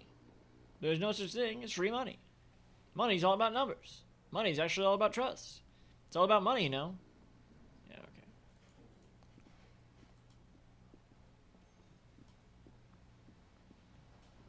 Hello again, sweetie. I guess I should expend all my dialogue with this person. Sweetie needs money. Do sweeties get money? Oh, sweetie, I heard your conversation with the manager about your financial troubles. When do you get your next paycheck? Her expression becomes very serious. If she could, this woman would feed and clothe you and every other sad, lost person on this earth. Oh, I don't want to exploit them. What is a paycheck? I haven't seen any paychecks. You must be joking. He pauses, reflecting. Our pay does sometimes feel like a joke. It's not easy to assert your right to a decent living wage when you don't have a strong union behind you. Maybe you should talk to Everard, the union leader. Already done. Already did that. Yeah. Everard's money wasn't gonna last forever. You need more. Every day is a new expense. And I haven't paid the last one yet. Talking to her, I can do that. Your deportment remains dignified as you shed a single manly tear. It isn't easy for me to ask this of anyone, but I am at the end of my rope. Any money you have could help me. Sweetie, I only have a few cents on me, but I could give you this to pawn, just to tide you over. Excuse me. She unfastens a gold commemorative pin from her left jacket pocket and drops it into your palm. Wonderful. He has a pin. The lieutenant marched slowly. The pin is round and slightly tarnished. 3 sailboats in bas relief with the sun hovering over the water behind them. A chipped green banner at the bottom reads, San Baptiste, Summer 31, Dinghy Races. You could totally sell this pin for cash. What is to pawn? Where can I pawn the pin? You'll help me out, Lena. Thanks. I promise I'll buy it back for you once I have more money.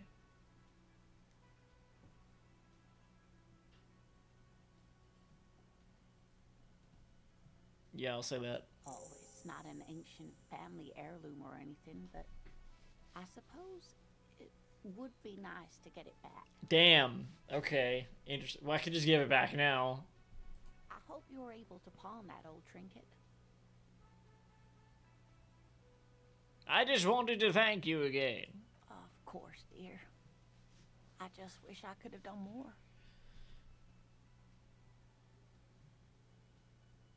I don't think so. This is, well, how will you do you like to roll? I think it would work anyway, but let's not do that while we still need to look at the body. I don't want to subject them to that.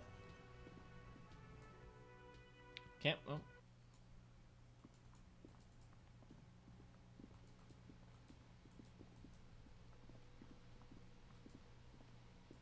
Kid, what the fuck are you still doing here? You missed a good show before. A kid came by and completely fucked the tree to pieces. He fucked the tree up! Fucked it good! It was porno! Okay. By the way, kipped is a racial slur. Okay, good to know. Stop using the K word. It belongs in the past. Told Yeah. I'm not saying that, but oh yeah, kids, not an approval. But no, I'm not saying that either, even if it's a fake slur. This is all superficial, kids. The race mystery runs deeper than you could ever understand. Wish I could have been here to see it. Now I have some questions. I'm definitely saying 2. I gotta do it. Stop choking, Kuno! Kuno's not fucking choking. He grabs his throat like he's choking. Choked you out there! Serves you right for using reactionary shit! Alright. Simmer down. I think we all learned our lesson. I'm gonna go 1. Like fuck you did. He lets go of his throat. I'm gonna keep saying kipped forever now. Kip. He only gets 2 of them out before he coughs. Shit. He stops. What the fuck do you want anyway? You got your fuck back down. Now let's talk normal shit. Oh, now you want a noble conversation, huh? Yes. Kuno wants a normal conversation. He even sounds a little plaintive shit, now. please. Okay, I'm off. Kuno doesn't fucking care. Sounds like you did. But whatever. Oh, did they let me in here now? This trash container is locked.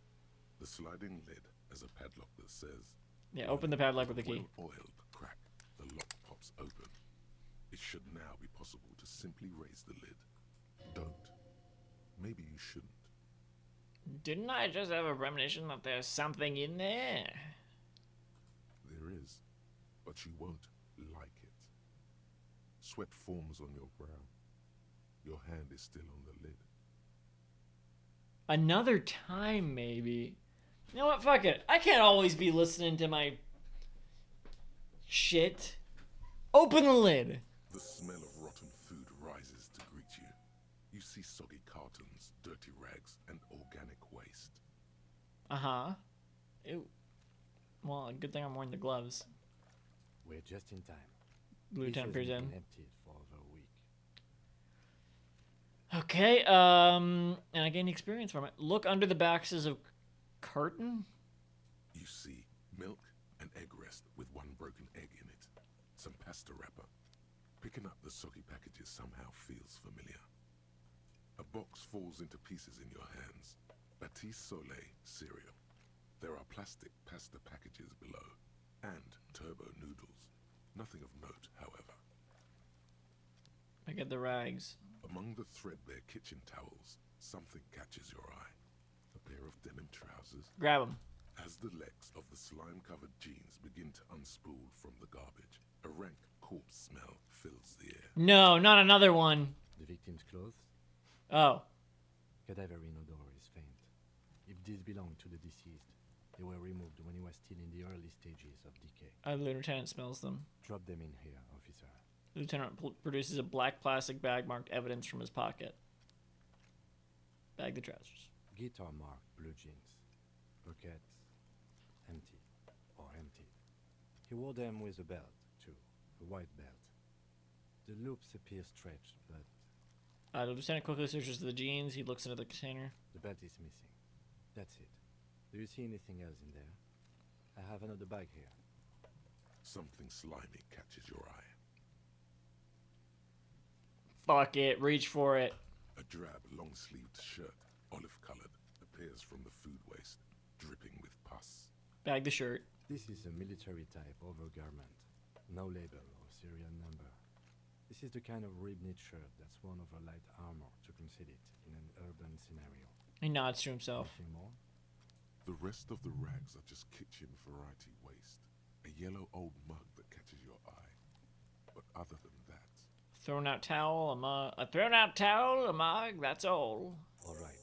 We should go to Gart again and ask if he knows who put the clothes in the trash. It could be as simple as someone from the hostel cleaning the yard. Or that one. He nods to the red board behind him. Against confronting that force. Okay. Yeah, we need to ask the kids who put them here. You think someone from the Welling might have been involved, maybe? The fuck's he on about, kids? The one behind the fence yells. Kuno. He thinks you're an infant or something. I think you're a fucking murderer. See? Not really. All we know is the victim's clothes are in the trash. The lid was locked, and his establishment had the key. It's just a small loose thread. Okay. The lieutenant nods, then looks back into the trash container. Search the food waste. It's just organic waste, cold and slimy on your hands. My Apple gloved and hands. Potato peels mostly, unidentified sludge, and the occasional chicken bone thrown in for good measure. But hey, nothing. It's nothing. Nothing more to see here. What's this?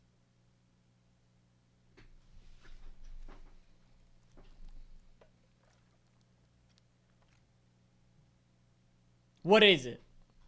A blue piece of plastic sticks out from the apple peels. It's shiny. Looks like the corner of something. Pick it out. Something larger. A clipboard.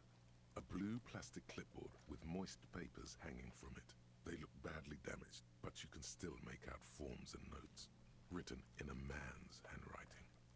Officer, is that your paperwork? No, it can't be. I don't know what this is. It is.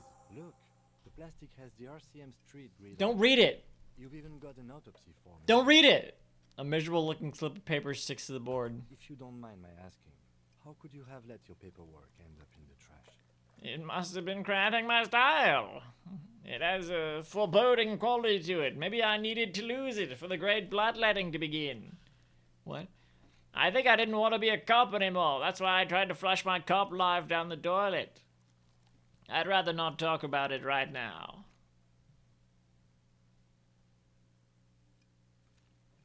I feel like I should go with 4, but I'm going to go with 3. Well. He doesn't know what to say. His eyes express a rare condolence. Then he picks it up. Lucky we found it. No. Take stock of what remains, just to be sure. No. Made it into the hands of the RCM's adversaries, organized crime and the like. There might have been police secrets in your notes. Okay, I'll do that. I don't know, man. Sounds like an order. I don't take those. I see. Yes, you are what we call a badass, aren't you? He makes little quotation marks around the words, indicating he's unsure of its actual badassery. This is the first time the quotation marks have actually been referred to as such, despite still not being them. Tell me, does your badass see more in there, or are we done? Don't look at the fucking clipboard, please. The lieutenant peers into the trash. And it would also be appropriate to start taking notes on the case. It's what cops do. Read your ledger and name the case. Soggy cartons and rags look back at him. Some items, such as the ledger you found, are interactable. Go to your inventory. Yeah, I know. And select the Interact tab to read your paperwork. The mug! I'm getting the mug, too! You pick out a broken mug with an oddly racist depiction of the Yellow Man frolicking in saffron. An antique. Only in its social sensibility. Take the mug. Interesting. Reminds me of the mug collection we saw in our weasel's apartment. Indeed. Maybe he or she has been dumping their garbage here. An interesting little clue. Let's see where this goes. Clues have a way of magically connecting to other clues down the road. Or it may just be a coincidence. Either way, something to keep in mind. What else do you see? Nothing. The container sounds a muffled gong. That's one thing off the list. I think we got it all. The lieutenant sounds relieved. Open the lid again. The smell of rotten food rises to greet you. You see soggy cartons, dirty rags, and organic Oh waste. man, I don't feel like I should have picked up the ledger, but... The container sounds a muffled gong. Seems important now, I don't know. Can't always be listening to my gut. But maybe we should wait until next time to look at it. Some suspense, leave some suspense that way. This is only worth $3.20. Fucking the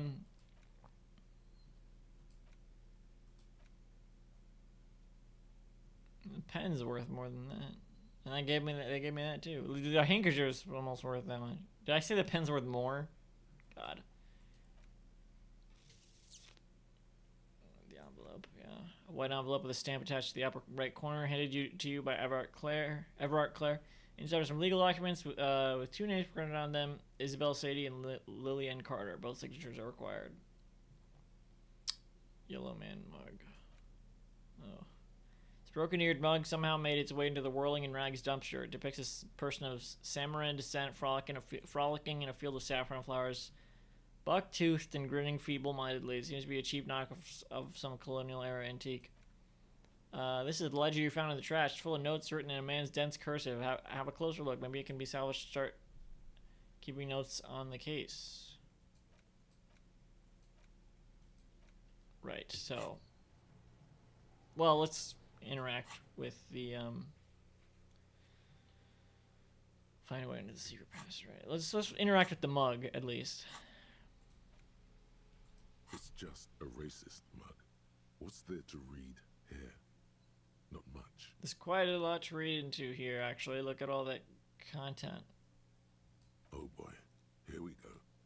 What are you going to say about a broken, tossed-away mug that you dug out of the garbage? This mug is an example of prejudice. I'm going to use it as an example of what not to do. I'm going to push this into the face of every merchant I find and tell them, this is your inane ideology.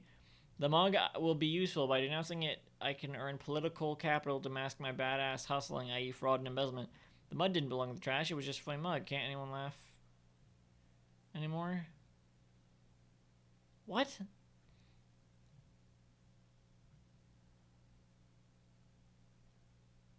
One? But it was in the trash. Why not just call it out when you see it? Or do some volunteering work. Just finish your case, detective. There's gotta be something with this. It's just a racist, even beyond the clue. It will not. Wait, what? It's just a but. It will not happen. The mug talk is exhausted. It is time to return to work. Fine, whatever. Alright, let's look at the body.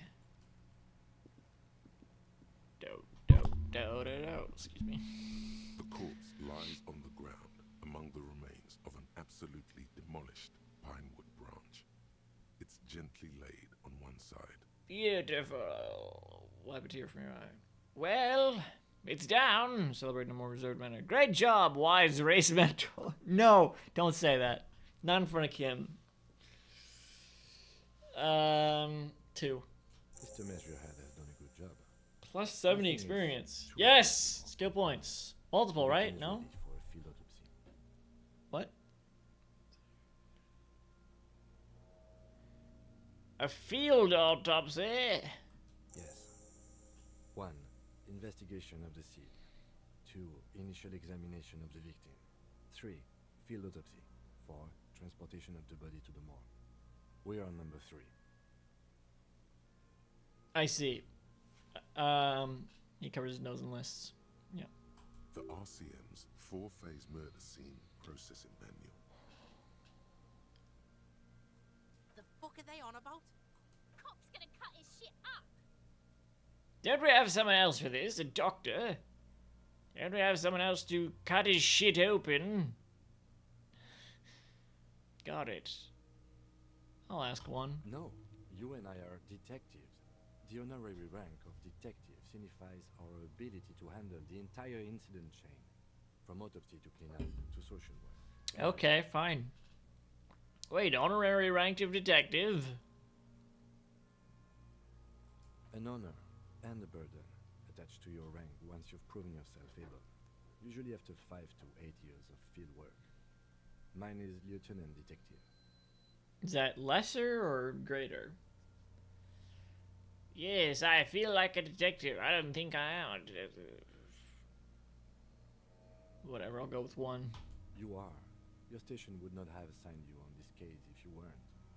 Now, the way I see it... He looks at the corpse with some disgust. It's either this, or we complete the initial interviews. We already met Evrard, that only leaves the Wild Pines representative. There's one in town, negotiating the strike. She could have information. No need for a distraction. Let's do this.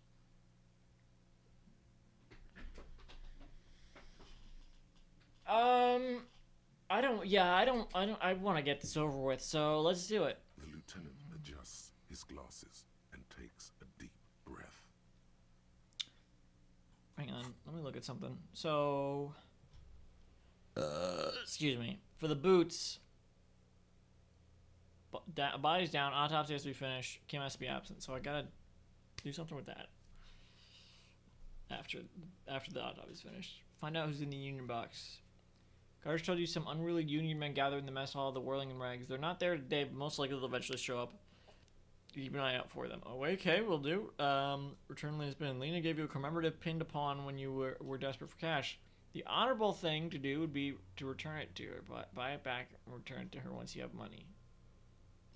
How long is that gonna take? I don't even think I should sell it. Who put the clothes in the trash?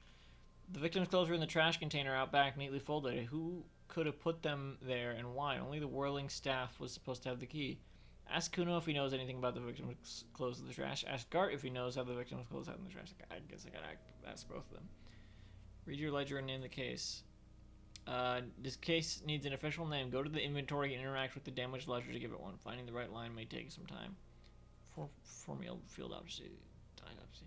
Hanged man is down. Perform a closer inspection of his body, arriving at the cause of death. This will need a form to be filled in 3 parts.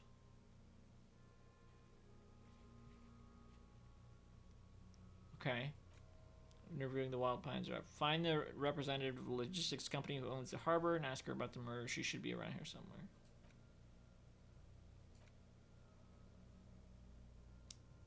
Okay. How many skill points do I have?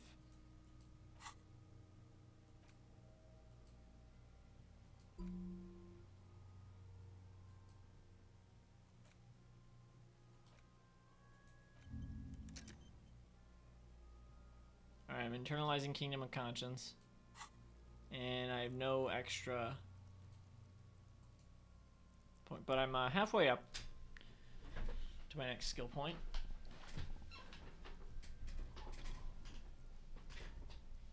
What's this? Nothing.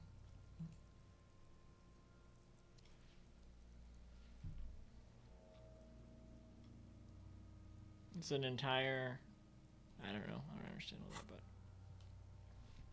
First, what exactly is a field autopsy? Tell me something, dead man. Try to remove the dead man's boots. No, not yet. No. Jesus.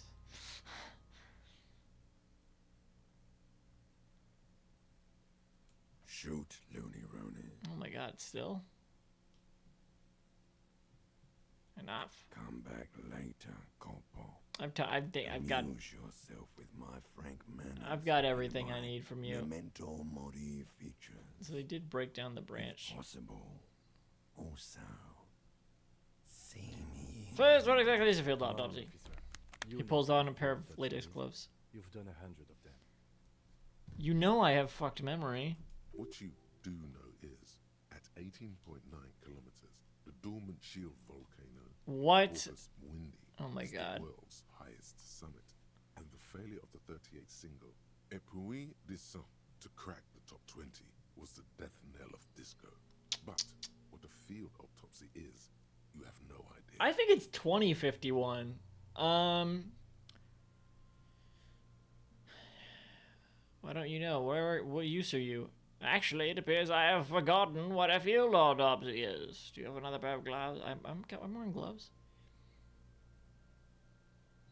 You must have me confused with the Copperpedia. Who's the Copperpedia? I think I need to talk to him. You, sir. You are the Copperpedia. I bet I've forgotten what it is. Fine. It's Lieutenant Size. form to be filled out on the scene by the detectives responsible. One takes notes, the other dictates. The goal is to establish cause of death. Do we need a scalpel for this? A scalpel is not always required. I hope this is one of those cases. Latex gloves are, however. Do you have another pair of gloves? Unfortunately, no. Okay, so I do need the... Well, I'm wearing gloves. Alright, well, I assume I do need the gardener's gloves. I'll need a pair then. Can we turn to this shortly? We have glove hunting to do. Let's not go glove hunting, please. Let's use division of labor. I perform the anatomical side, while you take notes.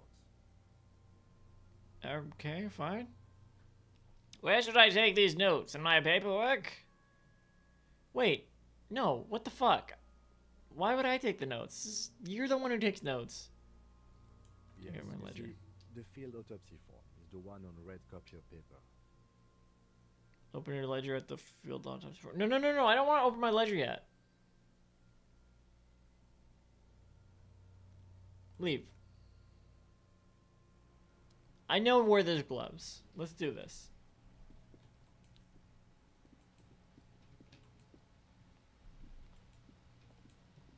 Why can't I fucking run anymore?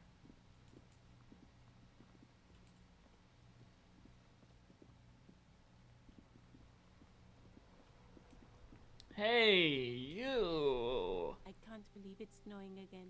The young woman watches the falling snow and sighs. It felt like springtime just a few days ago.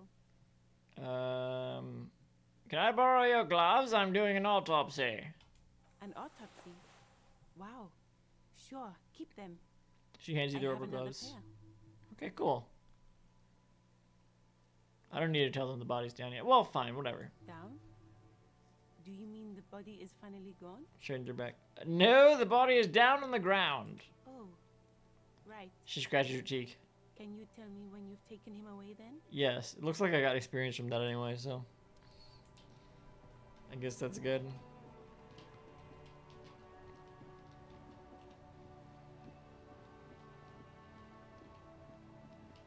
And music. See, the music reminds me of Devonia.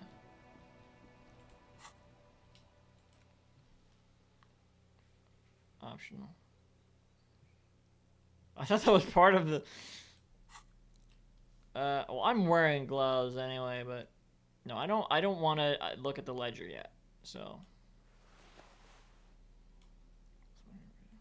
Alright, let's... Thick latex gardening gloves and classic canary yellow. Maybe you should retire... Take up a gardening as a hobby. It's worth a thought. Yeah, these wouldn't have been... These are fingerless, too. Those wouldn't have been good for this. Let's talk to Kuno real quick, since Does Kuno care? we're here. Wait, weren't we supposed to talk to Kuno about the shit in the... Yeah, the kingdom of Kuno. The fuck do you want with it? Yeah. The dead man's clothes are in the trash container. Point to the container. How did they get there? Yeah, Kuno doesn't know shit about that. That shit is beneath Kuno. Right.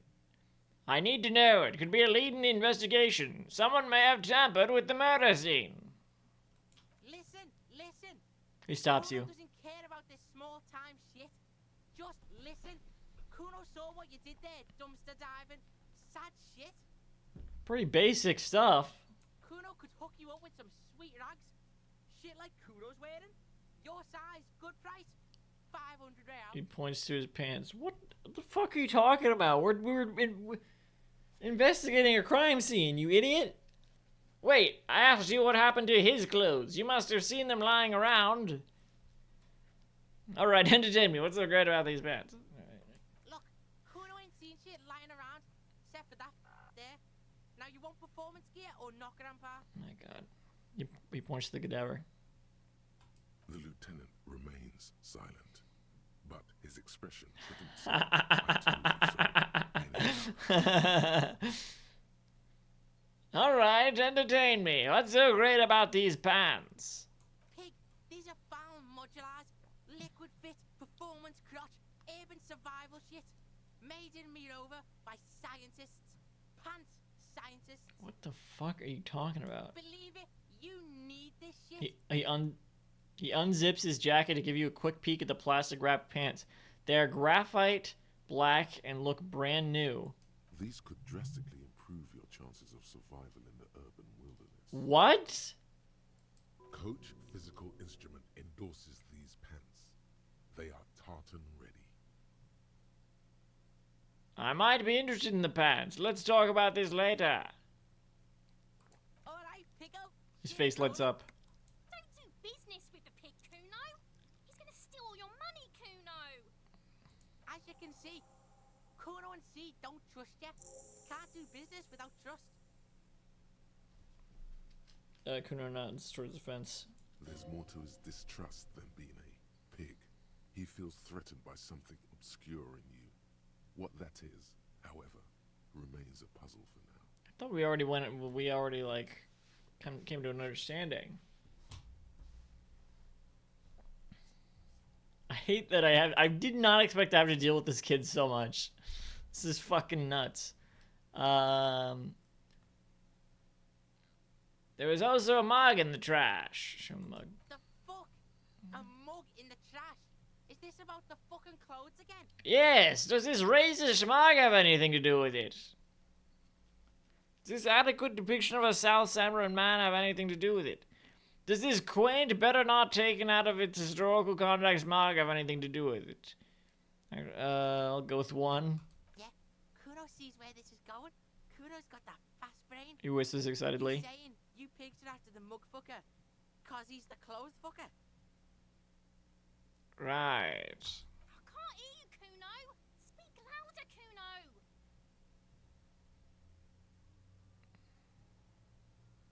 I wonder if all that was true about Kuno S, or if Kuno was just like...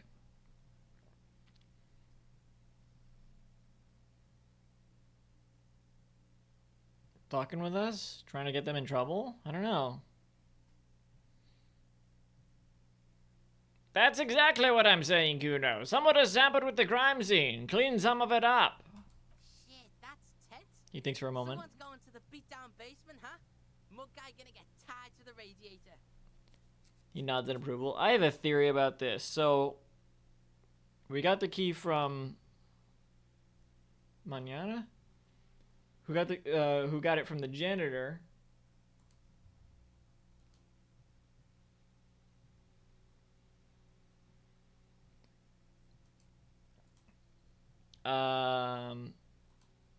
So clearly the janitor must clean the weasel's apartment. They probably saw a broken mug and threw it out. And since they were janitor, they probably also cleaned up the clothes from somewhere. I would assume not their apartment. I think this is not going to lead anywhere. But we should definitely talk to the janitor, whoever they are, wherever they are.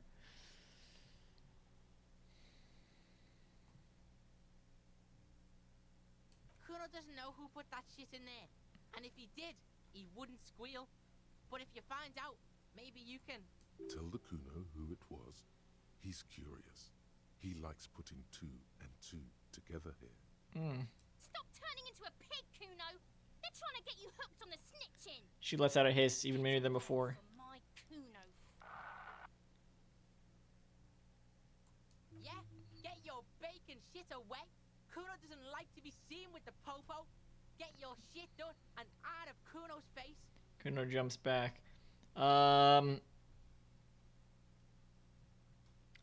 The ladder. Ever climb it? Point to the ladder on the tree. Look at that fucking shit. He screeches. Trying to get Kuno killed. You're a kid. It would work. So you would say that the ladder is unclimbable. Fuck does Kuno know? Kuno's not a fucking acrobat. Okay. The lieutenant takes a quick note in his notebook. It's fucking 5:30. This is like... Oh my god, I gotta fucking finish this shit. Kuno, don't climb it, Kuno. What's in the greenhouse over there? Don't know. He shrugs. Gardener used to work there. Kipt is a pejorative term. Oh used my to describe god, dude. South Seminese or Areopagite descent. It used to be a common first name among the Areopagites of Ilmaran. Not so much anymore. Hold on, the gardener used to work there. You mean the young woman by whirling in rags? That gardener?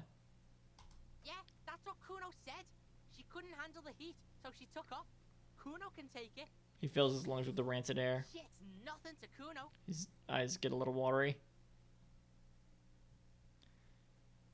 Look, Kuno doesn't explain shit. Kuno just says shit. He looks you in the eyes and nods as if agreeing with himself. Yeah, her. Right. What was she doing in the greenhouse in March anyway? What kind of gardening is done in March? I should ask her about that. Yes. It Eventually. seems suspicious. You don't like things being like that. I don't think it's that suspicious. Yeah, whatever. Kuno doesn't give a shit. 15? Just 15? I thought it was... It's just 15?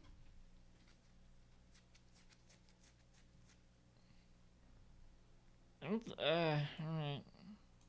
Kuno doesn't fucking care.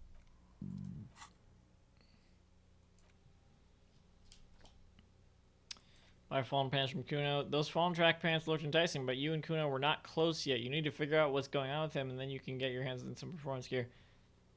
It looks like I can just buy it. Ask Gardner about gardening in March. The young woman with the wheelbarrow at the corner of the whirling in rags told you that she had to take a break from gardening because of the cadaver smell. What if she was lying? After all, what kind of gardening is done in March? Why is March a weird time for gardening? Is it? Okay, let's do the autopsy. Let's get this shit done. Lies on his side with his eyes looking straight. How is this one of my... This is just supposed to be part 1 of Disco Elysium. This is one of my longest fucking streams ever. Yeah, I'm just trying to get the body shit done. This game's insane. I need to limit myself next time. Obviously. The lieutenant adjusts his glasses and takes a deep breath. Because I just kept thinking, like, okay, well, the body down. Well, this shouldn't take too much longer. Remember when I said we're not gonna go 8 hours, obviously. The fuck?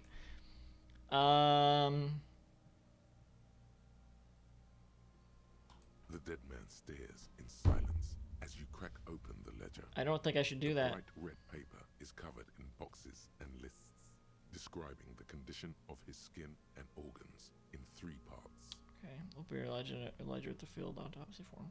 What if I didn't have that yet? Above those, an 11-field info form needs filling out first. It begins with... Begin... 1, assistant. Let's jump ahead to the 3-part summary. Let's do it, whatever. That's you. That's me. Raphael Ambrosius Cousteau. They seem to really think I'm Harry Dubois, so I'll write that. The corpse is indifferent to your scribblings. Just lies there. The next box says... Coroner's case number. KK57-0803.08. How do you know this? Next. 3, name. NA. Next. Sure. 4, date of birth. NA. 5, age. Roughly 50. Lieutenant corrects his glasses. Dry 40. The damage is so extensive, it's better to err on the young side. I'm gonna write 42. He nods. 6, race. Mondial. Okay, whatever you say. Fair to olive-skinned, from the Isola of Muindi. This is as vague as it gets. You might as well say whitish. Write it down. The pudgy mess of curdled meat looks neither mondial nor anything other. 7, 6. Fucky, fucky! The little monster exclaims energetically. Male. Pigs can have sex. No.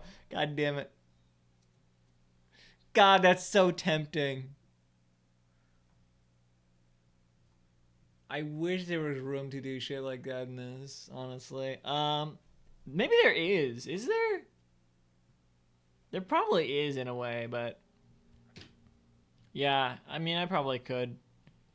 God, this is beautiful.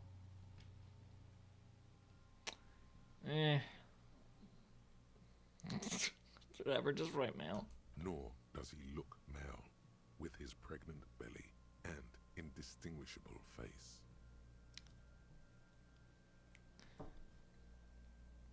Date of death. 8. Hey, date of death. Hey, date of death. We're still going with March 4th, 51. Right. Yes. What else? He looks over your shoulder. Body identified by is non-applicable. 10. Case number is the same as the coroner's case. KK 57 0503 0815 listens motionless, with the cargo belt still around his neck. Only one box remains. 11. Evidence of treatment. None. At least not after the initial examination. What does that mean? A strange word. Treatment.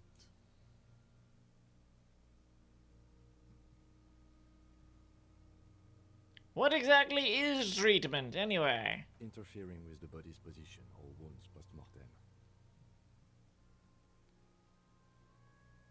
Don't overdo it. It's okay to be unsure. I'm not so sure. A silent nod. The lieutenant places his gloved hand on the corpse's chest, as if in preparation. Your central nervous system recognizes this gesture. It's the stations of the breath. Ecclesiastic, religious in nature, a holdout from pre-Delorian burial rites. It takes him 2 seconds to perform. Then, somewhere in Jamrock North, a small wood shed behind Rosencrantz Row, Lieutenant Nick Feuerbach puts his hand to the chest of a small corpse, no larger than a monkey. It's raining outside, light drizzle. There is darkness in the shed. What? Elsewhere yet, An obese female sits in a wicker chair, her silhouette bull-like against the window. Outside, Grand Coudon. The day is turning dim for Sergeant Mac Dawson. Hand extended, he approaches to make sure she is dead more than anything else. Okay. And so, all across Jamrock, Coal City, GRIH, 42 deceased persons found today, 42 stations of breath.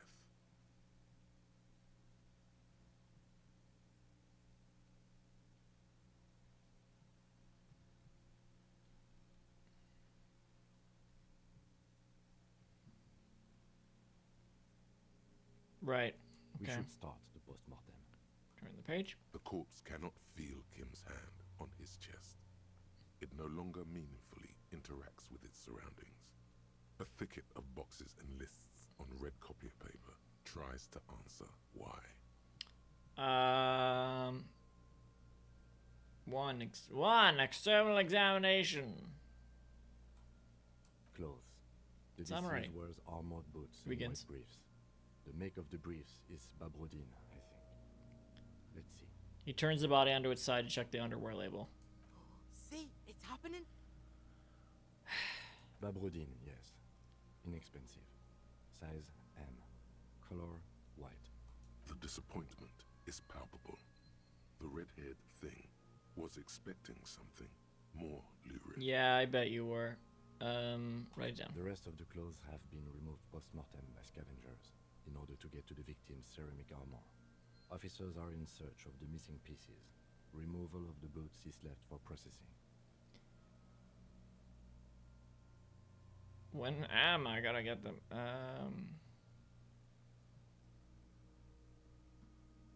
What are we on? 2? What? Patience. Okay. After the autopsy, before the body is taken away, there will be a window of opportunity. After the lieutenant has gone to sleep. I hope this has helped you, my liege. Yes, thank you. The boot has a serial number. It's E50.100.100. The lines between the plates are in the shape of the alphanumerical. The number is purposefully concealed by the designer. Okay, write it down. Tattoos. He stands up, feet planted on either side of the body. The upper torso is covered in a single, continuous tattoo, resembling a map of the night sky. It reaches from the right shoulder to the heart. The ink is blue and white. The assistant has a color photograph of the markings, to be added to the case files as document A1. The photo is taken on the scene, using a Trigat Mini. Write it The down. deceased has a belt for airlifting cargo around his neck, tied with a hangman's knot. Color yellow. Length 3 meters. There is a buckle on the other end. Write it down. Well nourished, athletically built, measuring 1.8 meters. Generally consistent with age 42. Preservation is good. Ambient temperature below freezing. He uses a measuring tape. Body hair is light brown. Distribution is consistent with age. The deceased had male pattern baldness. Hair is combed back, short. He kneels in to get a better look. Touches corpse's hair before moving on. Write it down. Short, light brown hair. Light brown. Elbow pattern baldness.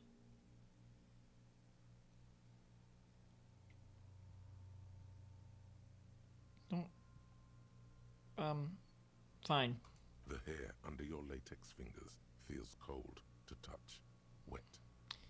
Stroke his hair gently. Sure, why not? The stench is suffocating. Strands of dark brown hair start sticking to the latex of the glove, like thread off a rag doll's head. There must be brilliantine in there. He's combed his hair back with oil. More hair sticks to the glove. Hair off the rain-soaked head of a dead man. There are bumps and dips on the skull below. An alien landscape. There, dead man. You were someone's child. It's all over now. Fuck. Alright, say it then. There, baby. The lieutenant watches you in silence. Why am I doing this? All right, write it down. Write it down. Short, light brown, male pattern baldness. That was some sick shit, psychopath. Whatever. It's par for the course for my weirdness, I think. He coughs. Lividity is consistent with hanging. The head is congested.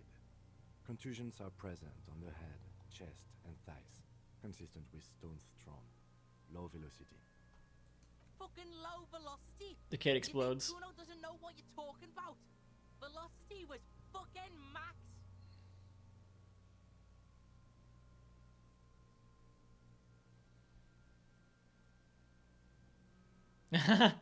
Oh, I see. They're talking about the rocks that's thrown at him. I don't know why that. Yeah. Sure, Kuno, sure. Talking shit about Kuno's velocity. Yeah, sure, Kuno. In addition, there are bite marks on the face, scalp, and chest, consistent with predation. I'm not gonna write down high velocity. Write down. Ligature Who mark. bit it? The lieutenant produces a small folding knife with the other hand pulling on the belt. He starts cutting into the polyester. The stench is horrid. After a while, it's obvious the material cannot be cut. The steel wiring. He concedes, Too much breathless. of it. We need to remove the belt so we can get to the ligature mark. You got just the right tool for that. The chain cutters. Cut what? Oh yeah, I'm prepared. Pet the chain cut. Just pull. Just fucking ear. Always good to think ahead. Now He points to the rope squeezing the dead man's neck. we need to cut the belt to see the ligature mark below. Carefully, with as much precision as you can. See, my pig is gonna fuck his head off. Oh, fuck shit. No, he ain't. Your pig's a boring fuck. Breakthrough imminent advanced race theory? No, not now.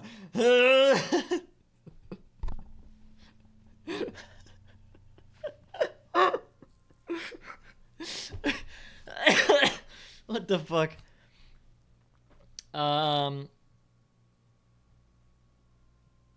Yeah, I'm Guno's pig. I agree. I'm not your pig, Guno. Look what a good spot I got. Cut the belt off. Ooh, look for God's spot to cut. Is equally tight around the whole circumference of his neck, swelling over the edges like white bread rising from the east. Yeah. The knot is the weak spot. The chain cutters fit in there. Steady now, like a flower arranger. Oh, good. And it should. Thank God I looked. I'm not your pig, Kuno. You are? You're Kuno's He says with calm certainty. Concentrate on the belt, not on who is whose pig. There is no pig. There are only the chain cutters and the belt. Yes.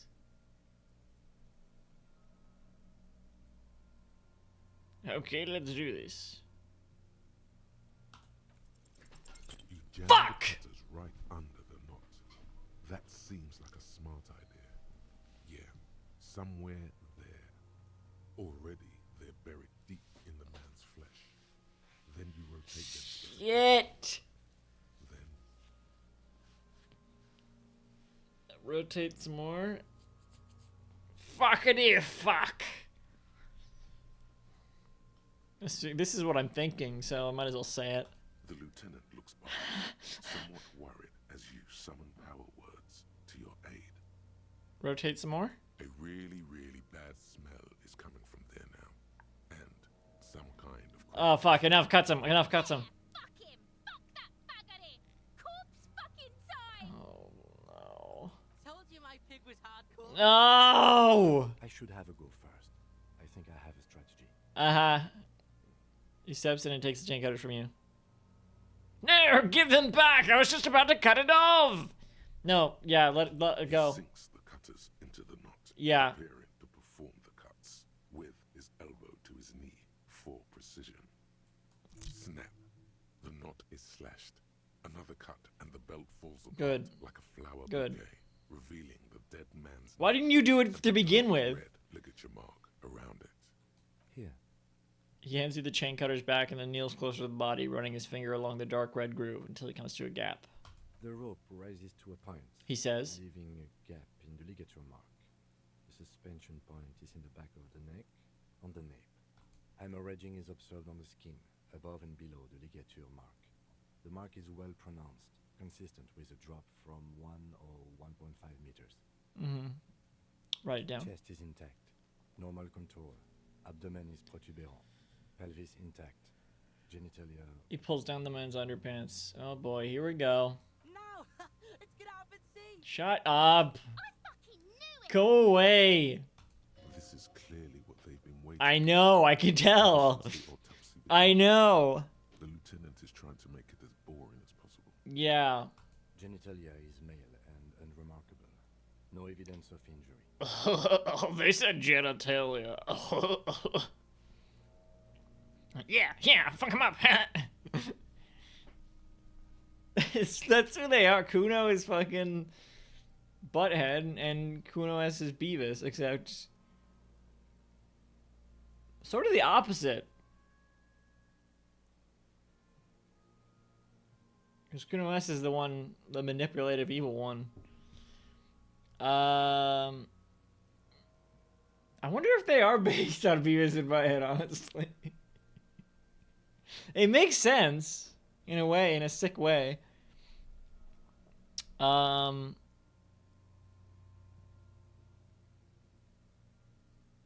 Inspect the genitals. Write it down. No, yeah. Write it down and move on. Don't give them a show. Let me, no, I'll do it. I'll do that after. Fuck it.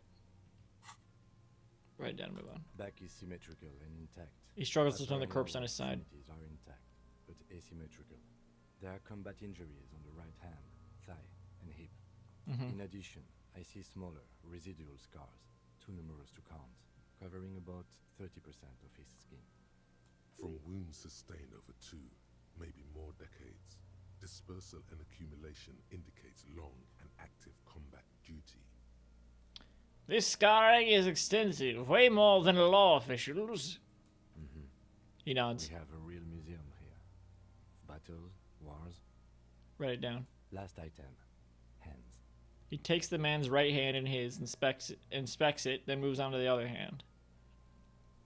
Let the lieutenant work alone. Hands are clean. No Wait. sign of a recent Whatever. There's probably nothing to see. Were we expecting any? I was. Maybe I'm just not seeing them. Honestly, this stench is making it hard for me to think at the moment. I should have looked then. Write it down. Ooh. He turns to the side to breathe. All for the external. It's not enough. Well done. He buries his face. He buries his face in the sleeve of his jacket. You hear a muffled voice. My God! All right. Internal examination. Summary. Central nervous system. He says. Do you have anything on this man's central nervous system? He says and then concludes abruptly. You don't even have a joke. Nope. Musculoskeletal. Purge fluid is coming from the mouth. Not injury related. Eyes and tongue protuberant. Hyoid bone. Let's see. With his eyes almost closed, the lieutenant puts his hand on the dead man's throat and begins to massage it, gently. A rotting smell erupts from the mouth. Purge fluid runs down his lips, black and viscous. Yeah, jack that fucker up! Oh my God! The hyoid bone is fractured. The rest of the musculoskeletal system is intact. Unremarkable.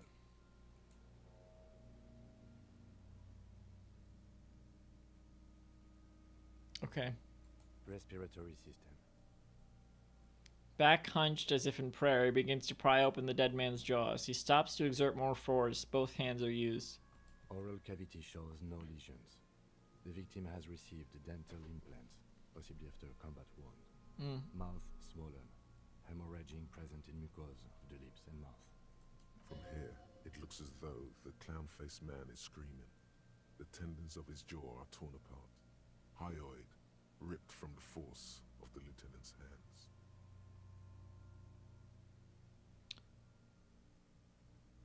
Look inside the dead man's mouth, I guess. No scream, no sigh of relief rises from the darkness inside. It's humid there. Sickly sweet air, unlike anything living. You feel like you're about to throw up again. straight in that mouth of his. Well, don't do that, but do look deeper inside. It's hard. Once more, you taste stomach acid in the back of your throat. A contraction. Your throat No. pumps a little something from your stomach and into your mouth. You're forced to swallow just to keep looking. All right. Inside, you see darkness. Just a mess of meat and darkness.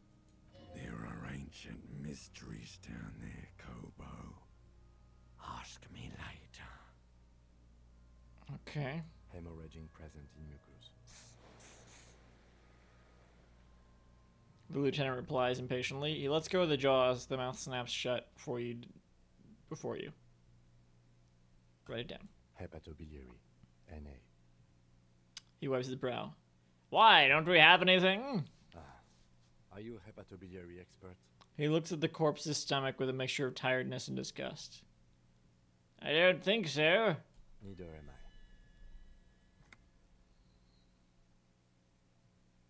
And that's it? That's it. Okay. Same for toxicology and serology. Both? Unless you have untapped reservoirs of knowledge there. The completionist in me wonders if there's something we could still do. Like a toxicology screening? He looks at the monster. At this stage, I doubt processing will find anything, even if he was brimming with cocaine. But still, you should add a request. Write NA and add toxicology requested. Cardiovascular. The body exhibits heavy lividity. Blood has gathered in the hands, feet, and neck. Hypostasis is visually consistent with the hanging. Write it down. Gastrointestinal. He breathes a sigh of approaching relief. This is the last field on the list. He looks around to the ground, the pool of feces there. This will do. Okay. Digested semi-solid food in stomach. Voila. He touches the corpse's bloated lower abdomen briefly. Write it down, omit the voila. Write it down, keep the voila. I don't want to piss Kim off. I'm gonna omit it. What's next on the list? Hang on. I'm about to righteous self-critique. Oh, I gotta do it after, don't I? That's fine. 3 descriptions of injuries. Summary. Let's see. We have bite marks, contusions on the head and chest, and a ligature mark encircling the neck. You'll need 3 fields. Leave a 4th one too. He tilts his head also. Be thorough if you want maximum results. What about the injuries we have inflicted? Oh, so we inflicted them?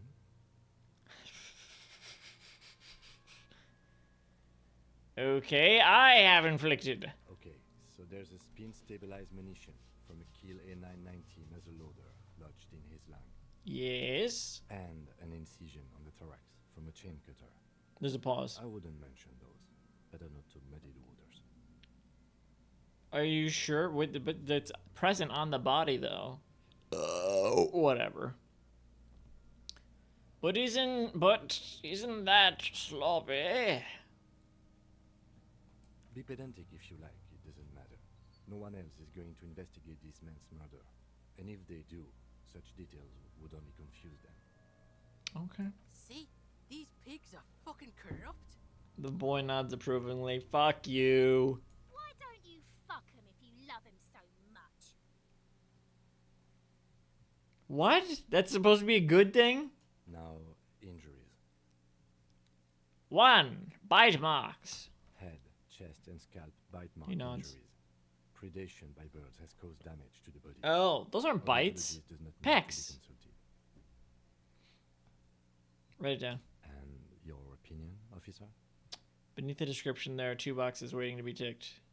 Opinion fatal injury, B non-fatal postmortem. Yeah, definitely postmortem. It wouldn't be, yeah. B. Agreed. Next injury? 2. Contusions. So, the scalp bleeds from a post-mortem head injury, a stone. The injury does not have the rim of an early inflammatory response. The perpetrator on the scene has confessed to causing it post-mortem. At maximum velocity, fucko! Yeah, whatever you say. Has confessed to causing it at maximum velocity. Don't humor them. Coagulated blood sticks to his scalp and chest, where the countless stones have hit the dead man. Beneath, the description of injury. 2 boxes. Well, yeah, non-fatal, obviously. Right. Next. 3, ligature mark. Wait, what's the 4th injury field for? Nothing. Just in case. Turn the page back. The corpse lay slouched to the side, oblivious to its surroundings. The field. Yeah, okay. Bite mark. Be thorough. Yeah. You want maximum results. Shit, they said be thorough if you want that includes the...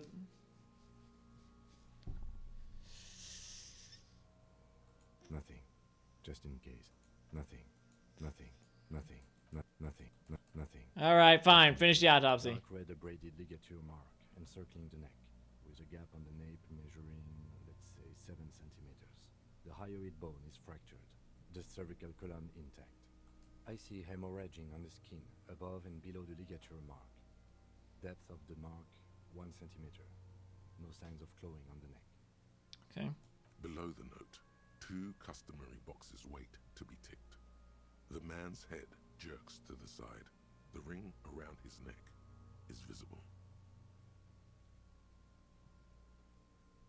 They awaiting your judgment, it said. The fuck? They didn't read that. Think for a moment. There's time. Don't rush. What? I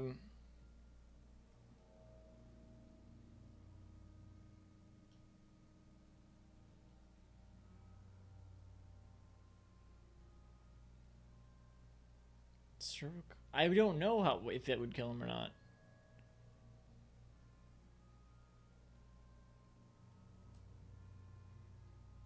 Let's go against the grain then. Not non-fatal. The lieutenant falls silent abruptly. He is deep in thought, eyes fixed on the bright red ring around the dead man's neck. Why do you say that? He tilts his head.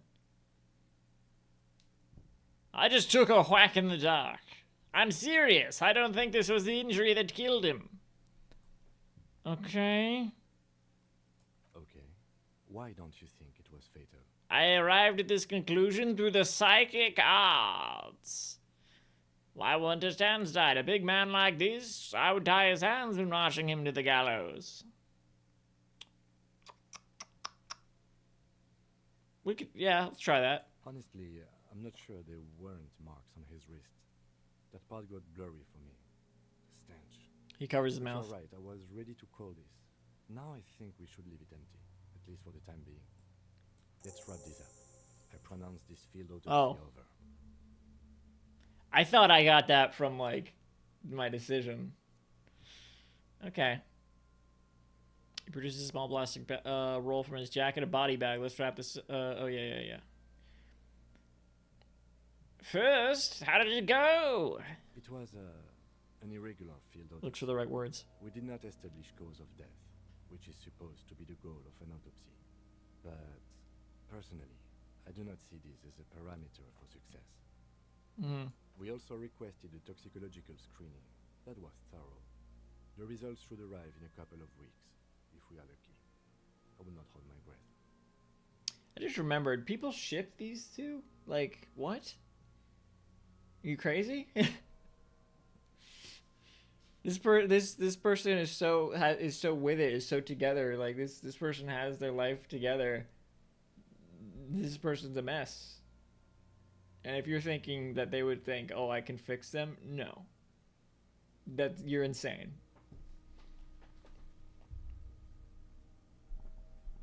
They pity them, if anything. There is no attraction there. At least not from this stage of the game, from what I can see. What else? We were thorough with the list of injuries, too. We described them all in detail. What is there to say? Given the circumstances, it was a professional. Although, who can resist Matt Berry? What now? I need a copy of that autopsy form. Then I will drive him to Faubourg. Okay, rip out a copy of the autopsy pages. He looks at the dead man one more time, then at the slip of red paper in his hand, then at the corpse again. So, dead man and corpse being the same thing. Excuse me. He's thinking, did I miss something?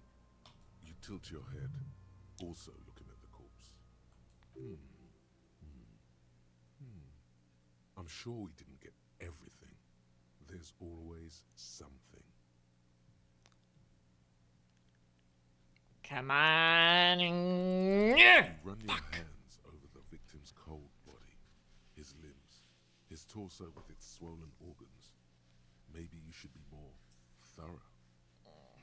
Look at his pants again. Look at his pants again. He pulled down his breeches. Marbling is present around the crotch. The penis has shrunk, crawling halfway back inside him. There is nothing mysterious or noteworthy. Here it comes. Can't get enough of that dick. Do you think we missed something? You can't shake the feeling that there are more secrets concealed in the flesh before you. I've got a gut feeling there's more to this corpse. Okay, well, we are in livor mortis here. He is disintegrating. We need to refrigerate the body if we want to conduct another examination, and we need to do it fast. Can't he just hang out here for a while longer? If you want for this task to slowly become impossible, then yes. Otherwise, no. He's been hanging out far too long already. We need to ice him.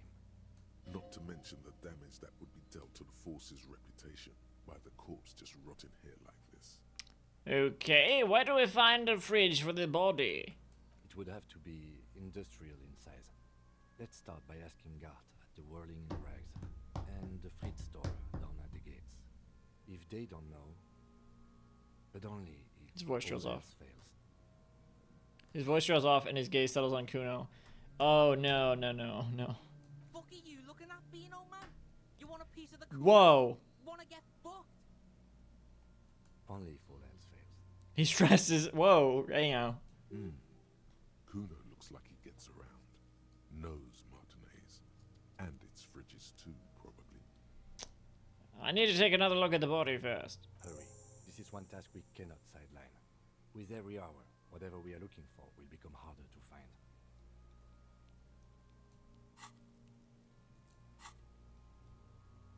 Perception.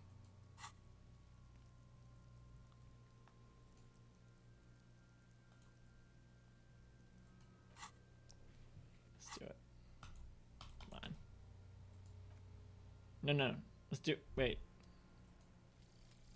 Advanced race theory. Oh yeah, right. Fuck. I'm not. Oh, hang on. I'm not ready for this. Son of a Everything's bitch. calm in the eye of the race storm. Your mind is lucid and bright. The mind-bending phylogenetics appear more distant and, to be fair, a little ridiculous. The great race mystery has cleared up. All that's left to do is verbalize your thoughts. Go and talk to Measurehead about your newly found insights. Rigorous self-critique. Here it is. Hard facts from the man you are. You once jerked off in the locker room and were caught. You held a young woman by the arm and kept her in your apartment for 20 minutes against her will. That's right. These are not flights of fancy. These are real deeds, Harry, emerging from the darkness of your past. Damn. You Shouldn't have tried done this shooting one. A fleeing suspect in the foot, but hit him in the pelvis, crippling him for life. And, above all, you let life defeat you. All the gifts your parents gave you, all the love and patience of your friends, you drowned in a neurotoxin. You let misery win, and it will keep on winning till you die, or overcome it. And there's also whatever's on that, in those files.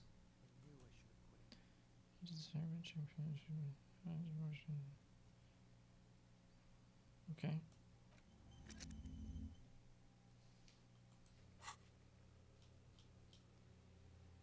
Send victim's body to processing. Once you're done with it, send the corpse to processing. Lieutenant Kizaragi will take care of it. Check twice to see whether you're done with all corpse-related tasks. After you've seen send the body away, you can't take it back. fridge victims. Well, you need to buy yourself more time to find whatever you're missing in the course. Fridge would allow you to preserve the body longer. Ask the whirling fridge, or maybe Kuno, or maybe or some other little kids. The man is decomposing visibly now. Every hour, he looks less like a creature and more like a pile of intestines. The lieutenant adjusts his glasses and takes a deep breath. Hang on, let's try this one more time. Your arm yes! is out and your eyes close, as if by their own volition. It's dark all around. You feel cold, dead flesh through the latex glove. It's right under the palm of your hand. What is this? What is this? What are you doing? What is it?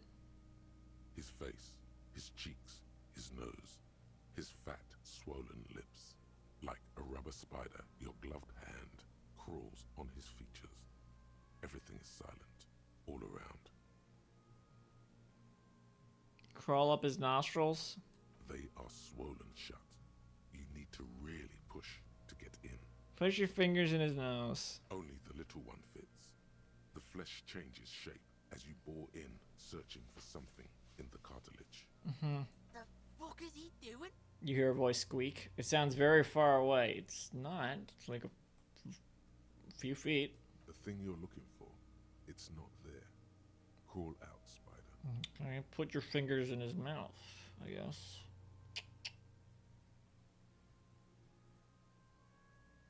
The oral cavity is cold and moist. A ball-like tongue attaches itself to the base of the Another mouth, breakthrough imminent, I running guess. around like a scallop. Wait, what? Kingdom of Conscience. Oh, that was the right. Okay. You're on the right track. Okay, play with it. This feels right. Open your eyes and look. No, testing. 1. The tongue moves freely in the cavity. The mucus of the mouth is slippery, fragile, even through the latex.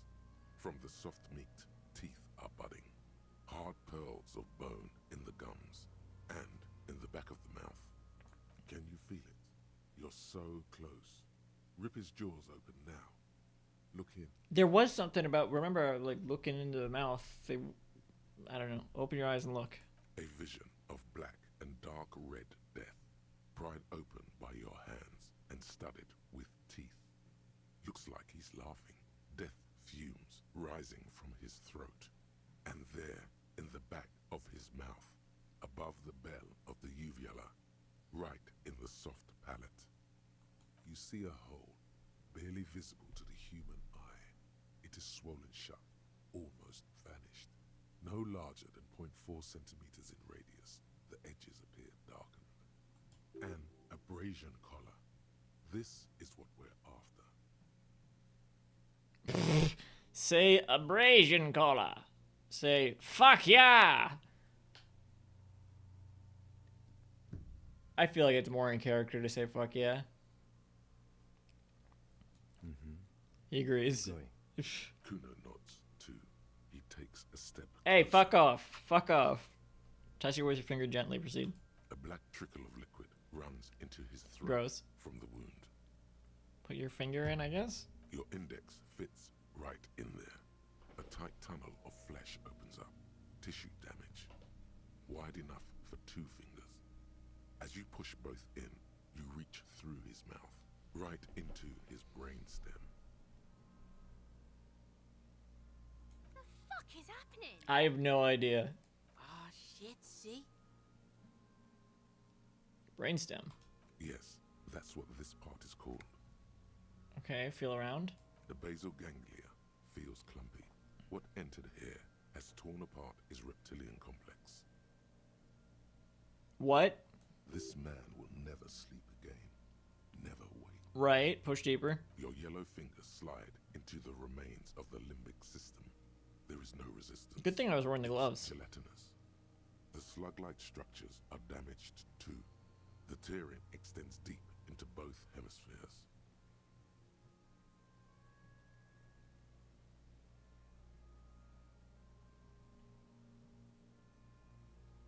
Okay.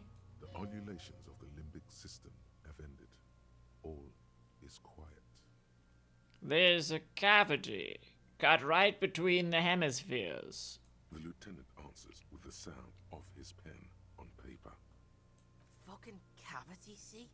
Kuno's voice is hushed. Quivering with awe. Push deeper. Your fingers are all the way in now, reaching toward the inside of his skull. The cavity goes further, but the entry wound isn't wide enough for the rest of your hand to follow.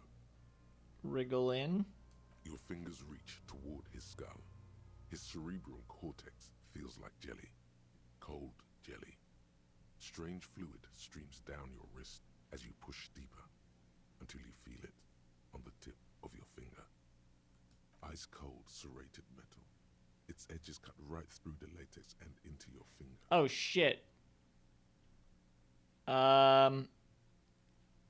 Shit. I feel a solid object right under the skull. Can you get to it? He searches his pockets for something. Inspect the skull first. There's a tiny crack, a protrusion in the cranium, right in the back of his head. Your finger must be pointing straight at it, from the inside. The object that is in there stops just short of the skull, in the encephalus, knocking this tiny fracture into the cranium. We have the makings of a very small exit wound here. The lieutenant leans closer. Forget about the fucking exit wound, Beano. The pig is wearing him like a fuck puppet. Shut up.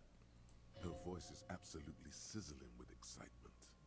No, this is too much. Pull your head. No, no, no. Look, very high, very high. Don't let down Kuno S. What? All right. Yeah, we got this. Come on.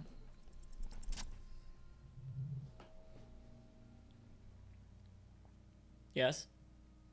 It's a bullet, right? Something like that. You pick the object between your index and middle finger. It said it cut into my finger, right? Like metal. With your face twisting from pain and concentration, all you need to do is just... I got it! No, just pull the fingers out. The inside of the head feels cold and smooth, like a glove. Sweat dripping down your brow. Careful not Does to he pull out? prize between your fingers. With a plop, your hand emerges from the mouth. The garden glove is covered in blood right up to the wrist. Between your fingers, a small flower. A blossom made of lead. Oh, yeah, flower because it split when they got shot. Fucking beautiful. A bullet. The lieutenant puts a small bag marked evidence under it. Drop it in. The bullet falls in the bag, leaving a smattering of blood on the plastic. He raises the bag. We did good work. And says, A non-caliber rifle. Some kind of brittle alloy. Fractured on impact. Can I have it? Keep it, Lieutenant, as a gift. No, you deserve it. You can log it later. Okay. You deserve it? Lieutenant drops the bag in your hand. Feels light. Alright. We need to add an item to the injury list. Injury number 4. Oval entry wound with an abrasion color. Soft palate, back of mouth. Turns to his notebook. High velocity. Temporary cavity in brain tissue. Small This is so Liberty's Kids. How does that sound? He underlines the injury forcefully. Sounds like heaven. Sounds about right. I'll just nod at this point. Opinion, fatal injury. Goddamn right. Agreed. I'm still not sure. I would love to say that, but this feels like a much better answer. Goddamn right. And one last thing. Click, click goes the pen. Injury number 3. Ligament mark. Opinion non-fatal. Post-mortem. Treatment. Yes. He's proposing the bullet was the real cause of death, and the hanging an attempt to conceal this fact. Ligament mark, the fractured hyoid bone, result treatment.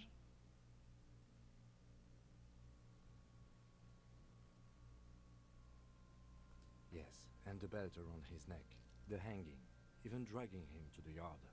All of it was done after this man was already dead. Dead dabba doop doop. You think so? Agreed. This is too much. Let's just go say agreed. I have had my doubts for a while now, since I saw there were no signs of struggle on his hands, and no claw marks on his neck. There have been other signs too, small things. We were right not to assign hanging as cause of death, as the perpetrators expected we would. No such luck. We don't need the fridge now. We can send it off. We didn't fall for it, he thinks. There's pride in there. Nice. There is, of course, the very real possibility he was both shot and hanged. Does that matter? Maybe they just showed him while they hanged him. To put him out of his misery? He thinks. It's possible, but it doesn't explain all the other dubious things here. Lack of struggle, primarily. And maybe intellectually sloppy, but I prefer one theory at a time. And this just smacks of treatment. I trust you. Who would do this? That's for us to find out. Right. With this, it will make finding them just a little easier. Hopefully.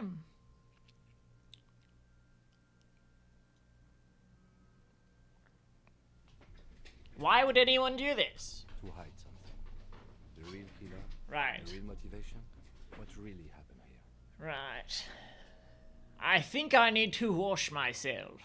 Oh, you really do. I am glad to hear you say that. Your room in the Whirling Rise should come with a bathroom. Be sure to make use of it in the evening. Maybe the bullet holds more answers? Yes, we should take a closer look at it. I am certain it has more to tell us. This little thing could reveal much about the weapon that shot it. What happens next? We put him in a bag and carry him to the holding pen of my kinema. The body bag should contain the odor for the duration of the transport. Right. I would drive him to processing, but it's too late to do that today. I'll do it first thing tomorrow. No problem. So, yeah. So we do have to find the fridge still anyway then, right? One more thing. This was really good work, detective. Oh. Thank you. The word lingers in the air of the yard. As far away dogs are barking, further yet the sound of motor traffic. Detective. Yeah. Try to remove the dead man's booth. Not yet. Not yet. Hang on. Let's drag him to the kinema. They're finished with the corpse. All right. But the boots I can still take, right? Takes a shiny black body bag and starts pulling the plastic over the dead man's face. There go those beautiful... No! May they rest. What do you mean?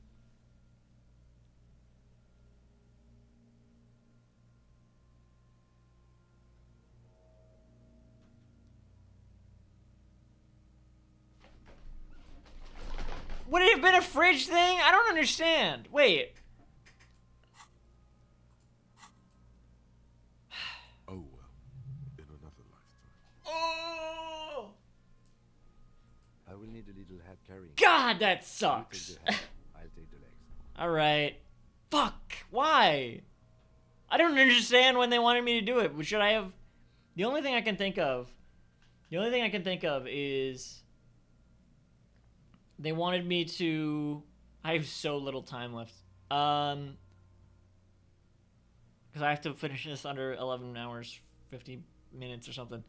The other thing I can think of is that they wanted me to say, I don't think we're quite done here. Don't bag it. Fridge it. They go to sleep, then take the boots.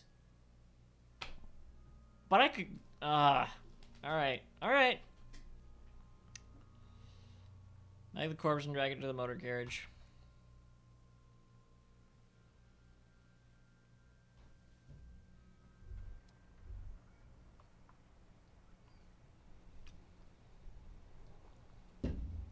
What? Oh. Kingdom of conscience. The kingdom of conscience will be exactly as it is now. Moralists don't really have beliefs. Sometimes they stumble on one, like on a child's toy left on the carpet. The toy must be put away immediately, and the child reprimanded. Centrism isn't change, not even incremental change. It is control over yourself and the world. Exercise it. Look up at the sky, at the dark shapes of the coalition airships hanging there. Ask yourself, is there something sinister in moralism? And then answer, no. God is in his heaven. Everything is normal on earth. I have zero grasp over the politics of this game. Okay, alright.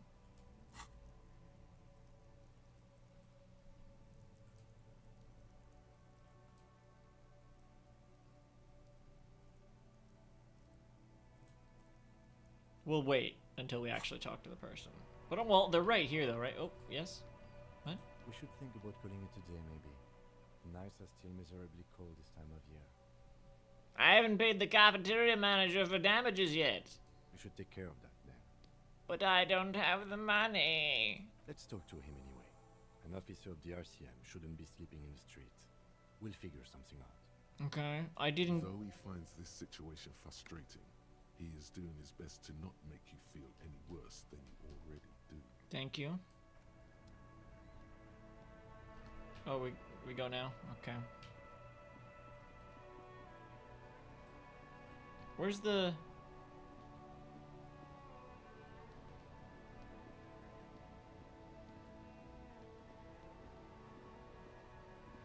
The driver's gone too, I guess because it's so late, maybe? Or is that... What? No, look, we'll look at all that later.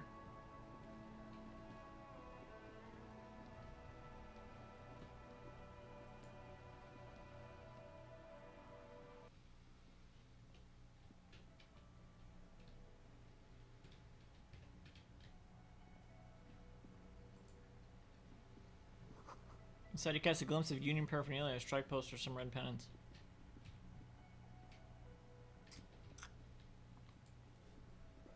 Can I help you? Here's your trash container key. Thanks. I hope you found what you were looking for. I found the victim's clothes. How strange. I certainly didn't put them there. Maybe you don't remember putting them there. Maybe you were sleepwalking or in a fugue state. I think fugue states are more your forte, officer. Excuse me? Could someone on your staff have put them there? Sylvie had the keys before I got here, and I can vouch for her. I can vouch for all my staff. None of us would tamper with the crime scene. Who else has keys to the trash container? The trash collection service? CS Municipal. I don't see why they would put anything in the trash, though. Ah, the elusive CS Municipal. I doubt we'll be able to track down who was sent here last and when. This will have to be one of those little threats that solves itself down the road. Okay. Thank you anyway. Thanks, let's talk about something else. Yes? About the money I owe. Yes. I was wondering if we could... yes, I was wondering if we could come to some sort of arrangement for tonight. Does that arrangement include you paying me what we already agreed you owe me? I will pay you back tomorrow. I'm an honest cop. It's cold out. I'll freeze to death because I'm losing the stupid money game. Come on, man. After everything I've been through... He was about to say something. Let him. Yeah, let him. I understand your predicament as the manager. However... He adjusts his glasses. I feel I must remind you that we are here to conduct an important investigation that also affects your business. Mm-hmm. Forgive me for saying this, but your colleague seems more committed to drinking and... He stops mid-sentence. He shrinks back a bit under the lieutenant's severe gaze. I mean no offense. It's really nothing personal. I just have to protect the interests of this establishment. Hold on, I steal my key, you know. Good luck trying to use it. He taps his foot against the metal box. It's all in the back of the counter. Draconian measures. What? All the locks have an electronic component.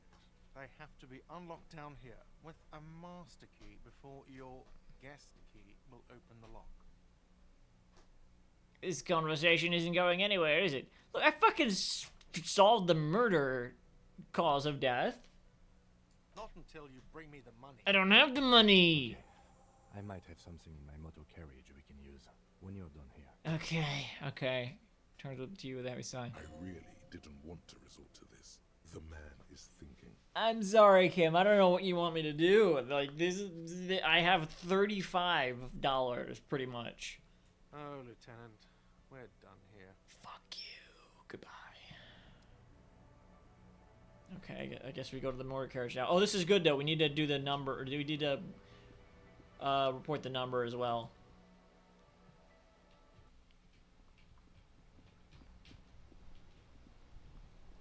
Where'd that fucking driver go? Whatever.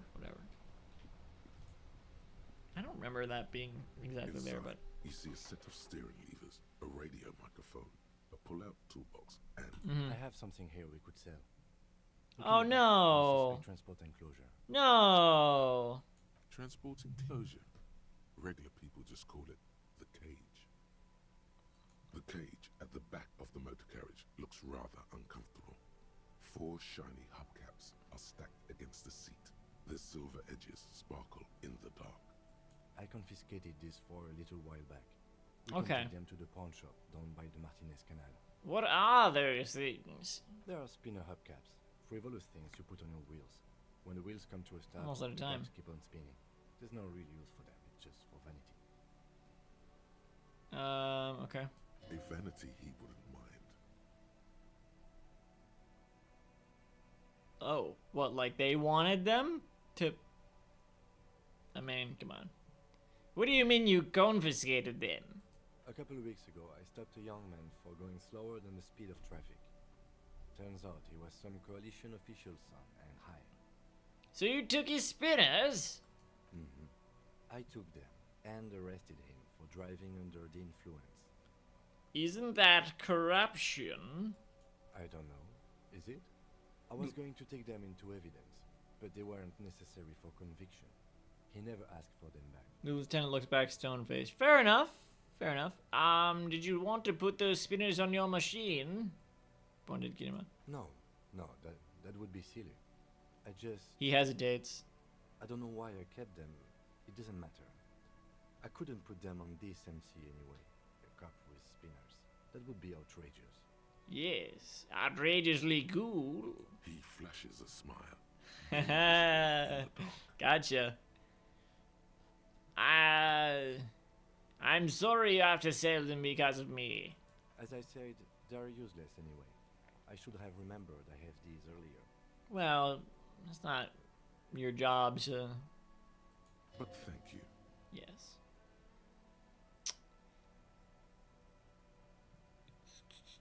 You said something about a pawn shop. Yes, there's one 100 meters south of here. I think it's called Roy's Nest or something. If I'm not mistaken, South. it should be open late. Items that can be pawned at Bird's Nest Roy's appear in your inventory under the Items tab. You can pawn these items when talking to Roy. Okay, alright. Alright, can't take them. It wouldn't be right. Well, then I would just be fucking out of luck on the street. Thanks, I appreciate your help. Take the spinner. The lieutenant nods as you take the spinners.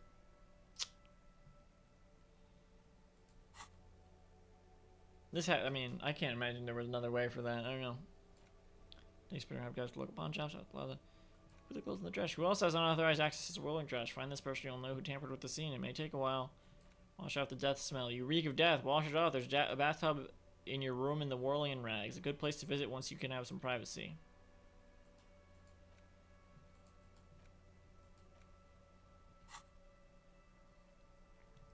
Pick up the radio again. This is Precinct 57. How may I assist you?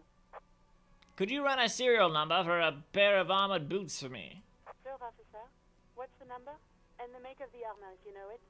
E50.100.1000. The make and model of the armor is Fairweather T500 VE. Got it. I'll contact the ICP database immediately. Call back tomorrow. Hopefully they'll have dug up something useful by then. Right. Okay, call Alice back in a day. Okay, good. The International Collaboration Police, ICP, is an inter-Isolari law enforcement service, the crown jewel in the moral intern diadem, alongside EPIS and the coalition government.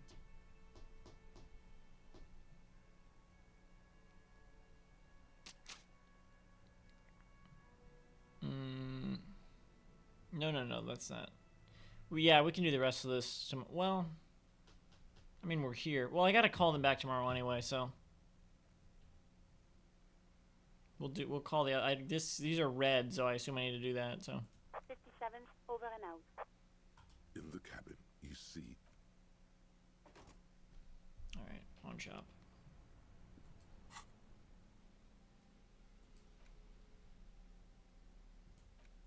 Commemorative pin. This unusually tasteful pin was produced somewhat the St. Baptiste Summer Dinghy Race 31. It has the warm glow of a well-loved memento. Did I not look at that before? Radiant Spinners. 200. Okay, that'll work. The magnificent hubcap spinners that Lieutenant Kitsuragi has donated to you so that you can pay for your room at the Whirling. They are slate blue, and shimmer haughtily in the light. No, I definitely did because I knew it was only 3. And yeah, not everything I have together would not add up to enough. So, what's this? The bullet. The bullet mushroomed out on impact. Now looks like a fanciful jacket button. That's something. I think of pure skin, flesh, and bone. Well, we'll look at it more later. Let's switch out the gloves since they're all nasty now, right? Yeah. Let's give them back. All right, south, right? We can't dwell on anything. What? Sewer grate, gateway to the river of filth. Okay, noted, I guess. South. We can't dwell on any of this right now. We just gotta fucking go to the pawn shop, wherever that is. You said south, right? Where?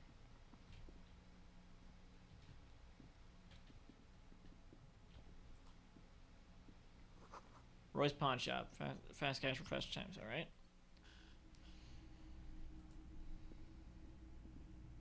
Some kind of machine, antique cash register. In the dark, a film projector is whirring away. Ooh, they got one of these. Mostly military wear, a few more eccentric fashions thrown in. Yes? Oh, that's Kitsuragi. I was like, what is this? Wow, a very large red t-shirt with an impressive print stands out from the other garb. Oh, yeah? Oh, yeah. The print depicts a muscled man striding toward you, a giant sword in each hand, encircled by burning embers. Behind him is a cluster of cabins engulfed in flames. Beneath him are the words, Hyundal burning. The antlers on the hood of the man's cloak and his piercing blue On the eyes antlers are familiar. Sniff the t-shirt. Smells like worn cotton and a little old sweat there. Worn cotton with a side of flea market or trash bin.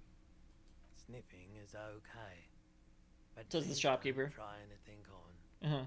Can't have you leaving your photon emissions in the fabric of things you're not going to buy. Photon emissions. You're not imagining it. Photon emissions? What is he talking about? What's the deal with the man on this t-shirt? It's the man from Hyundal. Walking away from his burning village. Yes. They're matter of fact. Was that this shopkeep? At the fact that you didn't recognize the figure in the print.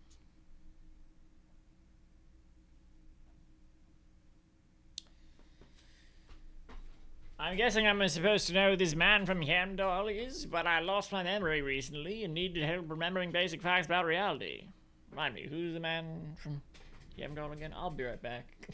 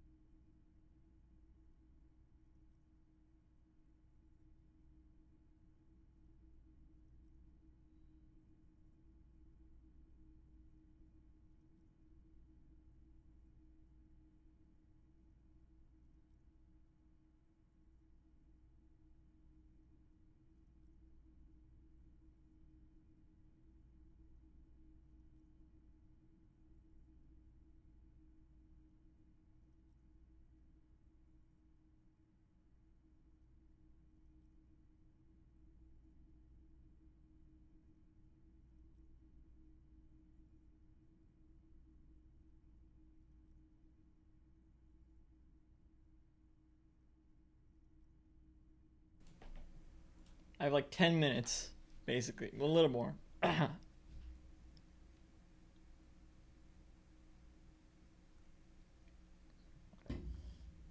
Until I also have to edit this stream. Hopefully it all turned out alright. I think it did, but... Remind me, who's the man from Yamdall again? The man from Yelmdale is the hero of a series of popular books based on a fictional version of Kotla. Mostly what is nowadays Arda NFT. NFT? Oh, NFT. In fact, non-fungible most dicks! people don't think that man from Excuse me. Yelmdale ever really existed. But they are wrong. He leans in. Yelmdale isn't a real place. The lieutenant raises a brow. Neither is the man a real man, of course. But both the man and Yelmdale are an ontological necessity. He stops abruptly. But hey, it's not worth getting into an argument about. What did you mean the man from Yelmdall was real? I mean, even if the man from Yelmdale didn't exist before the adventure novels, the stories have made it so that he has. It's simple, really. Okay. He sounds incredulous. You sound skeptical. Yes. It's not that complicated. All that's required is a more robust understanding of cause and effect. Besides, I've been to Kotla, though not quite as far north as the Yelmdal, and watched northern lights travel across the sky.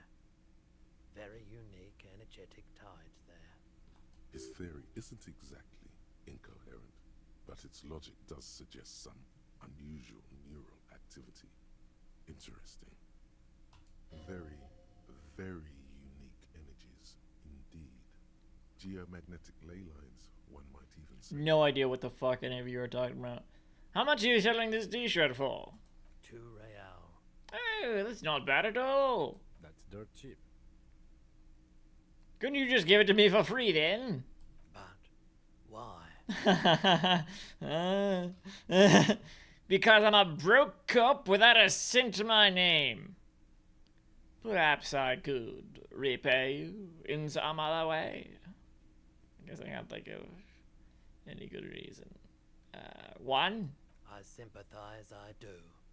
But this is a for-profit enterprise. Hold on. 2 real. Wait. That's dirt cheap. Cool, I'll think about it. You should. Yes, well, maybe you should give it to me for free. Let's try that. Why? Perhaps I could repay you in some other way. Dealing goods, not Yes, 2 yes. real. That's dirt cheap. But Well, I just guess have to posting. buy it then. But it's not like it's expensive. I'm wasting time here. In many ways. My God. It's crazy how this is lined up for like almost 12 hours, almost 24 hours. Because I don't think this moves in like actually half speed time. Like, I think if I stayed here and didn't do anything, the clock would not advance. Maybe I'm wrong. Okay, I've thought it over and I want to buy the t-shirt. Welcome to Yelmdal, officer. Yes. What else is in here? Don't really have time to look at anything, but maybe I will anyway. Martinez streetlight sits among assorted floor and table lamps. Let your gaze run over the street light.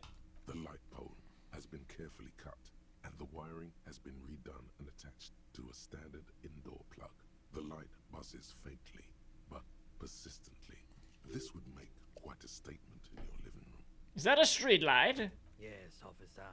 As you see, it's in perfect working order. His manner is casual, but his speech is careful, measured. He wants you to know that he has nothing to hide. Where did you get this? It was brought to me to be altered. We are not here to investigate the theft of city property. He leans into the pawnbroker, doesn't hear him. You have to admit it's rather clever what he's done with it. He pauses, studying the light. How much for the street light? 700 real. A bargain, I dare say. Are you out of your mind? There's one just like that on every corner. The light has undergone 3 transformations, and And every transformation, large or small, has a price tag. He rests his elbows on the counter and brings his face closer to the glass. What do you mean transformations? Well, there are the cost of removal and rewiring. He throws you a look of weary patience. The most important transformation is the light's placement among ordinary indoor fixtures, which has adjusted its morphological field. The light became suitable for use inside the home just a few days ago. Okay. Okay, that checks out. Yeah, let me fucking buy this. Sure, yeah. There's nothing else you need to know about the light. I don't have time to look at all this other stuff other than this. Buster Woman. Plaque simply says DAI. Or DEI. Excuse me. Is that often that I see officers from the RCM in my pawn shop. The man at the counter turns to you slowly. DEI, hang on a second. Could that be Dolores, whatever? Could be.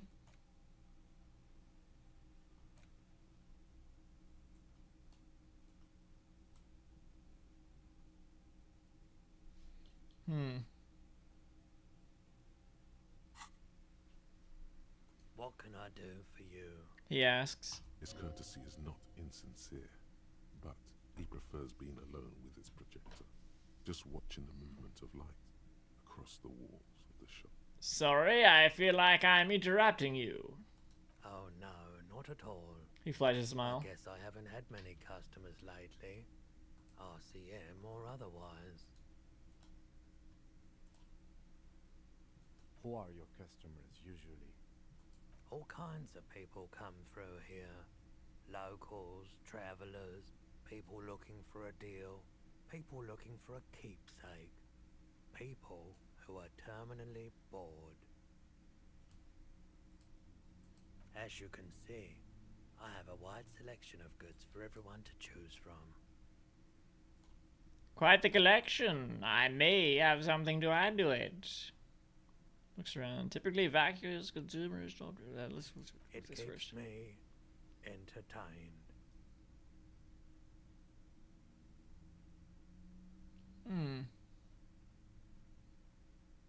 His attention is drawn once more to the play of light and shadow on the walls behind you. Is Roy high? And if yes, then what is he on? Alright, let's see. Feeling warm and enthralled by the movement of light, while the mind continues to race forward. Lucky bastard. He's probably on Prolidon. It's tough to come by on the street. Prolidon, what is that? A drug developed by the military to treat and prevent radiation sickness. Wow. It has psychedelic side effects, and it makes your eyes turn yellow. Can't see through the glasses. Is it just me, or is it really warm in here? I try to keep the shop at a comfortable temperature. He tilts his head. There's a note of indignation in his voice. Interesting. Indignation. Those triangle patches on his vest, you have a feeling they mean something, like they're similar to the halogen rectangle on your jacket. Pointed his clothes. Say, what's with the triangles on your vest? I was with the Emergency Relief Brigade. He hesitates. You know, after the People's Pile disaster. He coughs as if to mark his words. Had to take Prolidon for radiation sickness. That's what you were hinting at just now, wasn't it? What? Me? He's No! mental and emotional, not physical pain these days. The People's Pile? What's that? A bad idea. Some poor leftist built a particle decay generator in hopes of bringing affordable electricity to underserved communities. It malfunctioned. Radioactive waste everywhere. Probably some of it in you too. We'll talk about this later. No. Tell me more about this emergency relief brigade you were part of. We were an all-volunteer force. Self-organized. Tried to help the fire brigades contain the spill. On the patch, gamma radiation lines crossed with a red drop of blood. I lived by the river since I was a small boy. The Esperance didn't have the art to let it all go to shit without trying to do something to help out. There wasn't much the volunteer force could do, however. We wasted years in the river mud. Years getting sick. He looks at the spiraling light and stops. It must have been tough, radioactive cleanup. There's a reason why He everyone's hesitates. tried to forget any of it ever happened, and why no one has tried to repair or replace the pile. So much disappointment, and early deaths. Cancer mostly. And we knew all that was coming, even as we were cleaning up as best we could.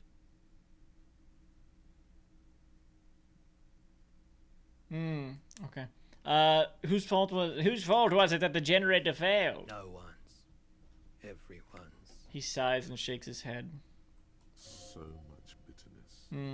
A bunch of poor people built themselves a primitive nuclear reactor, hoping for the best.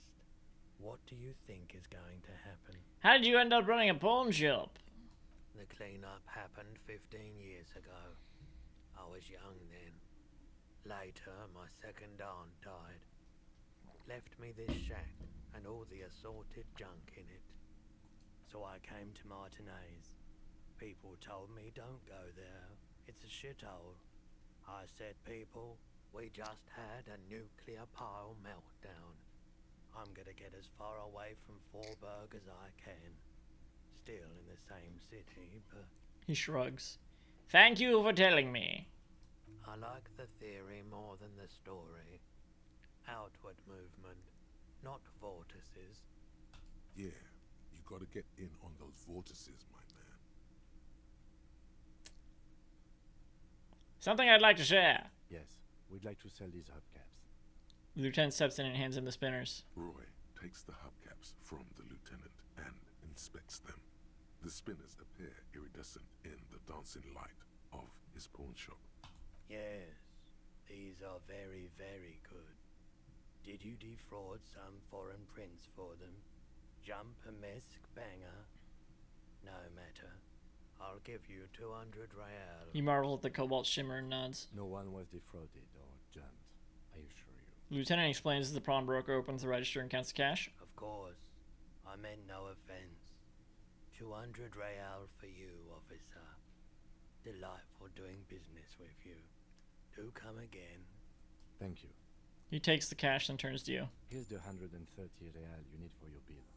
Do not waste it. The rest goes in his pocket. Right, of course. It's a small consolation. The windfall. Anything else you're thinking of selling? Both the lieutenant and the pawnbroker turn to you. I don't have anything to sell at the moment. Another time, perhaps. I have other business to take care of now.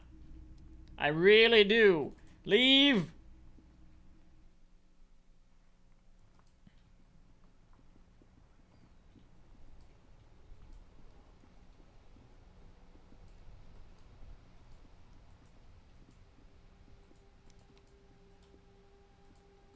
Hello again. No. Go. I think if I go up to over 11:55, then the stream I will have to re-upload it, which fucking sucks. I can't stop until the night's over. Yes. I have your money. He glares at you suspiciously. Here's 130 real. Great. Thank you, officer. That's all I wanted. Payment for services rendered.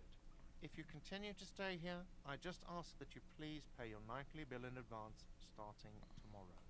He's not sorry about his behavior for your sake.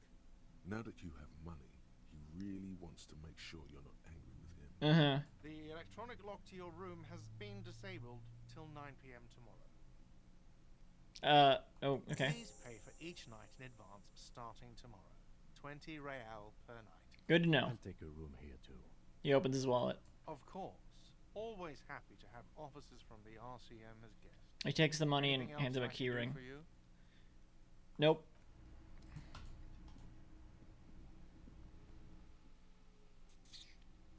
Okay.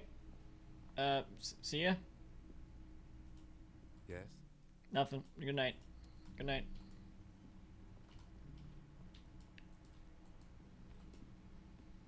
This is the door to the room.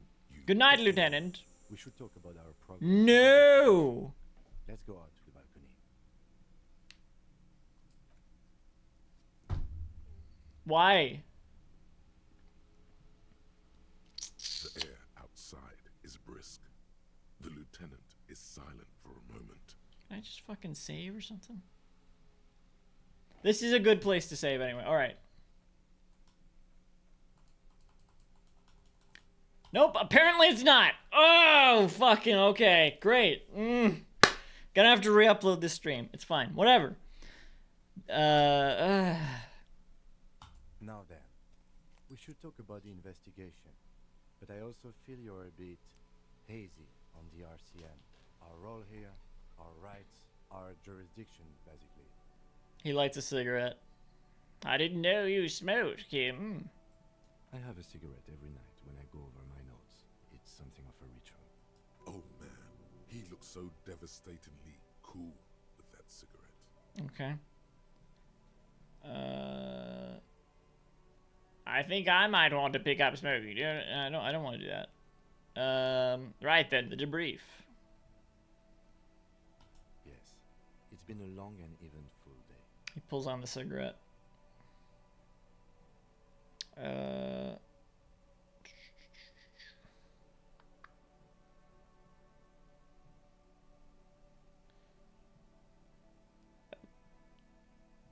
How do you think today went?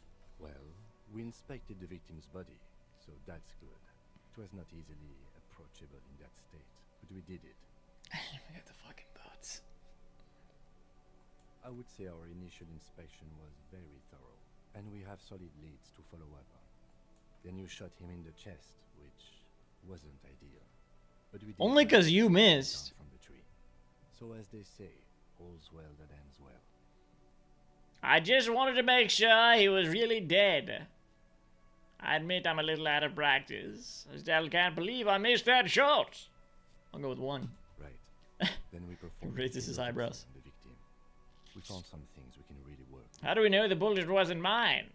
Moreover, you found that the hanged man wasn't just hanged. He was also shot.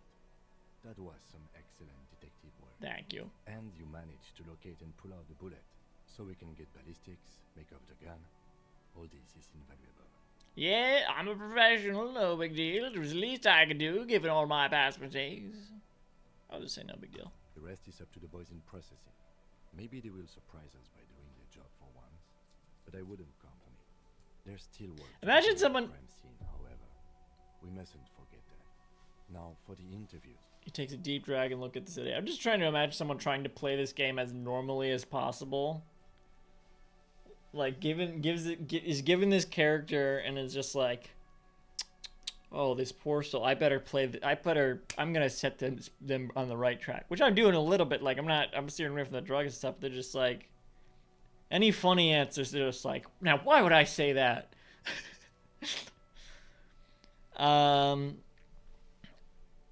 That's totally inappropriate. That's my forte. Unlike most cops, I understand how important communication is in our line of work.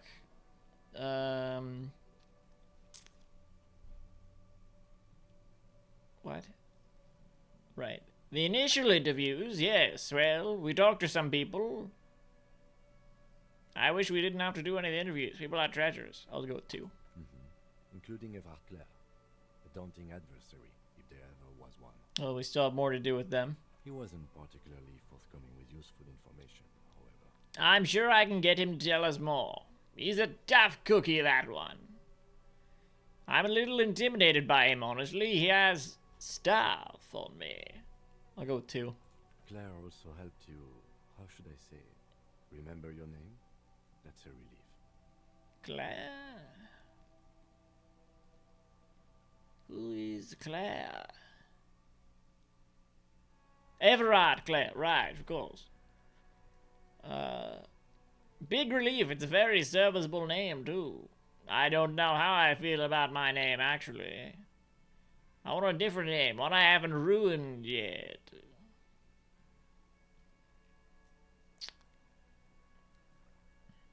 Three. You can look into the process of changing your name after we finish this investigation.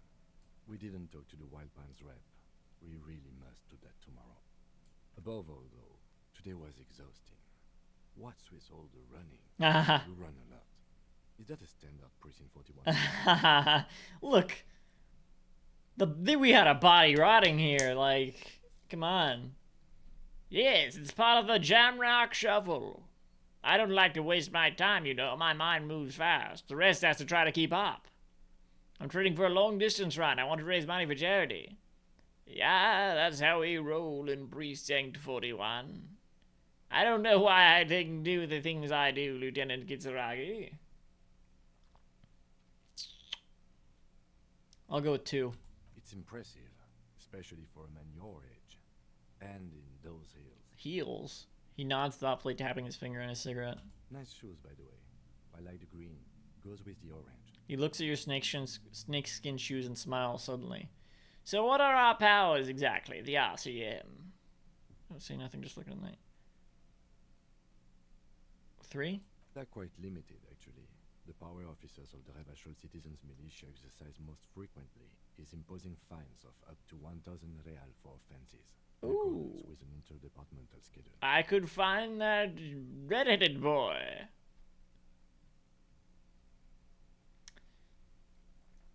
$1,000, why not more? Wouldn't that be an easy power to abuse?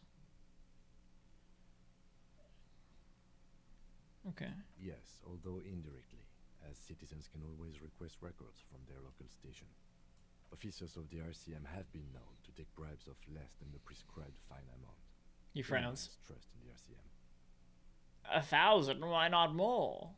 The RCM's primary role is to ensure safety. We are not really supposed to play any part in the economic structure of Revachol. Okay, what else? We can arrest people, of course, but rather than bringing someone in directly, it's preferable to serve a station call slip. It prevents confusion and overcrowding. Wait, how can you be sure the arrestees show up? You can't. Those who don't show up become fugitives, though, and have fewer legal rights when they are eventually caught. It's almost 24. It's about power projection. Clock. Thus far, they seem to mostly show up.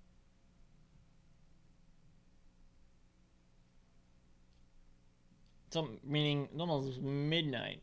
When power calls you, you come.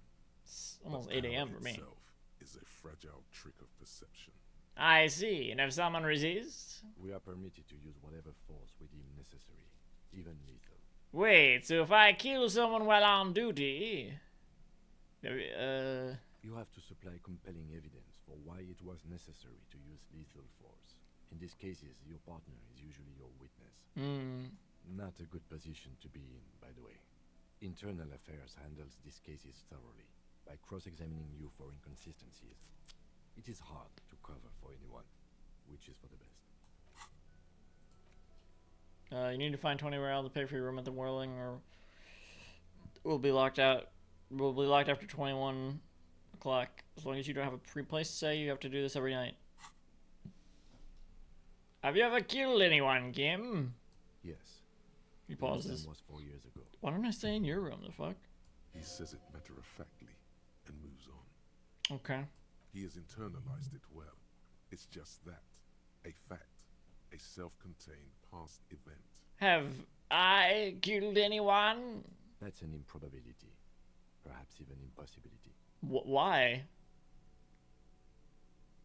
I don't know if I really want to know. Precinct 41 is known for a higher-than-average rate of police violence. He's not judging you.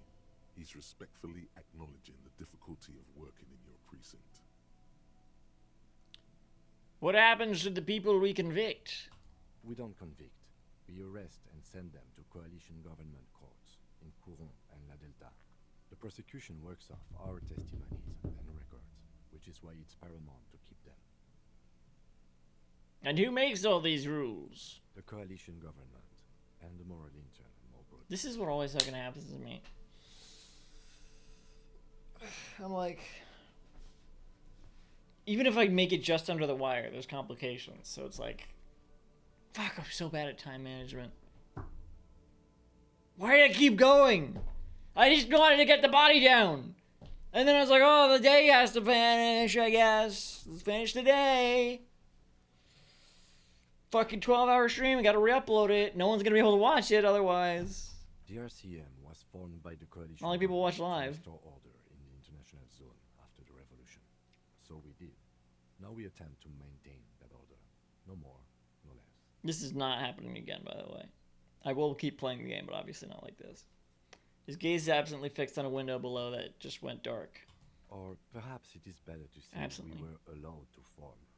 It's a point of contention whether the citizens of Revachol or the coalition government founded the RCM. Okay. Silence. A great comment to such a conundrum. I mean... The Moral Intern, what is it? The Moralist International are the world's largest political organization. You know who they are. They have been running this place after the revolution failed. If I didn't know, how would you describe them? I really don't know. That's how bad it is in here. Okay. There are a union of center-left and center-right parties across the Real Belt. Our coalition government is just one of its many projects. They also run the ICP, EPIS, most intergovernmental organizations in the world. What do they believe in?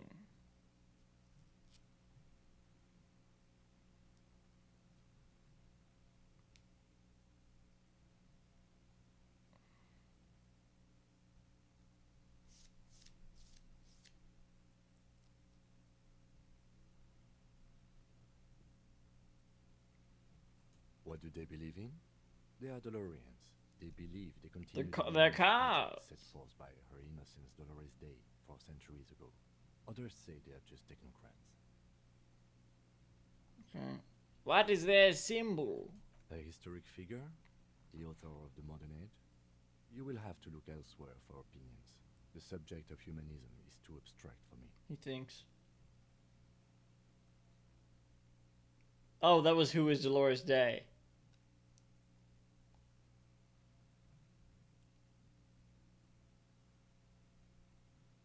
What is their symbol? Interesting question. It's a blue forget-me-not.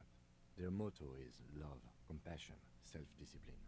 I think you can gauge what they want you to think of them from that. Something kind and usual. Something almost self-explanatory. Something ominous.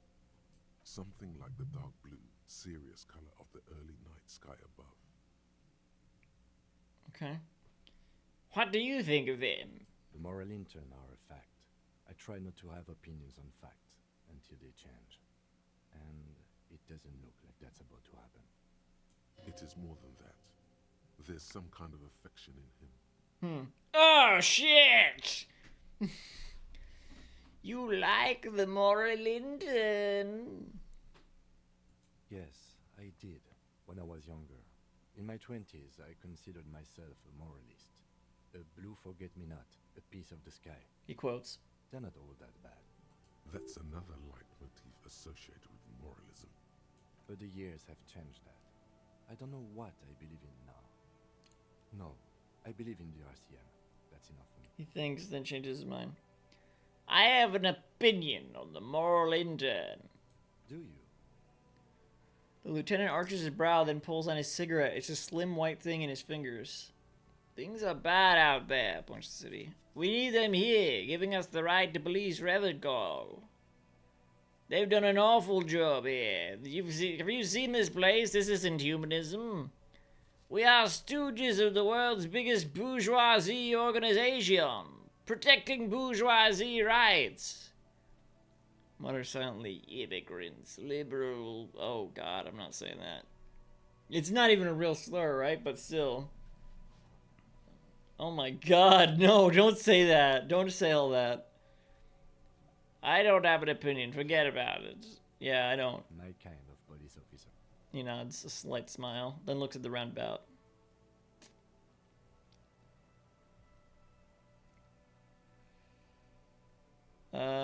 Say nothing, just look at the night. The dying lights of the city shimmer below. Slowly, like luminous clouds, they pass on his lenses. The lieutenant looks at his slim cigarette, contemplating, the next drag. This soldier is the highlight of the day for me. He thinks. Oh. This little stick right here. They really don't like us here. And the mouth on that kid, Kuno. It's different in land, in Jamrock, in the GRIH. He pulls on the cigarette. Why are they like this? It's our fault for leaving this place to the dogs, to the Union, to the company, not daring to come here more often. This place has fallen between the cracks, the jurisdictions of our two precincts. And in Jamrock and the GRIH? We run this city. West of the river is RCM land. He looks at the dark silhouette of the equestrian monument cutting into the night sky. Fuck, I might as well fucking marathon this game. At this point, let's fucking keep playing forever at this point. No. It's incredibly hard. Human beings are... He shakes his head. But we are in control, and it's worth it. The organization works. Our systems work. If they didn't, the city would disintegrate. I hope our investigation will help improve the situation here. At least do some good. We don't change anything yet. Let's just say one. Me too. He says quietly. We don't count on any drastic changes in our lifetimes. He is very tired, but the dark Me circles too. under his eyes make him look younger, not older. Weird. Is that true for me? Thank you for this. Leave. Yeah, it's getting very cold now. Oh. Let's go. Sort of experience.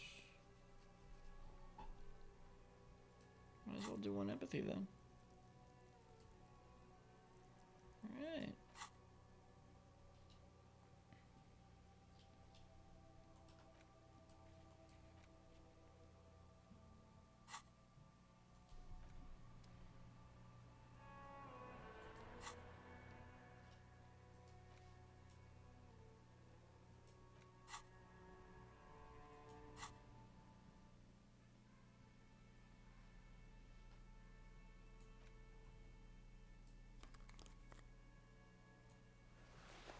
No. Not right now, anyway.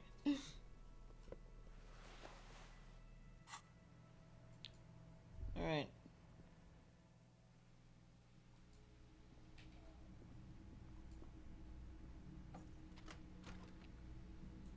See you in the morning. Bye. Oh, there I go, like a sim.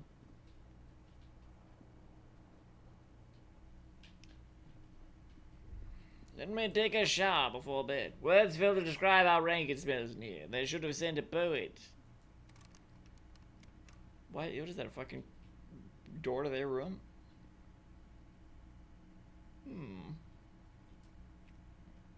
This is not the cleanest bathtub in the world, but it's cleaner than you are right now. Tub doesn't need to be clean, just the water. Ah, that soap scum smell. It smells like life, at least compared to you. Can I fucking shower? The bathtub slowly fills with water. The water beckons. Undress, close your eyes, and submerge. The water is only lukewarm, but still comforting, like amniotic fluid.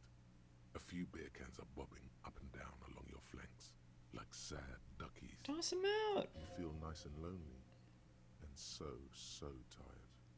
tired. Take the beer cans out. I mean, I guess I'm lonely, so I'll leave them in. The cans continue to bob, as do your thoughts, aimlessly splashing up against the sides of the tub. Imagine something, sure, why not? You at this see point. The corpse. Oh, you can still fuck. smell the cadaver on you. It's going to take more than one bath to get rid of that stench. Then, houses along a narrow street. A video rental. Darkness on the planet's curvature. This game's gonna take so fucking long, isn't it? Linger in the tub a little? Might as well. Your fingers grow pale and are covered with tiny whirls as the water cools. Get out. The waterline recedes as you stand. You are cold now. Your clothes stick to your still moist skin. I did it, but I still stink.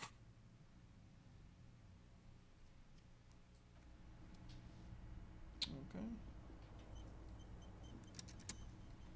The bed is cold and not particularly inviting, but it's yours.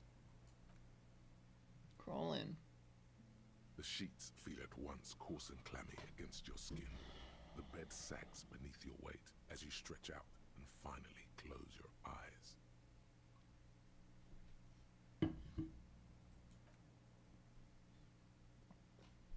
And then sleep. Yep. And then sleep doesn't come.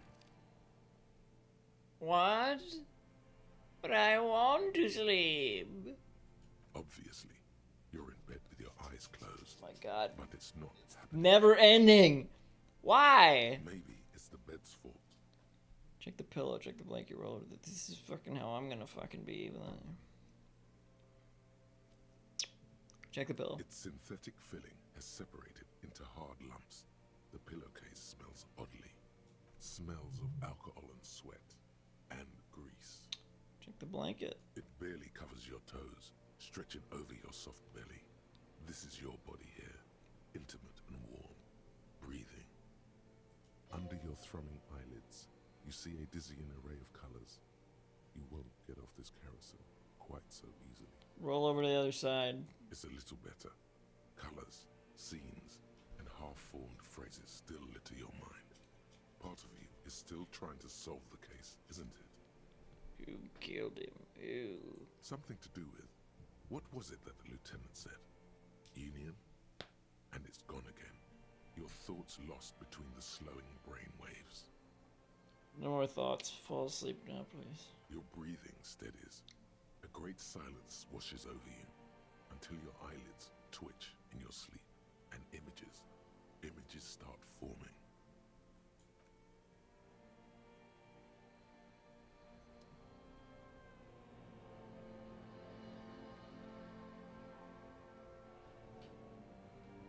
What the fuck?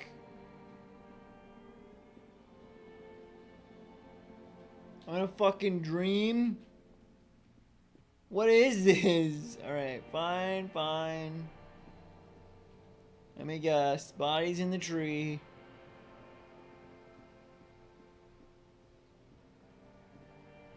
At least Kuno's out there. Oh, yep. Well, that's fun. Maybe this is the full game. Do you remember the scent of your childhood? What is this? What it says on the can, Harry. Answer the question. I don't remember nothing. Do you remember your wife's hand on your face? Tell me what this is. I'm not answering you before you tell me who you are. I'm so fucking tired. You know who I am. I'm the bad day. The one where you ask her. And then later in the streets, wandering. It's the worst day of all time, Harry dear. And it's coming. She will hear about it on the phone. Reality will turn into a grotesque nightmare. This will be the last thing you did to her. Tell me, do you remember the love of your life? You said who? What now? Do you remember the warmth of her thighs, between her legs and in her mouth? No. I was left, I don't know. Oh no, Funky baby, you stayed. It was the rest of it that left. Or you just stood there, with one hand on the bottle and the other on your dick, watching it go. Tell me, where are your friends? Human beings have friends, Harry boy. Where the hell are yours? I don't want to come back. They were only cramping your descent into the abyss. Now they're gone. 3 times gone and never coming back. All of it. You failed. You failed me. Who's you? Your corpse. You failed Elysium. Elysium. Here we go. What is Elysium? It pale in the Islas. On the surface, the outer magnetosphere, burning, furious truth. 8,000 years of written history. You really dropped the ball, Harry. 4.6 billion people. You failed every single one of them. You really fucked up.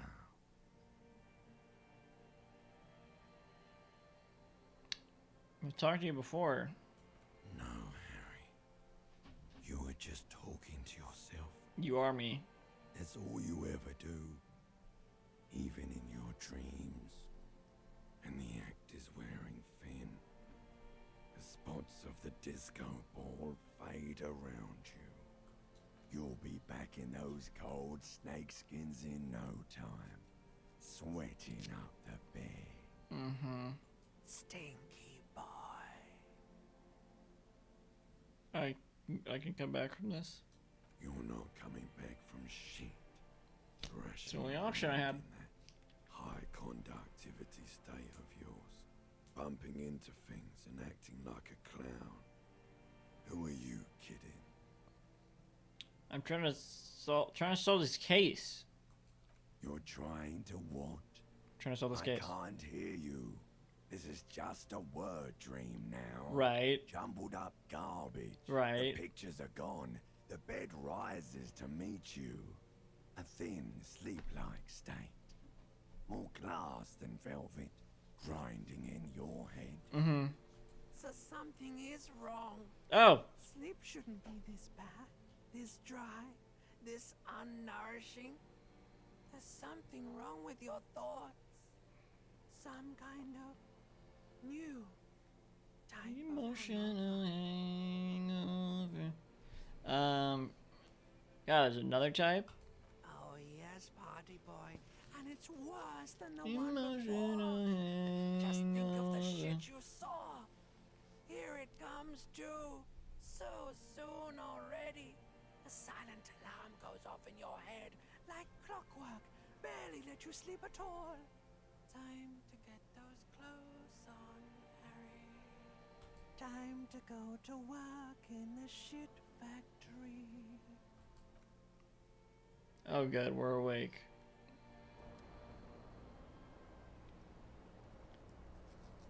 Holy shit. What a Did he save or what?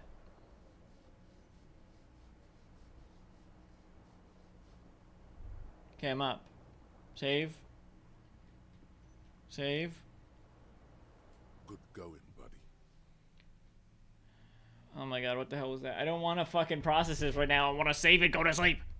In real life. Oh, just a dream. You have ones like that all the time. You feel even worse this morning than you did last night. What the hell's going on with me? You mean, why are you so tired? Too I tired wonder. and down to even think? It is worrying, isn't it? You can't be a detective like this. Detectives need to be able to think.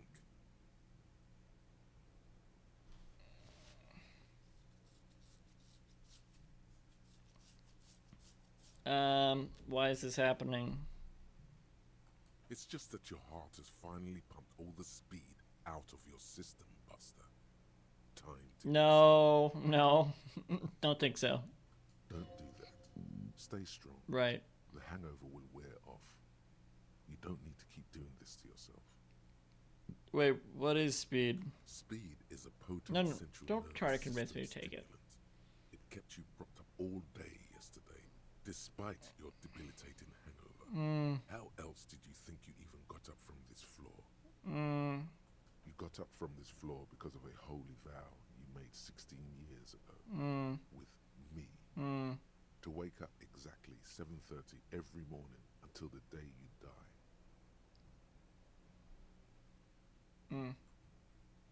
Don't be silly. There was no vow. You were high on speed.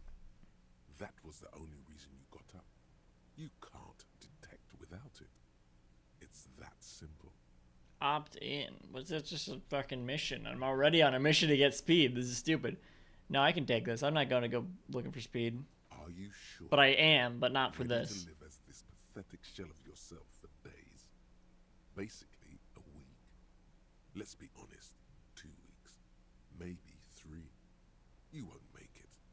Half the town will be dead by then. You will be fired. That's a lie. I can do this without the speed. Half the town will be dead. Suit yourself. Slow, sad shell man. See how you do without your spark. Was there gonna be another body today? I sleep with fucking gloves on? Did it save or what?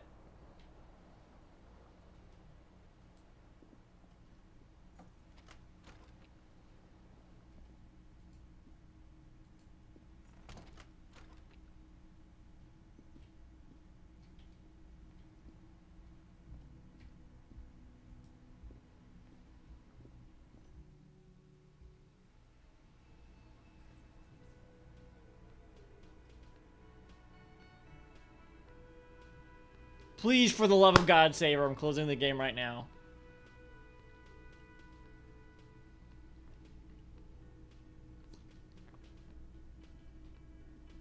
No. Save. Fucking save. Whatever's happening, I don't care. I'm done. All right.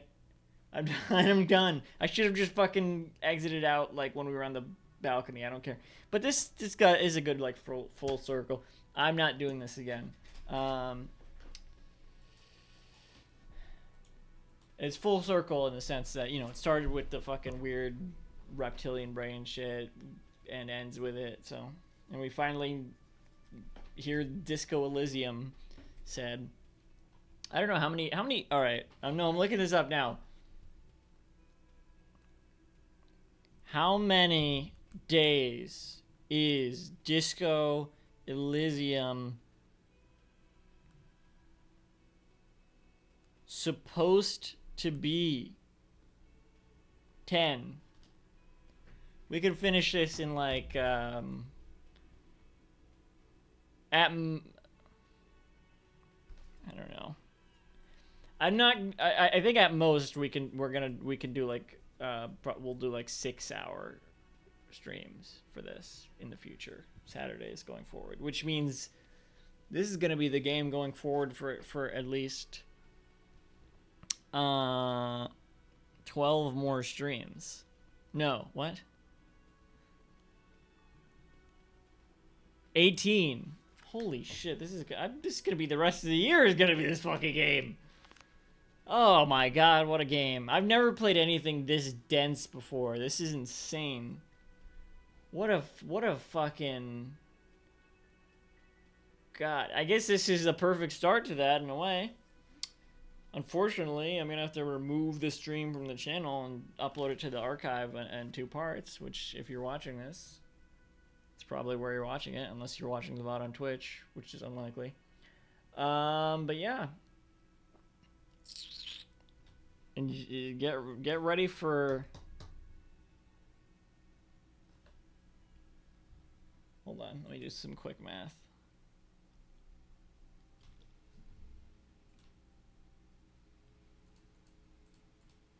Get ready for 108 more hours of Matt Berry, awful Matt Berry impressions. It's not really an impression. It's inspired. It's not meant to be an impression. In fact, it's gone like way... It's evolved into something... I don't know if it's really evolved that much, but it's definitely turned into something much more...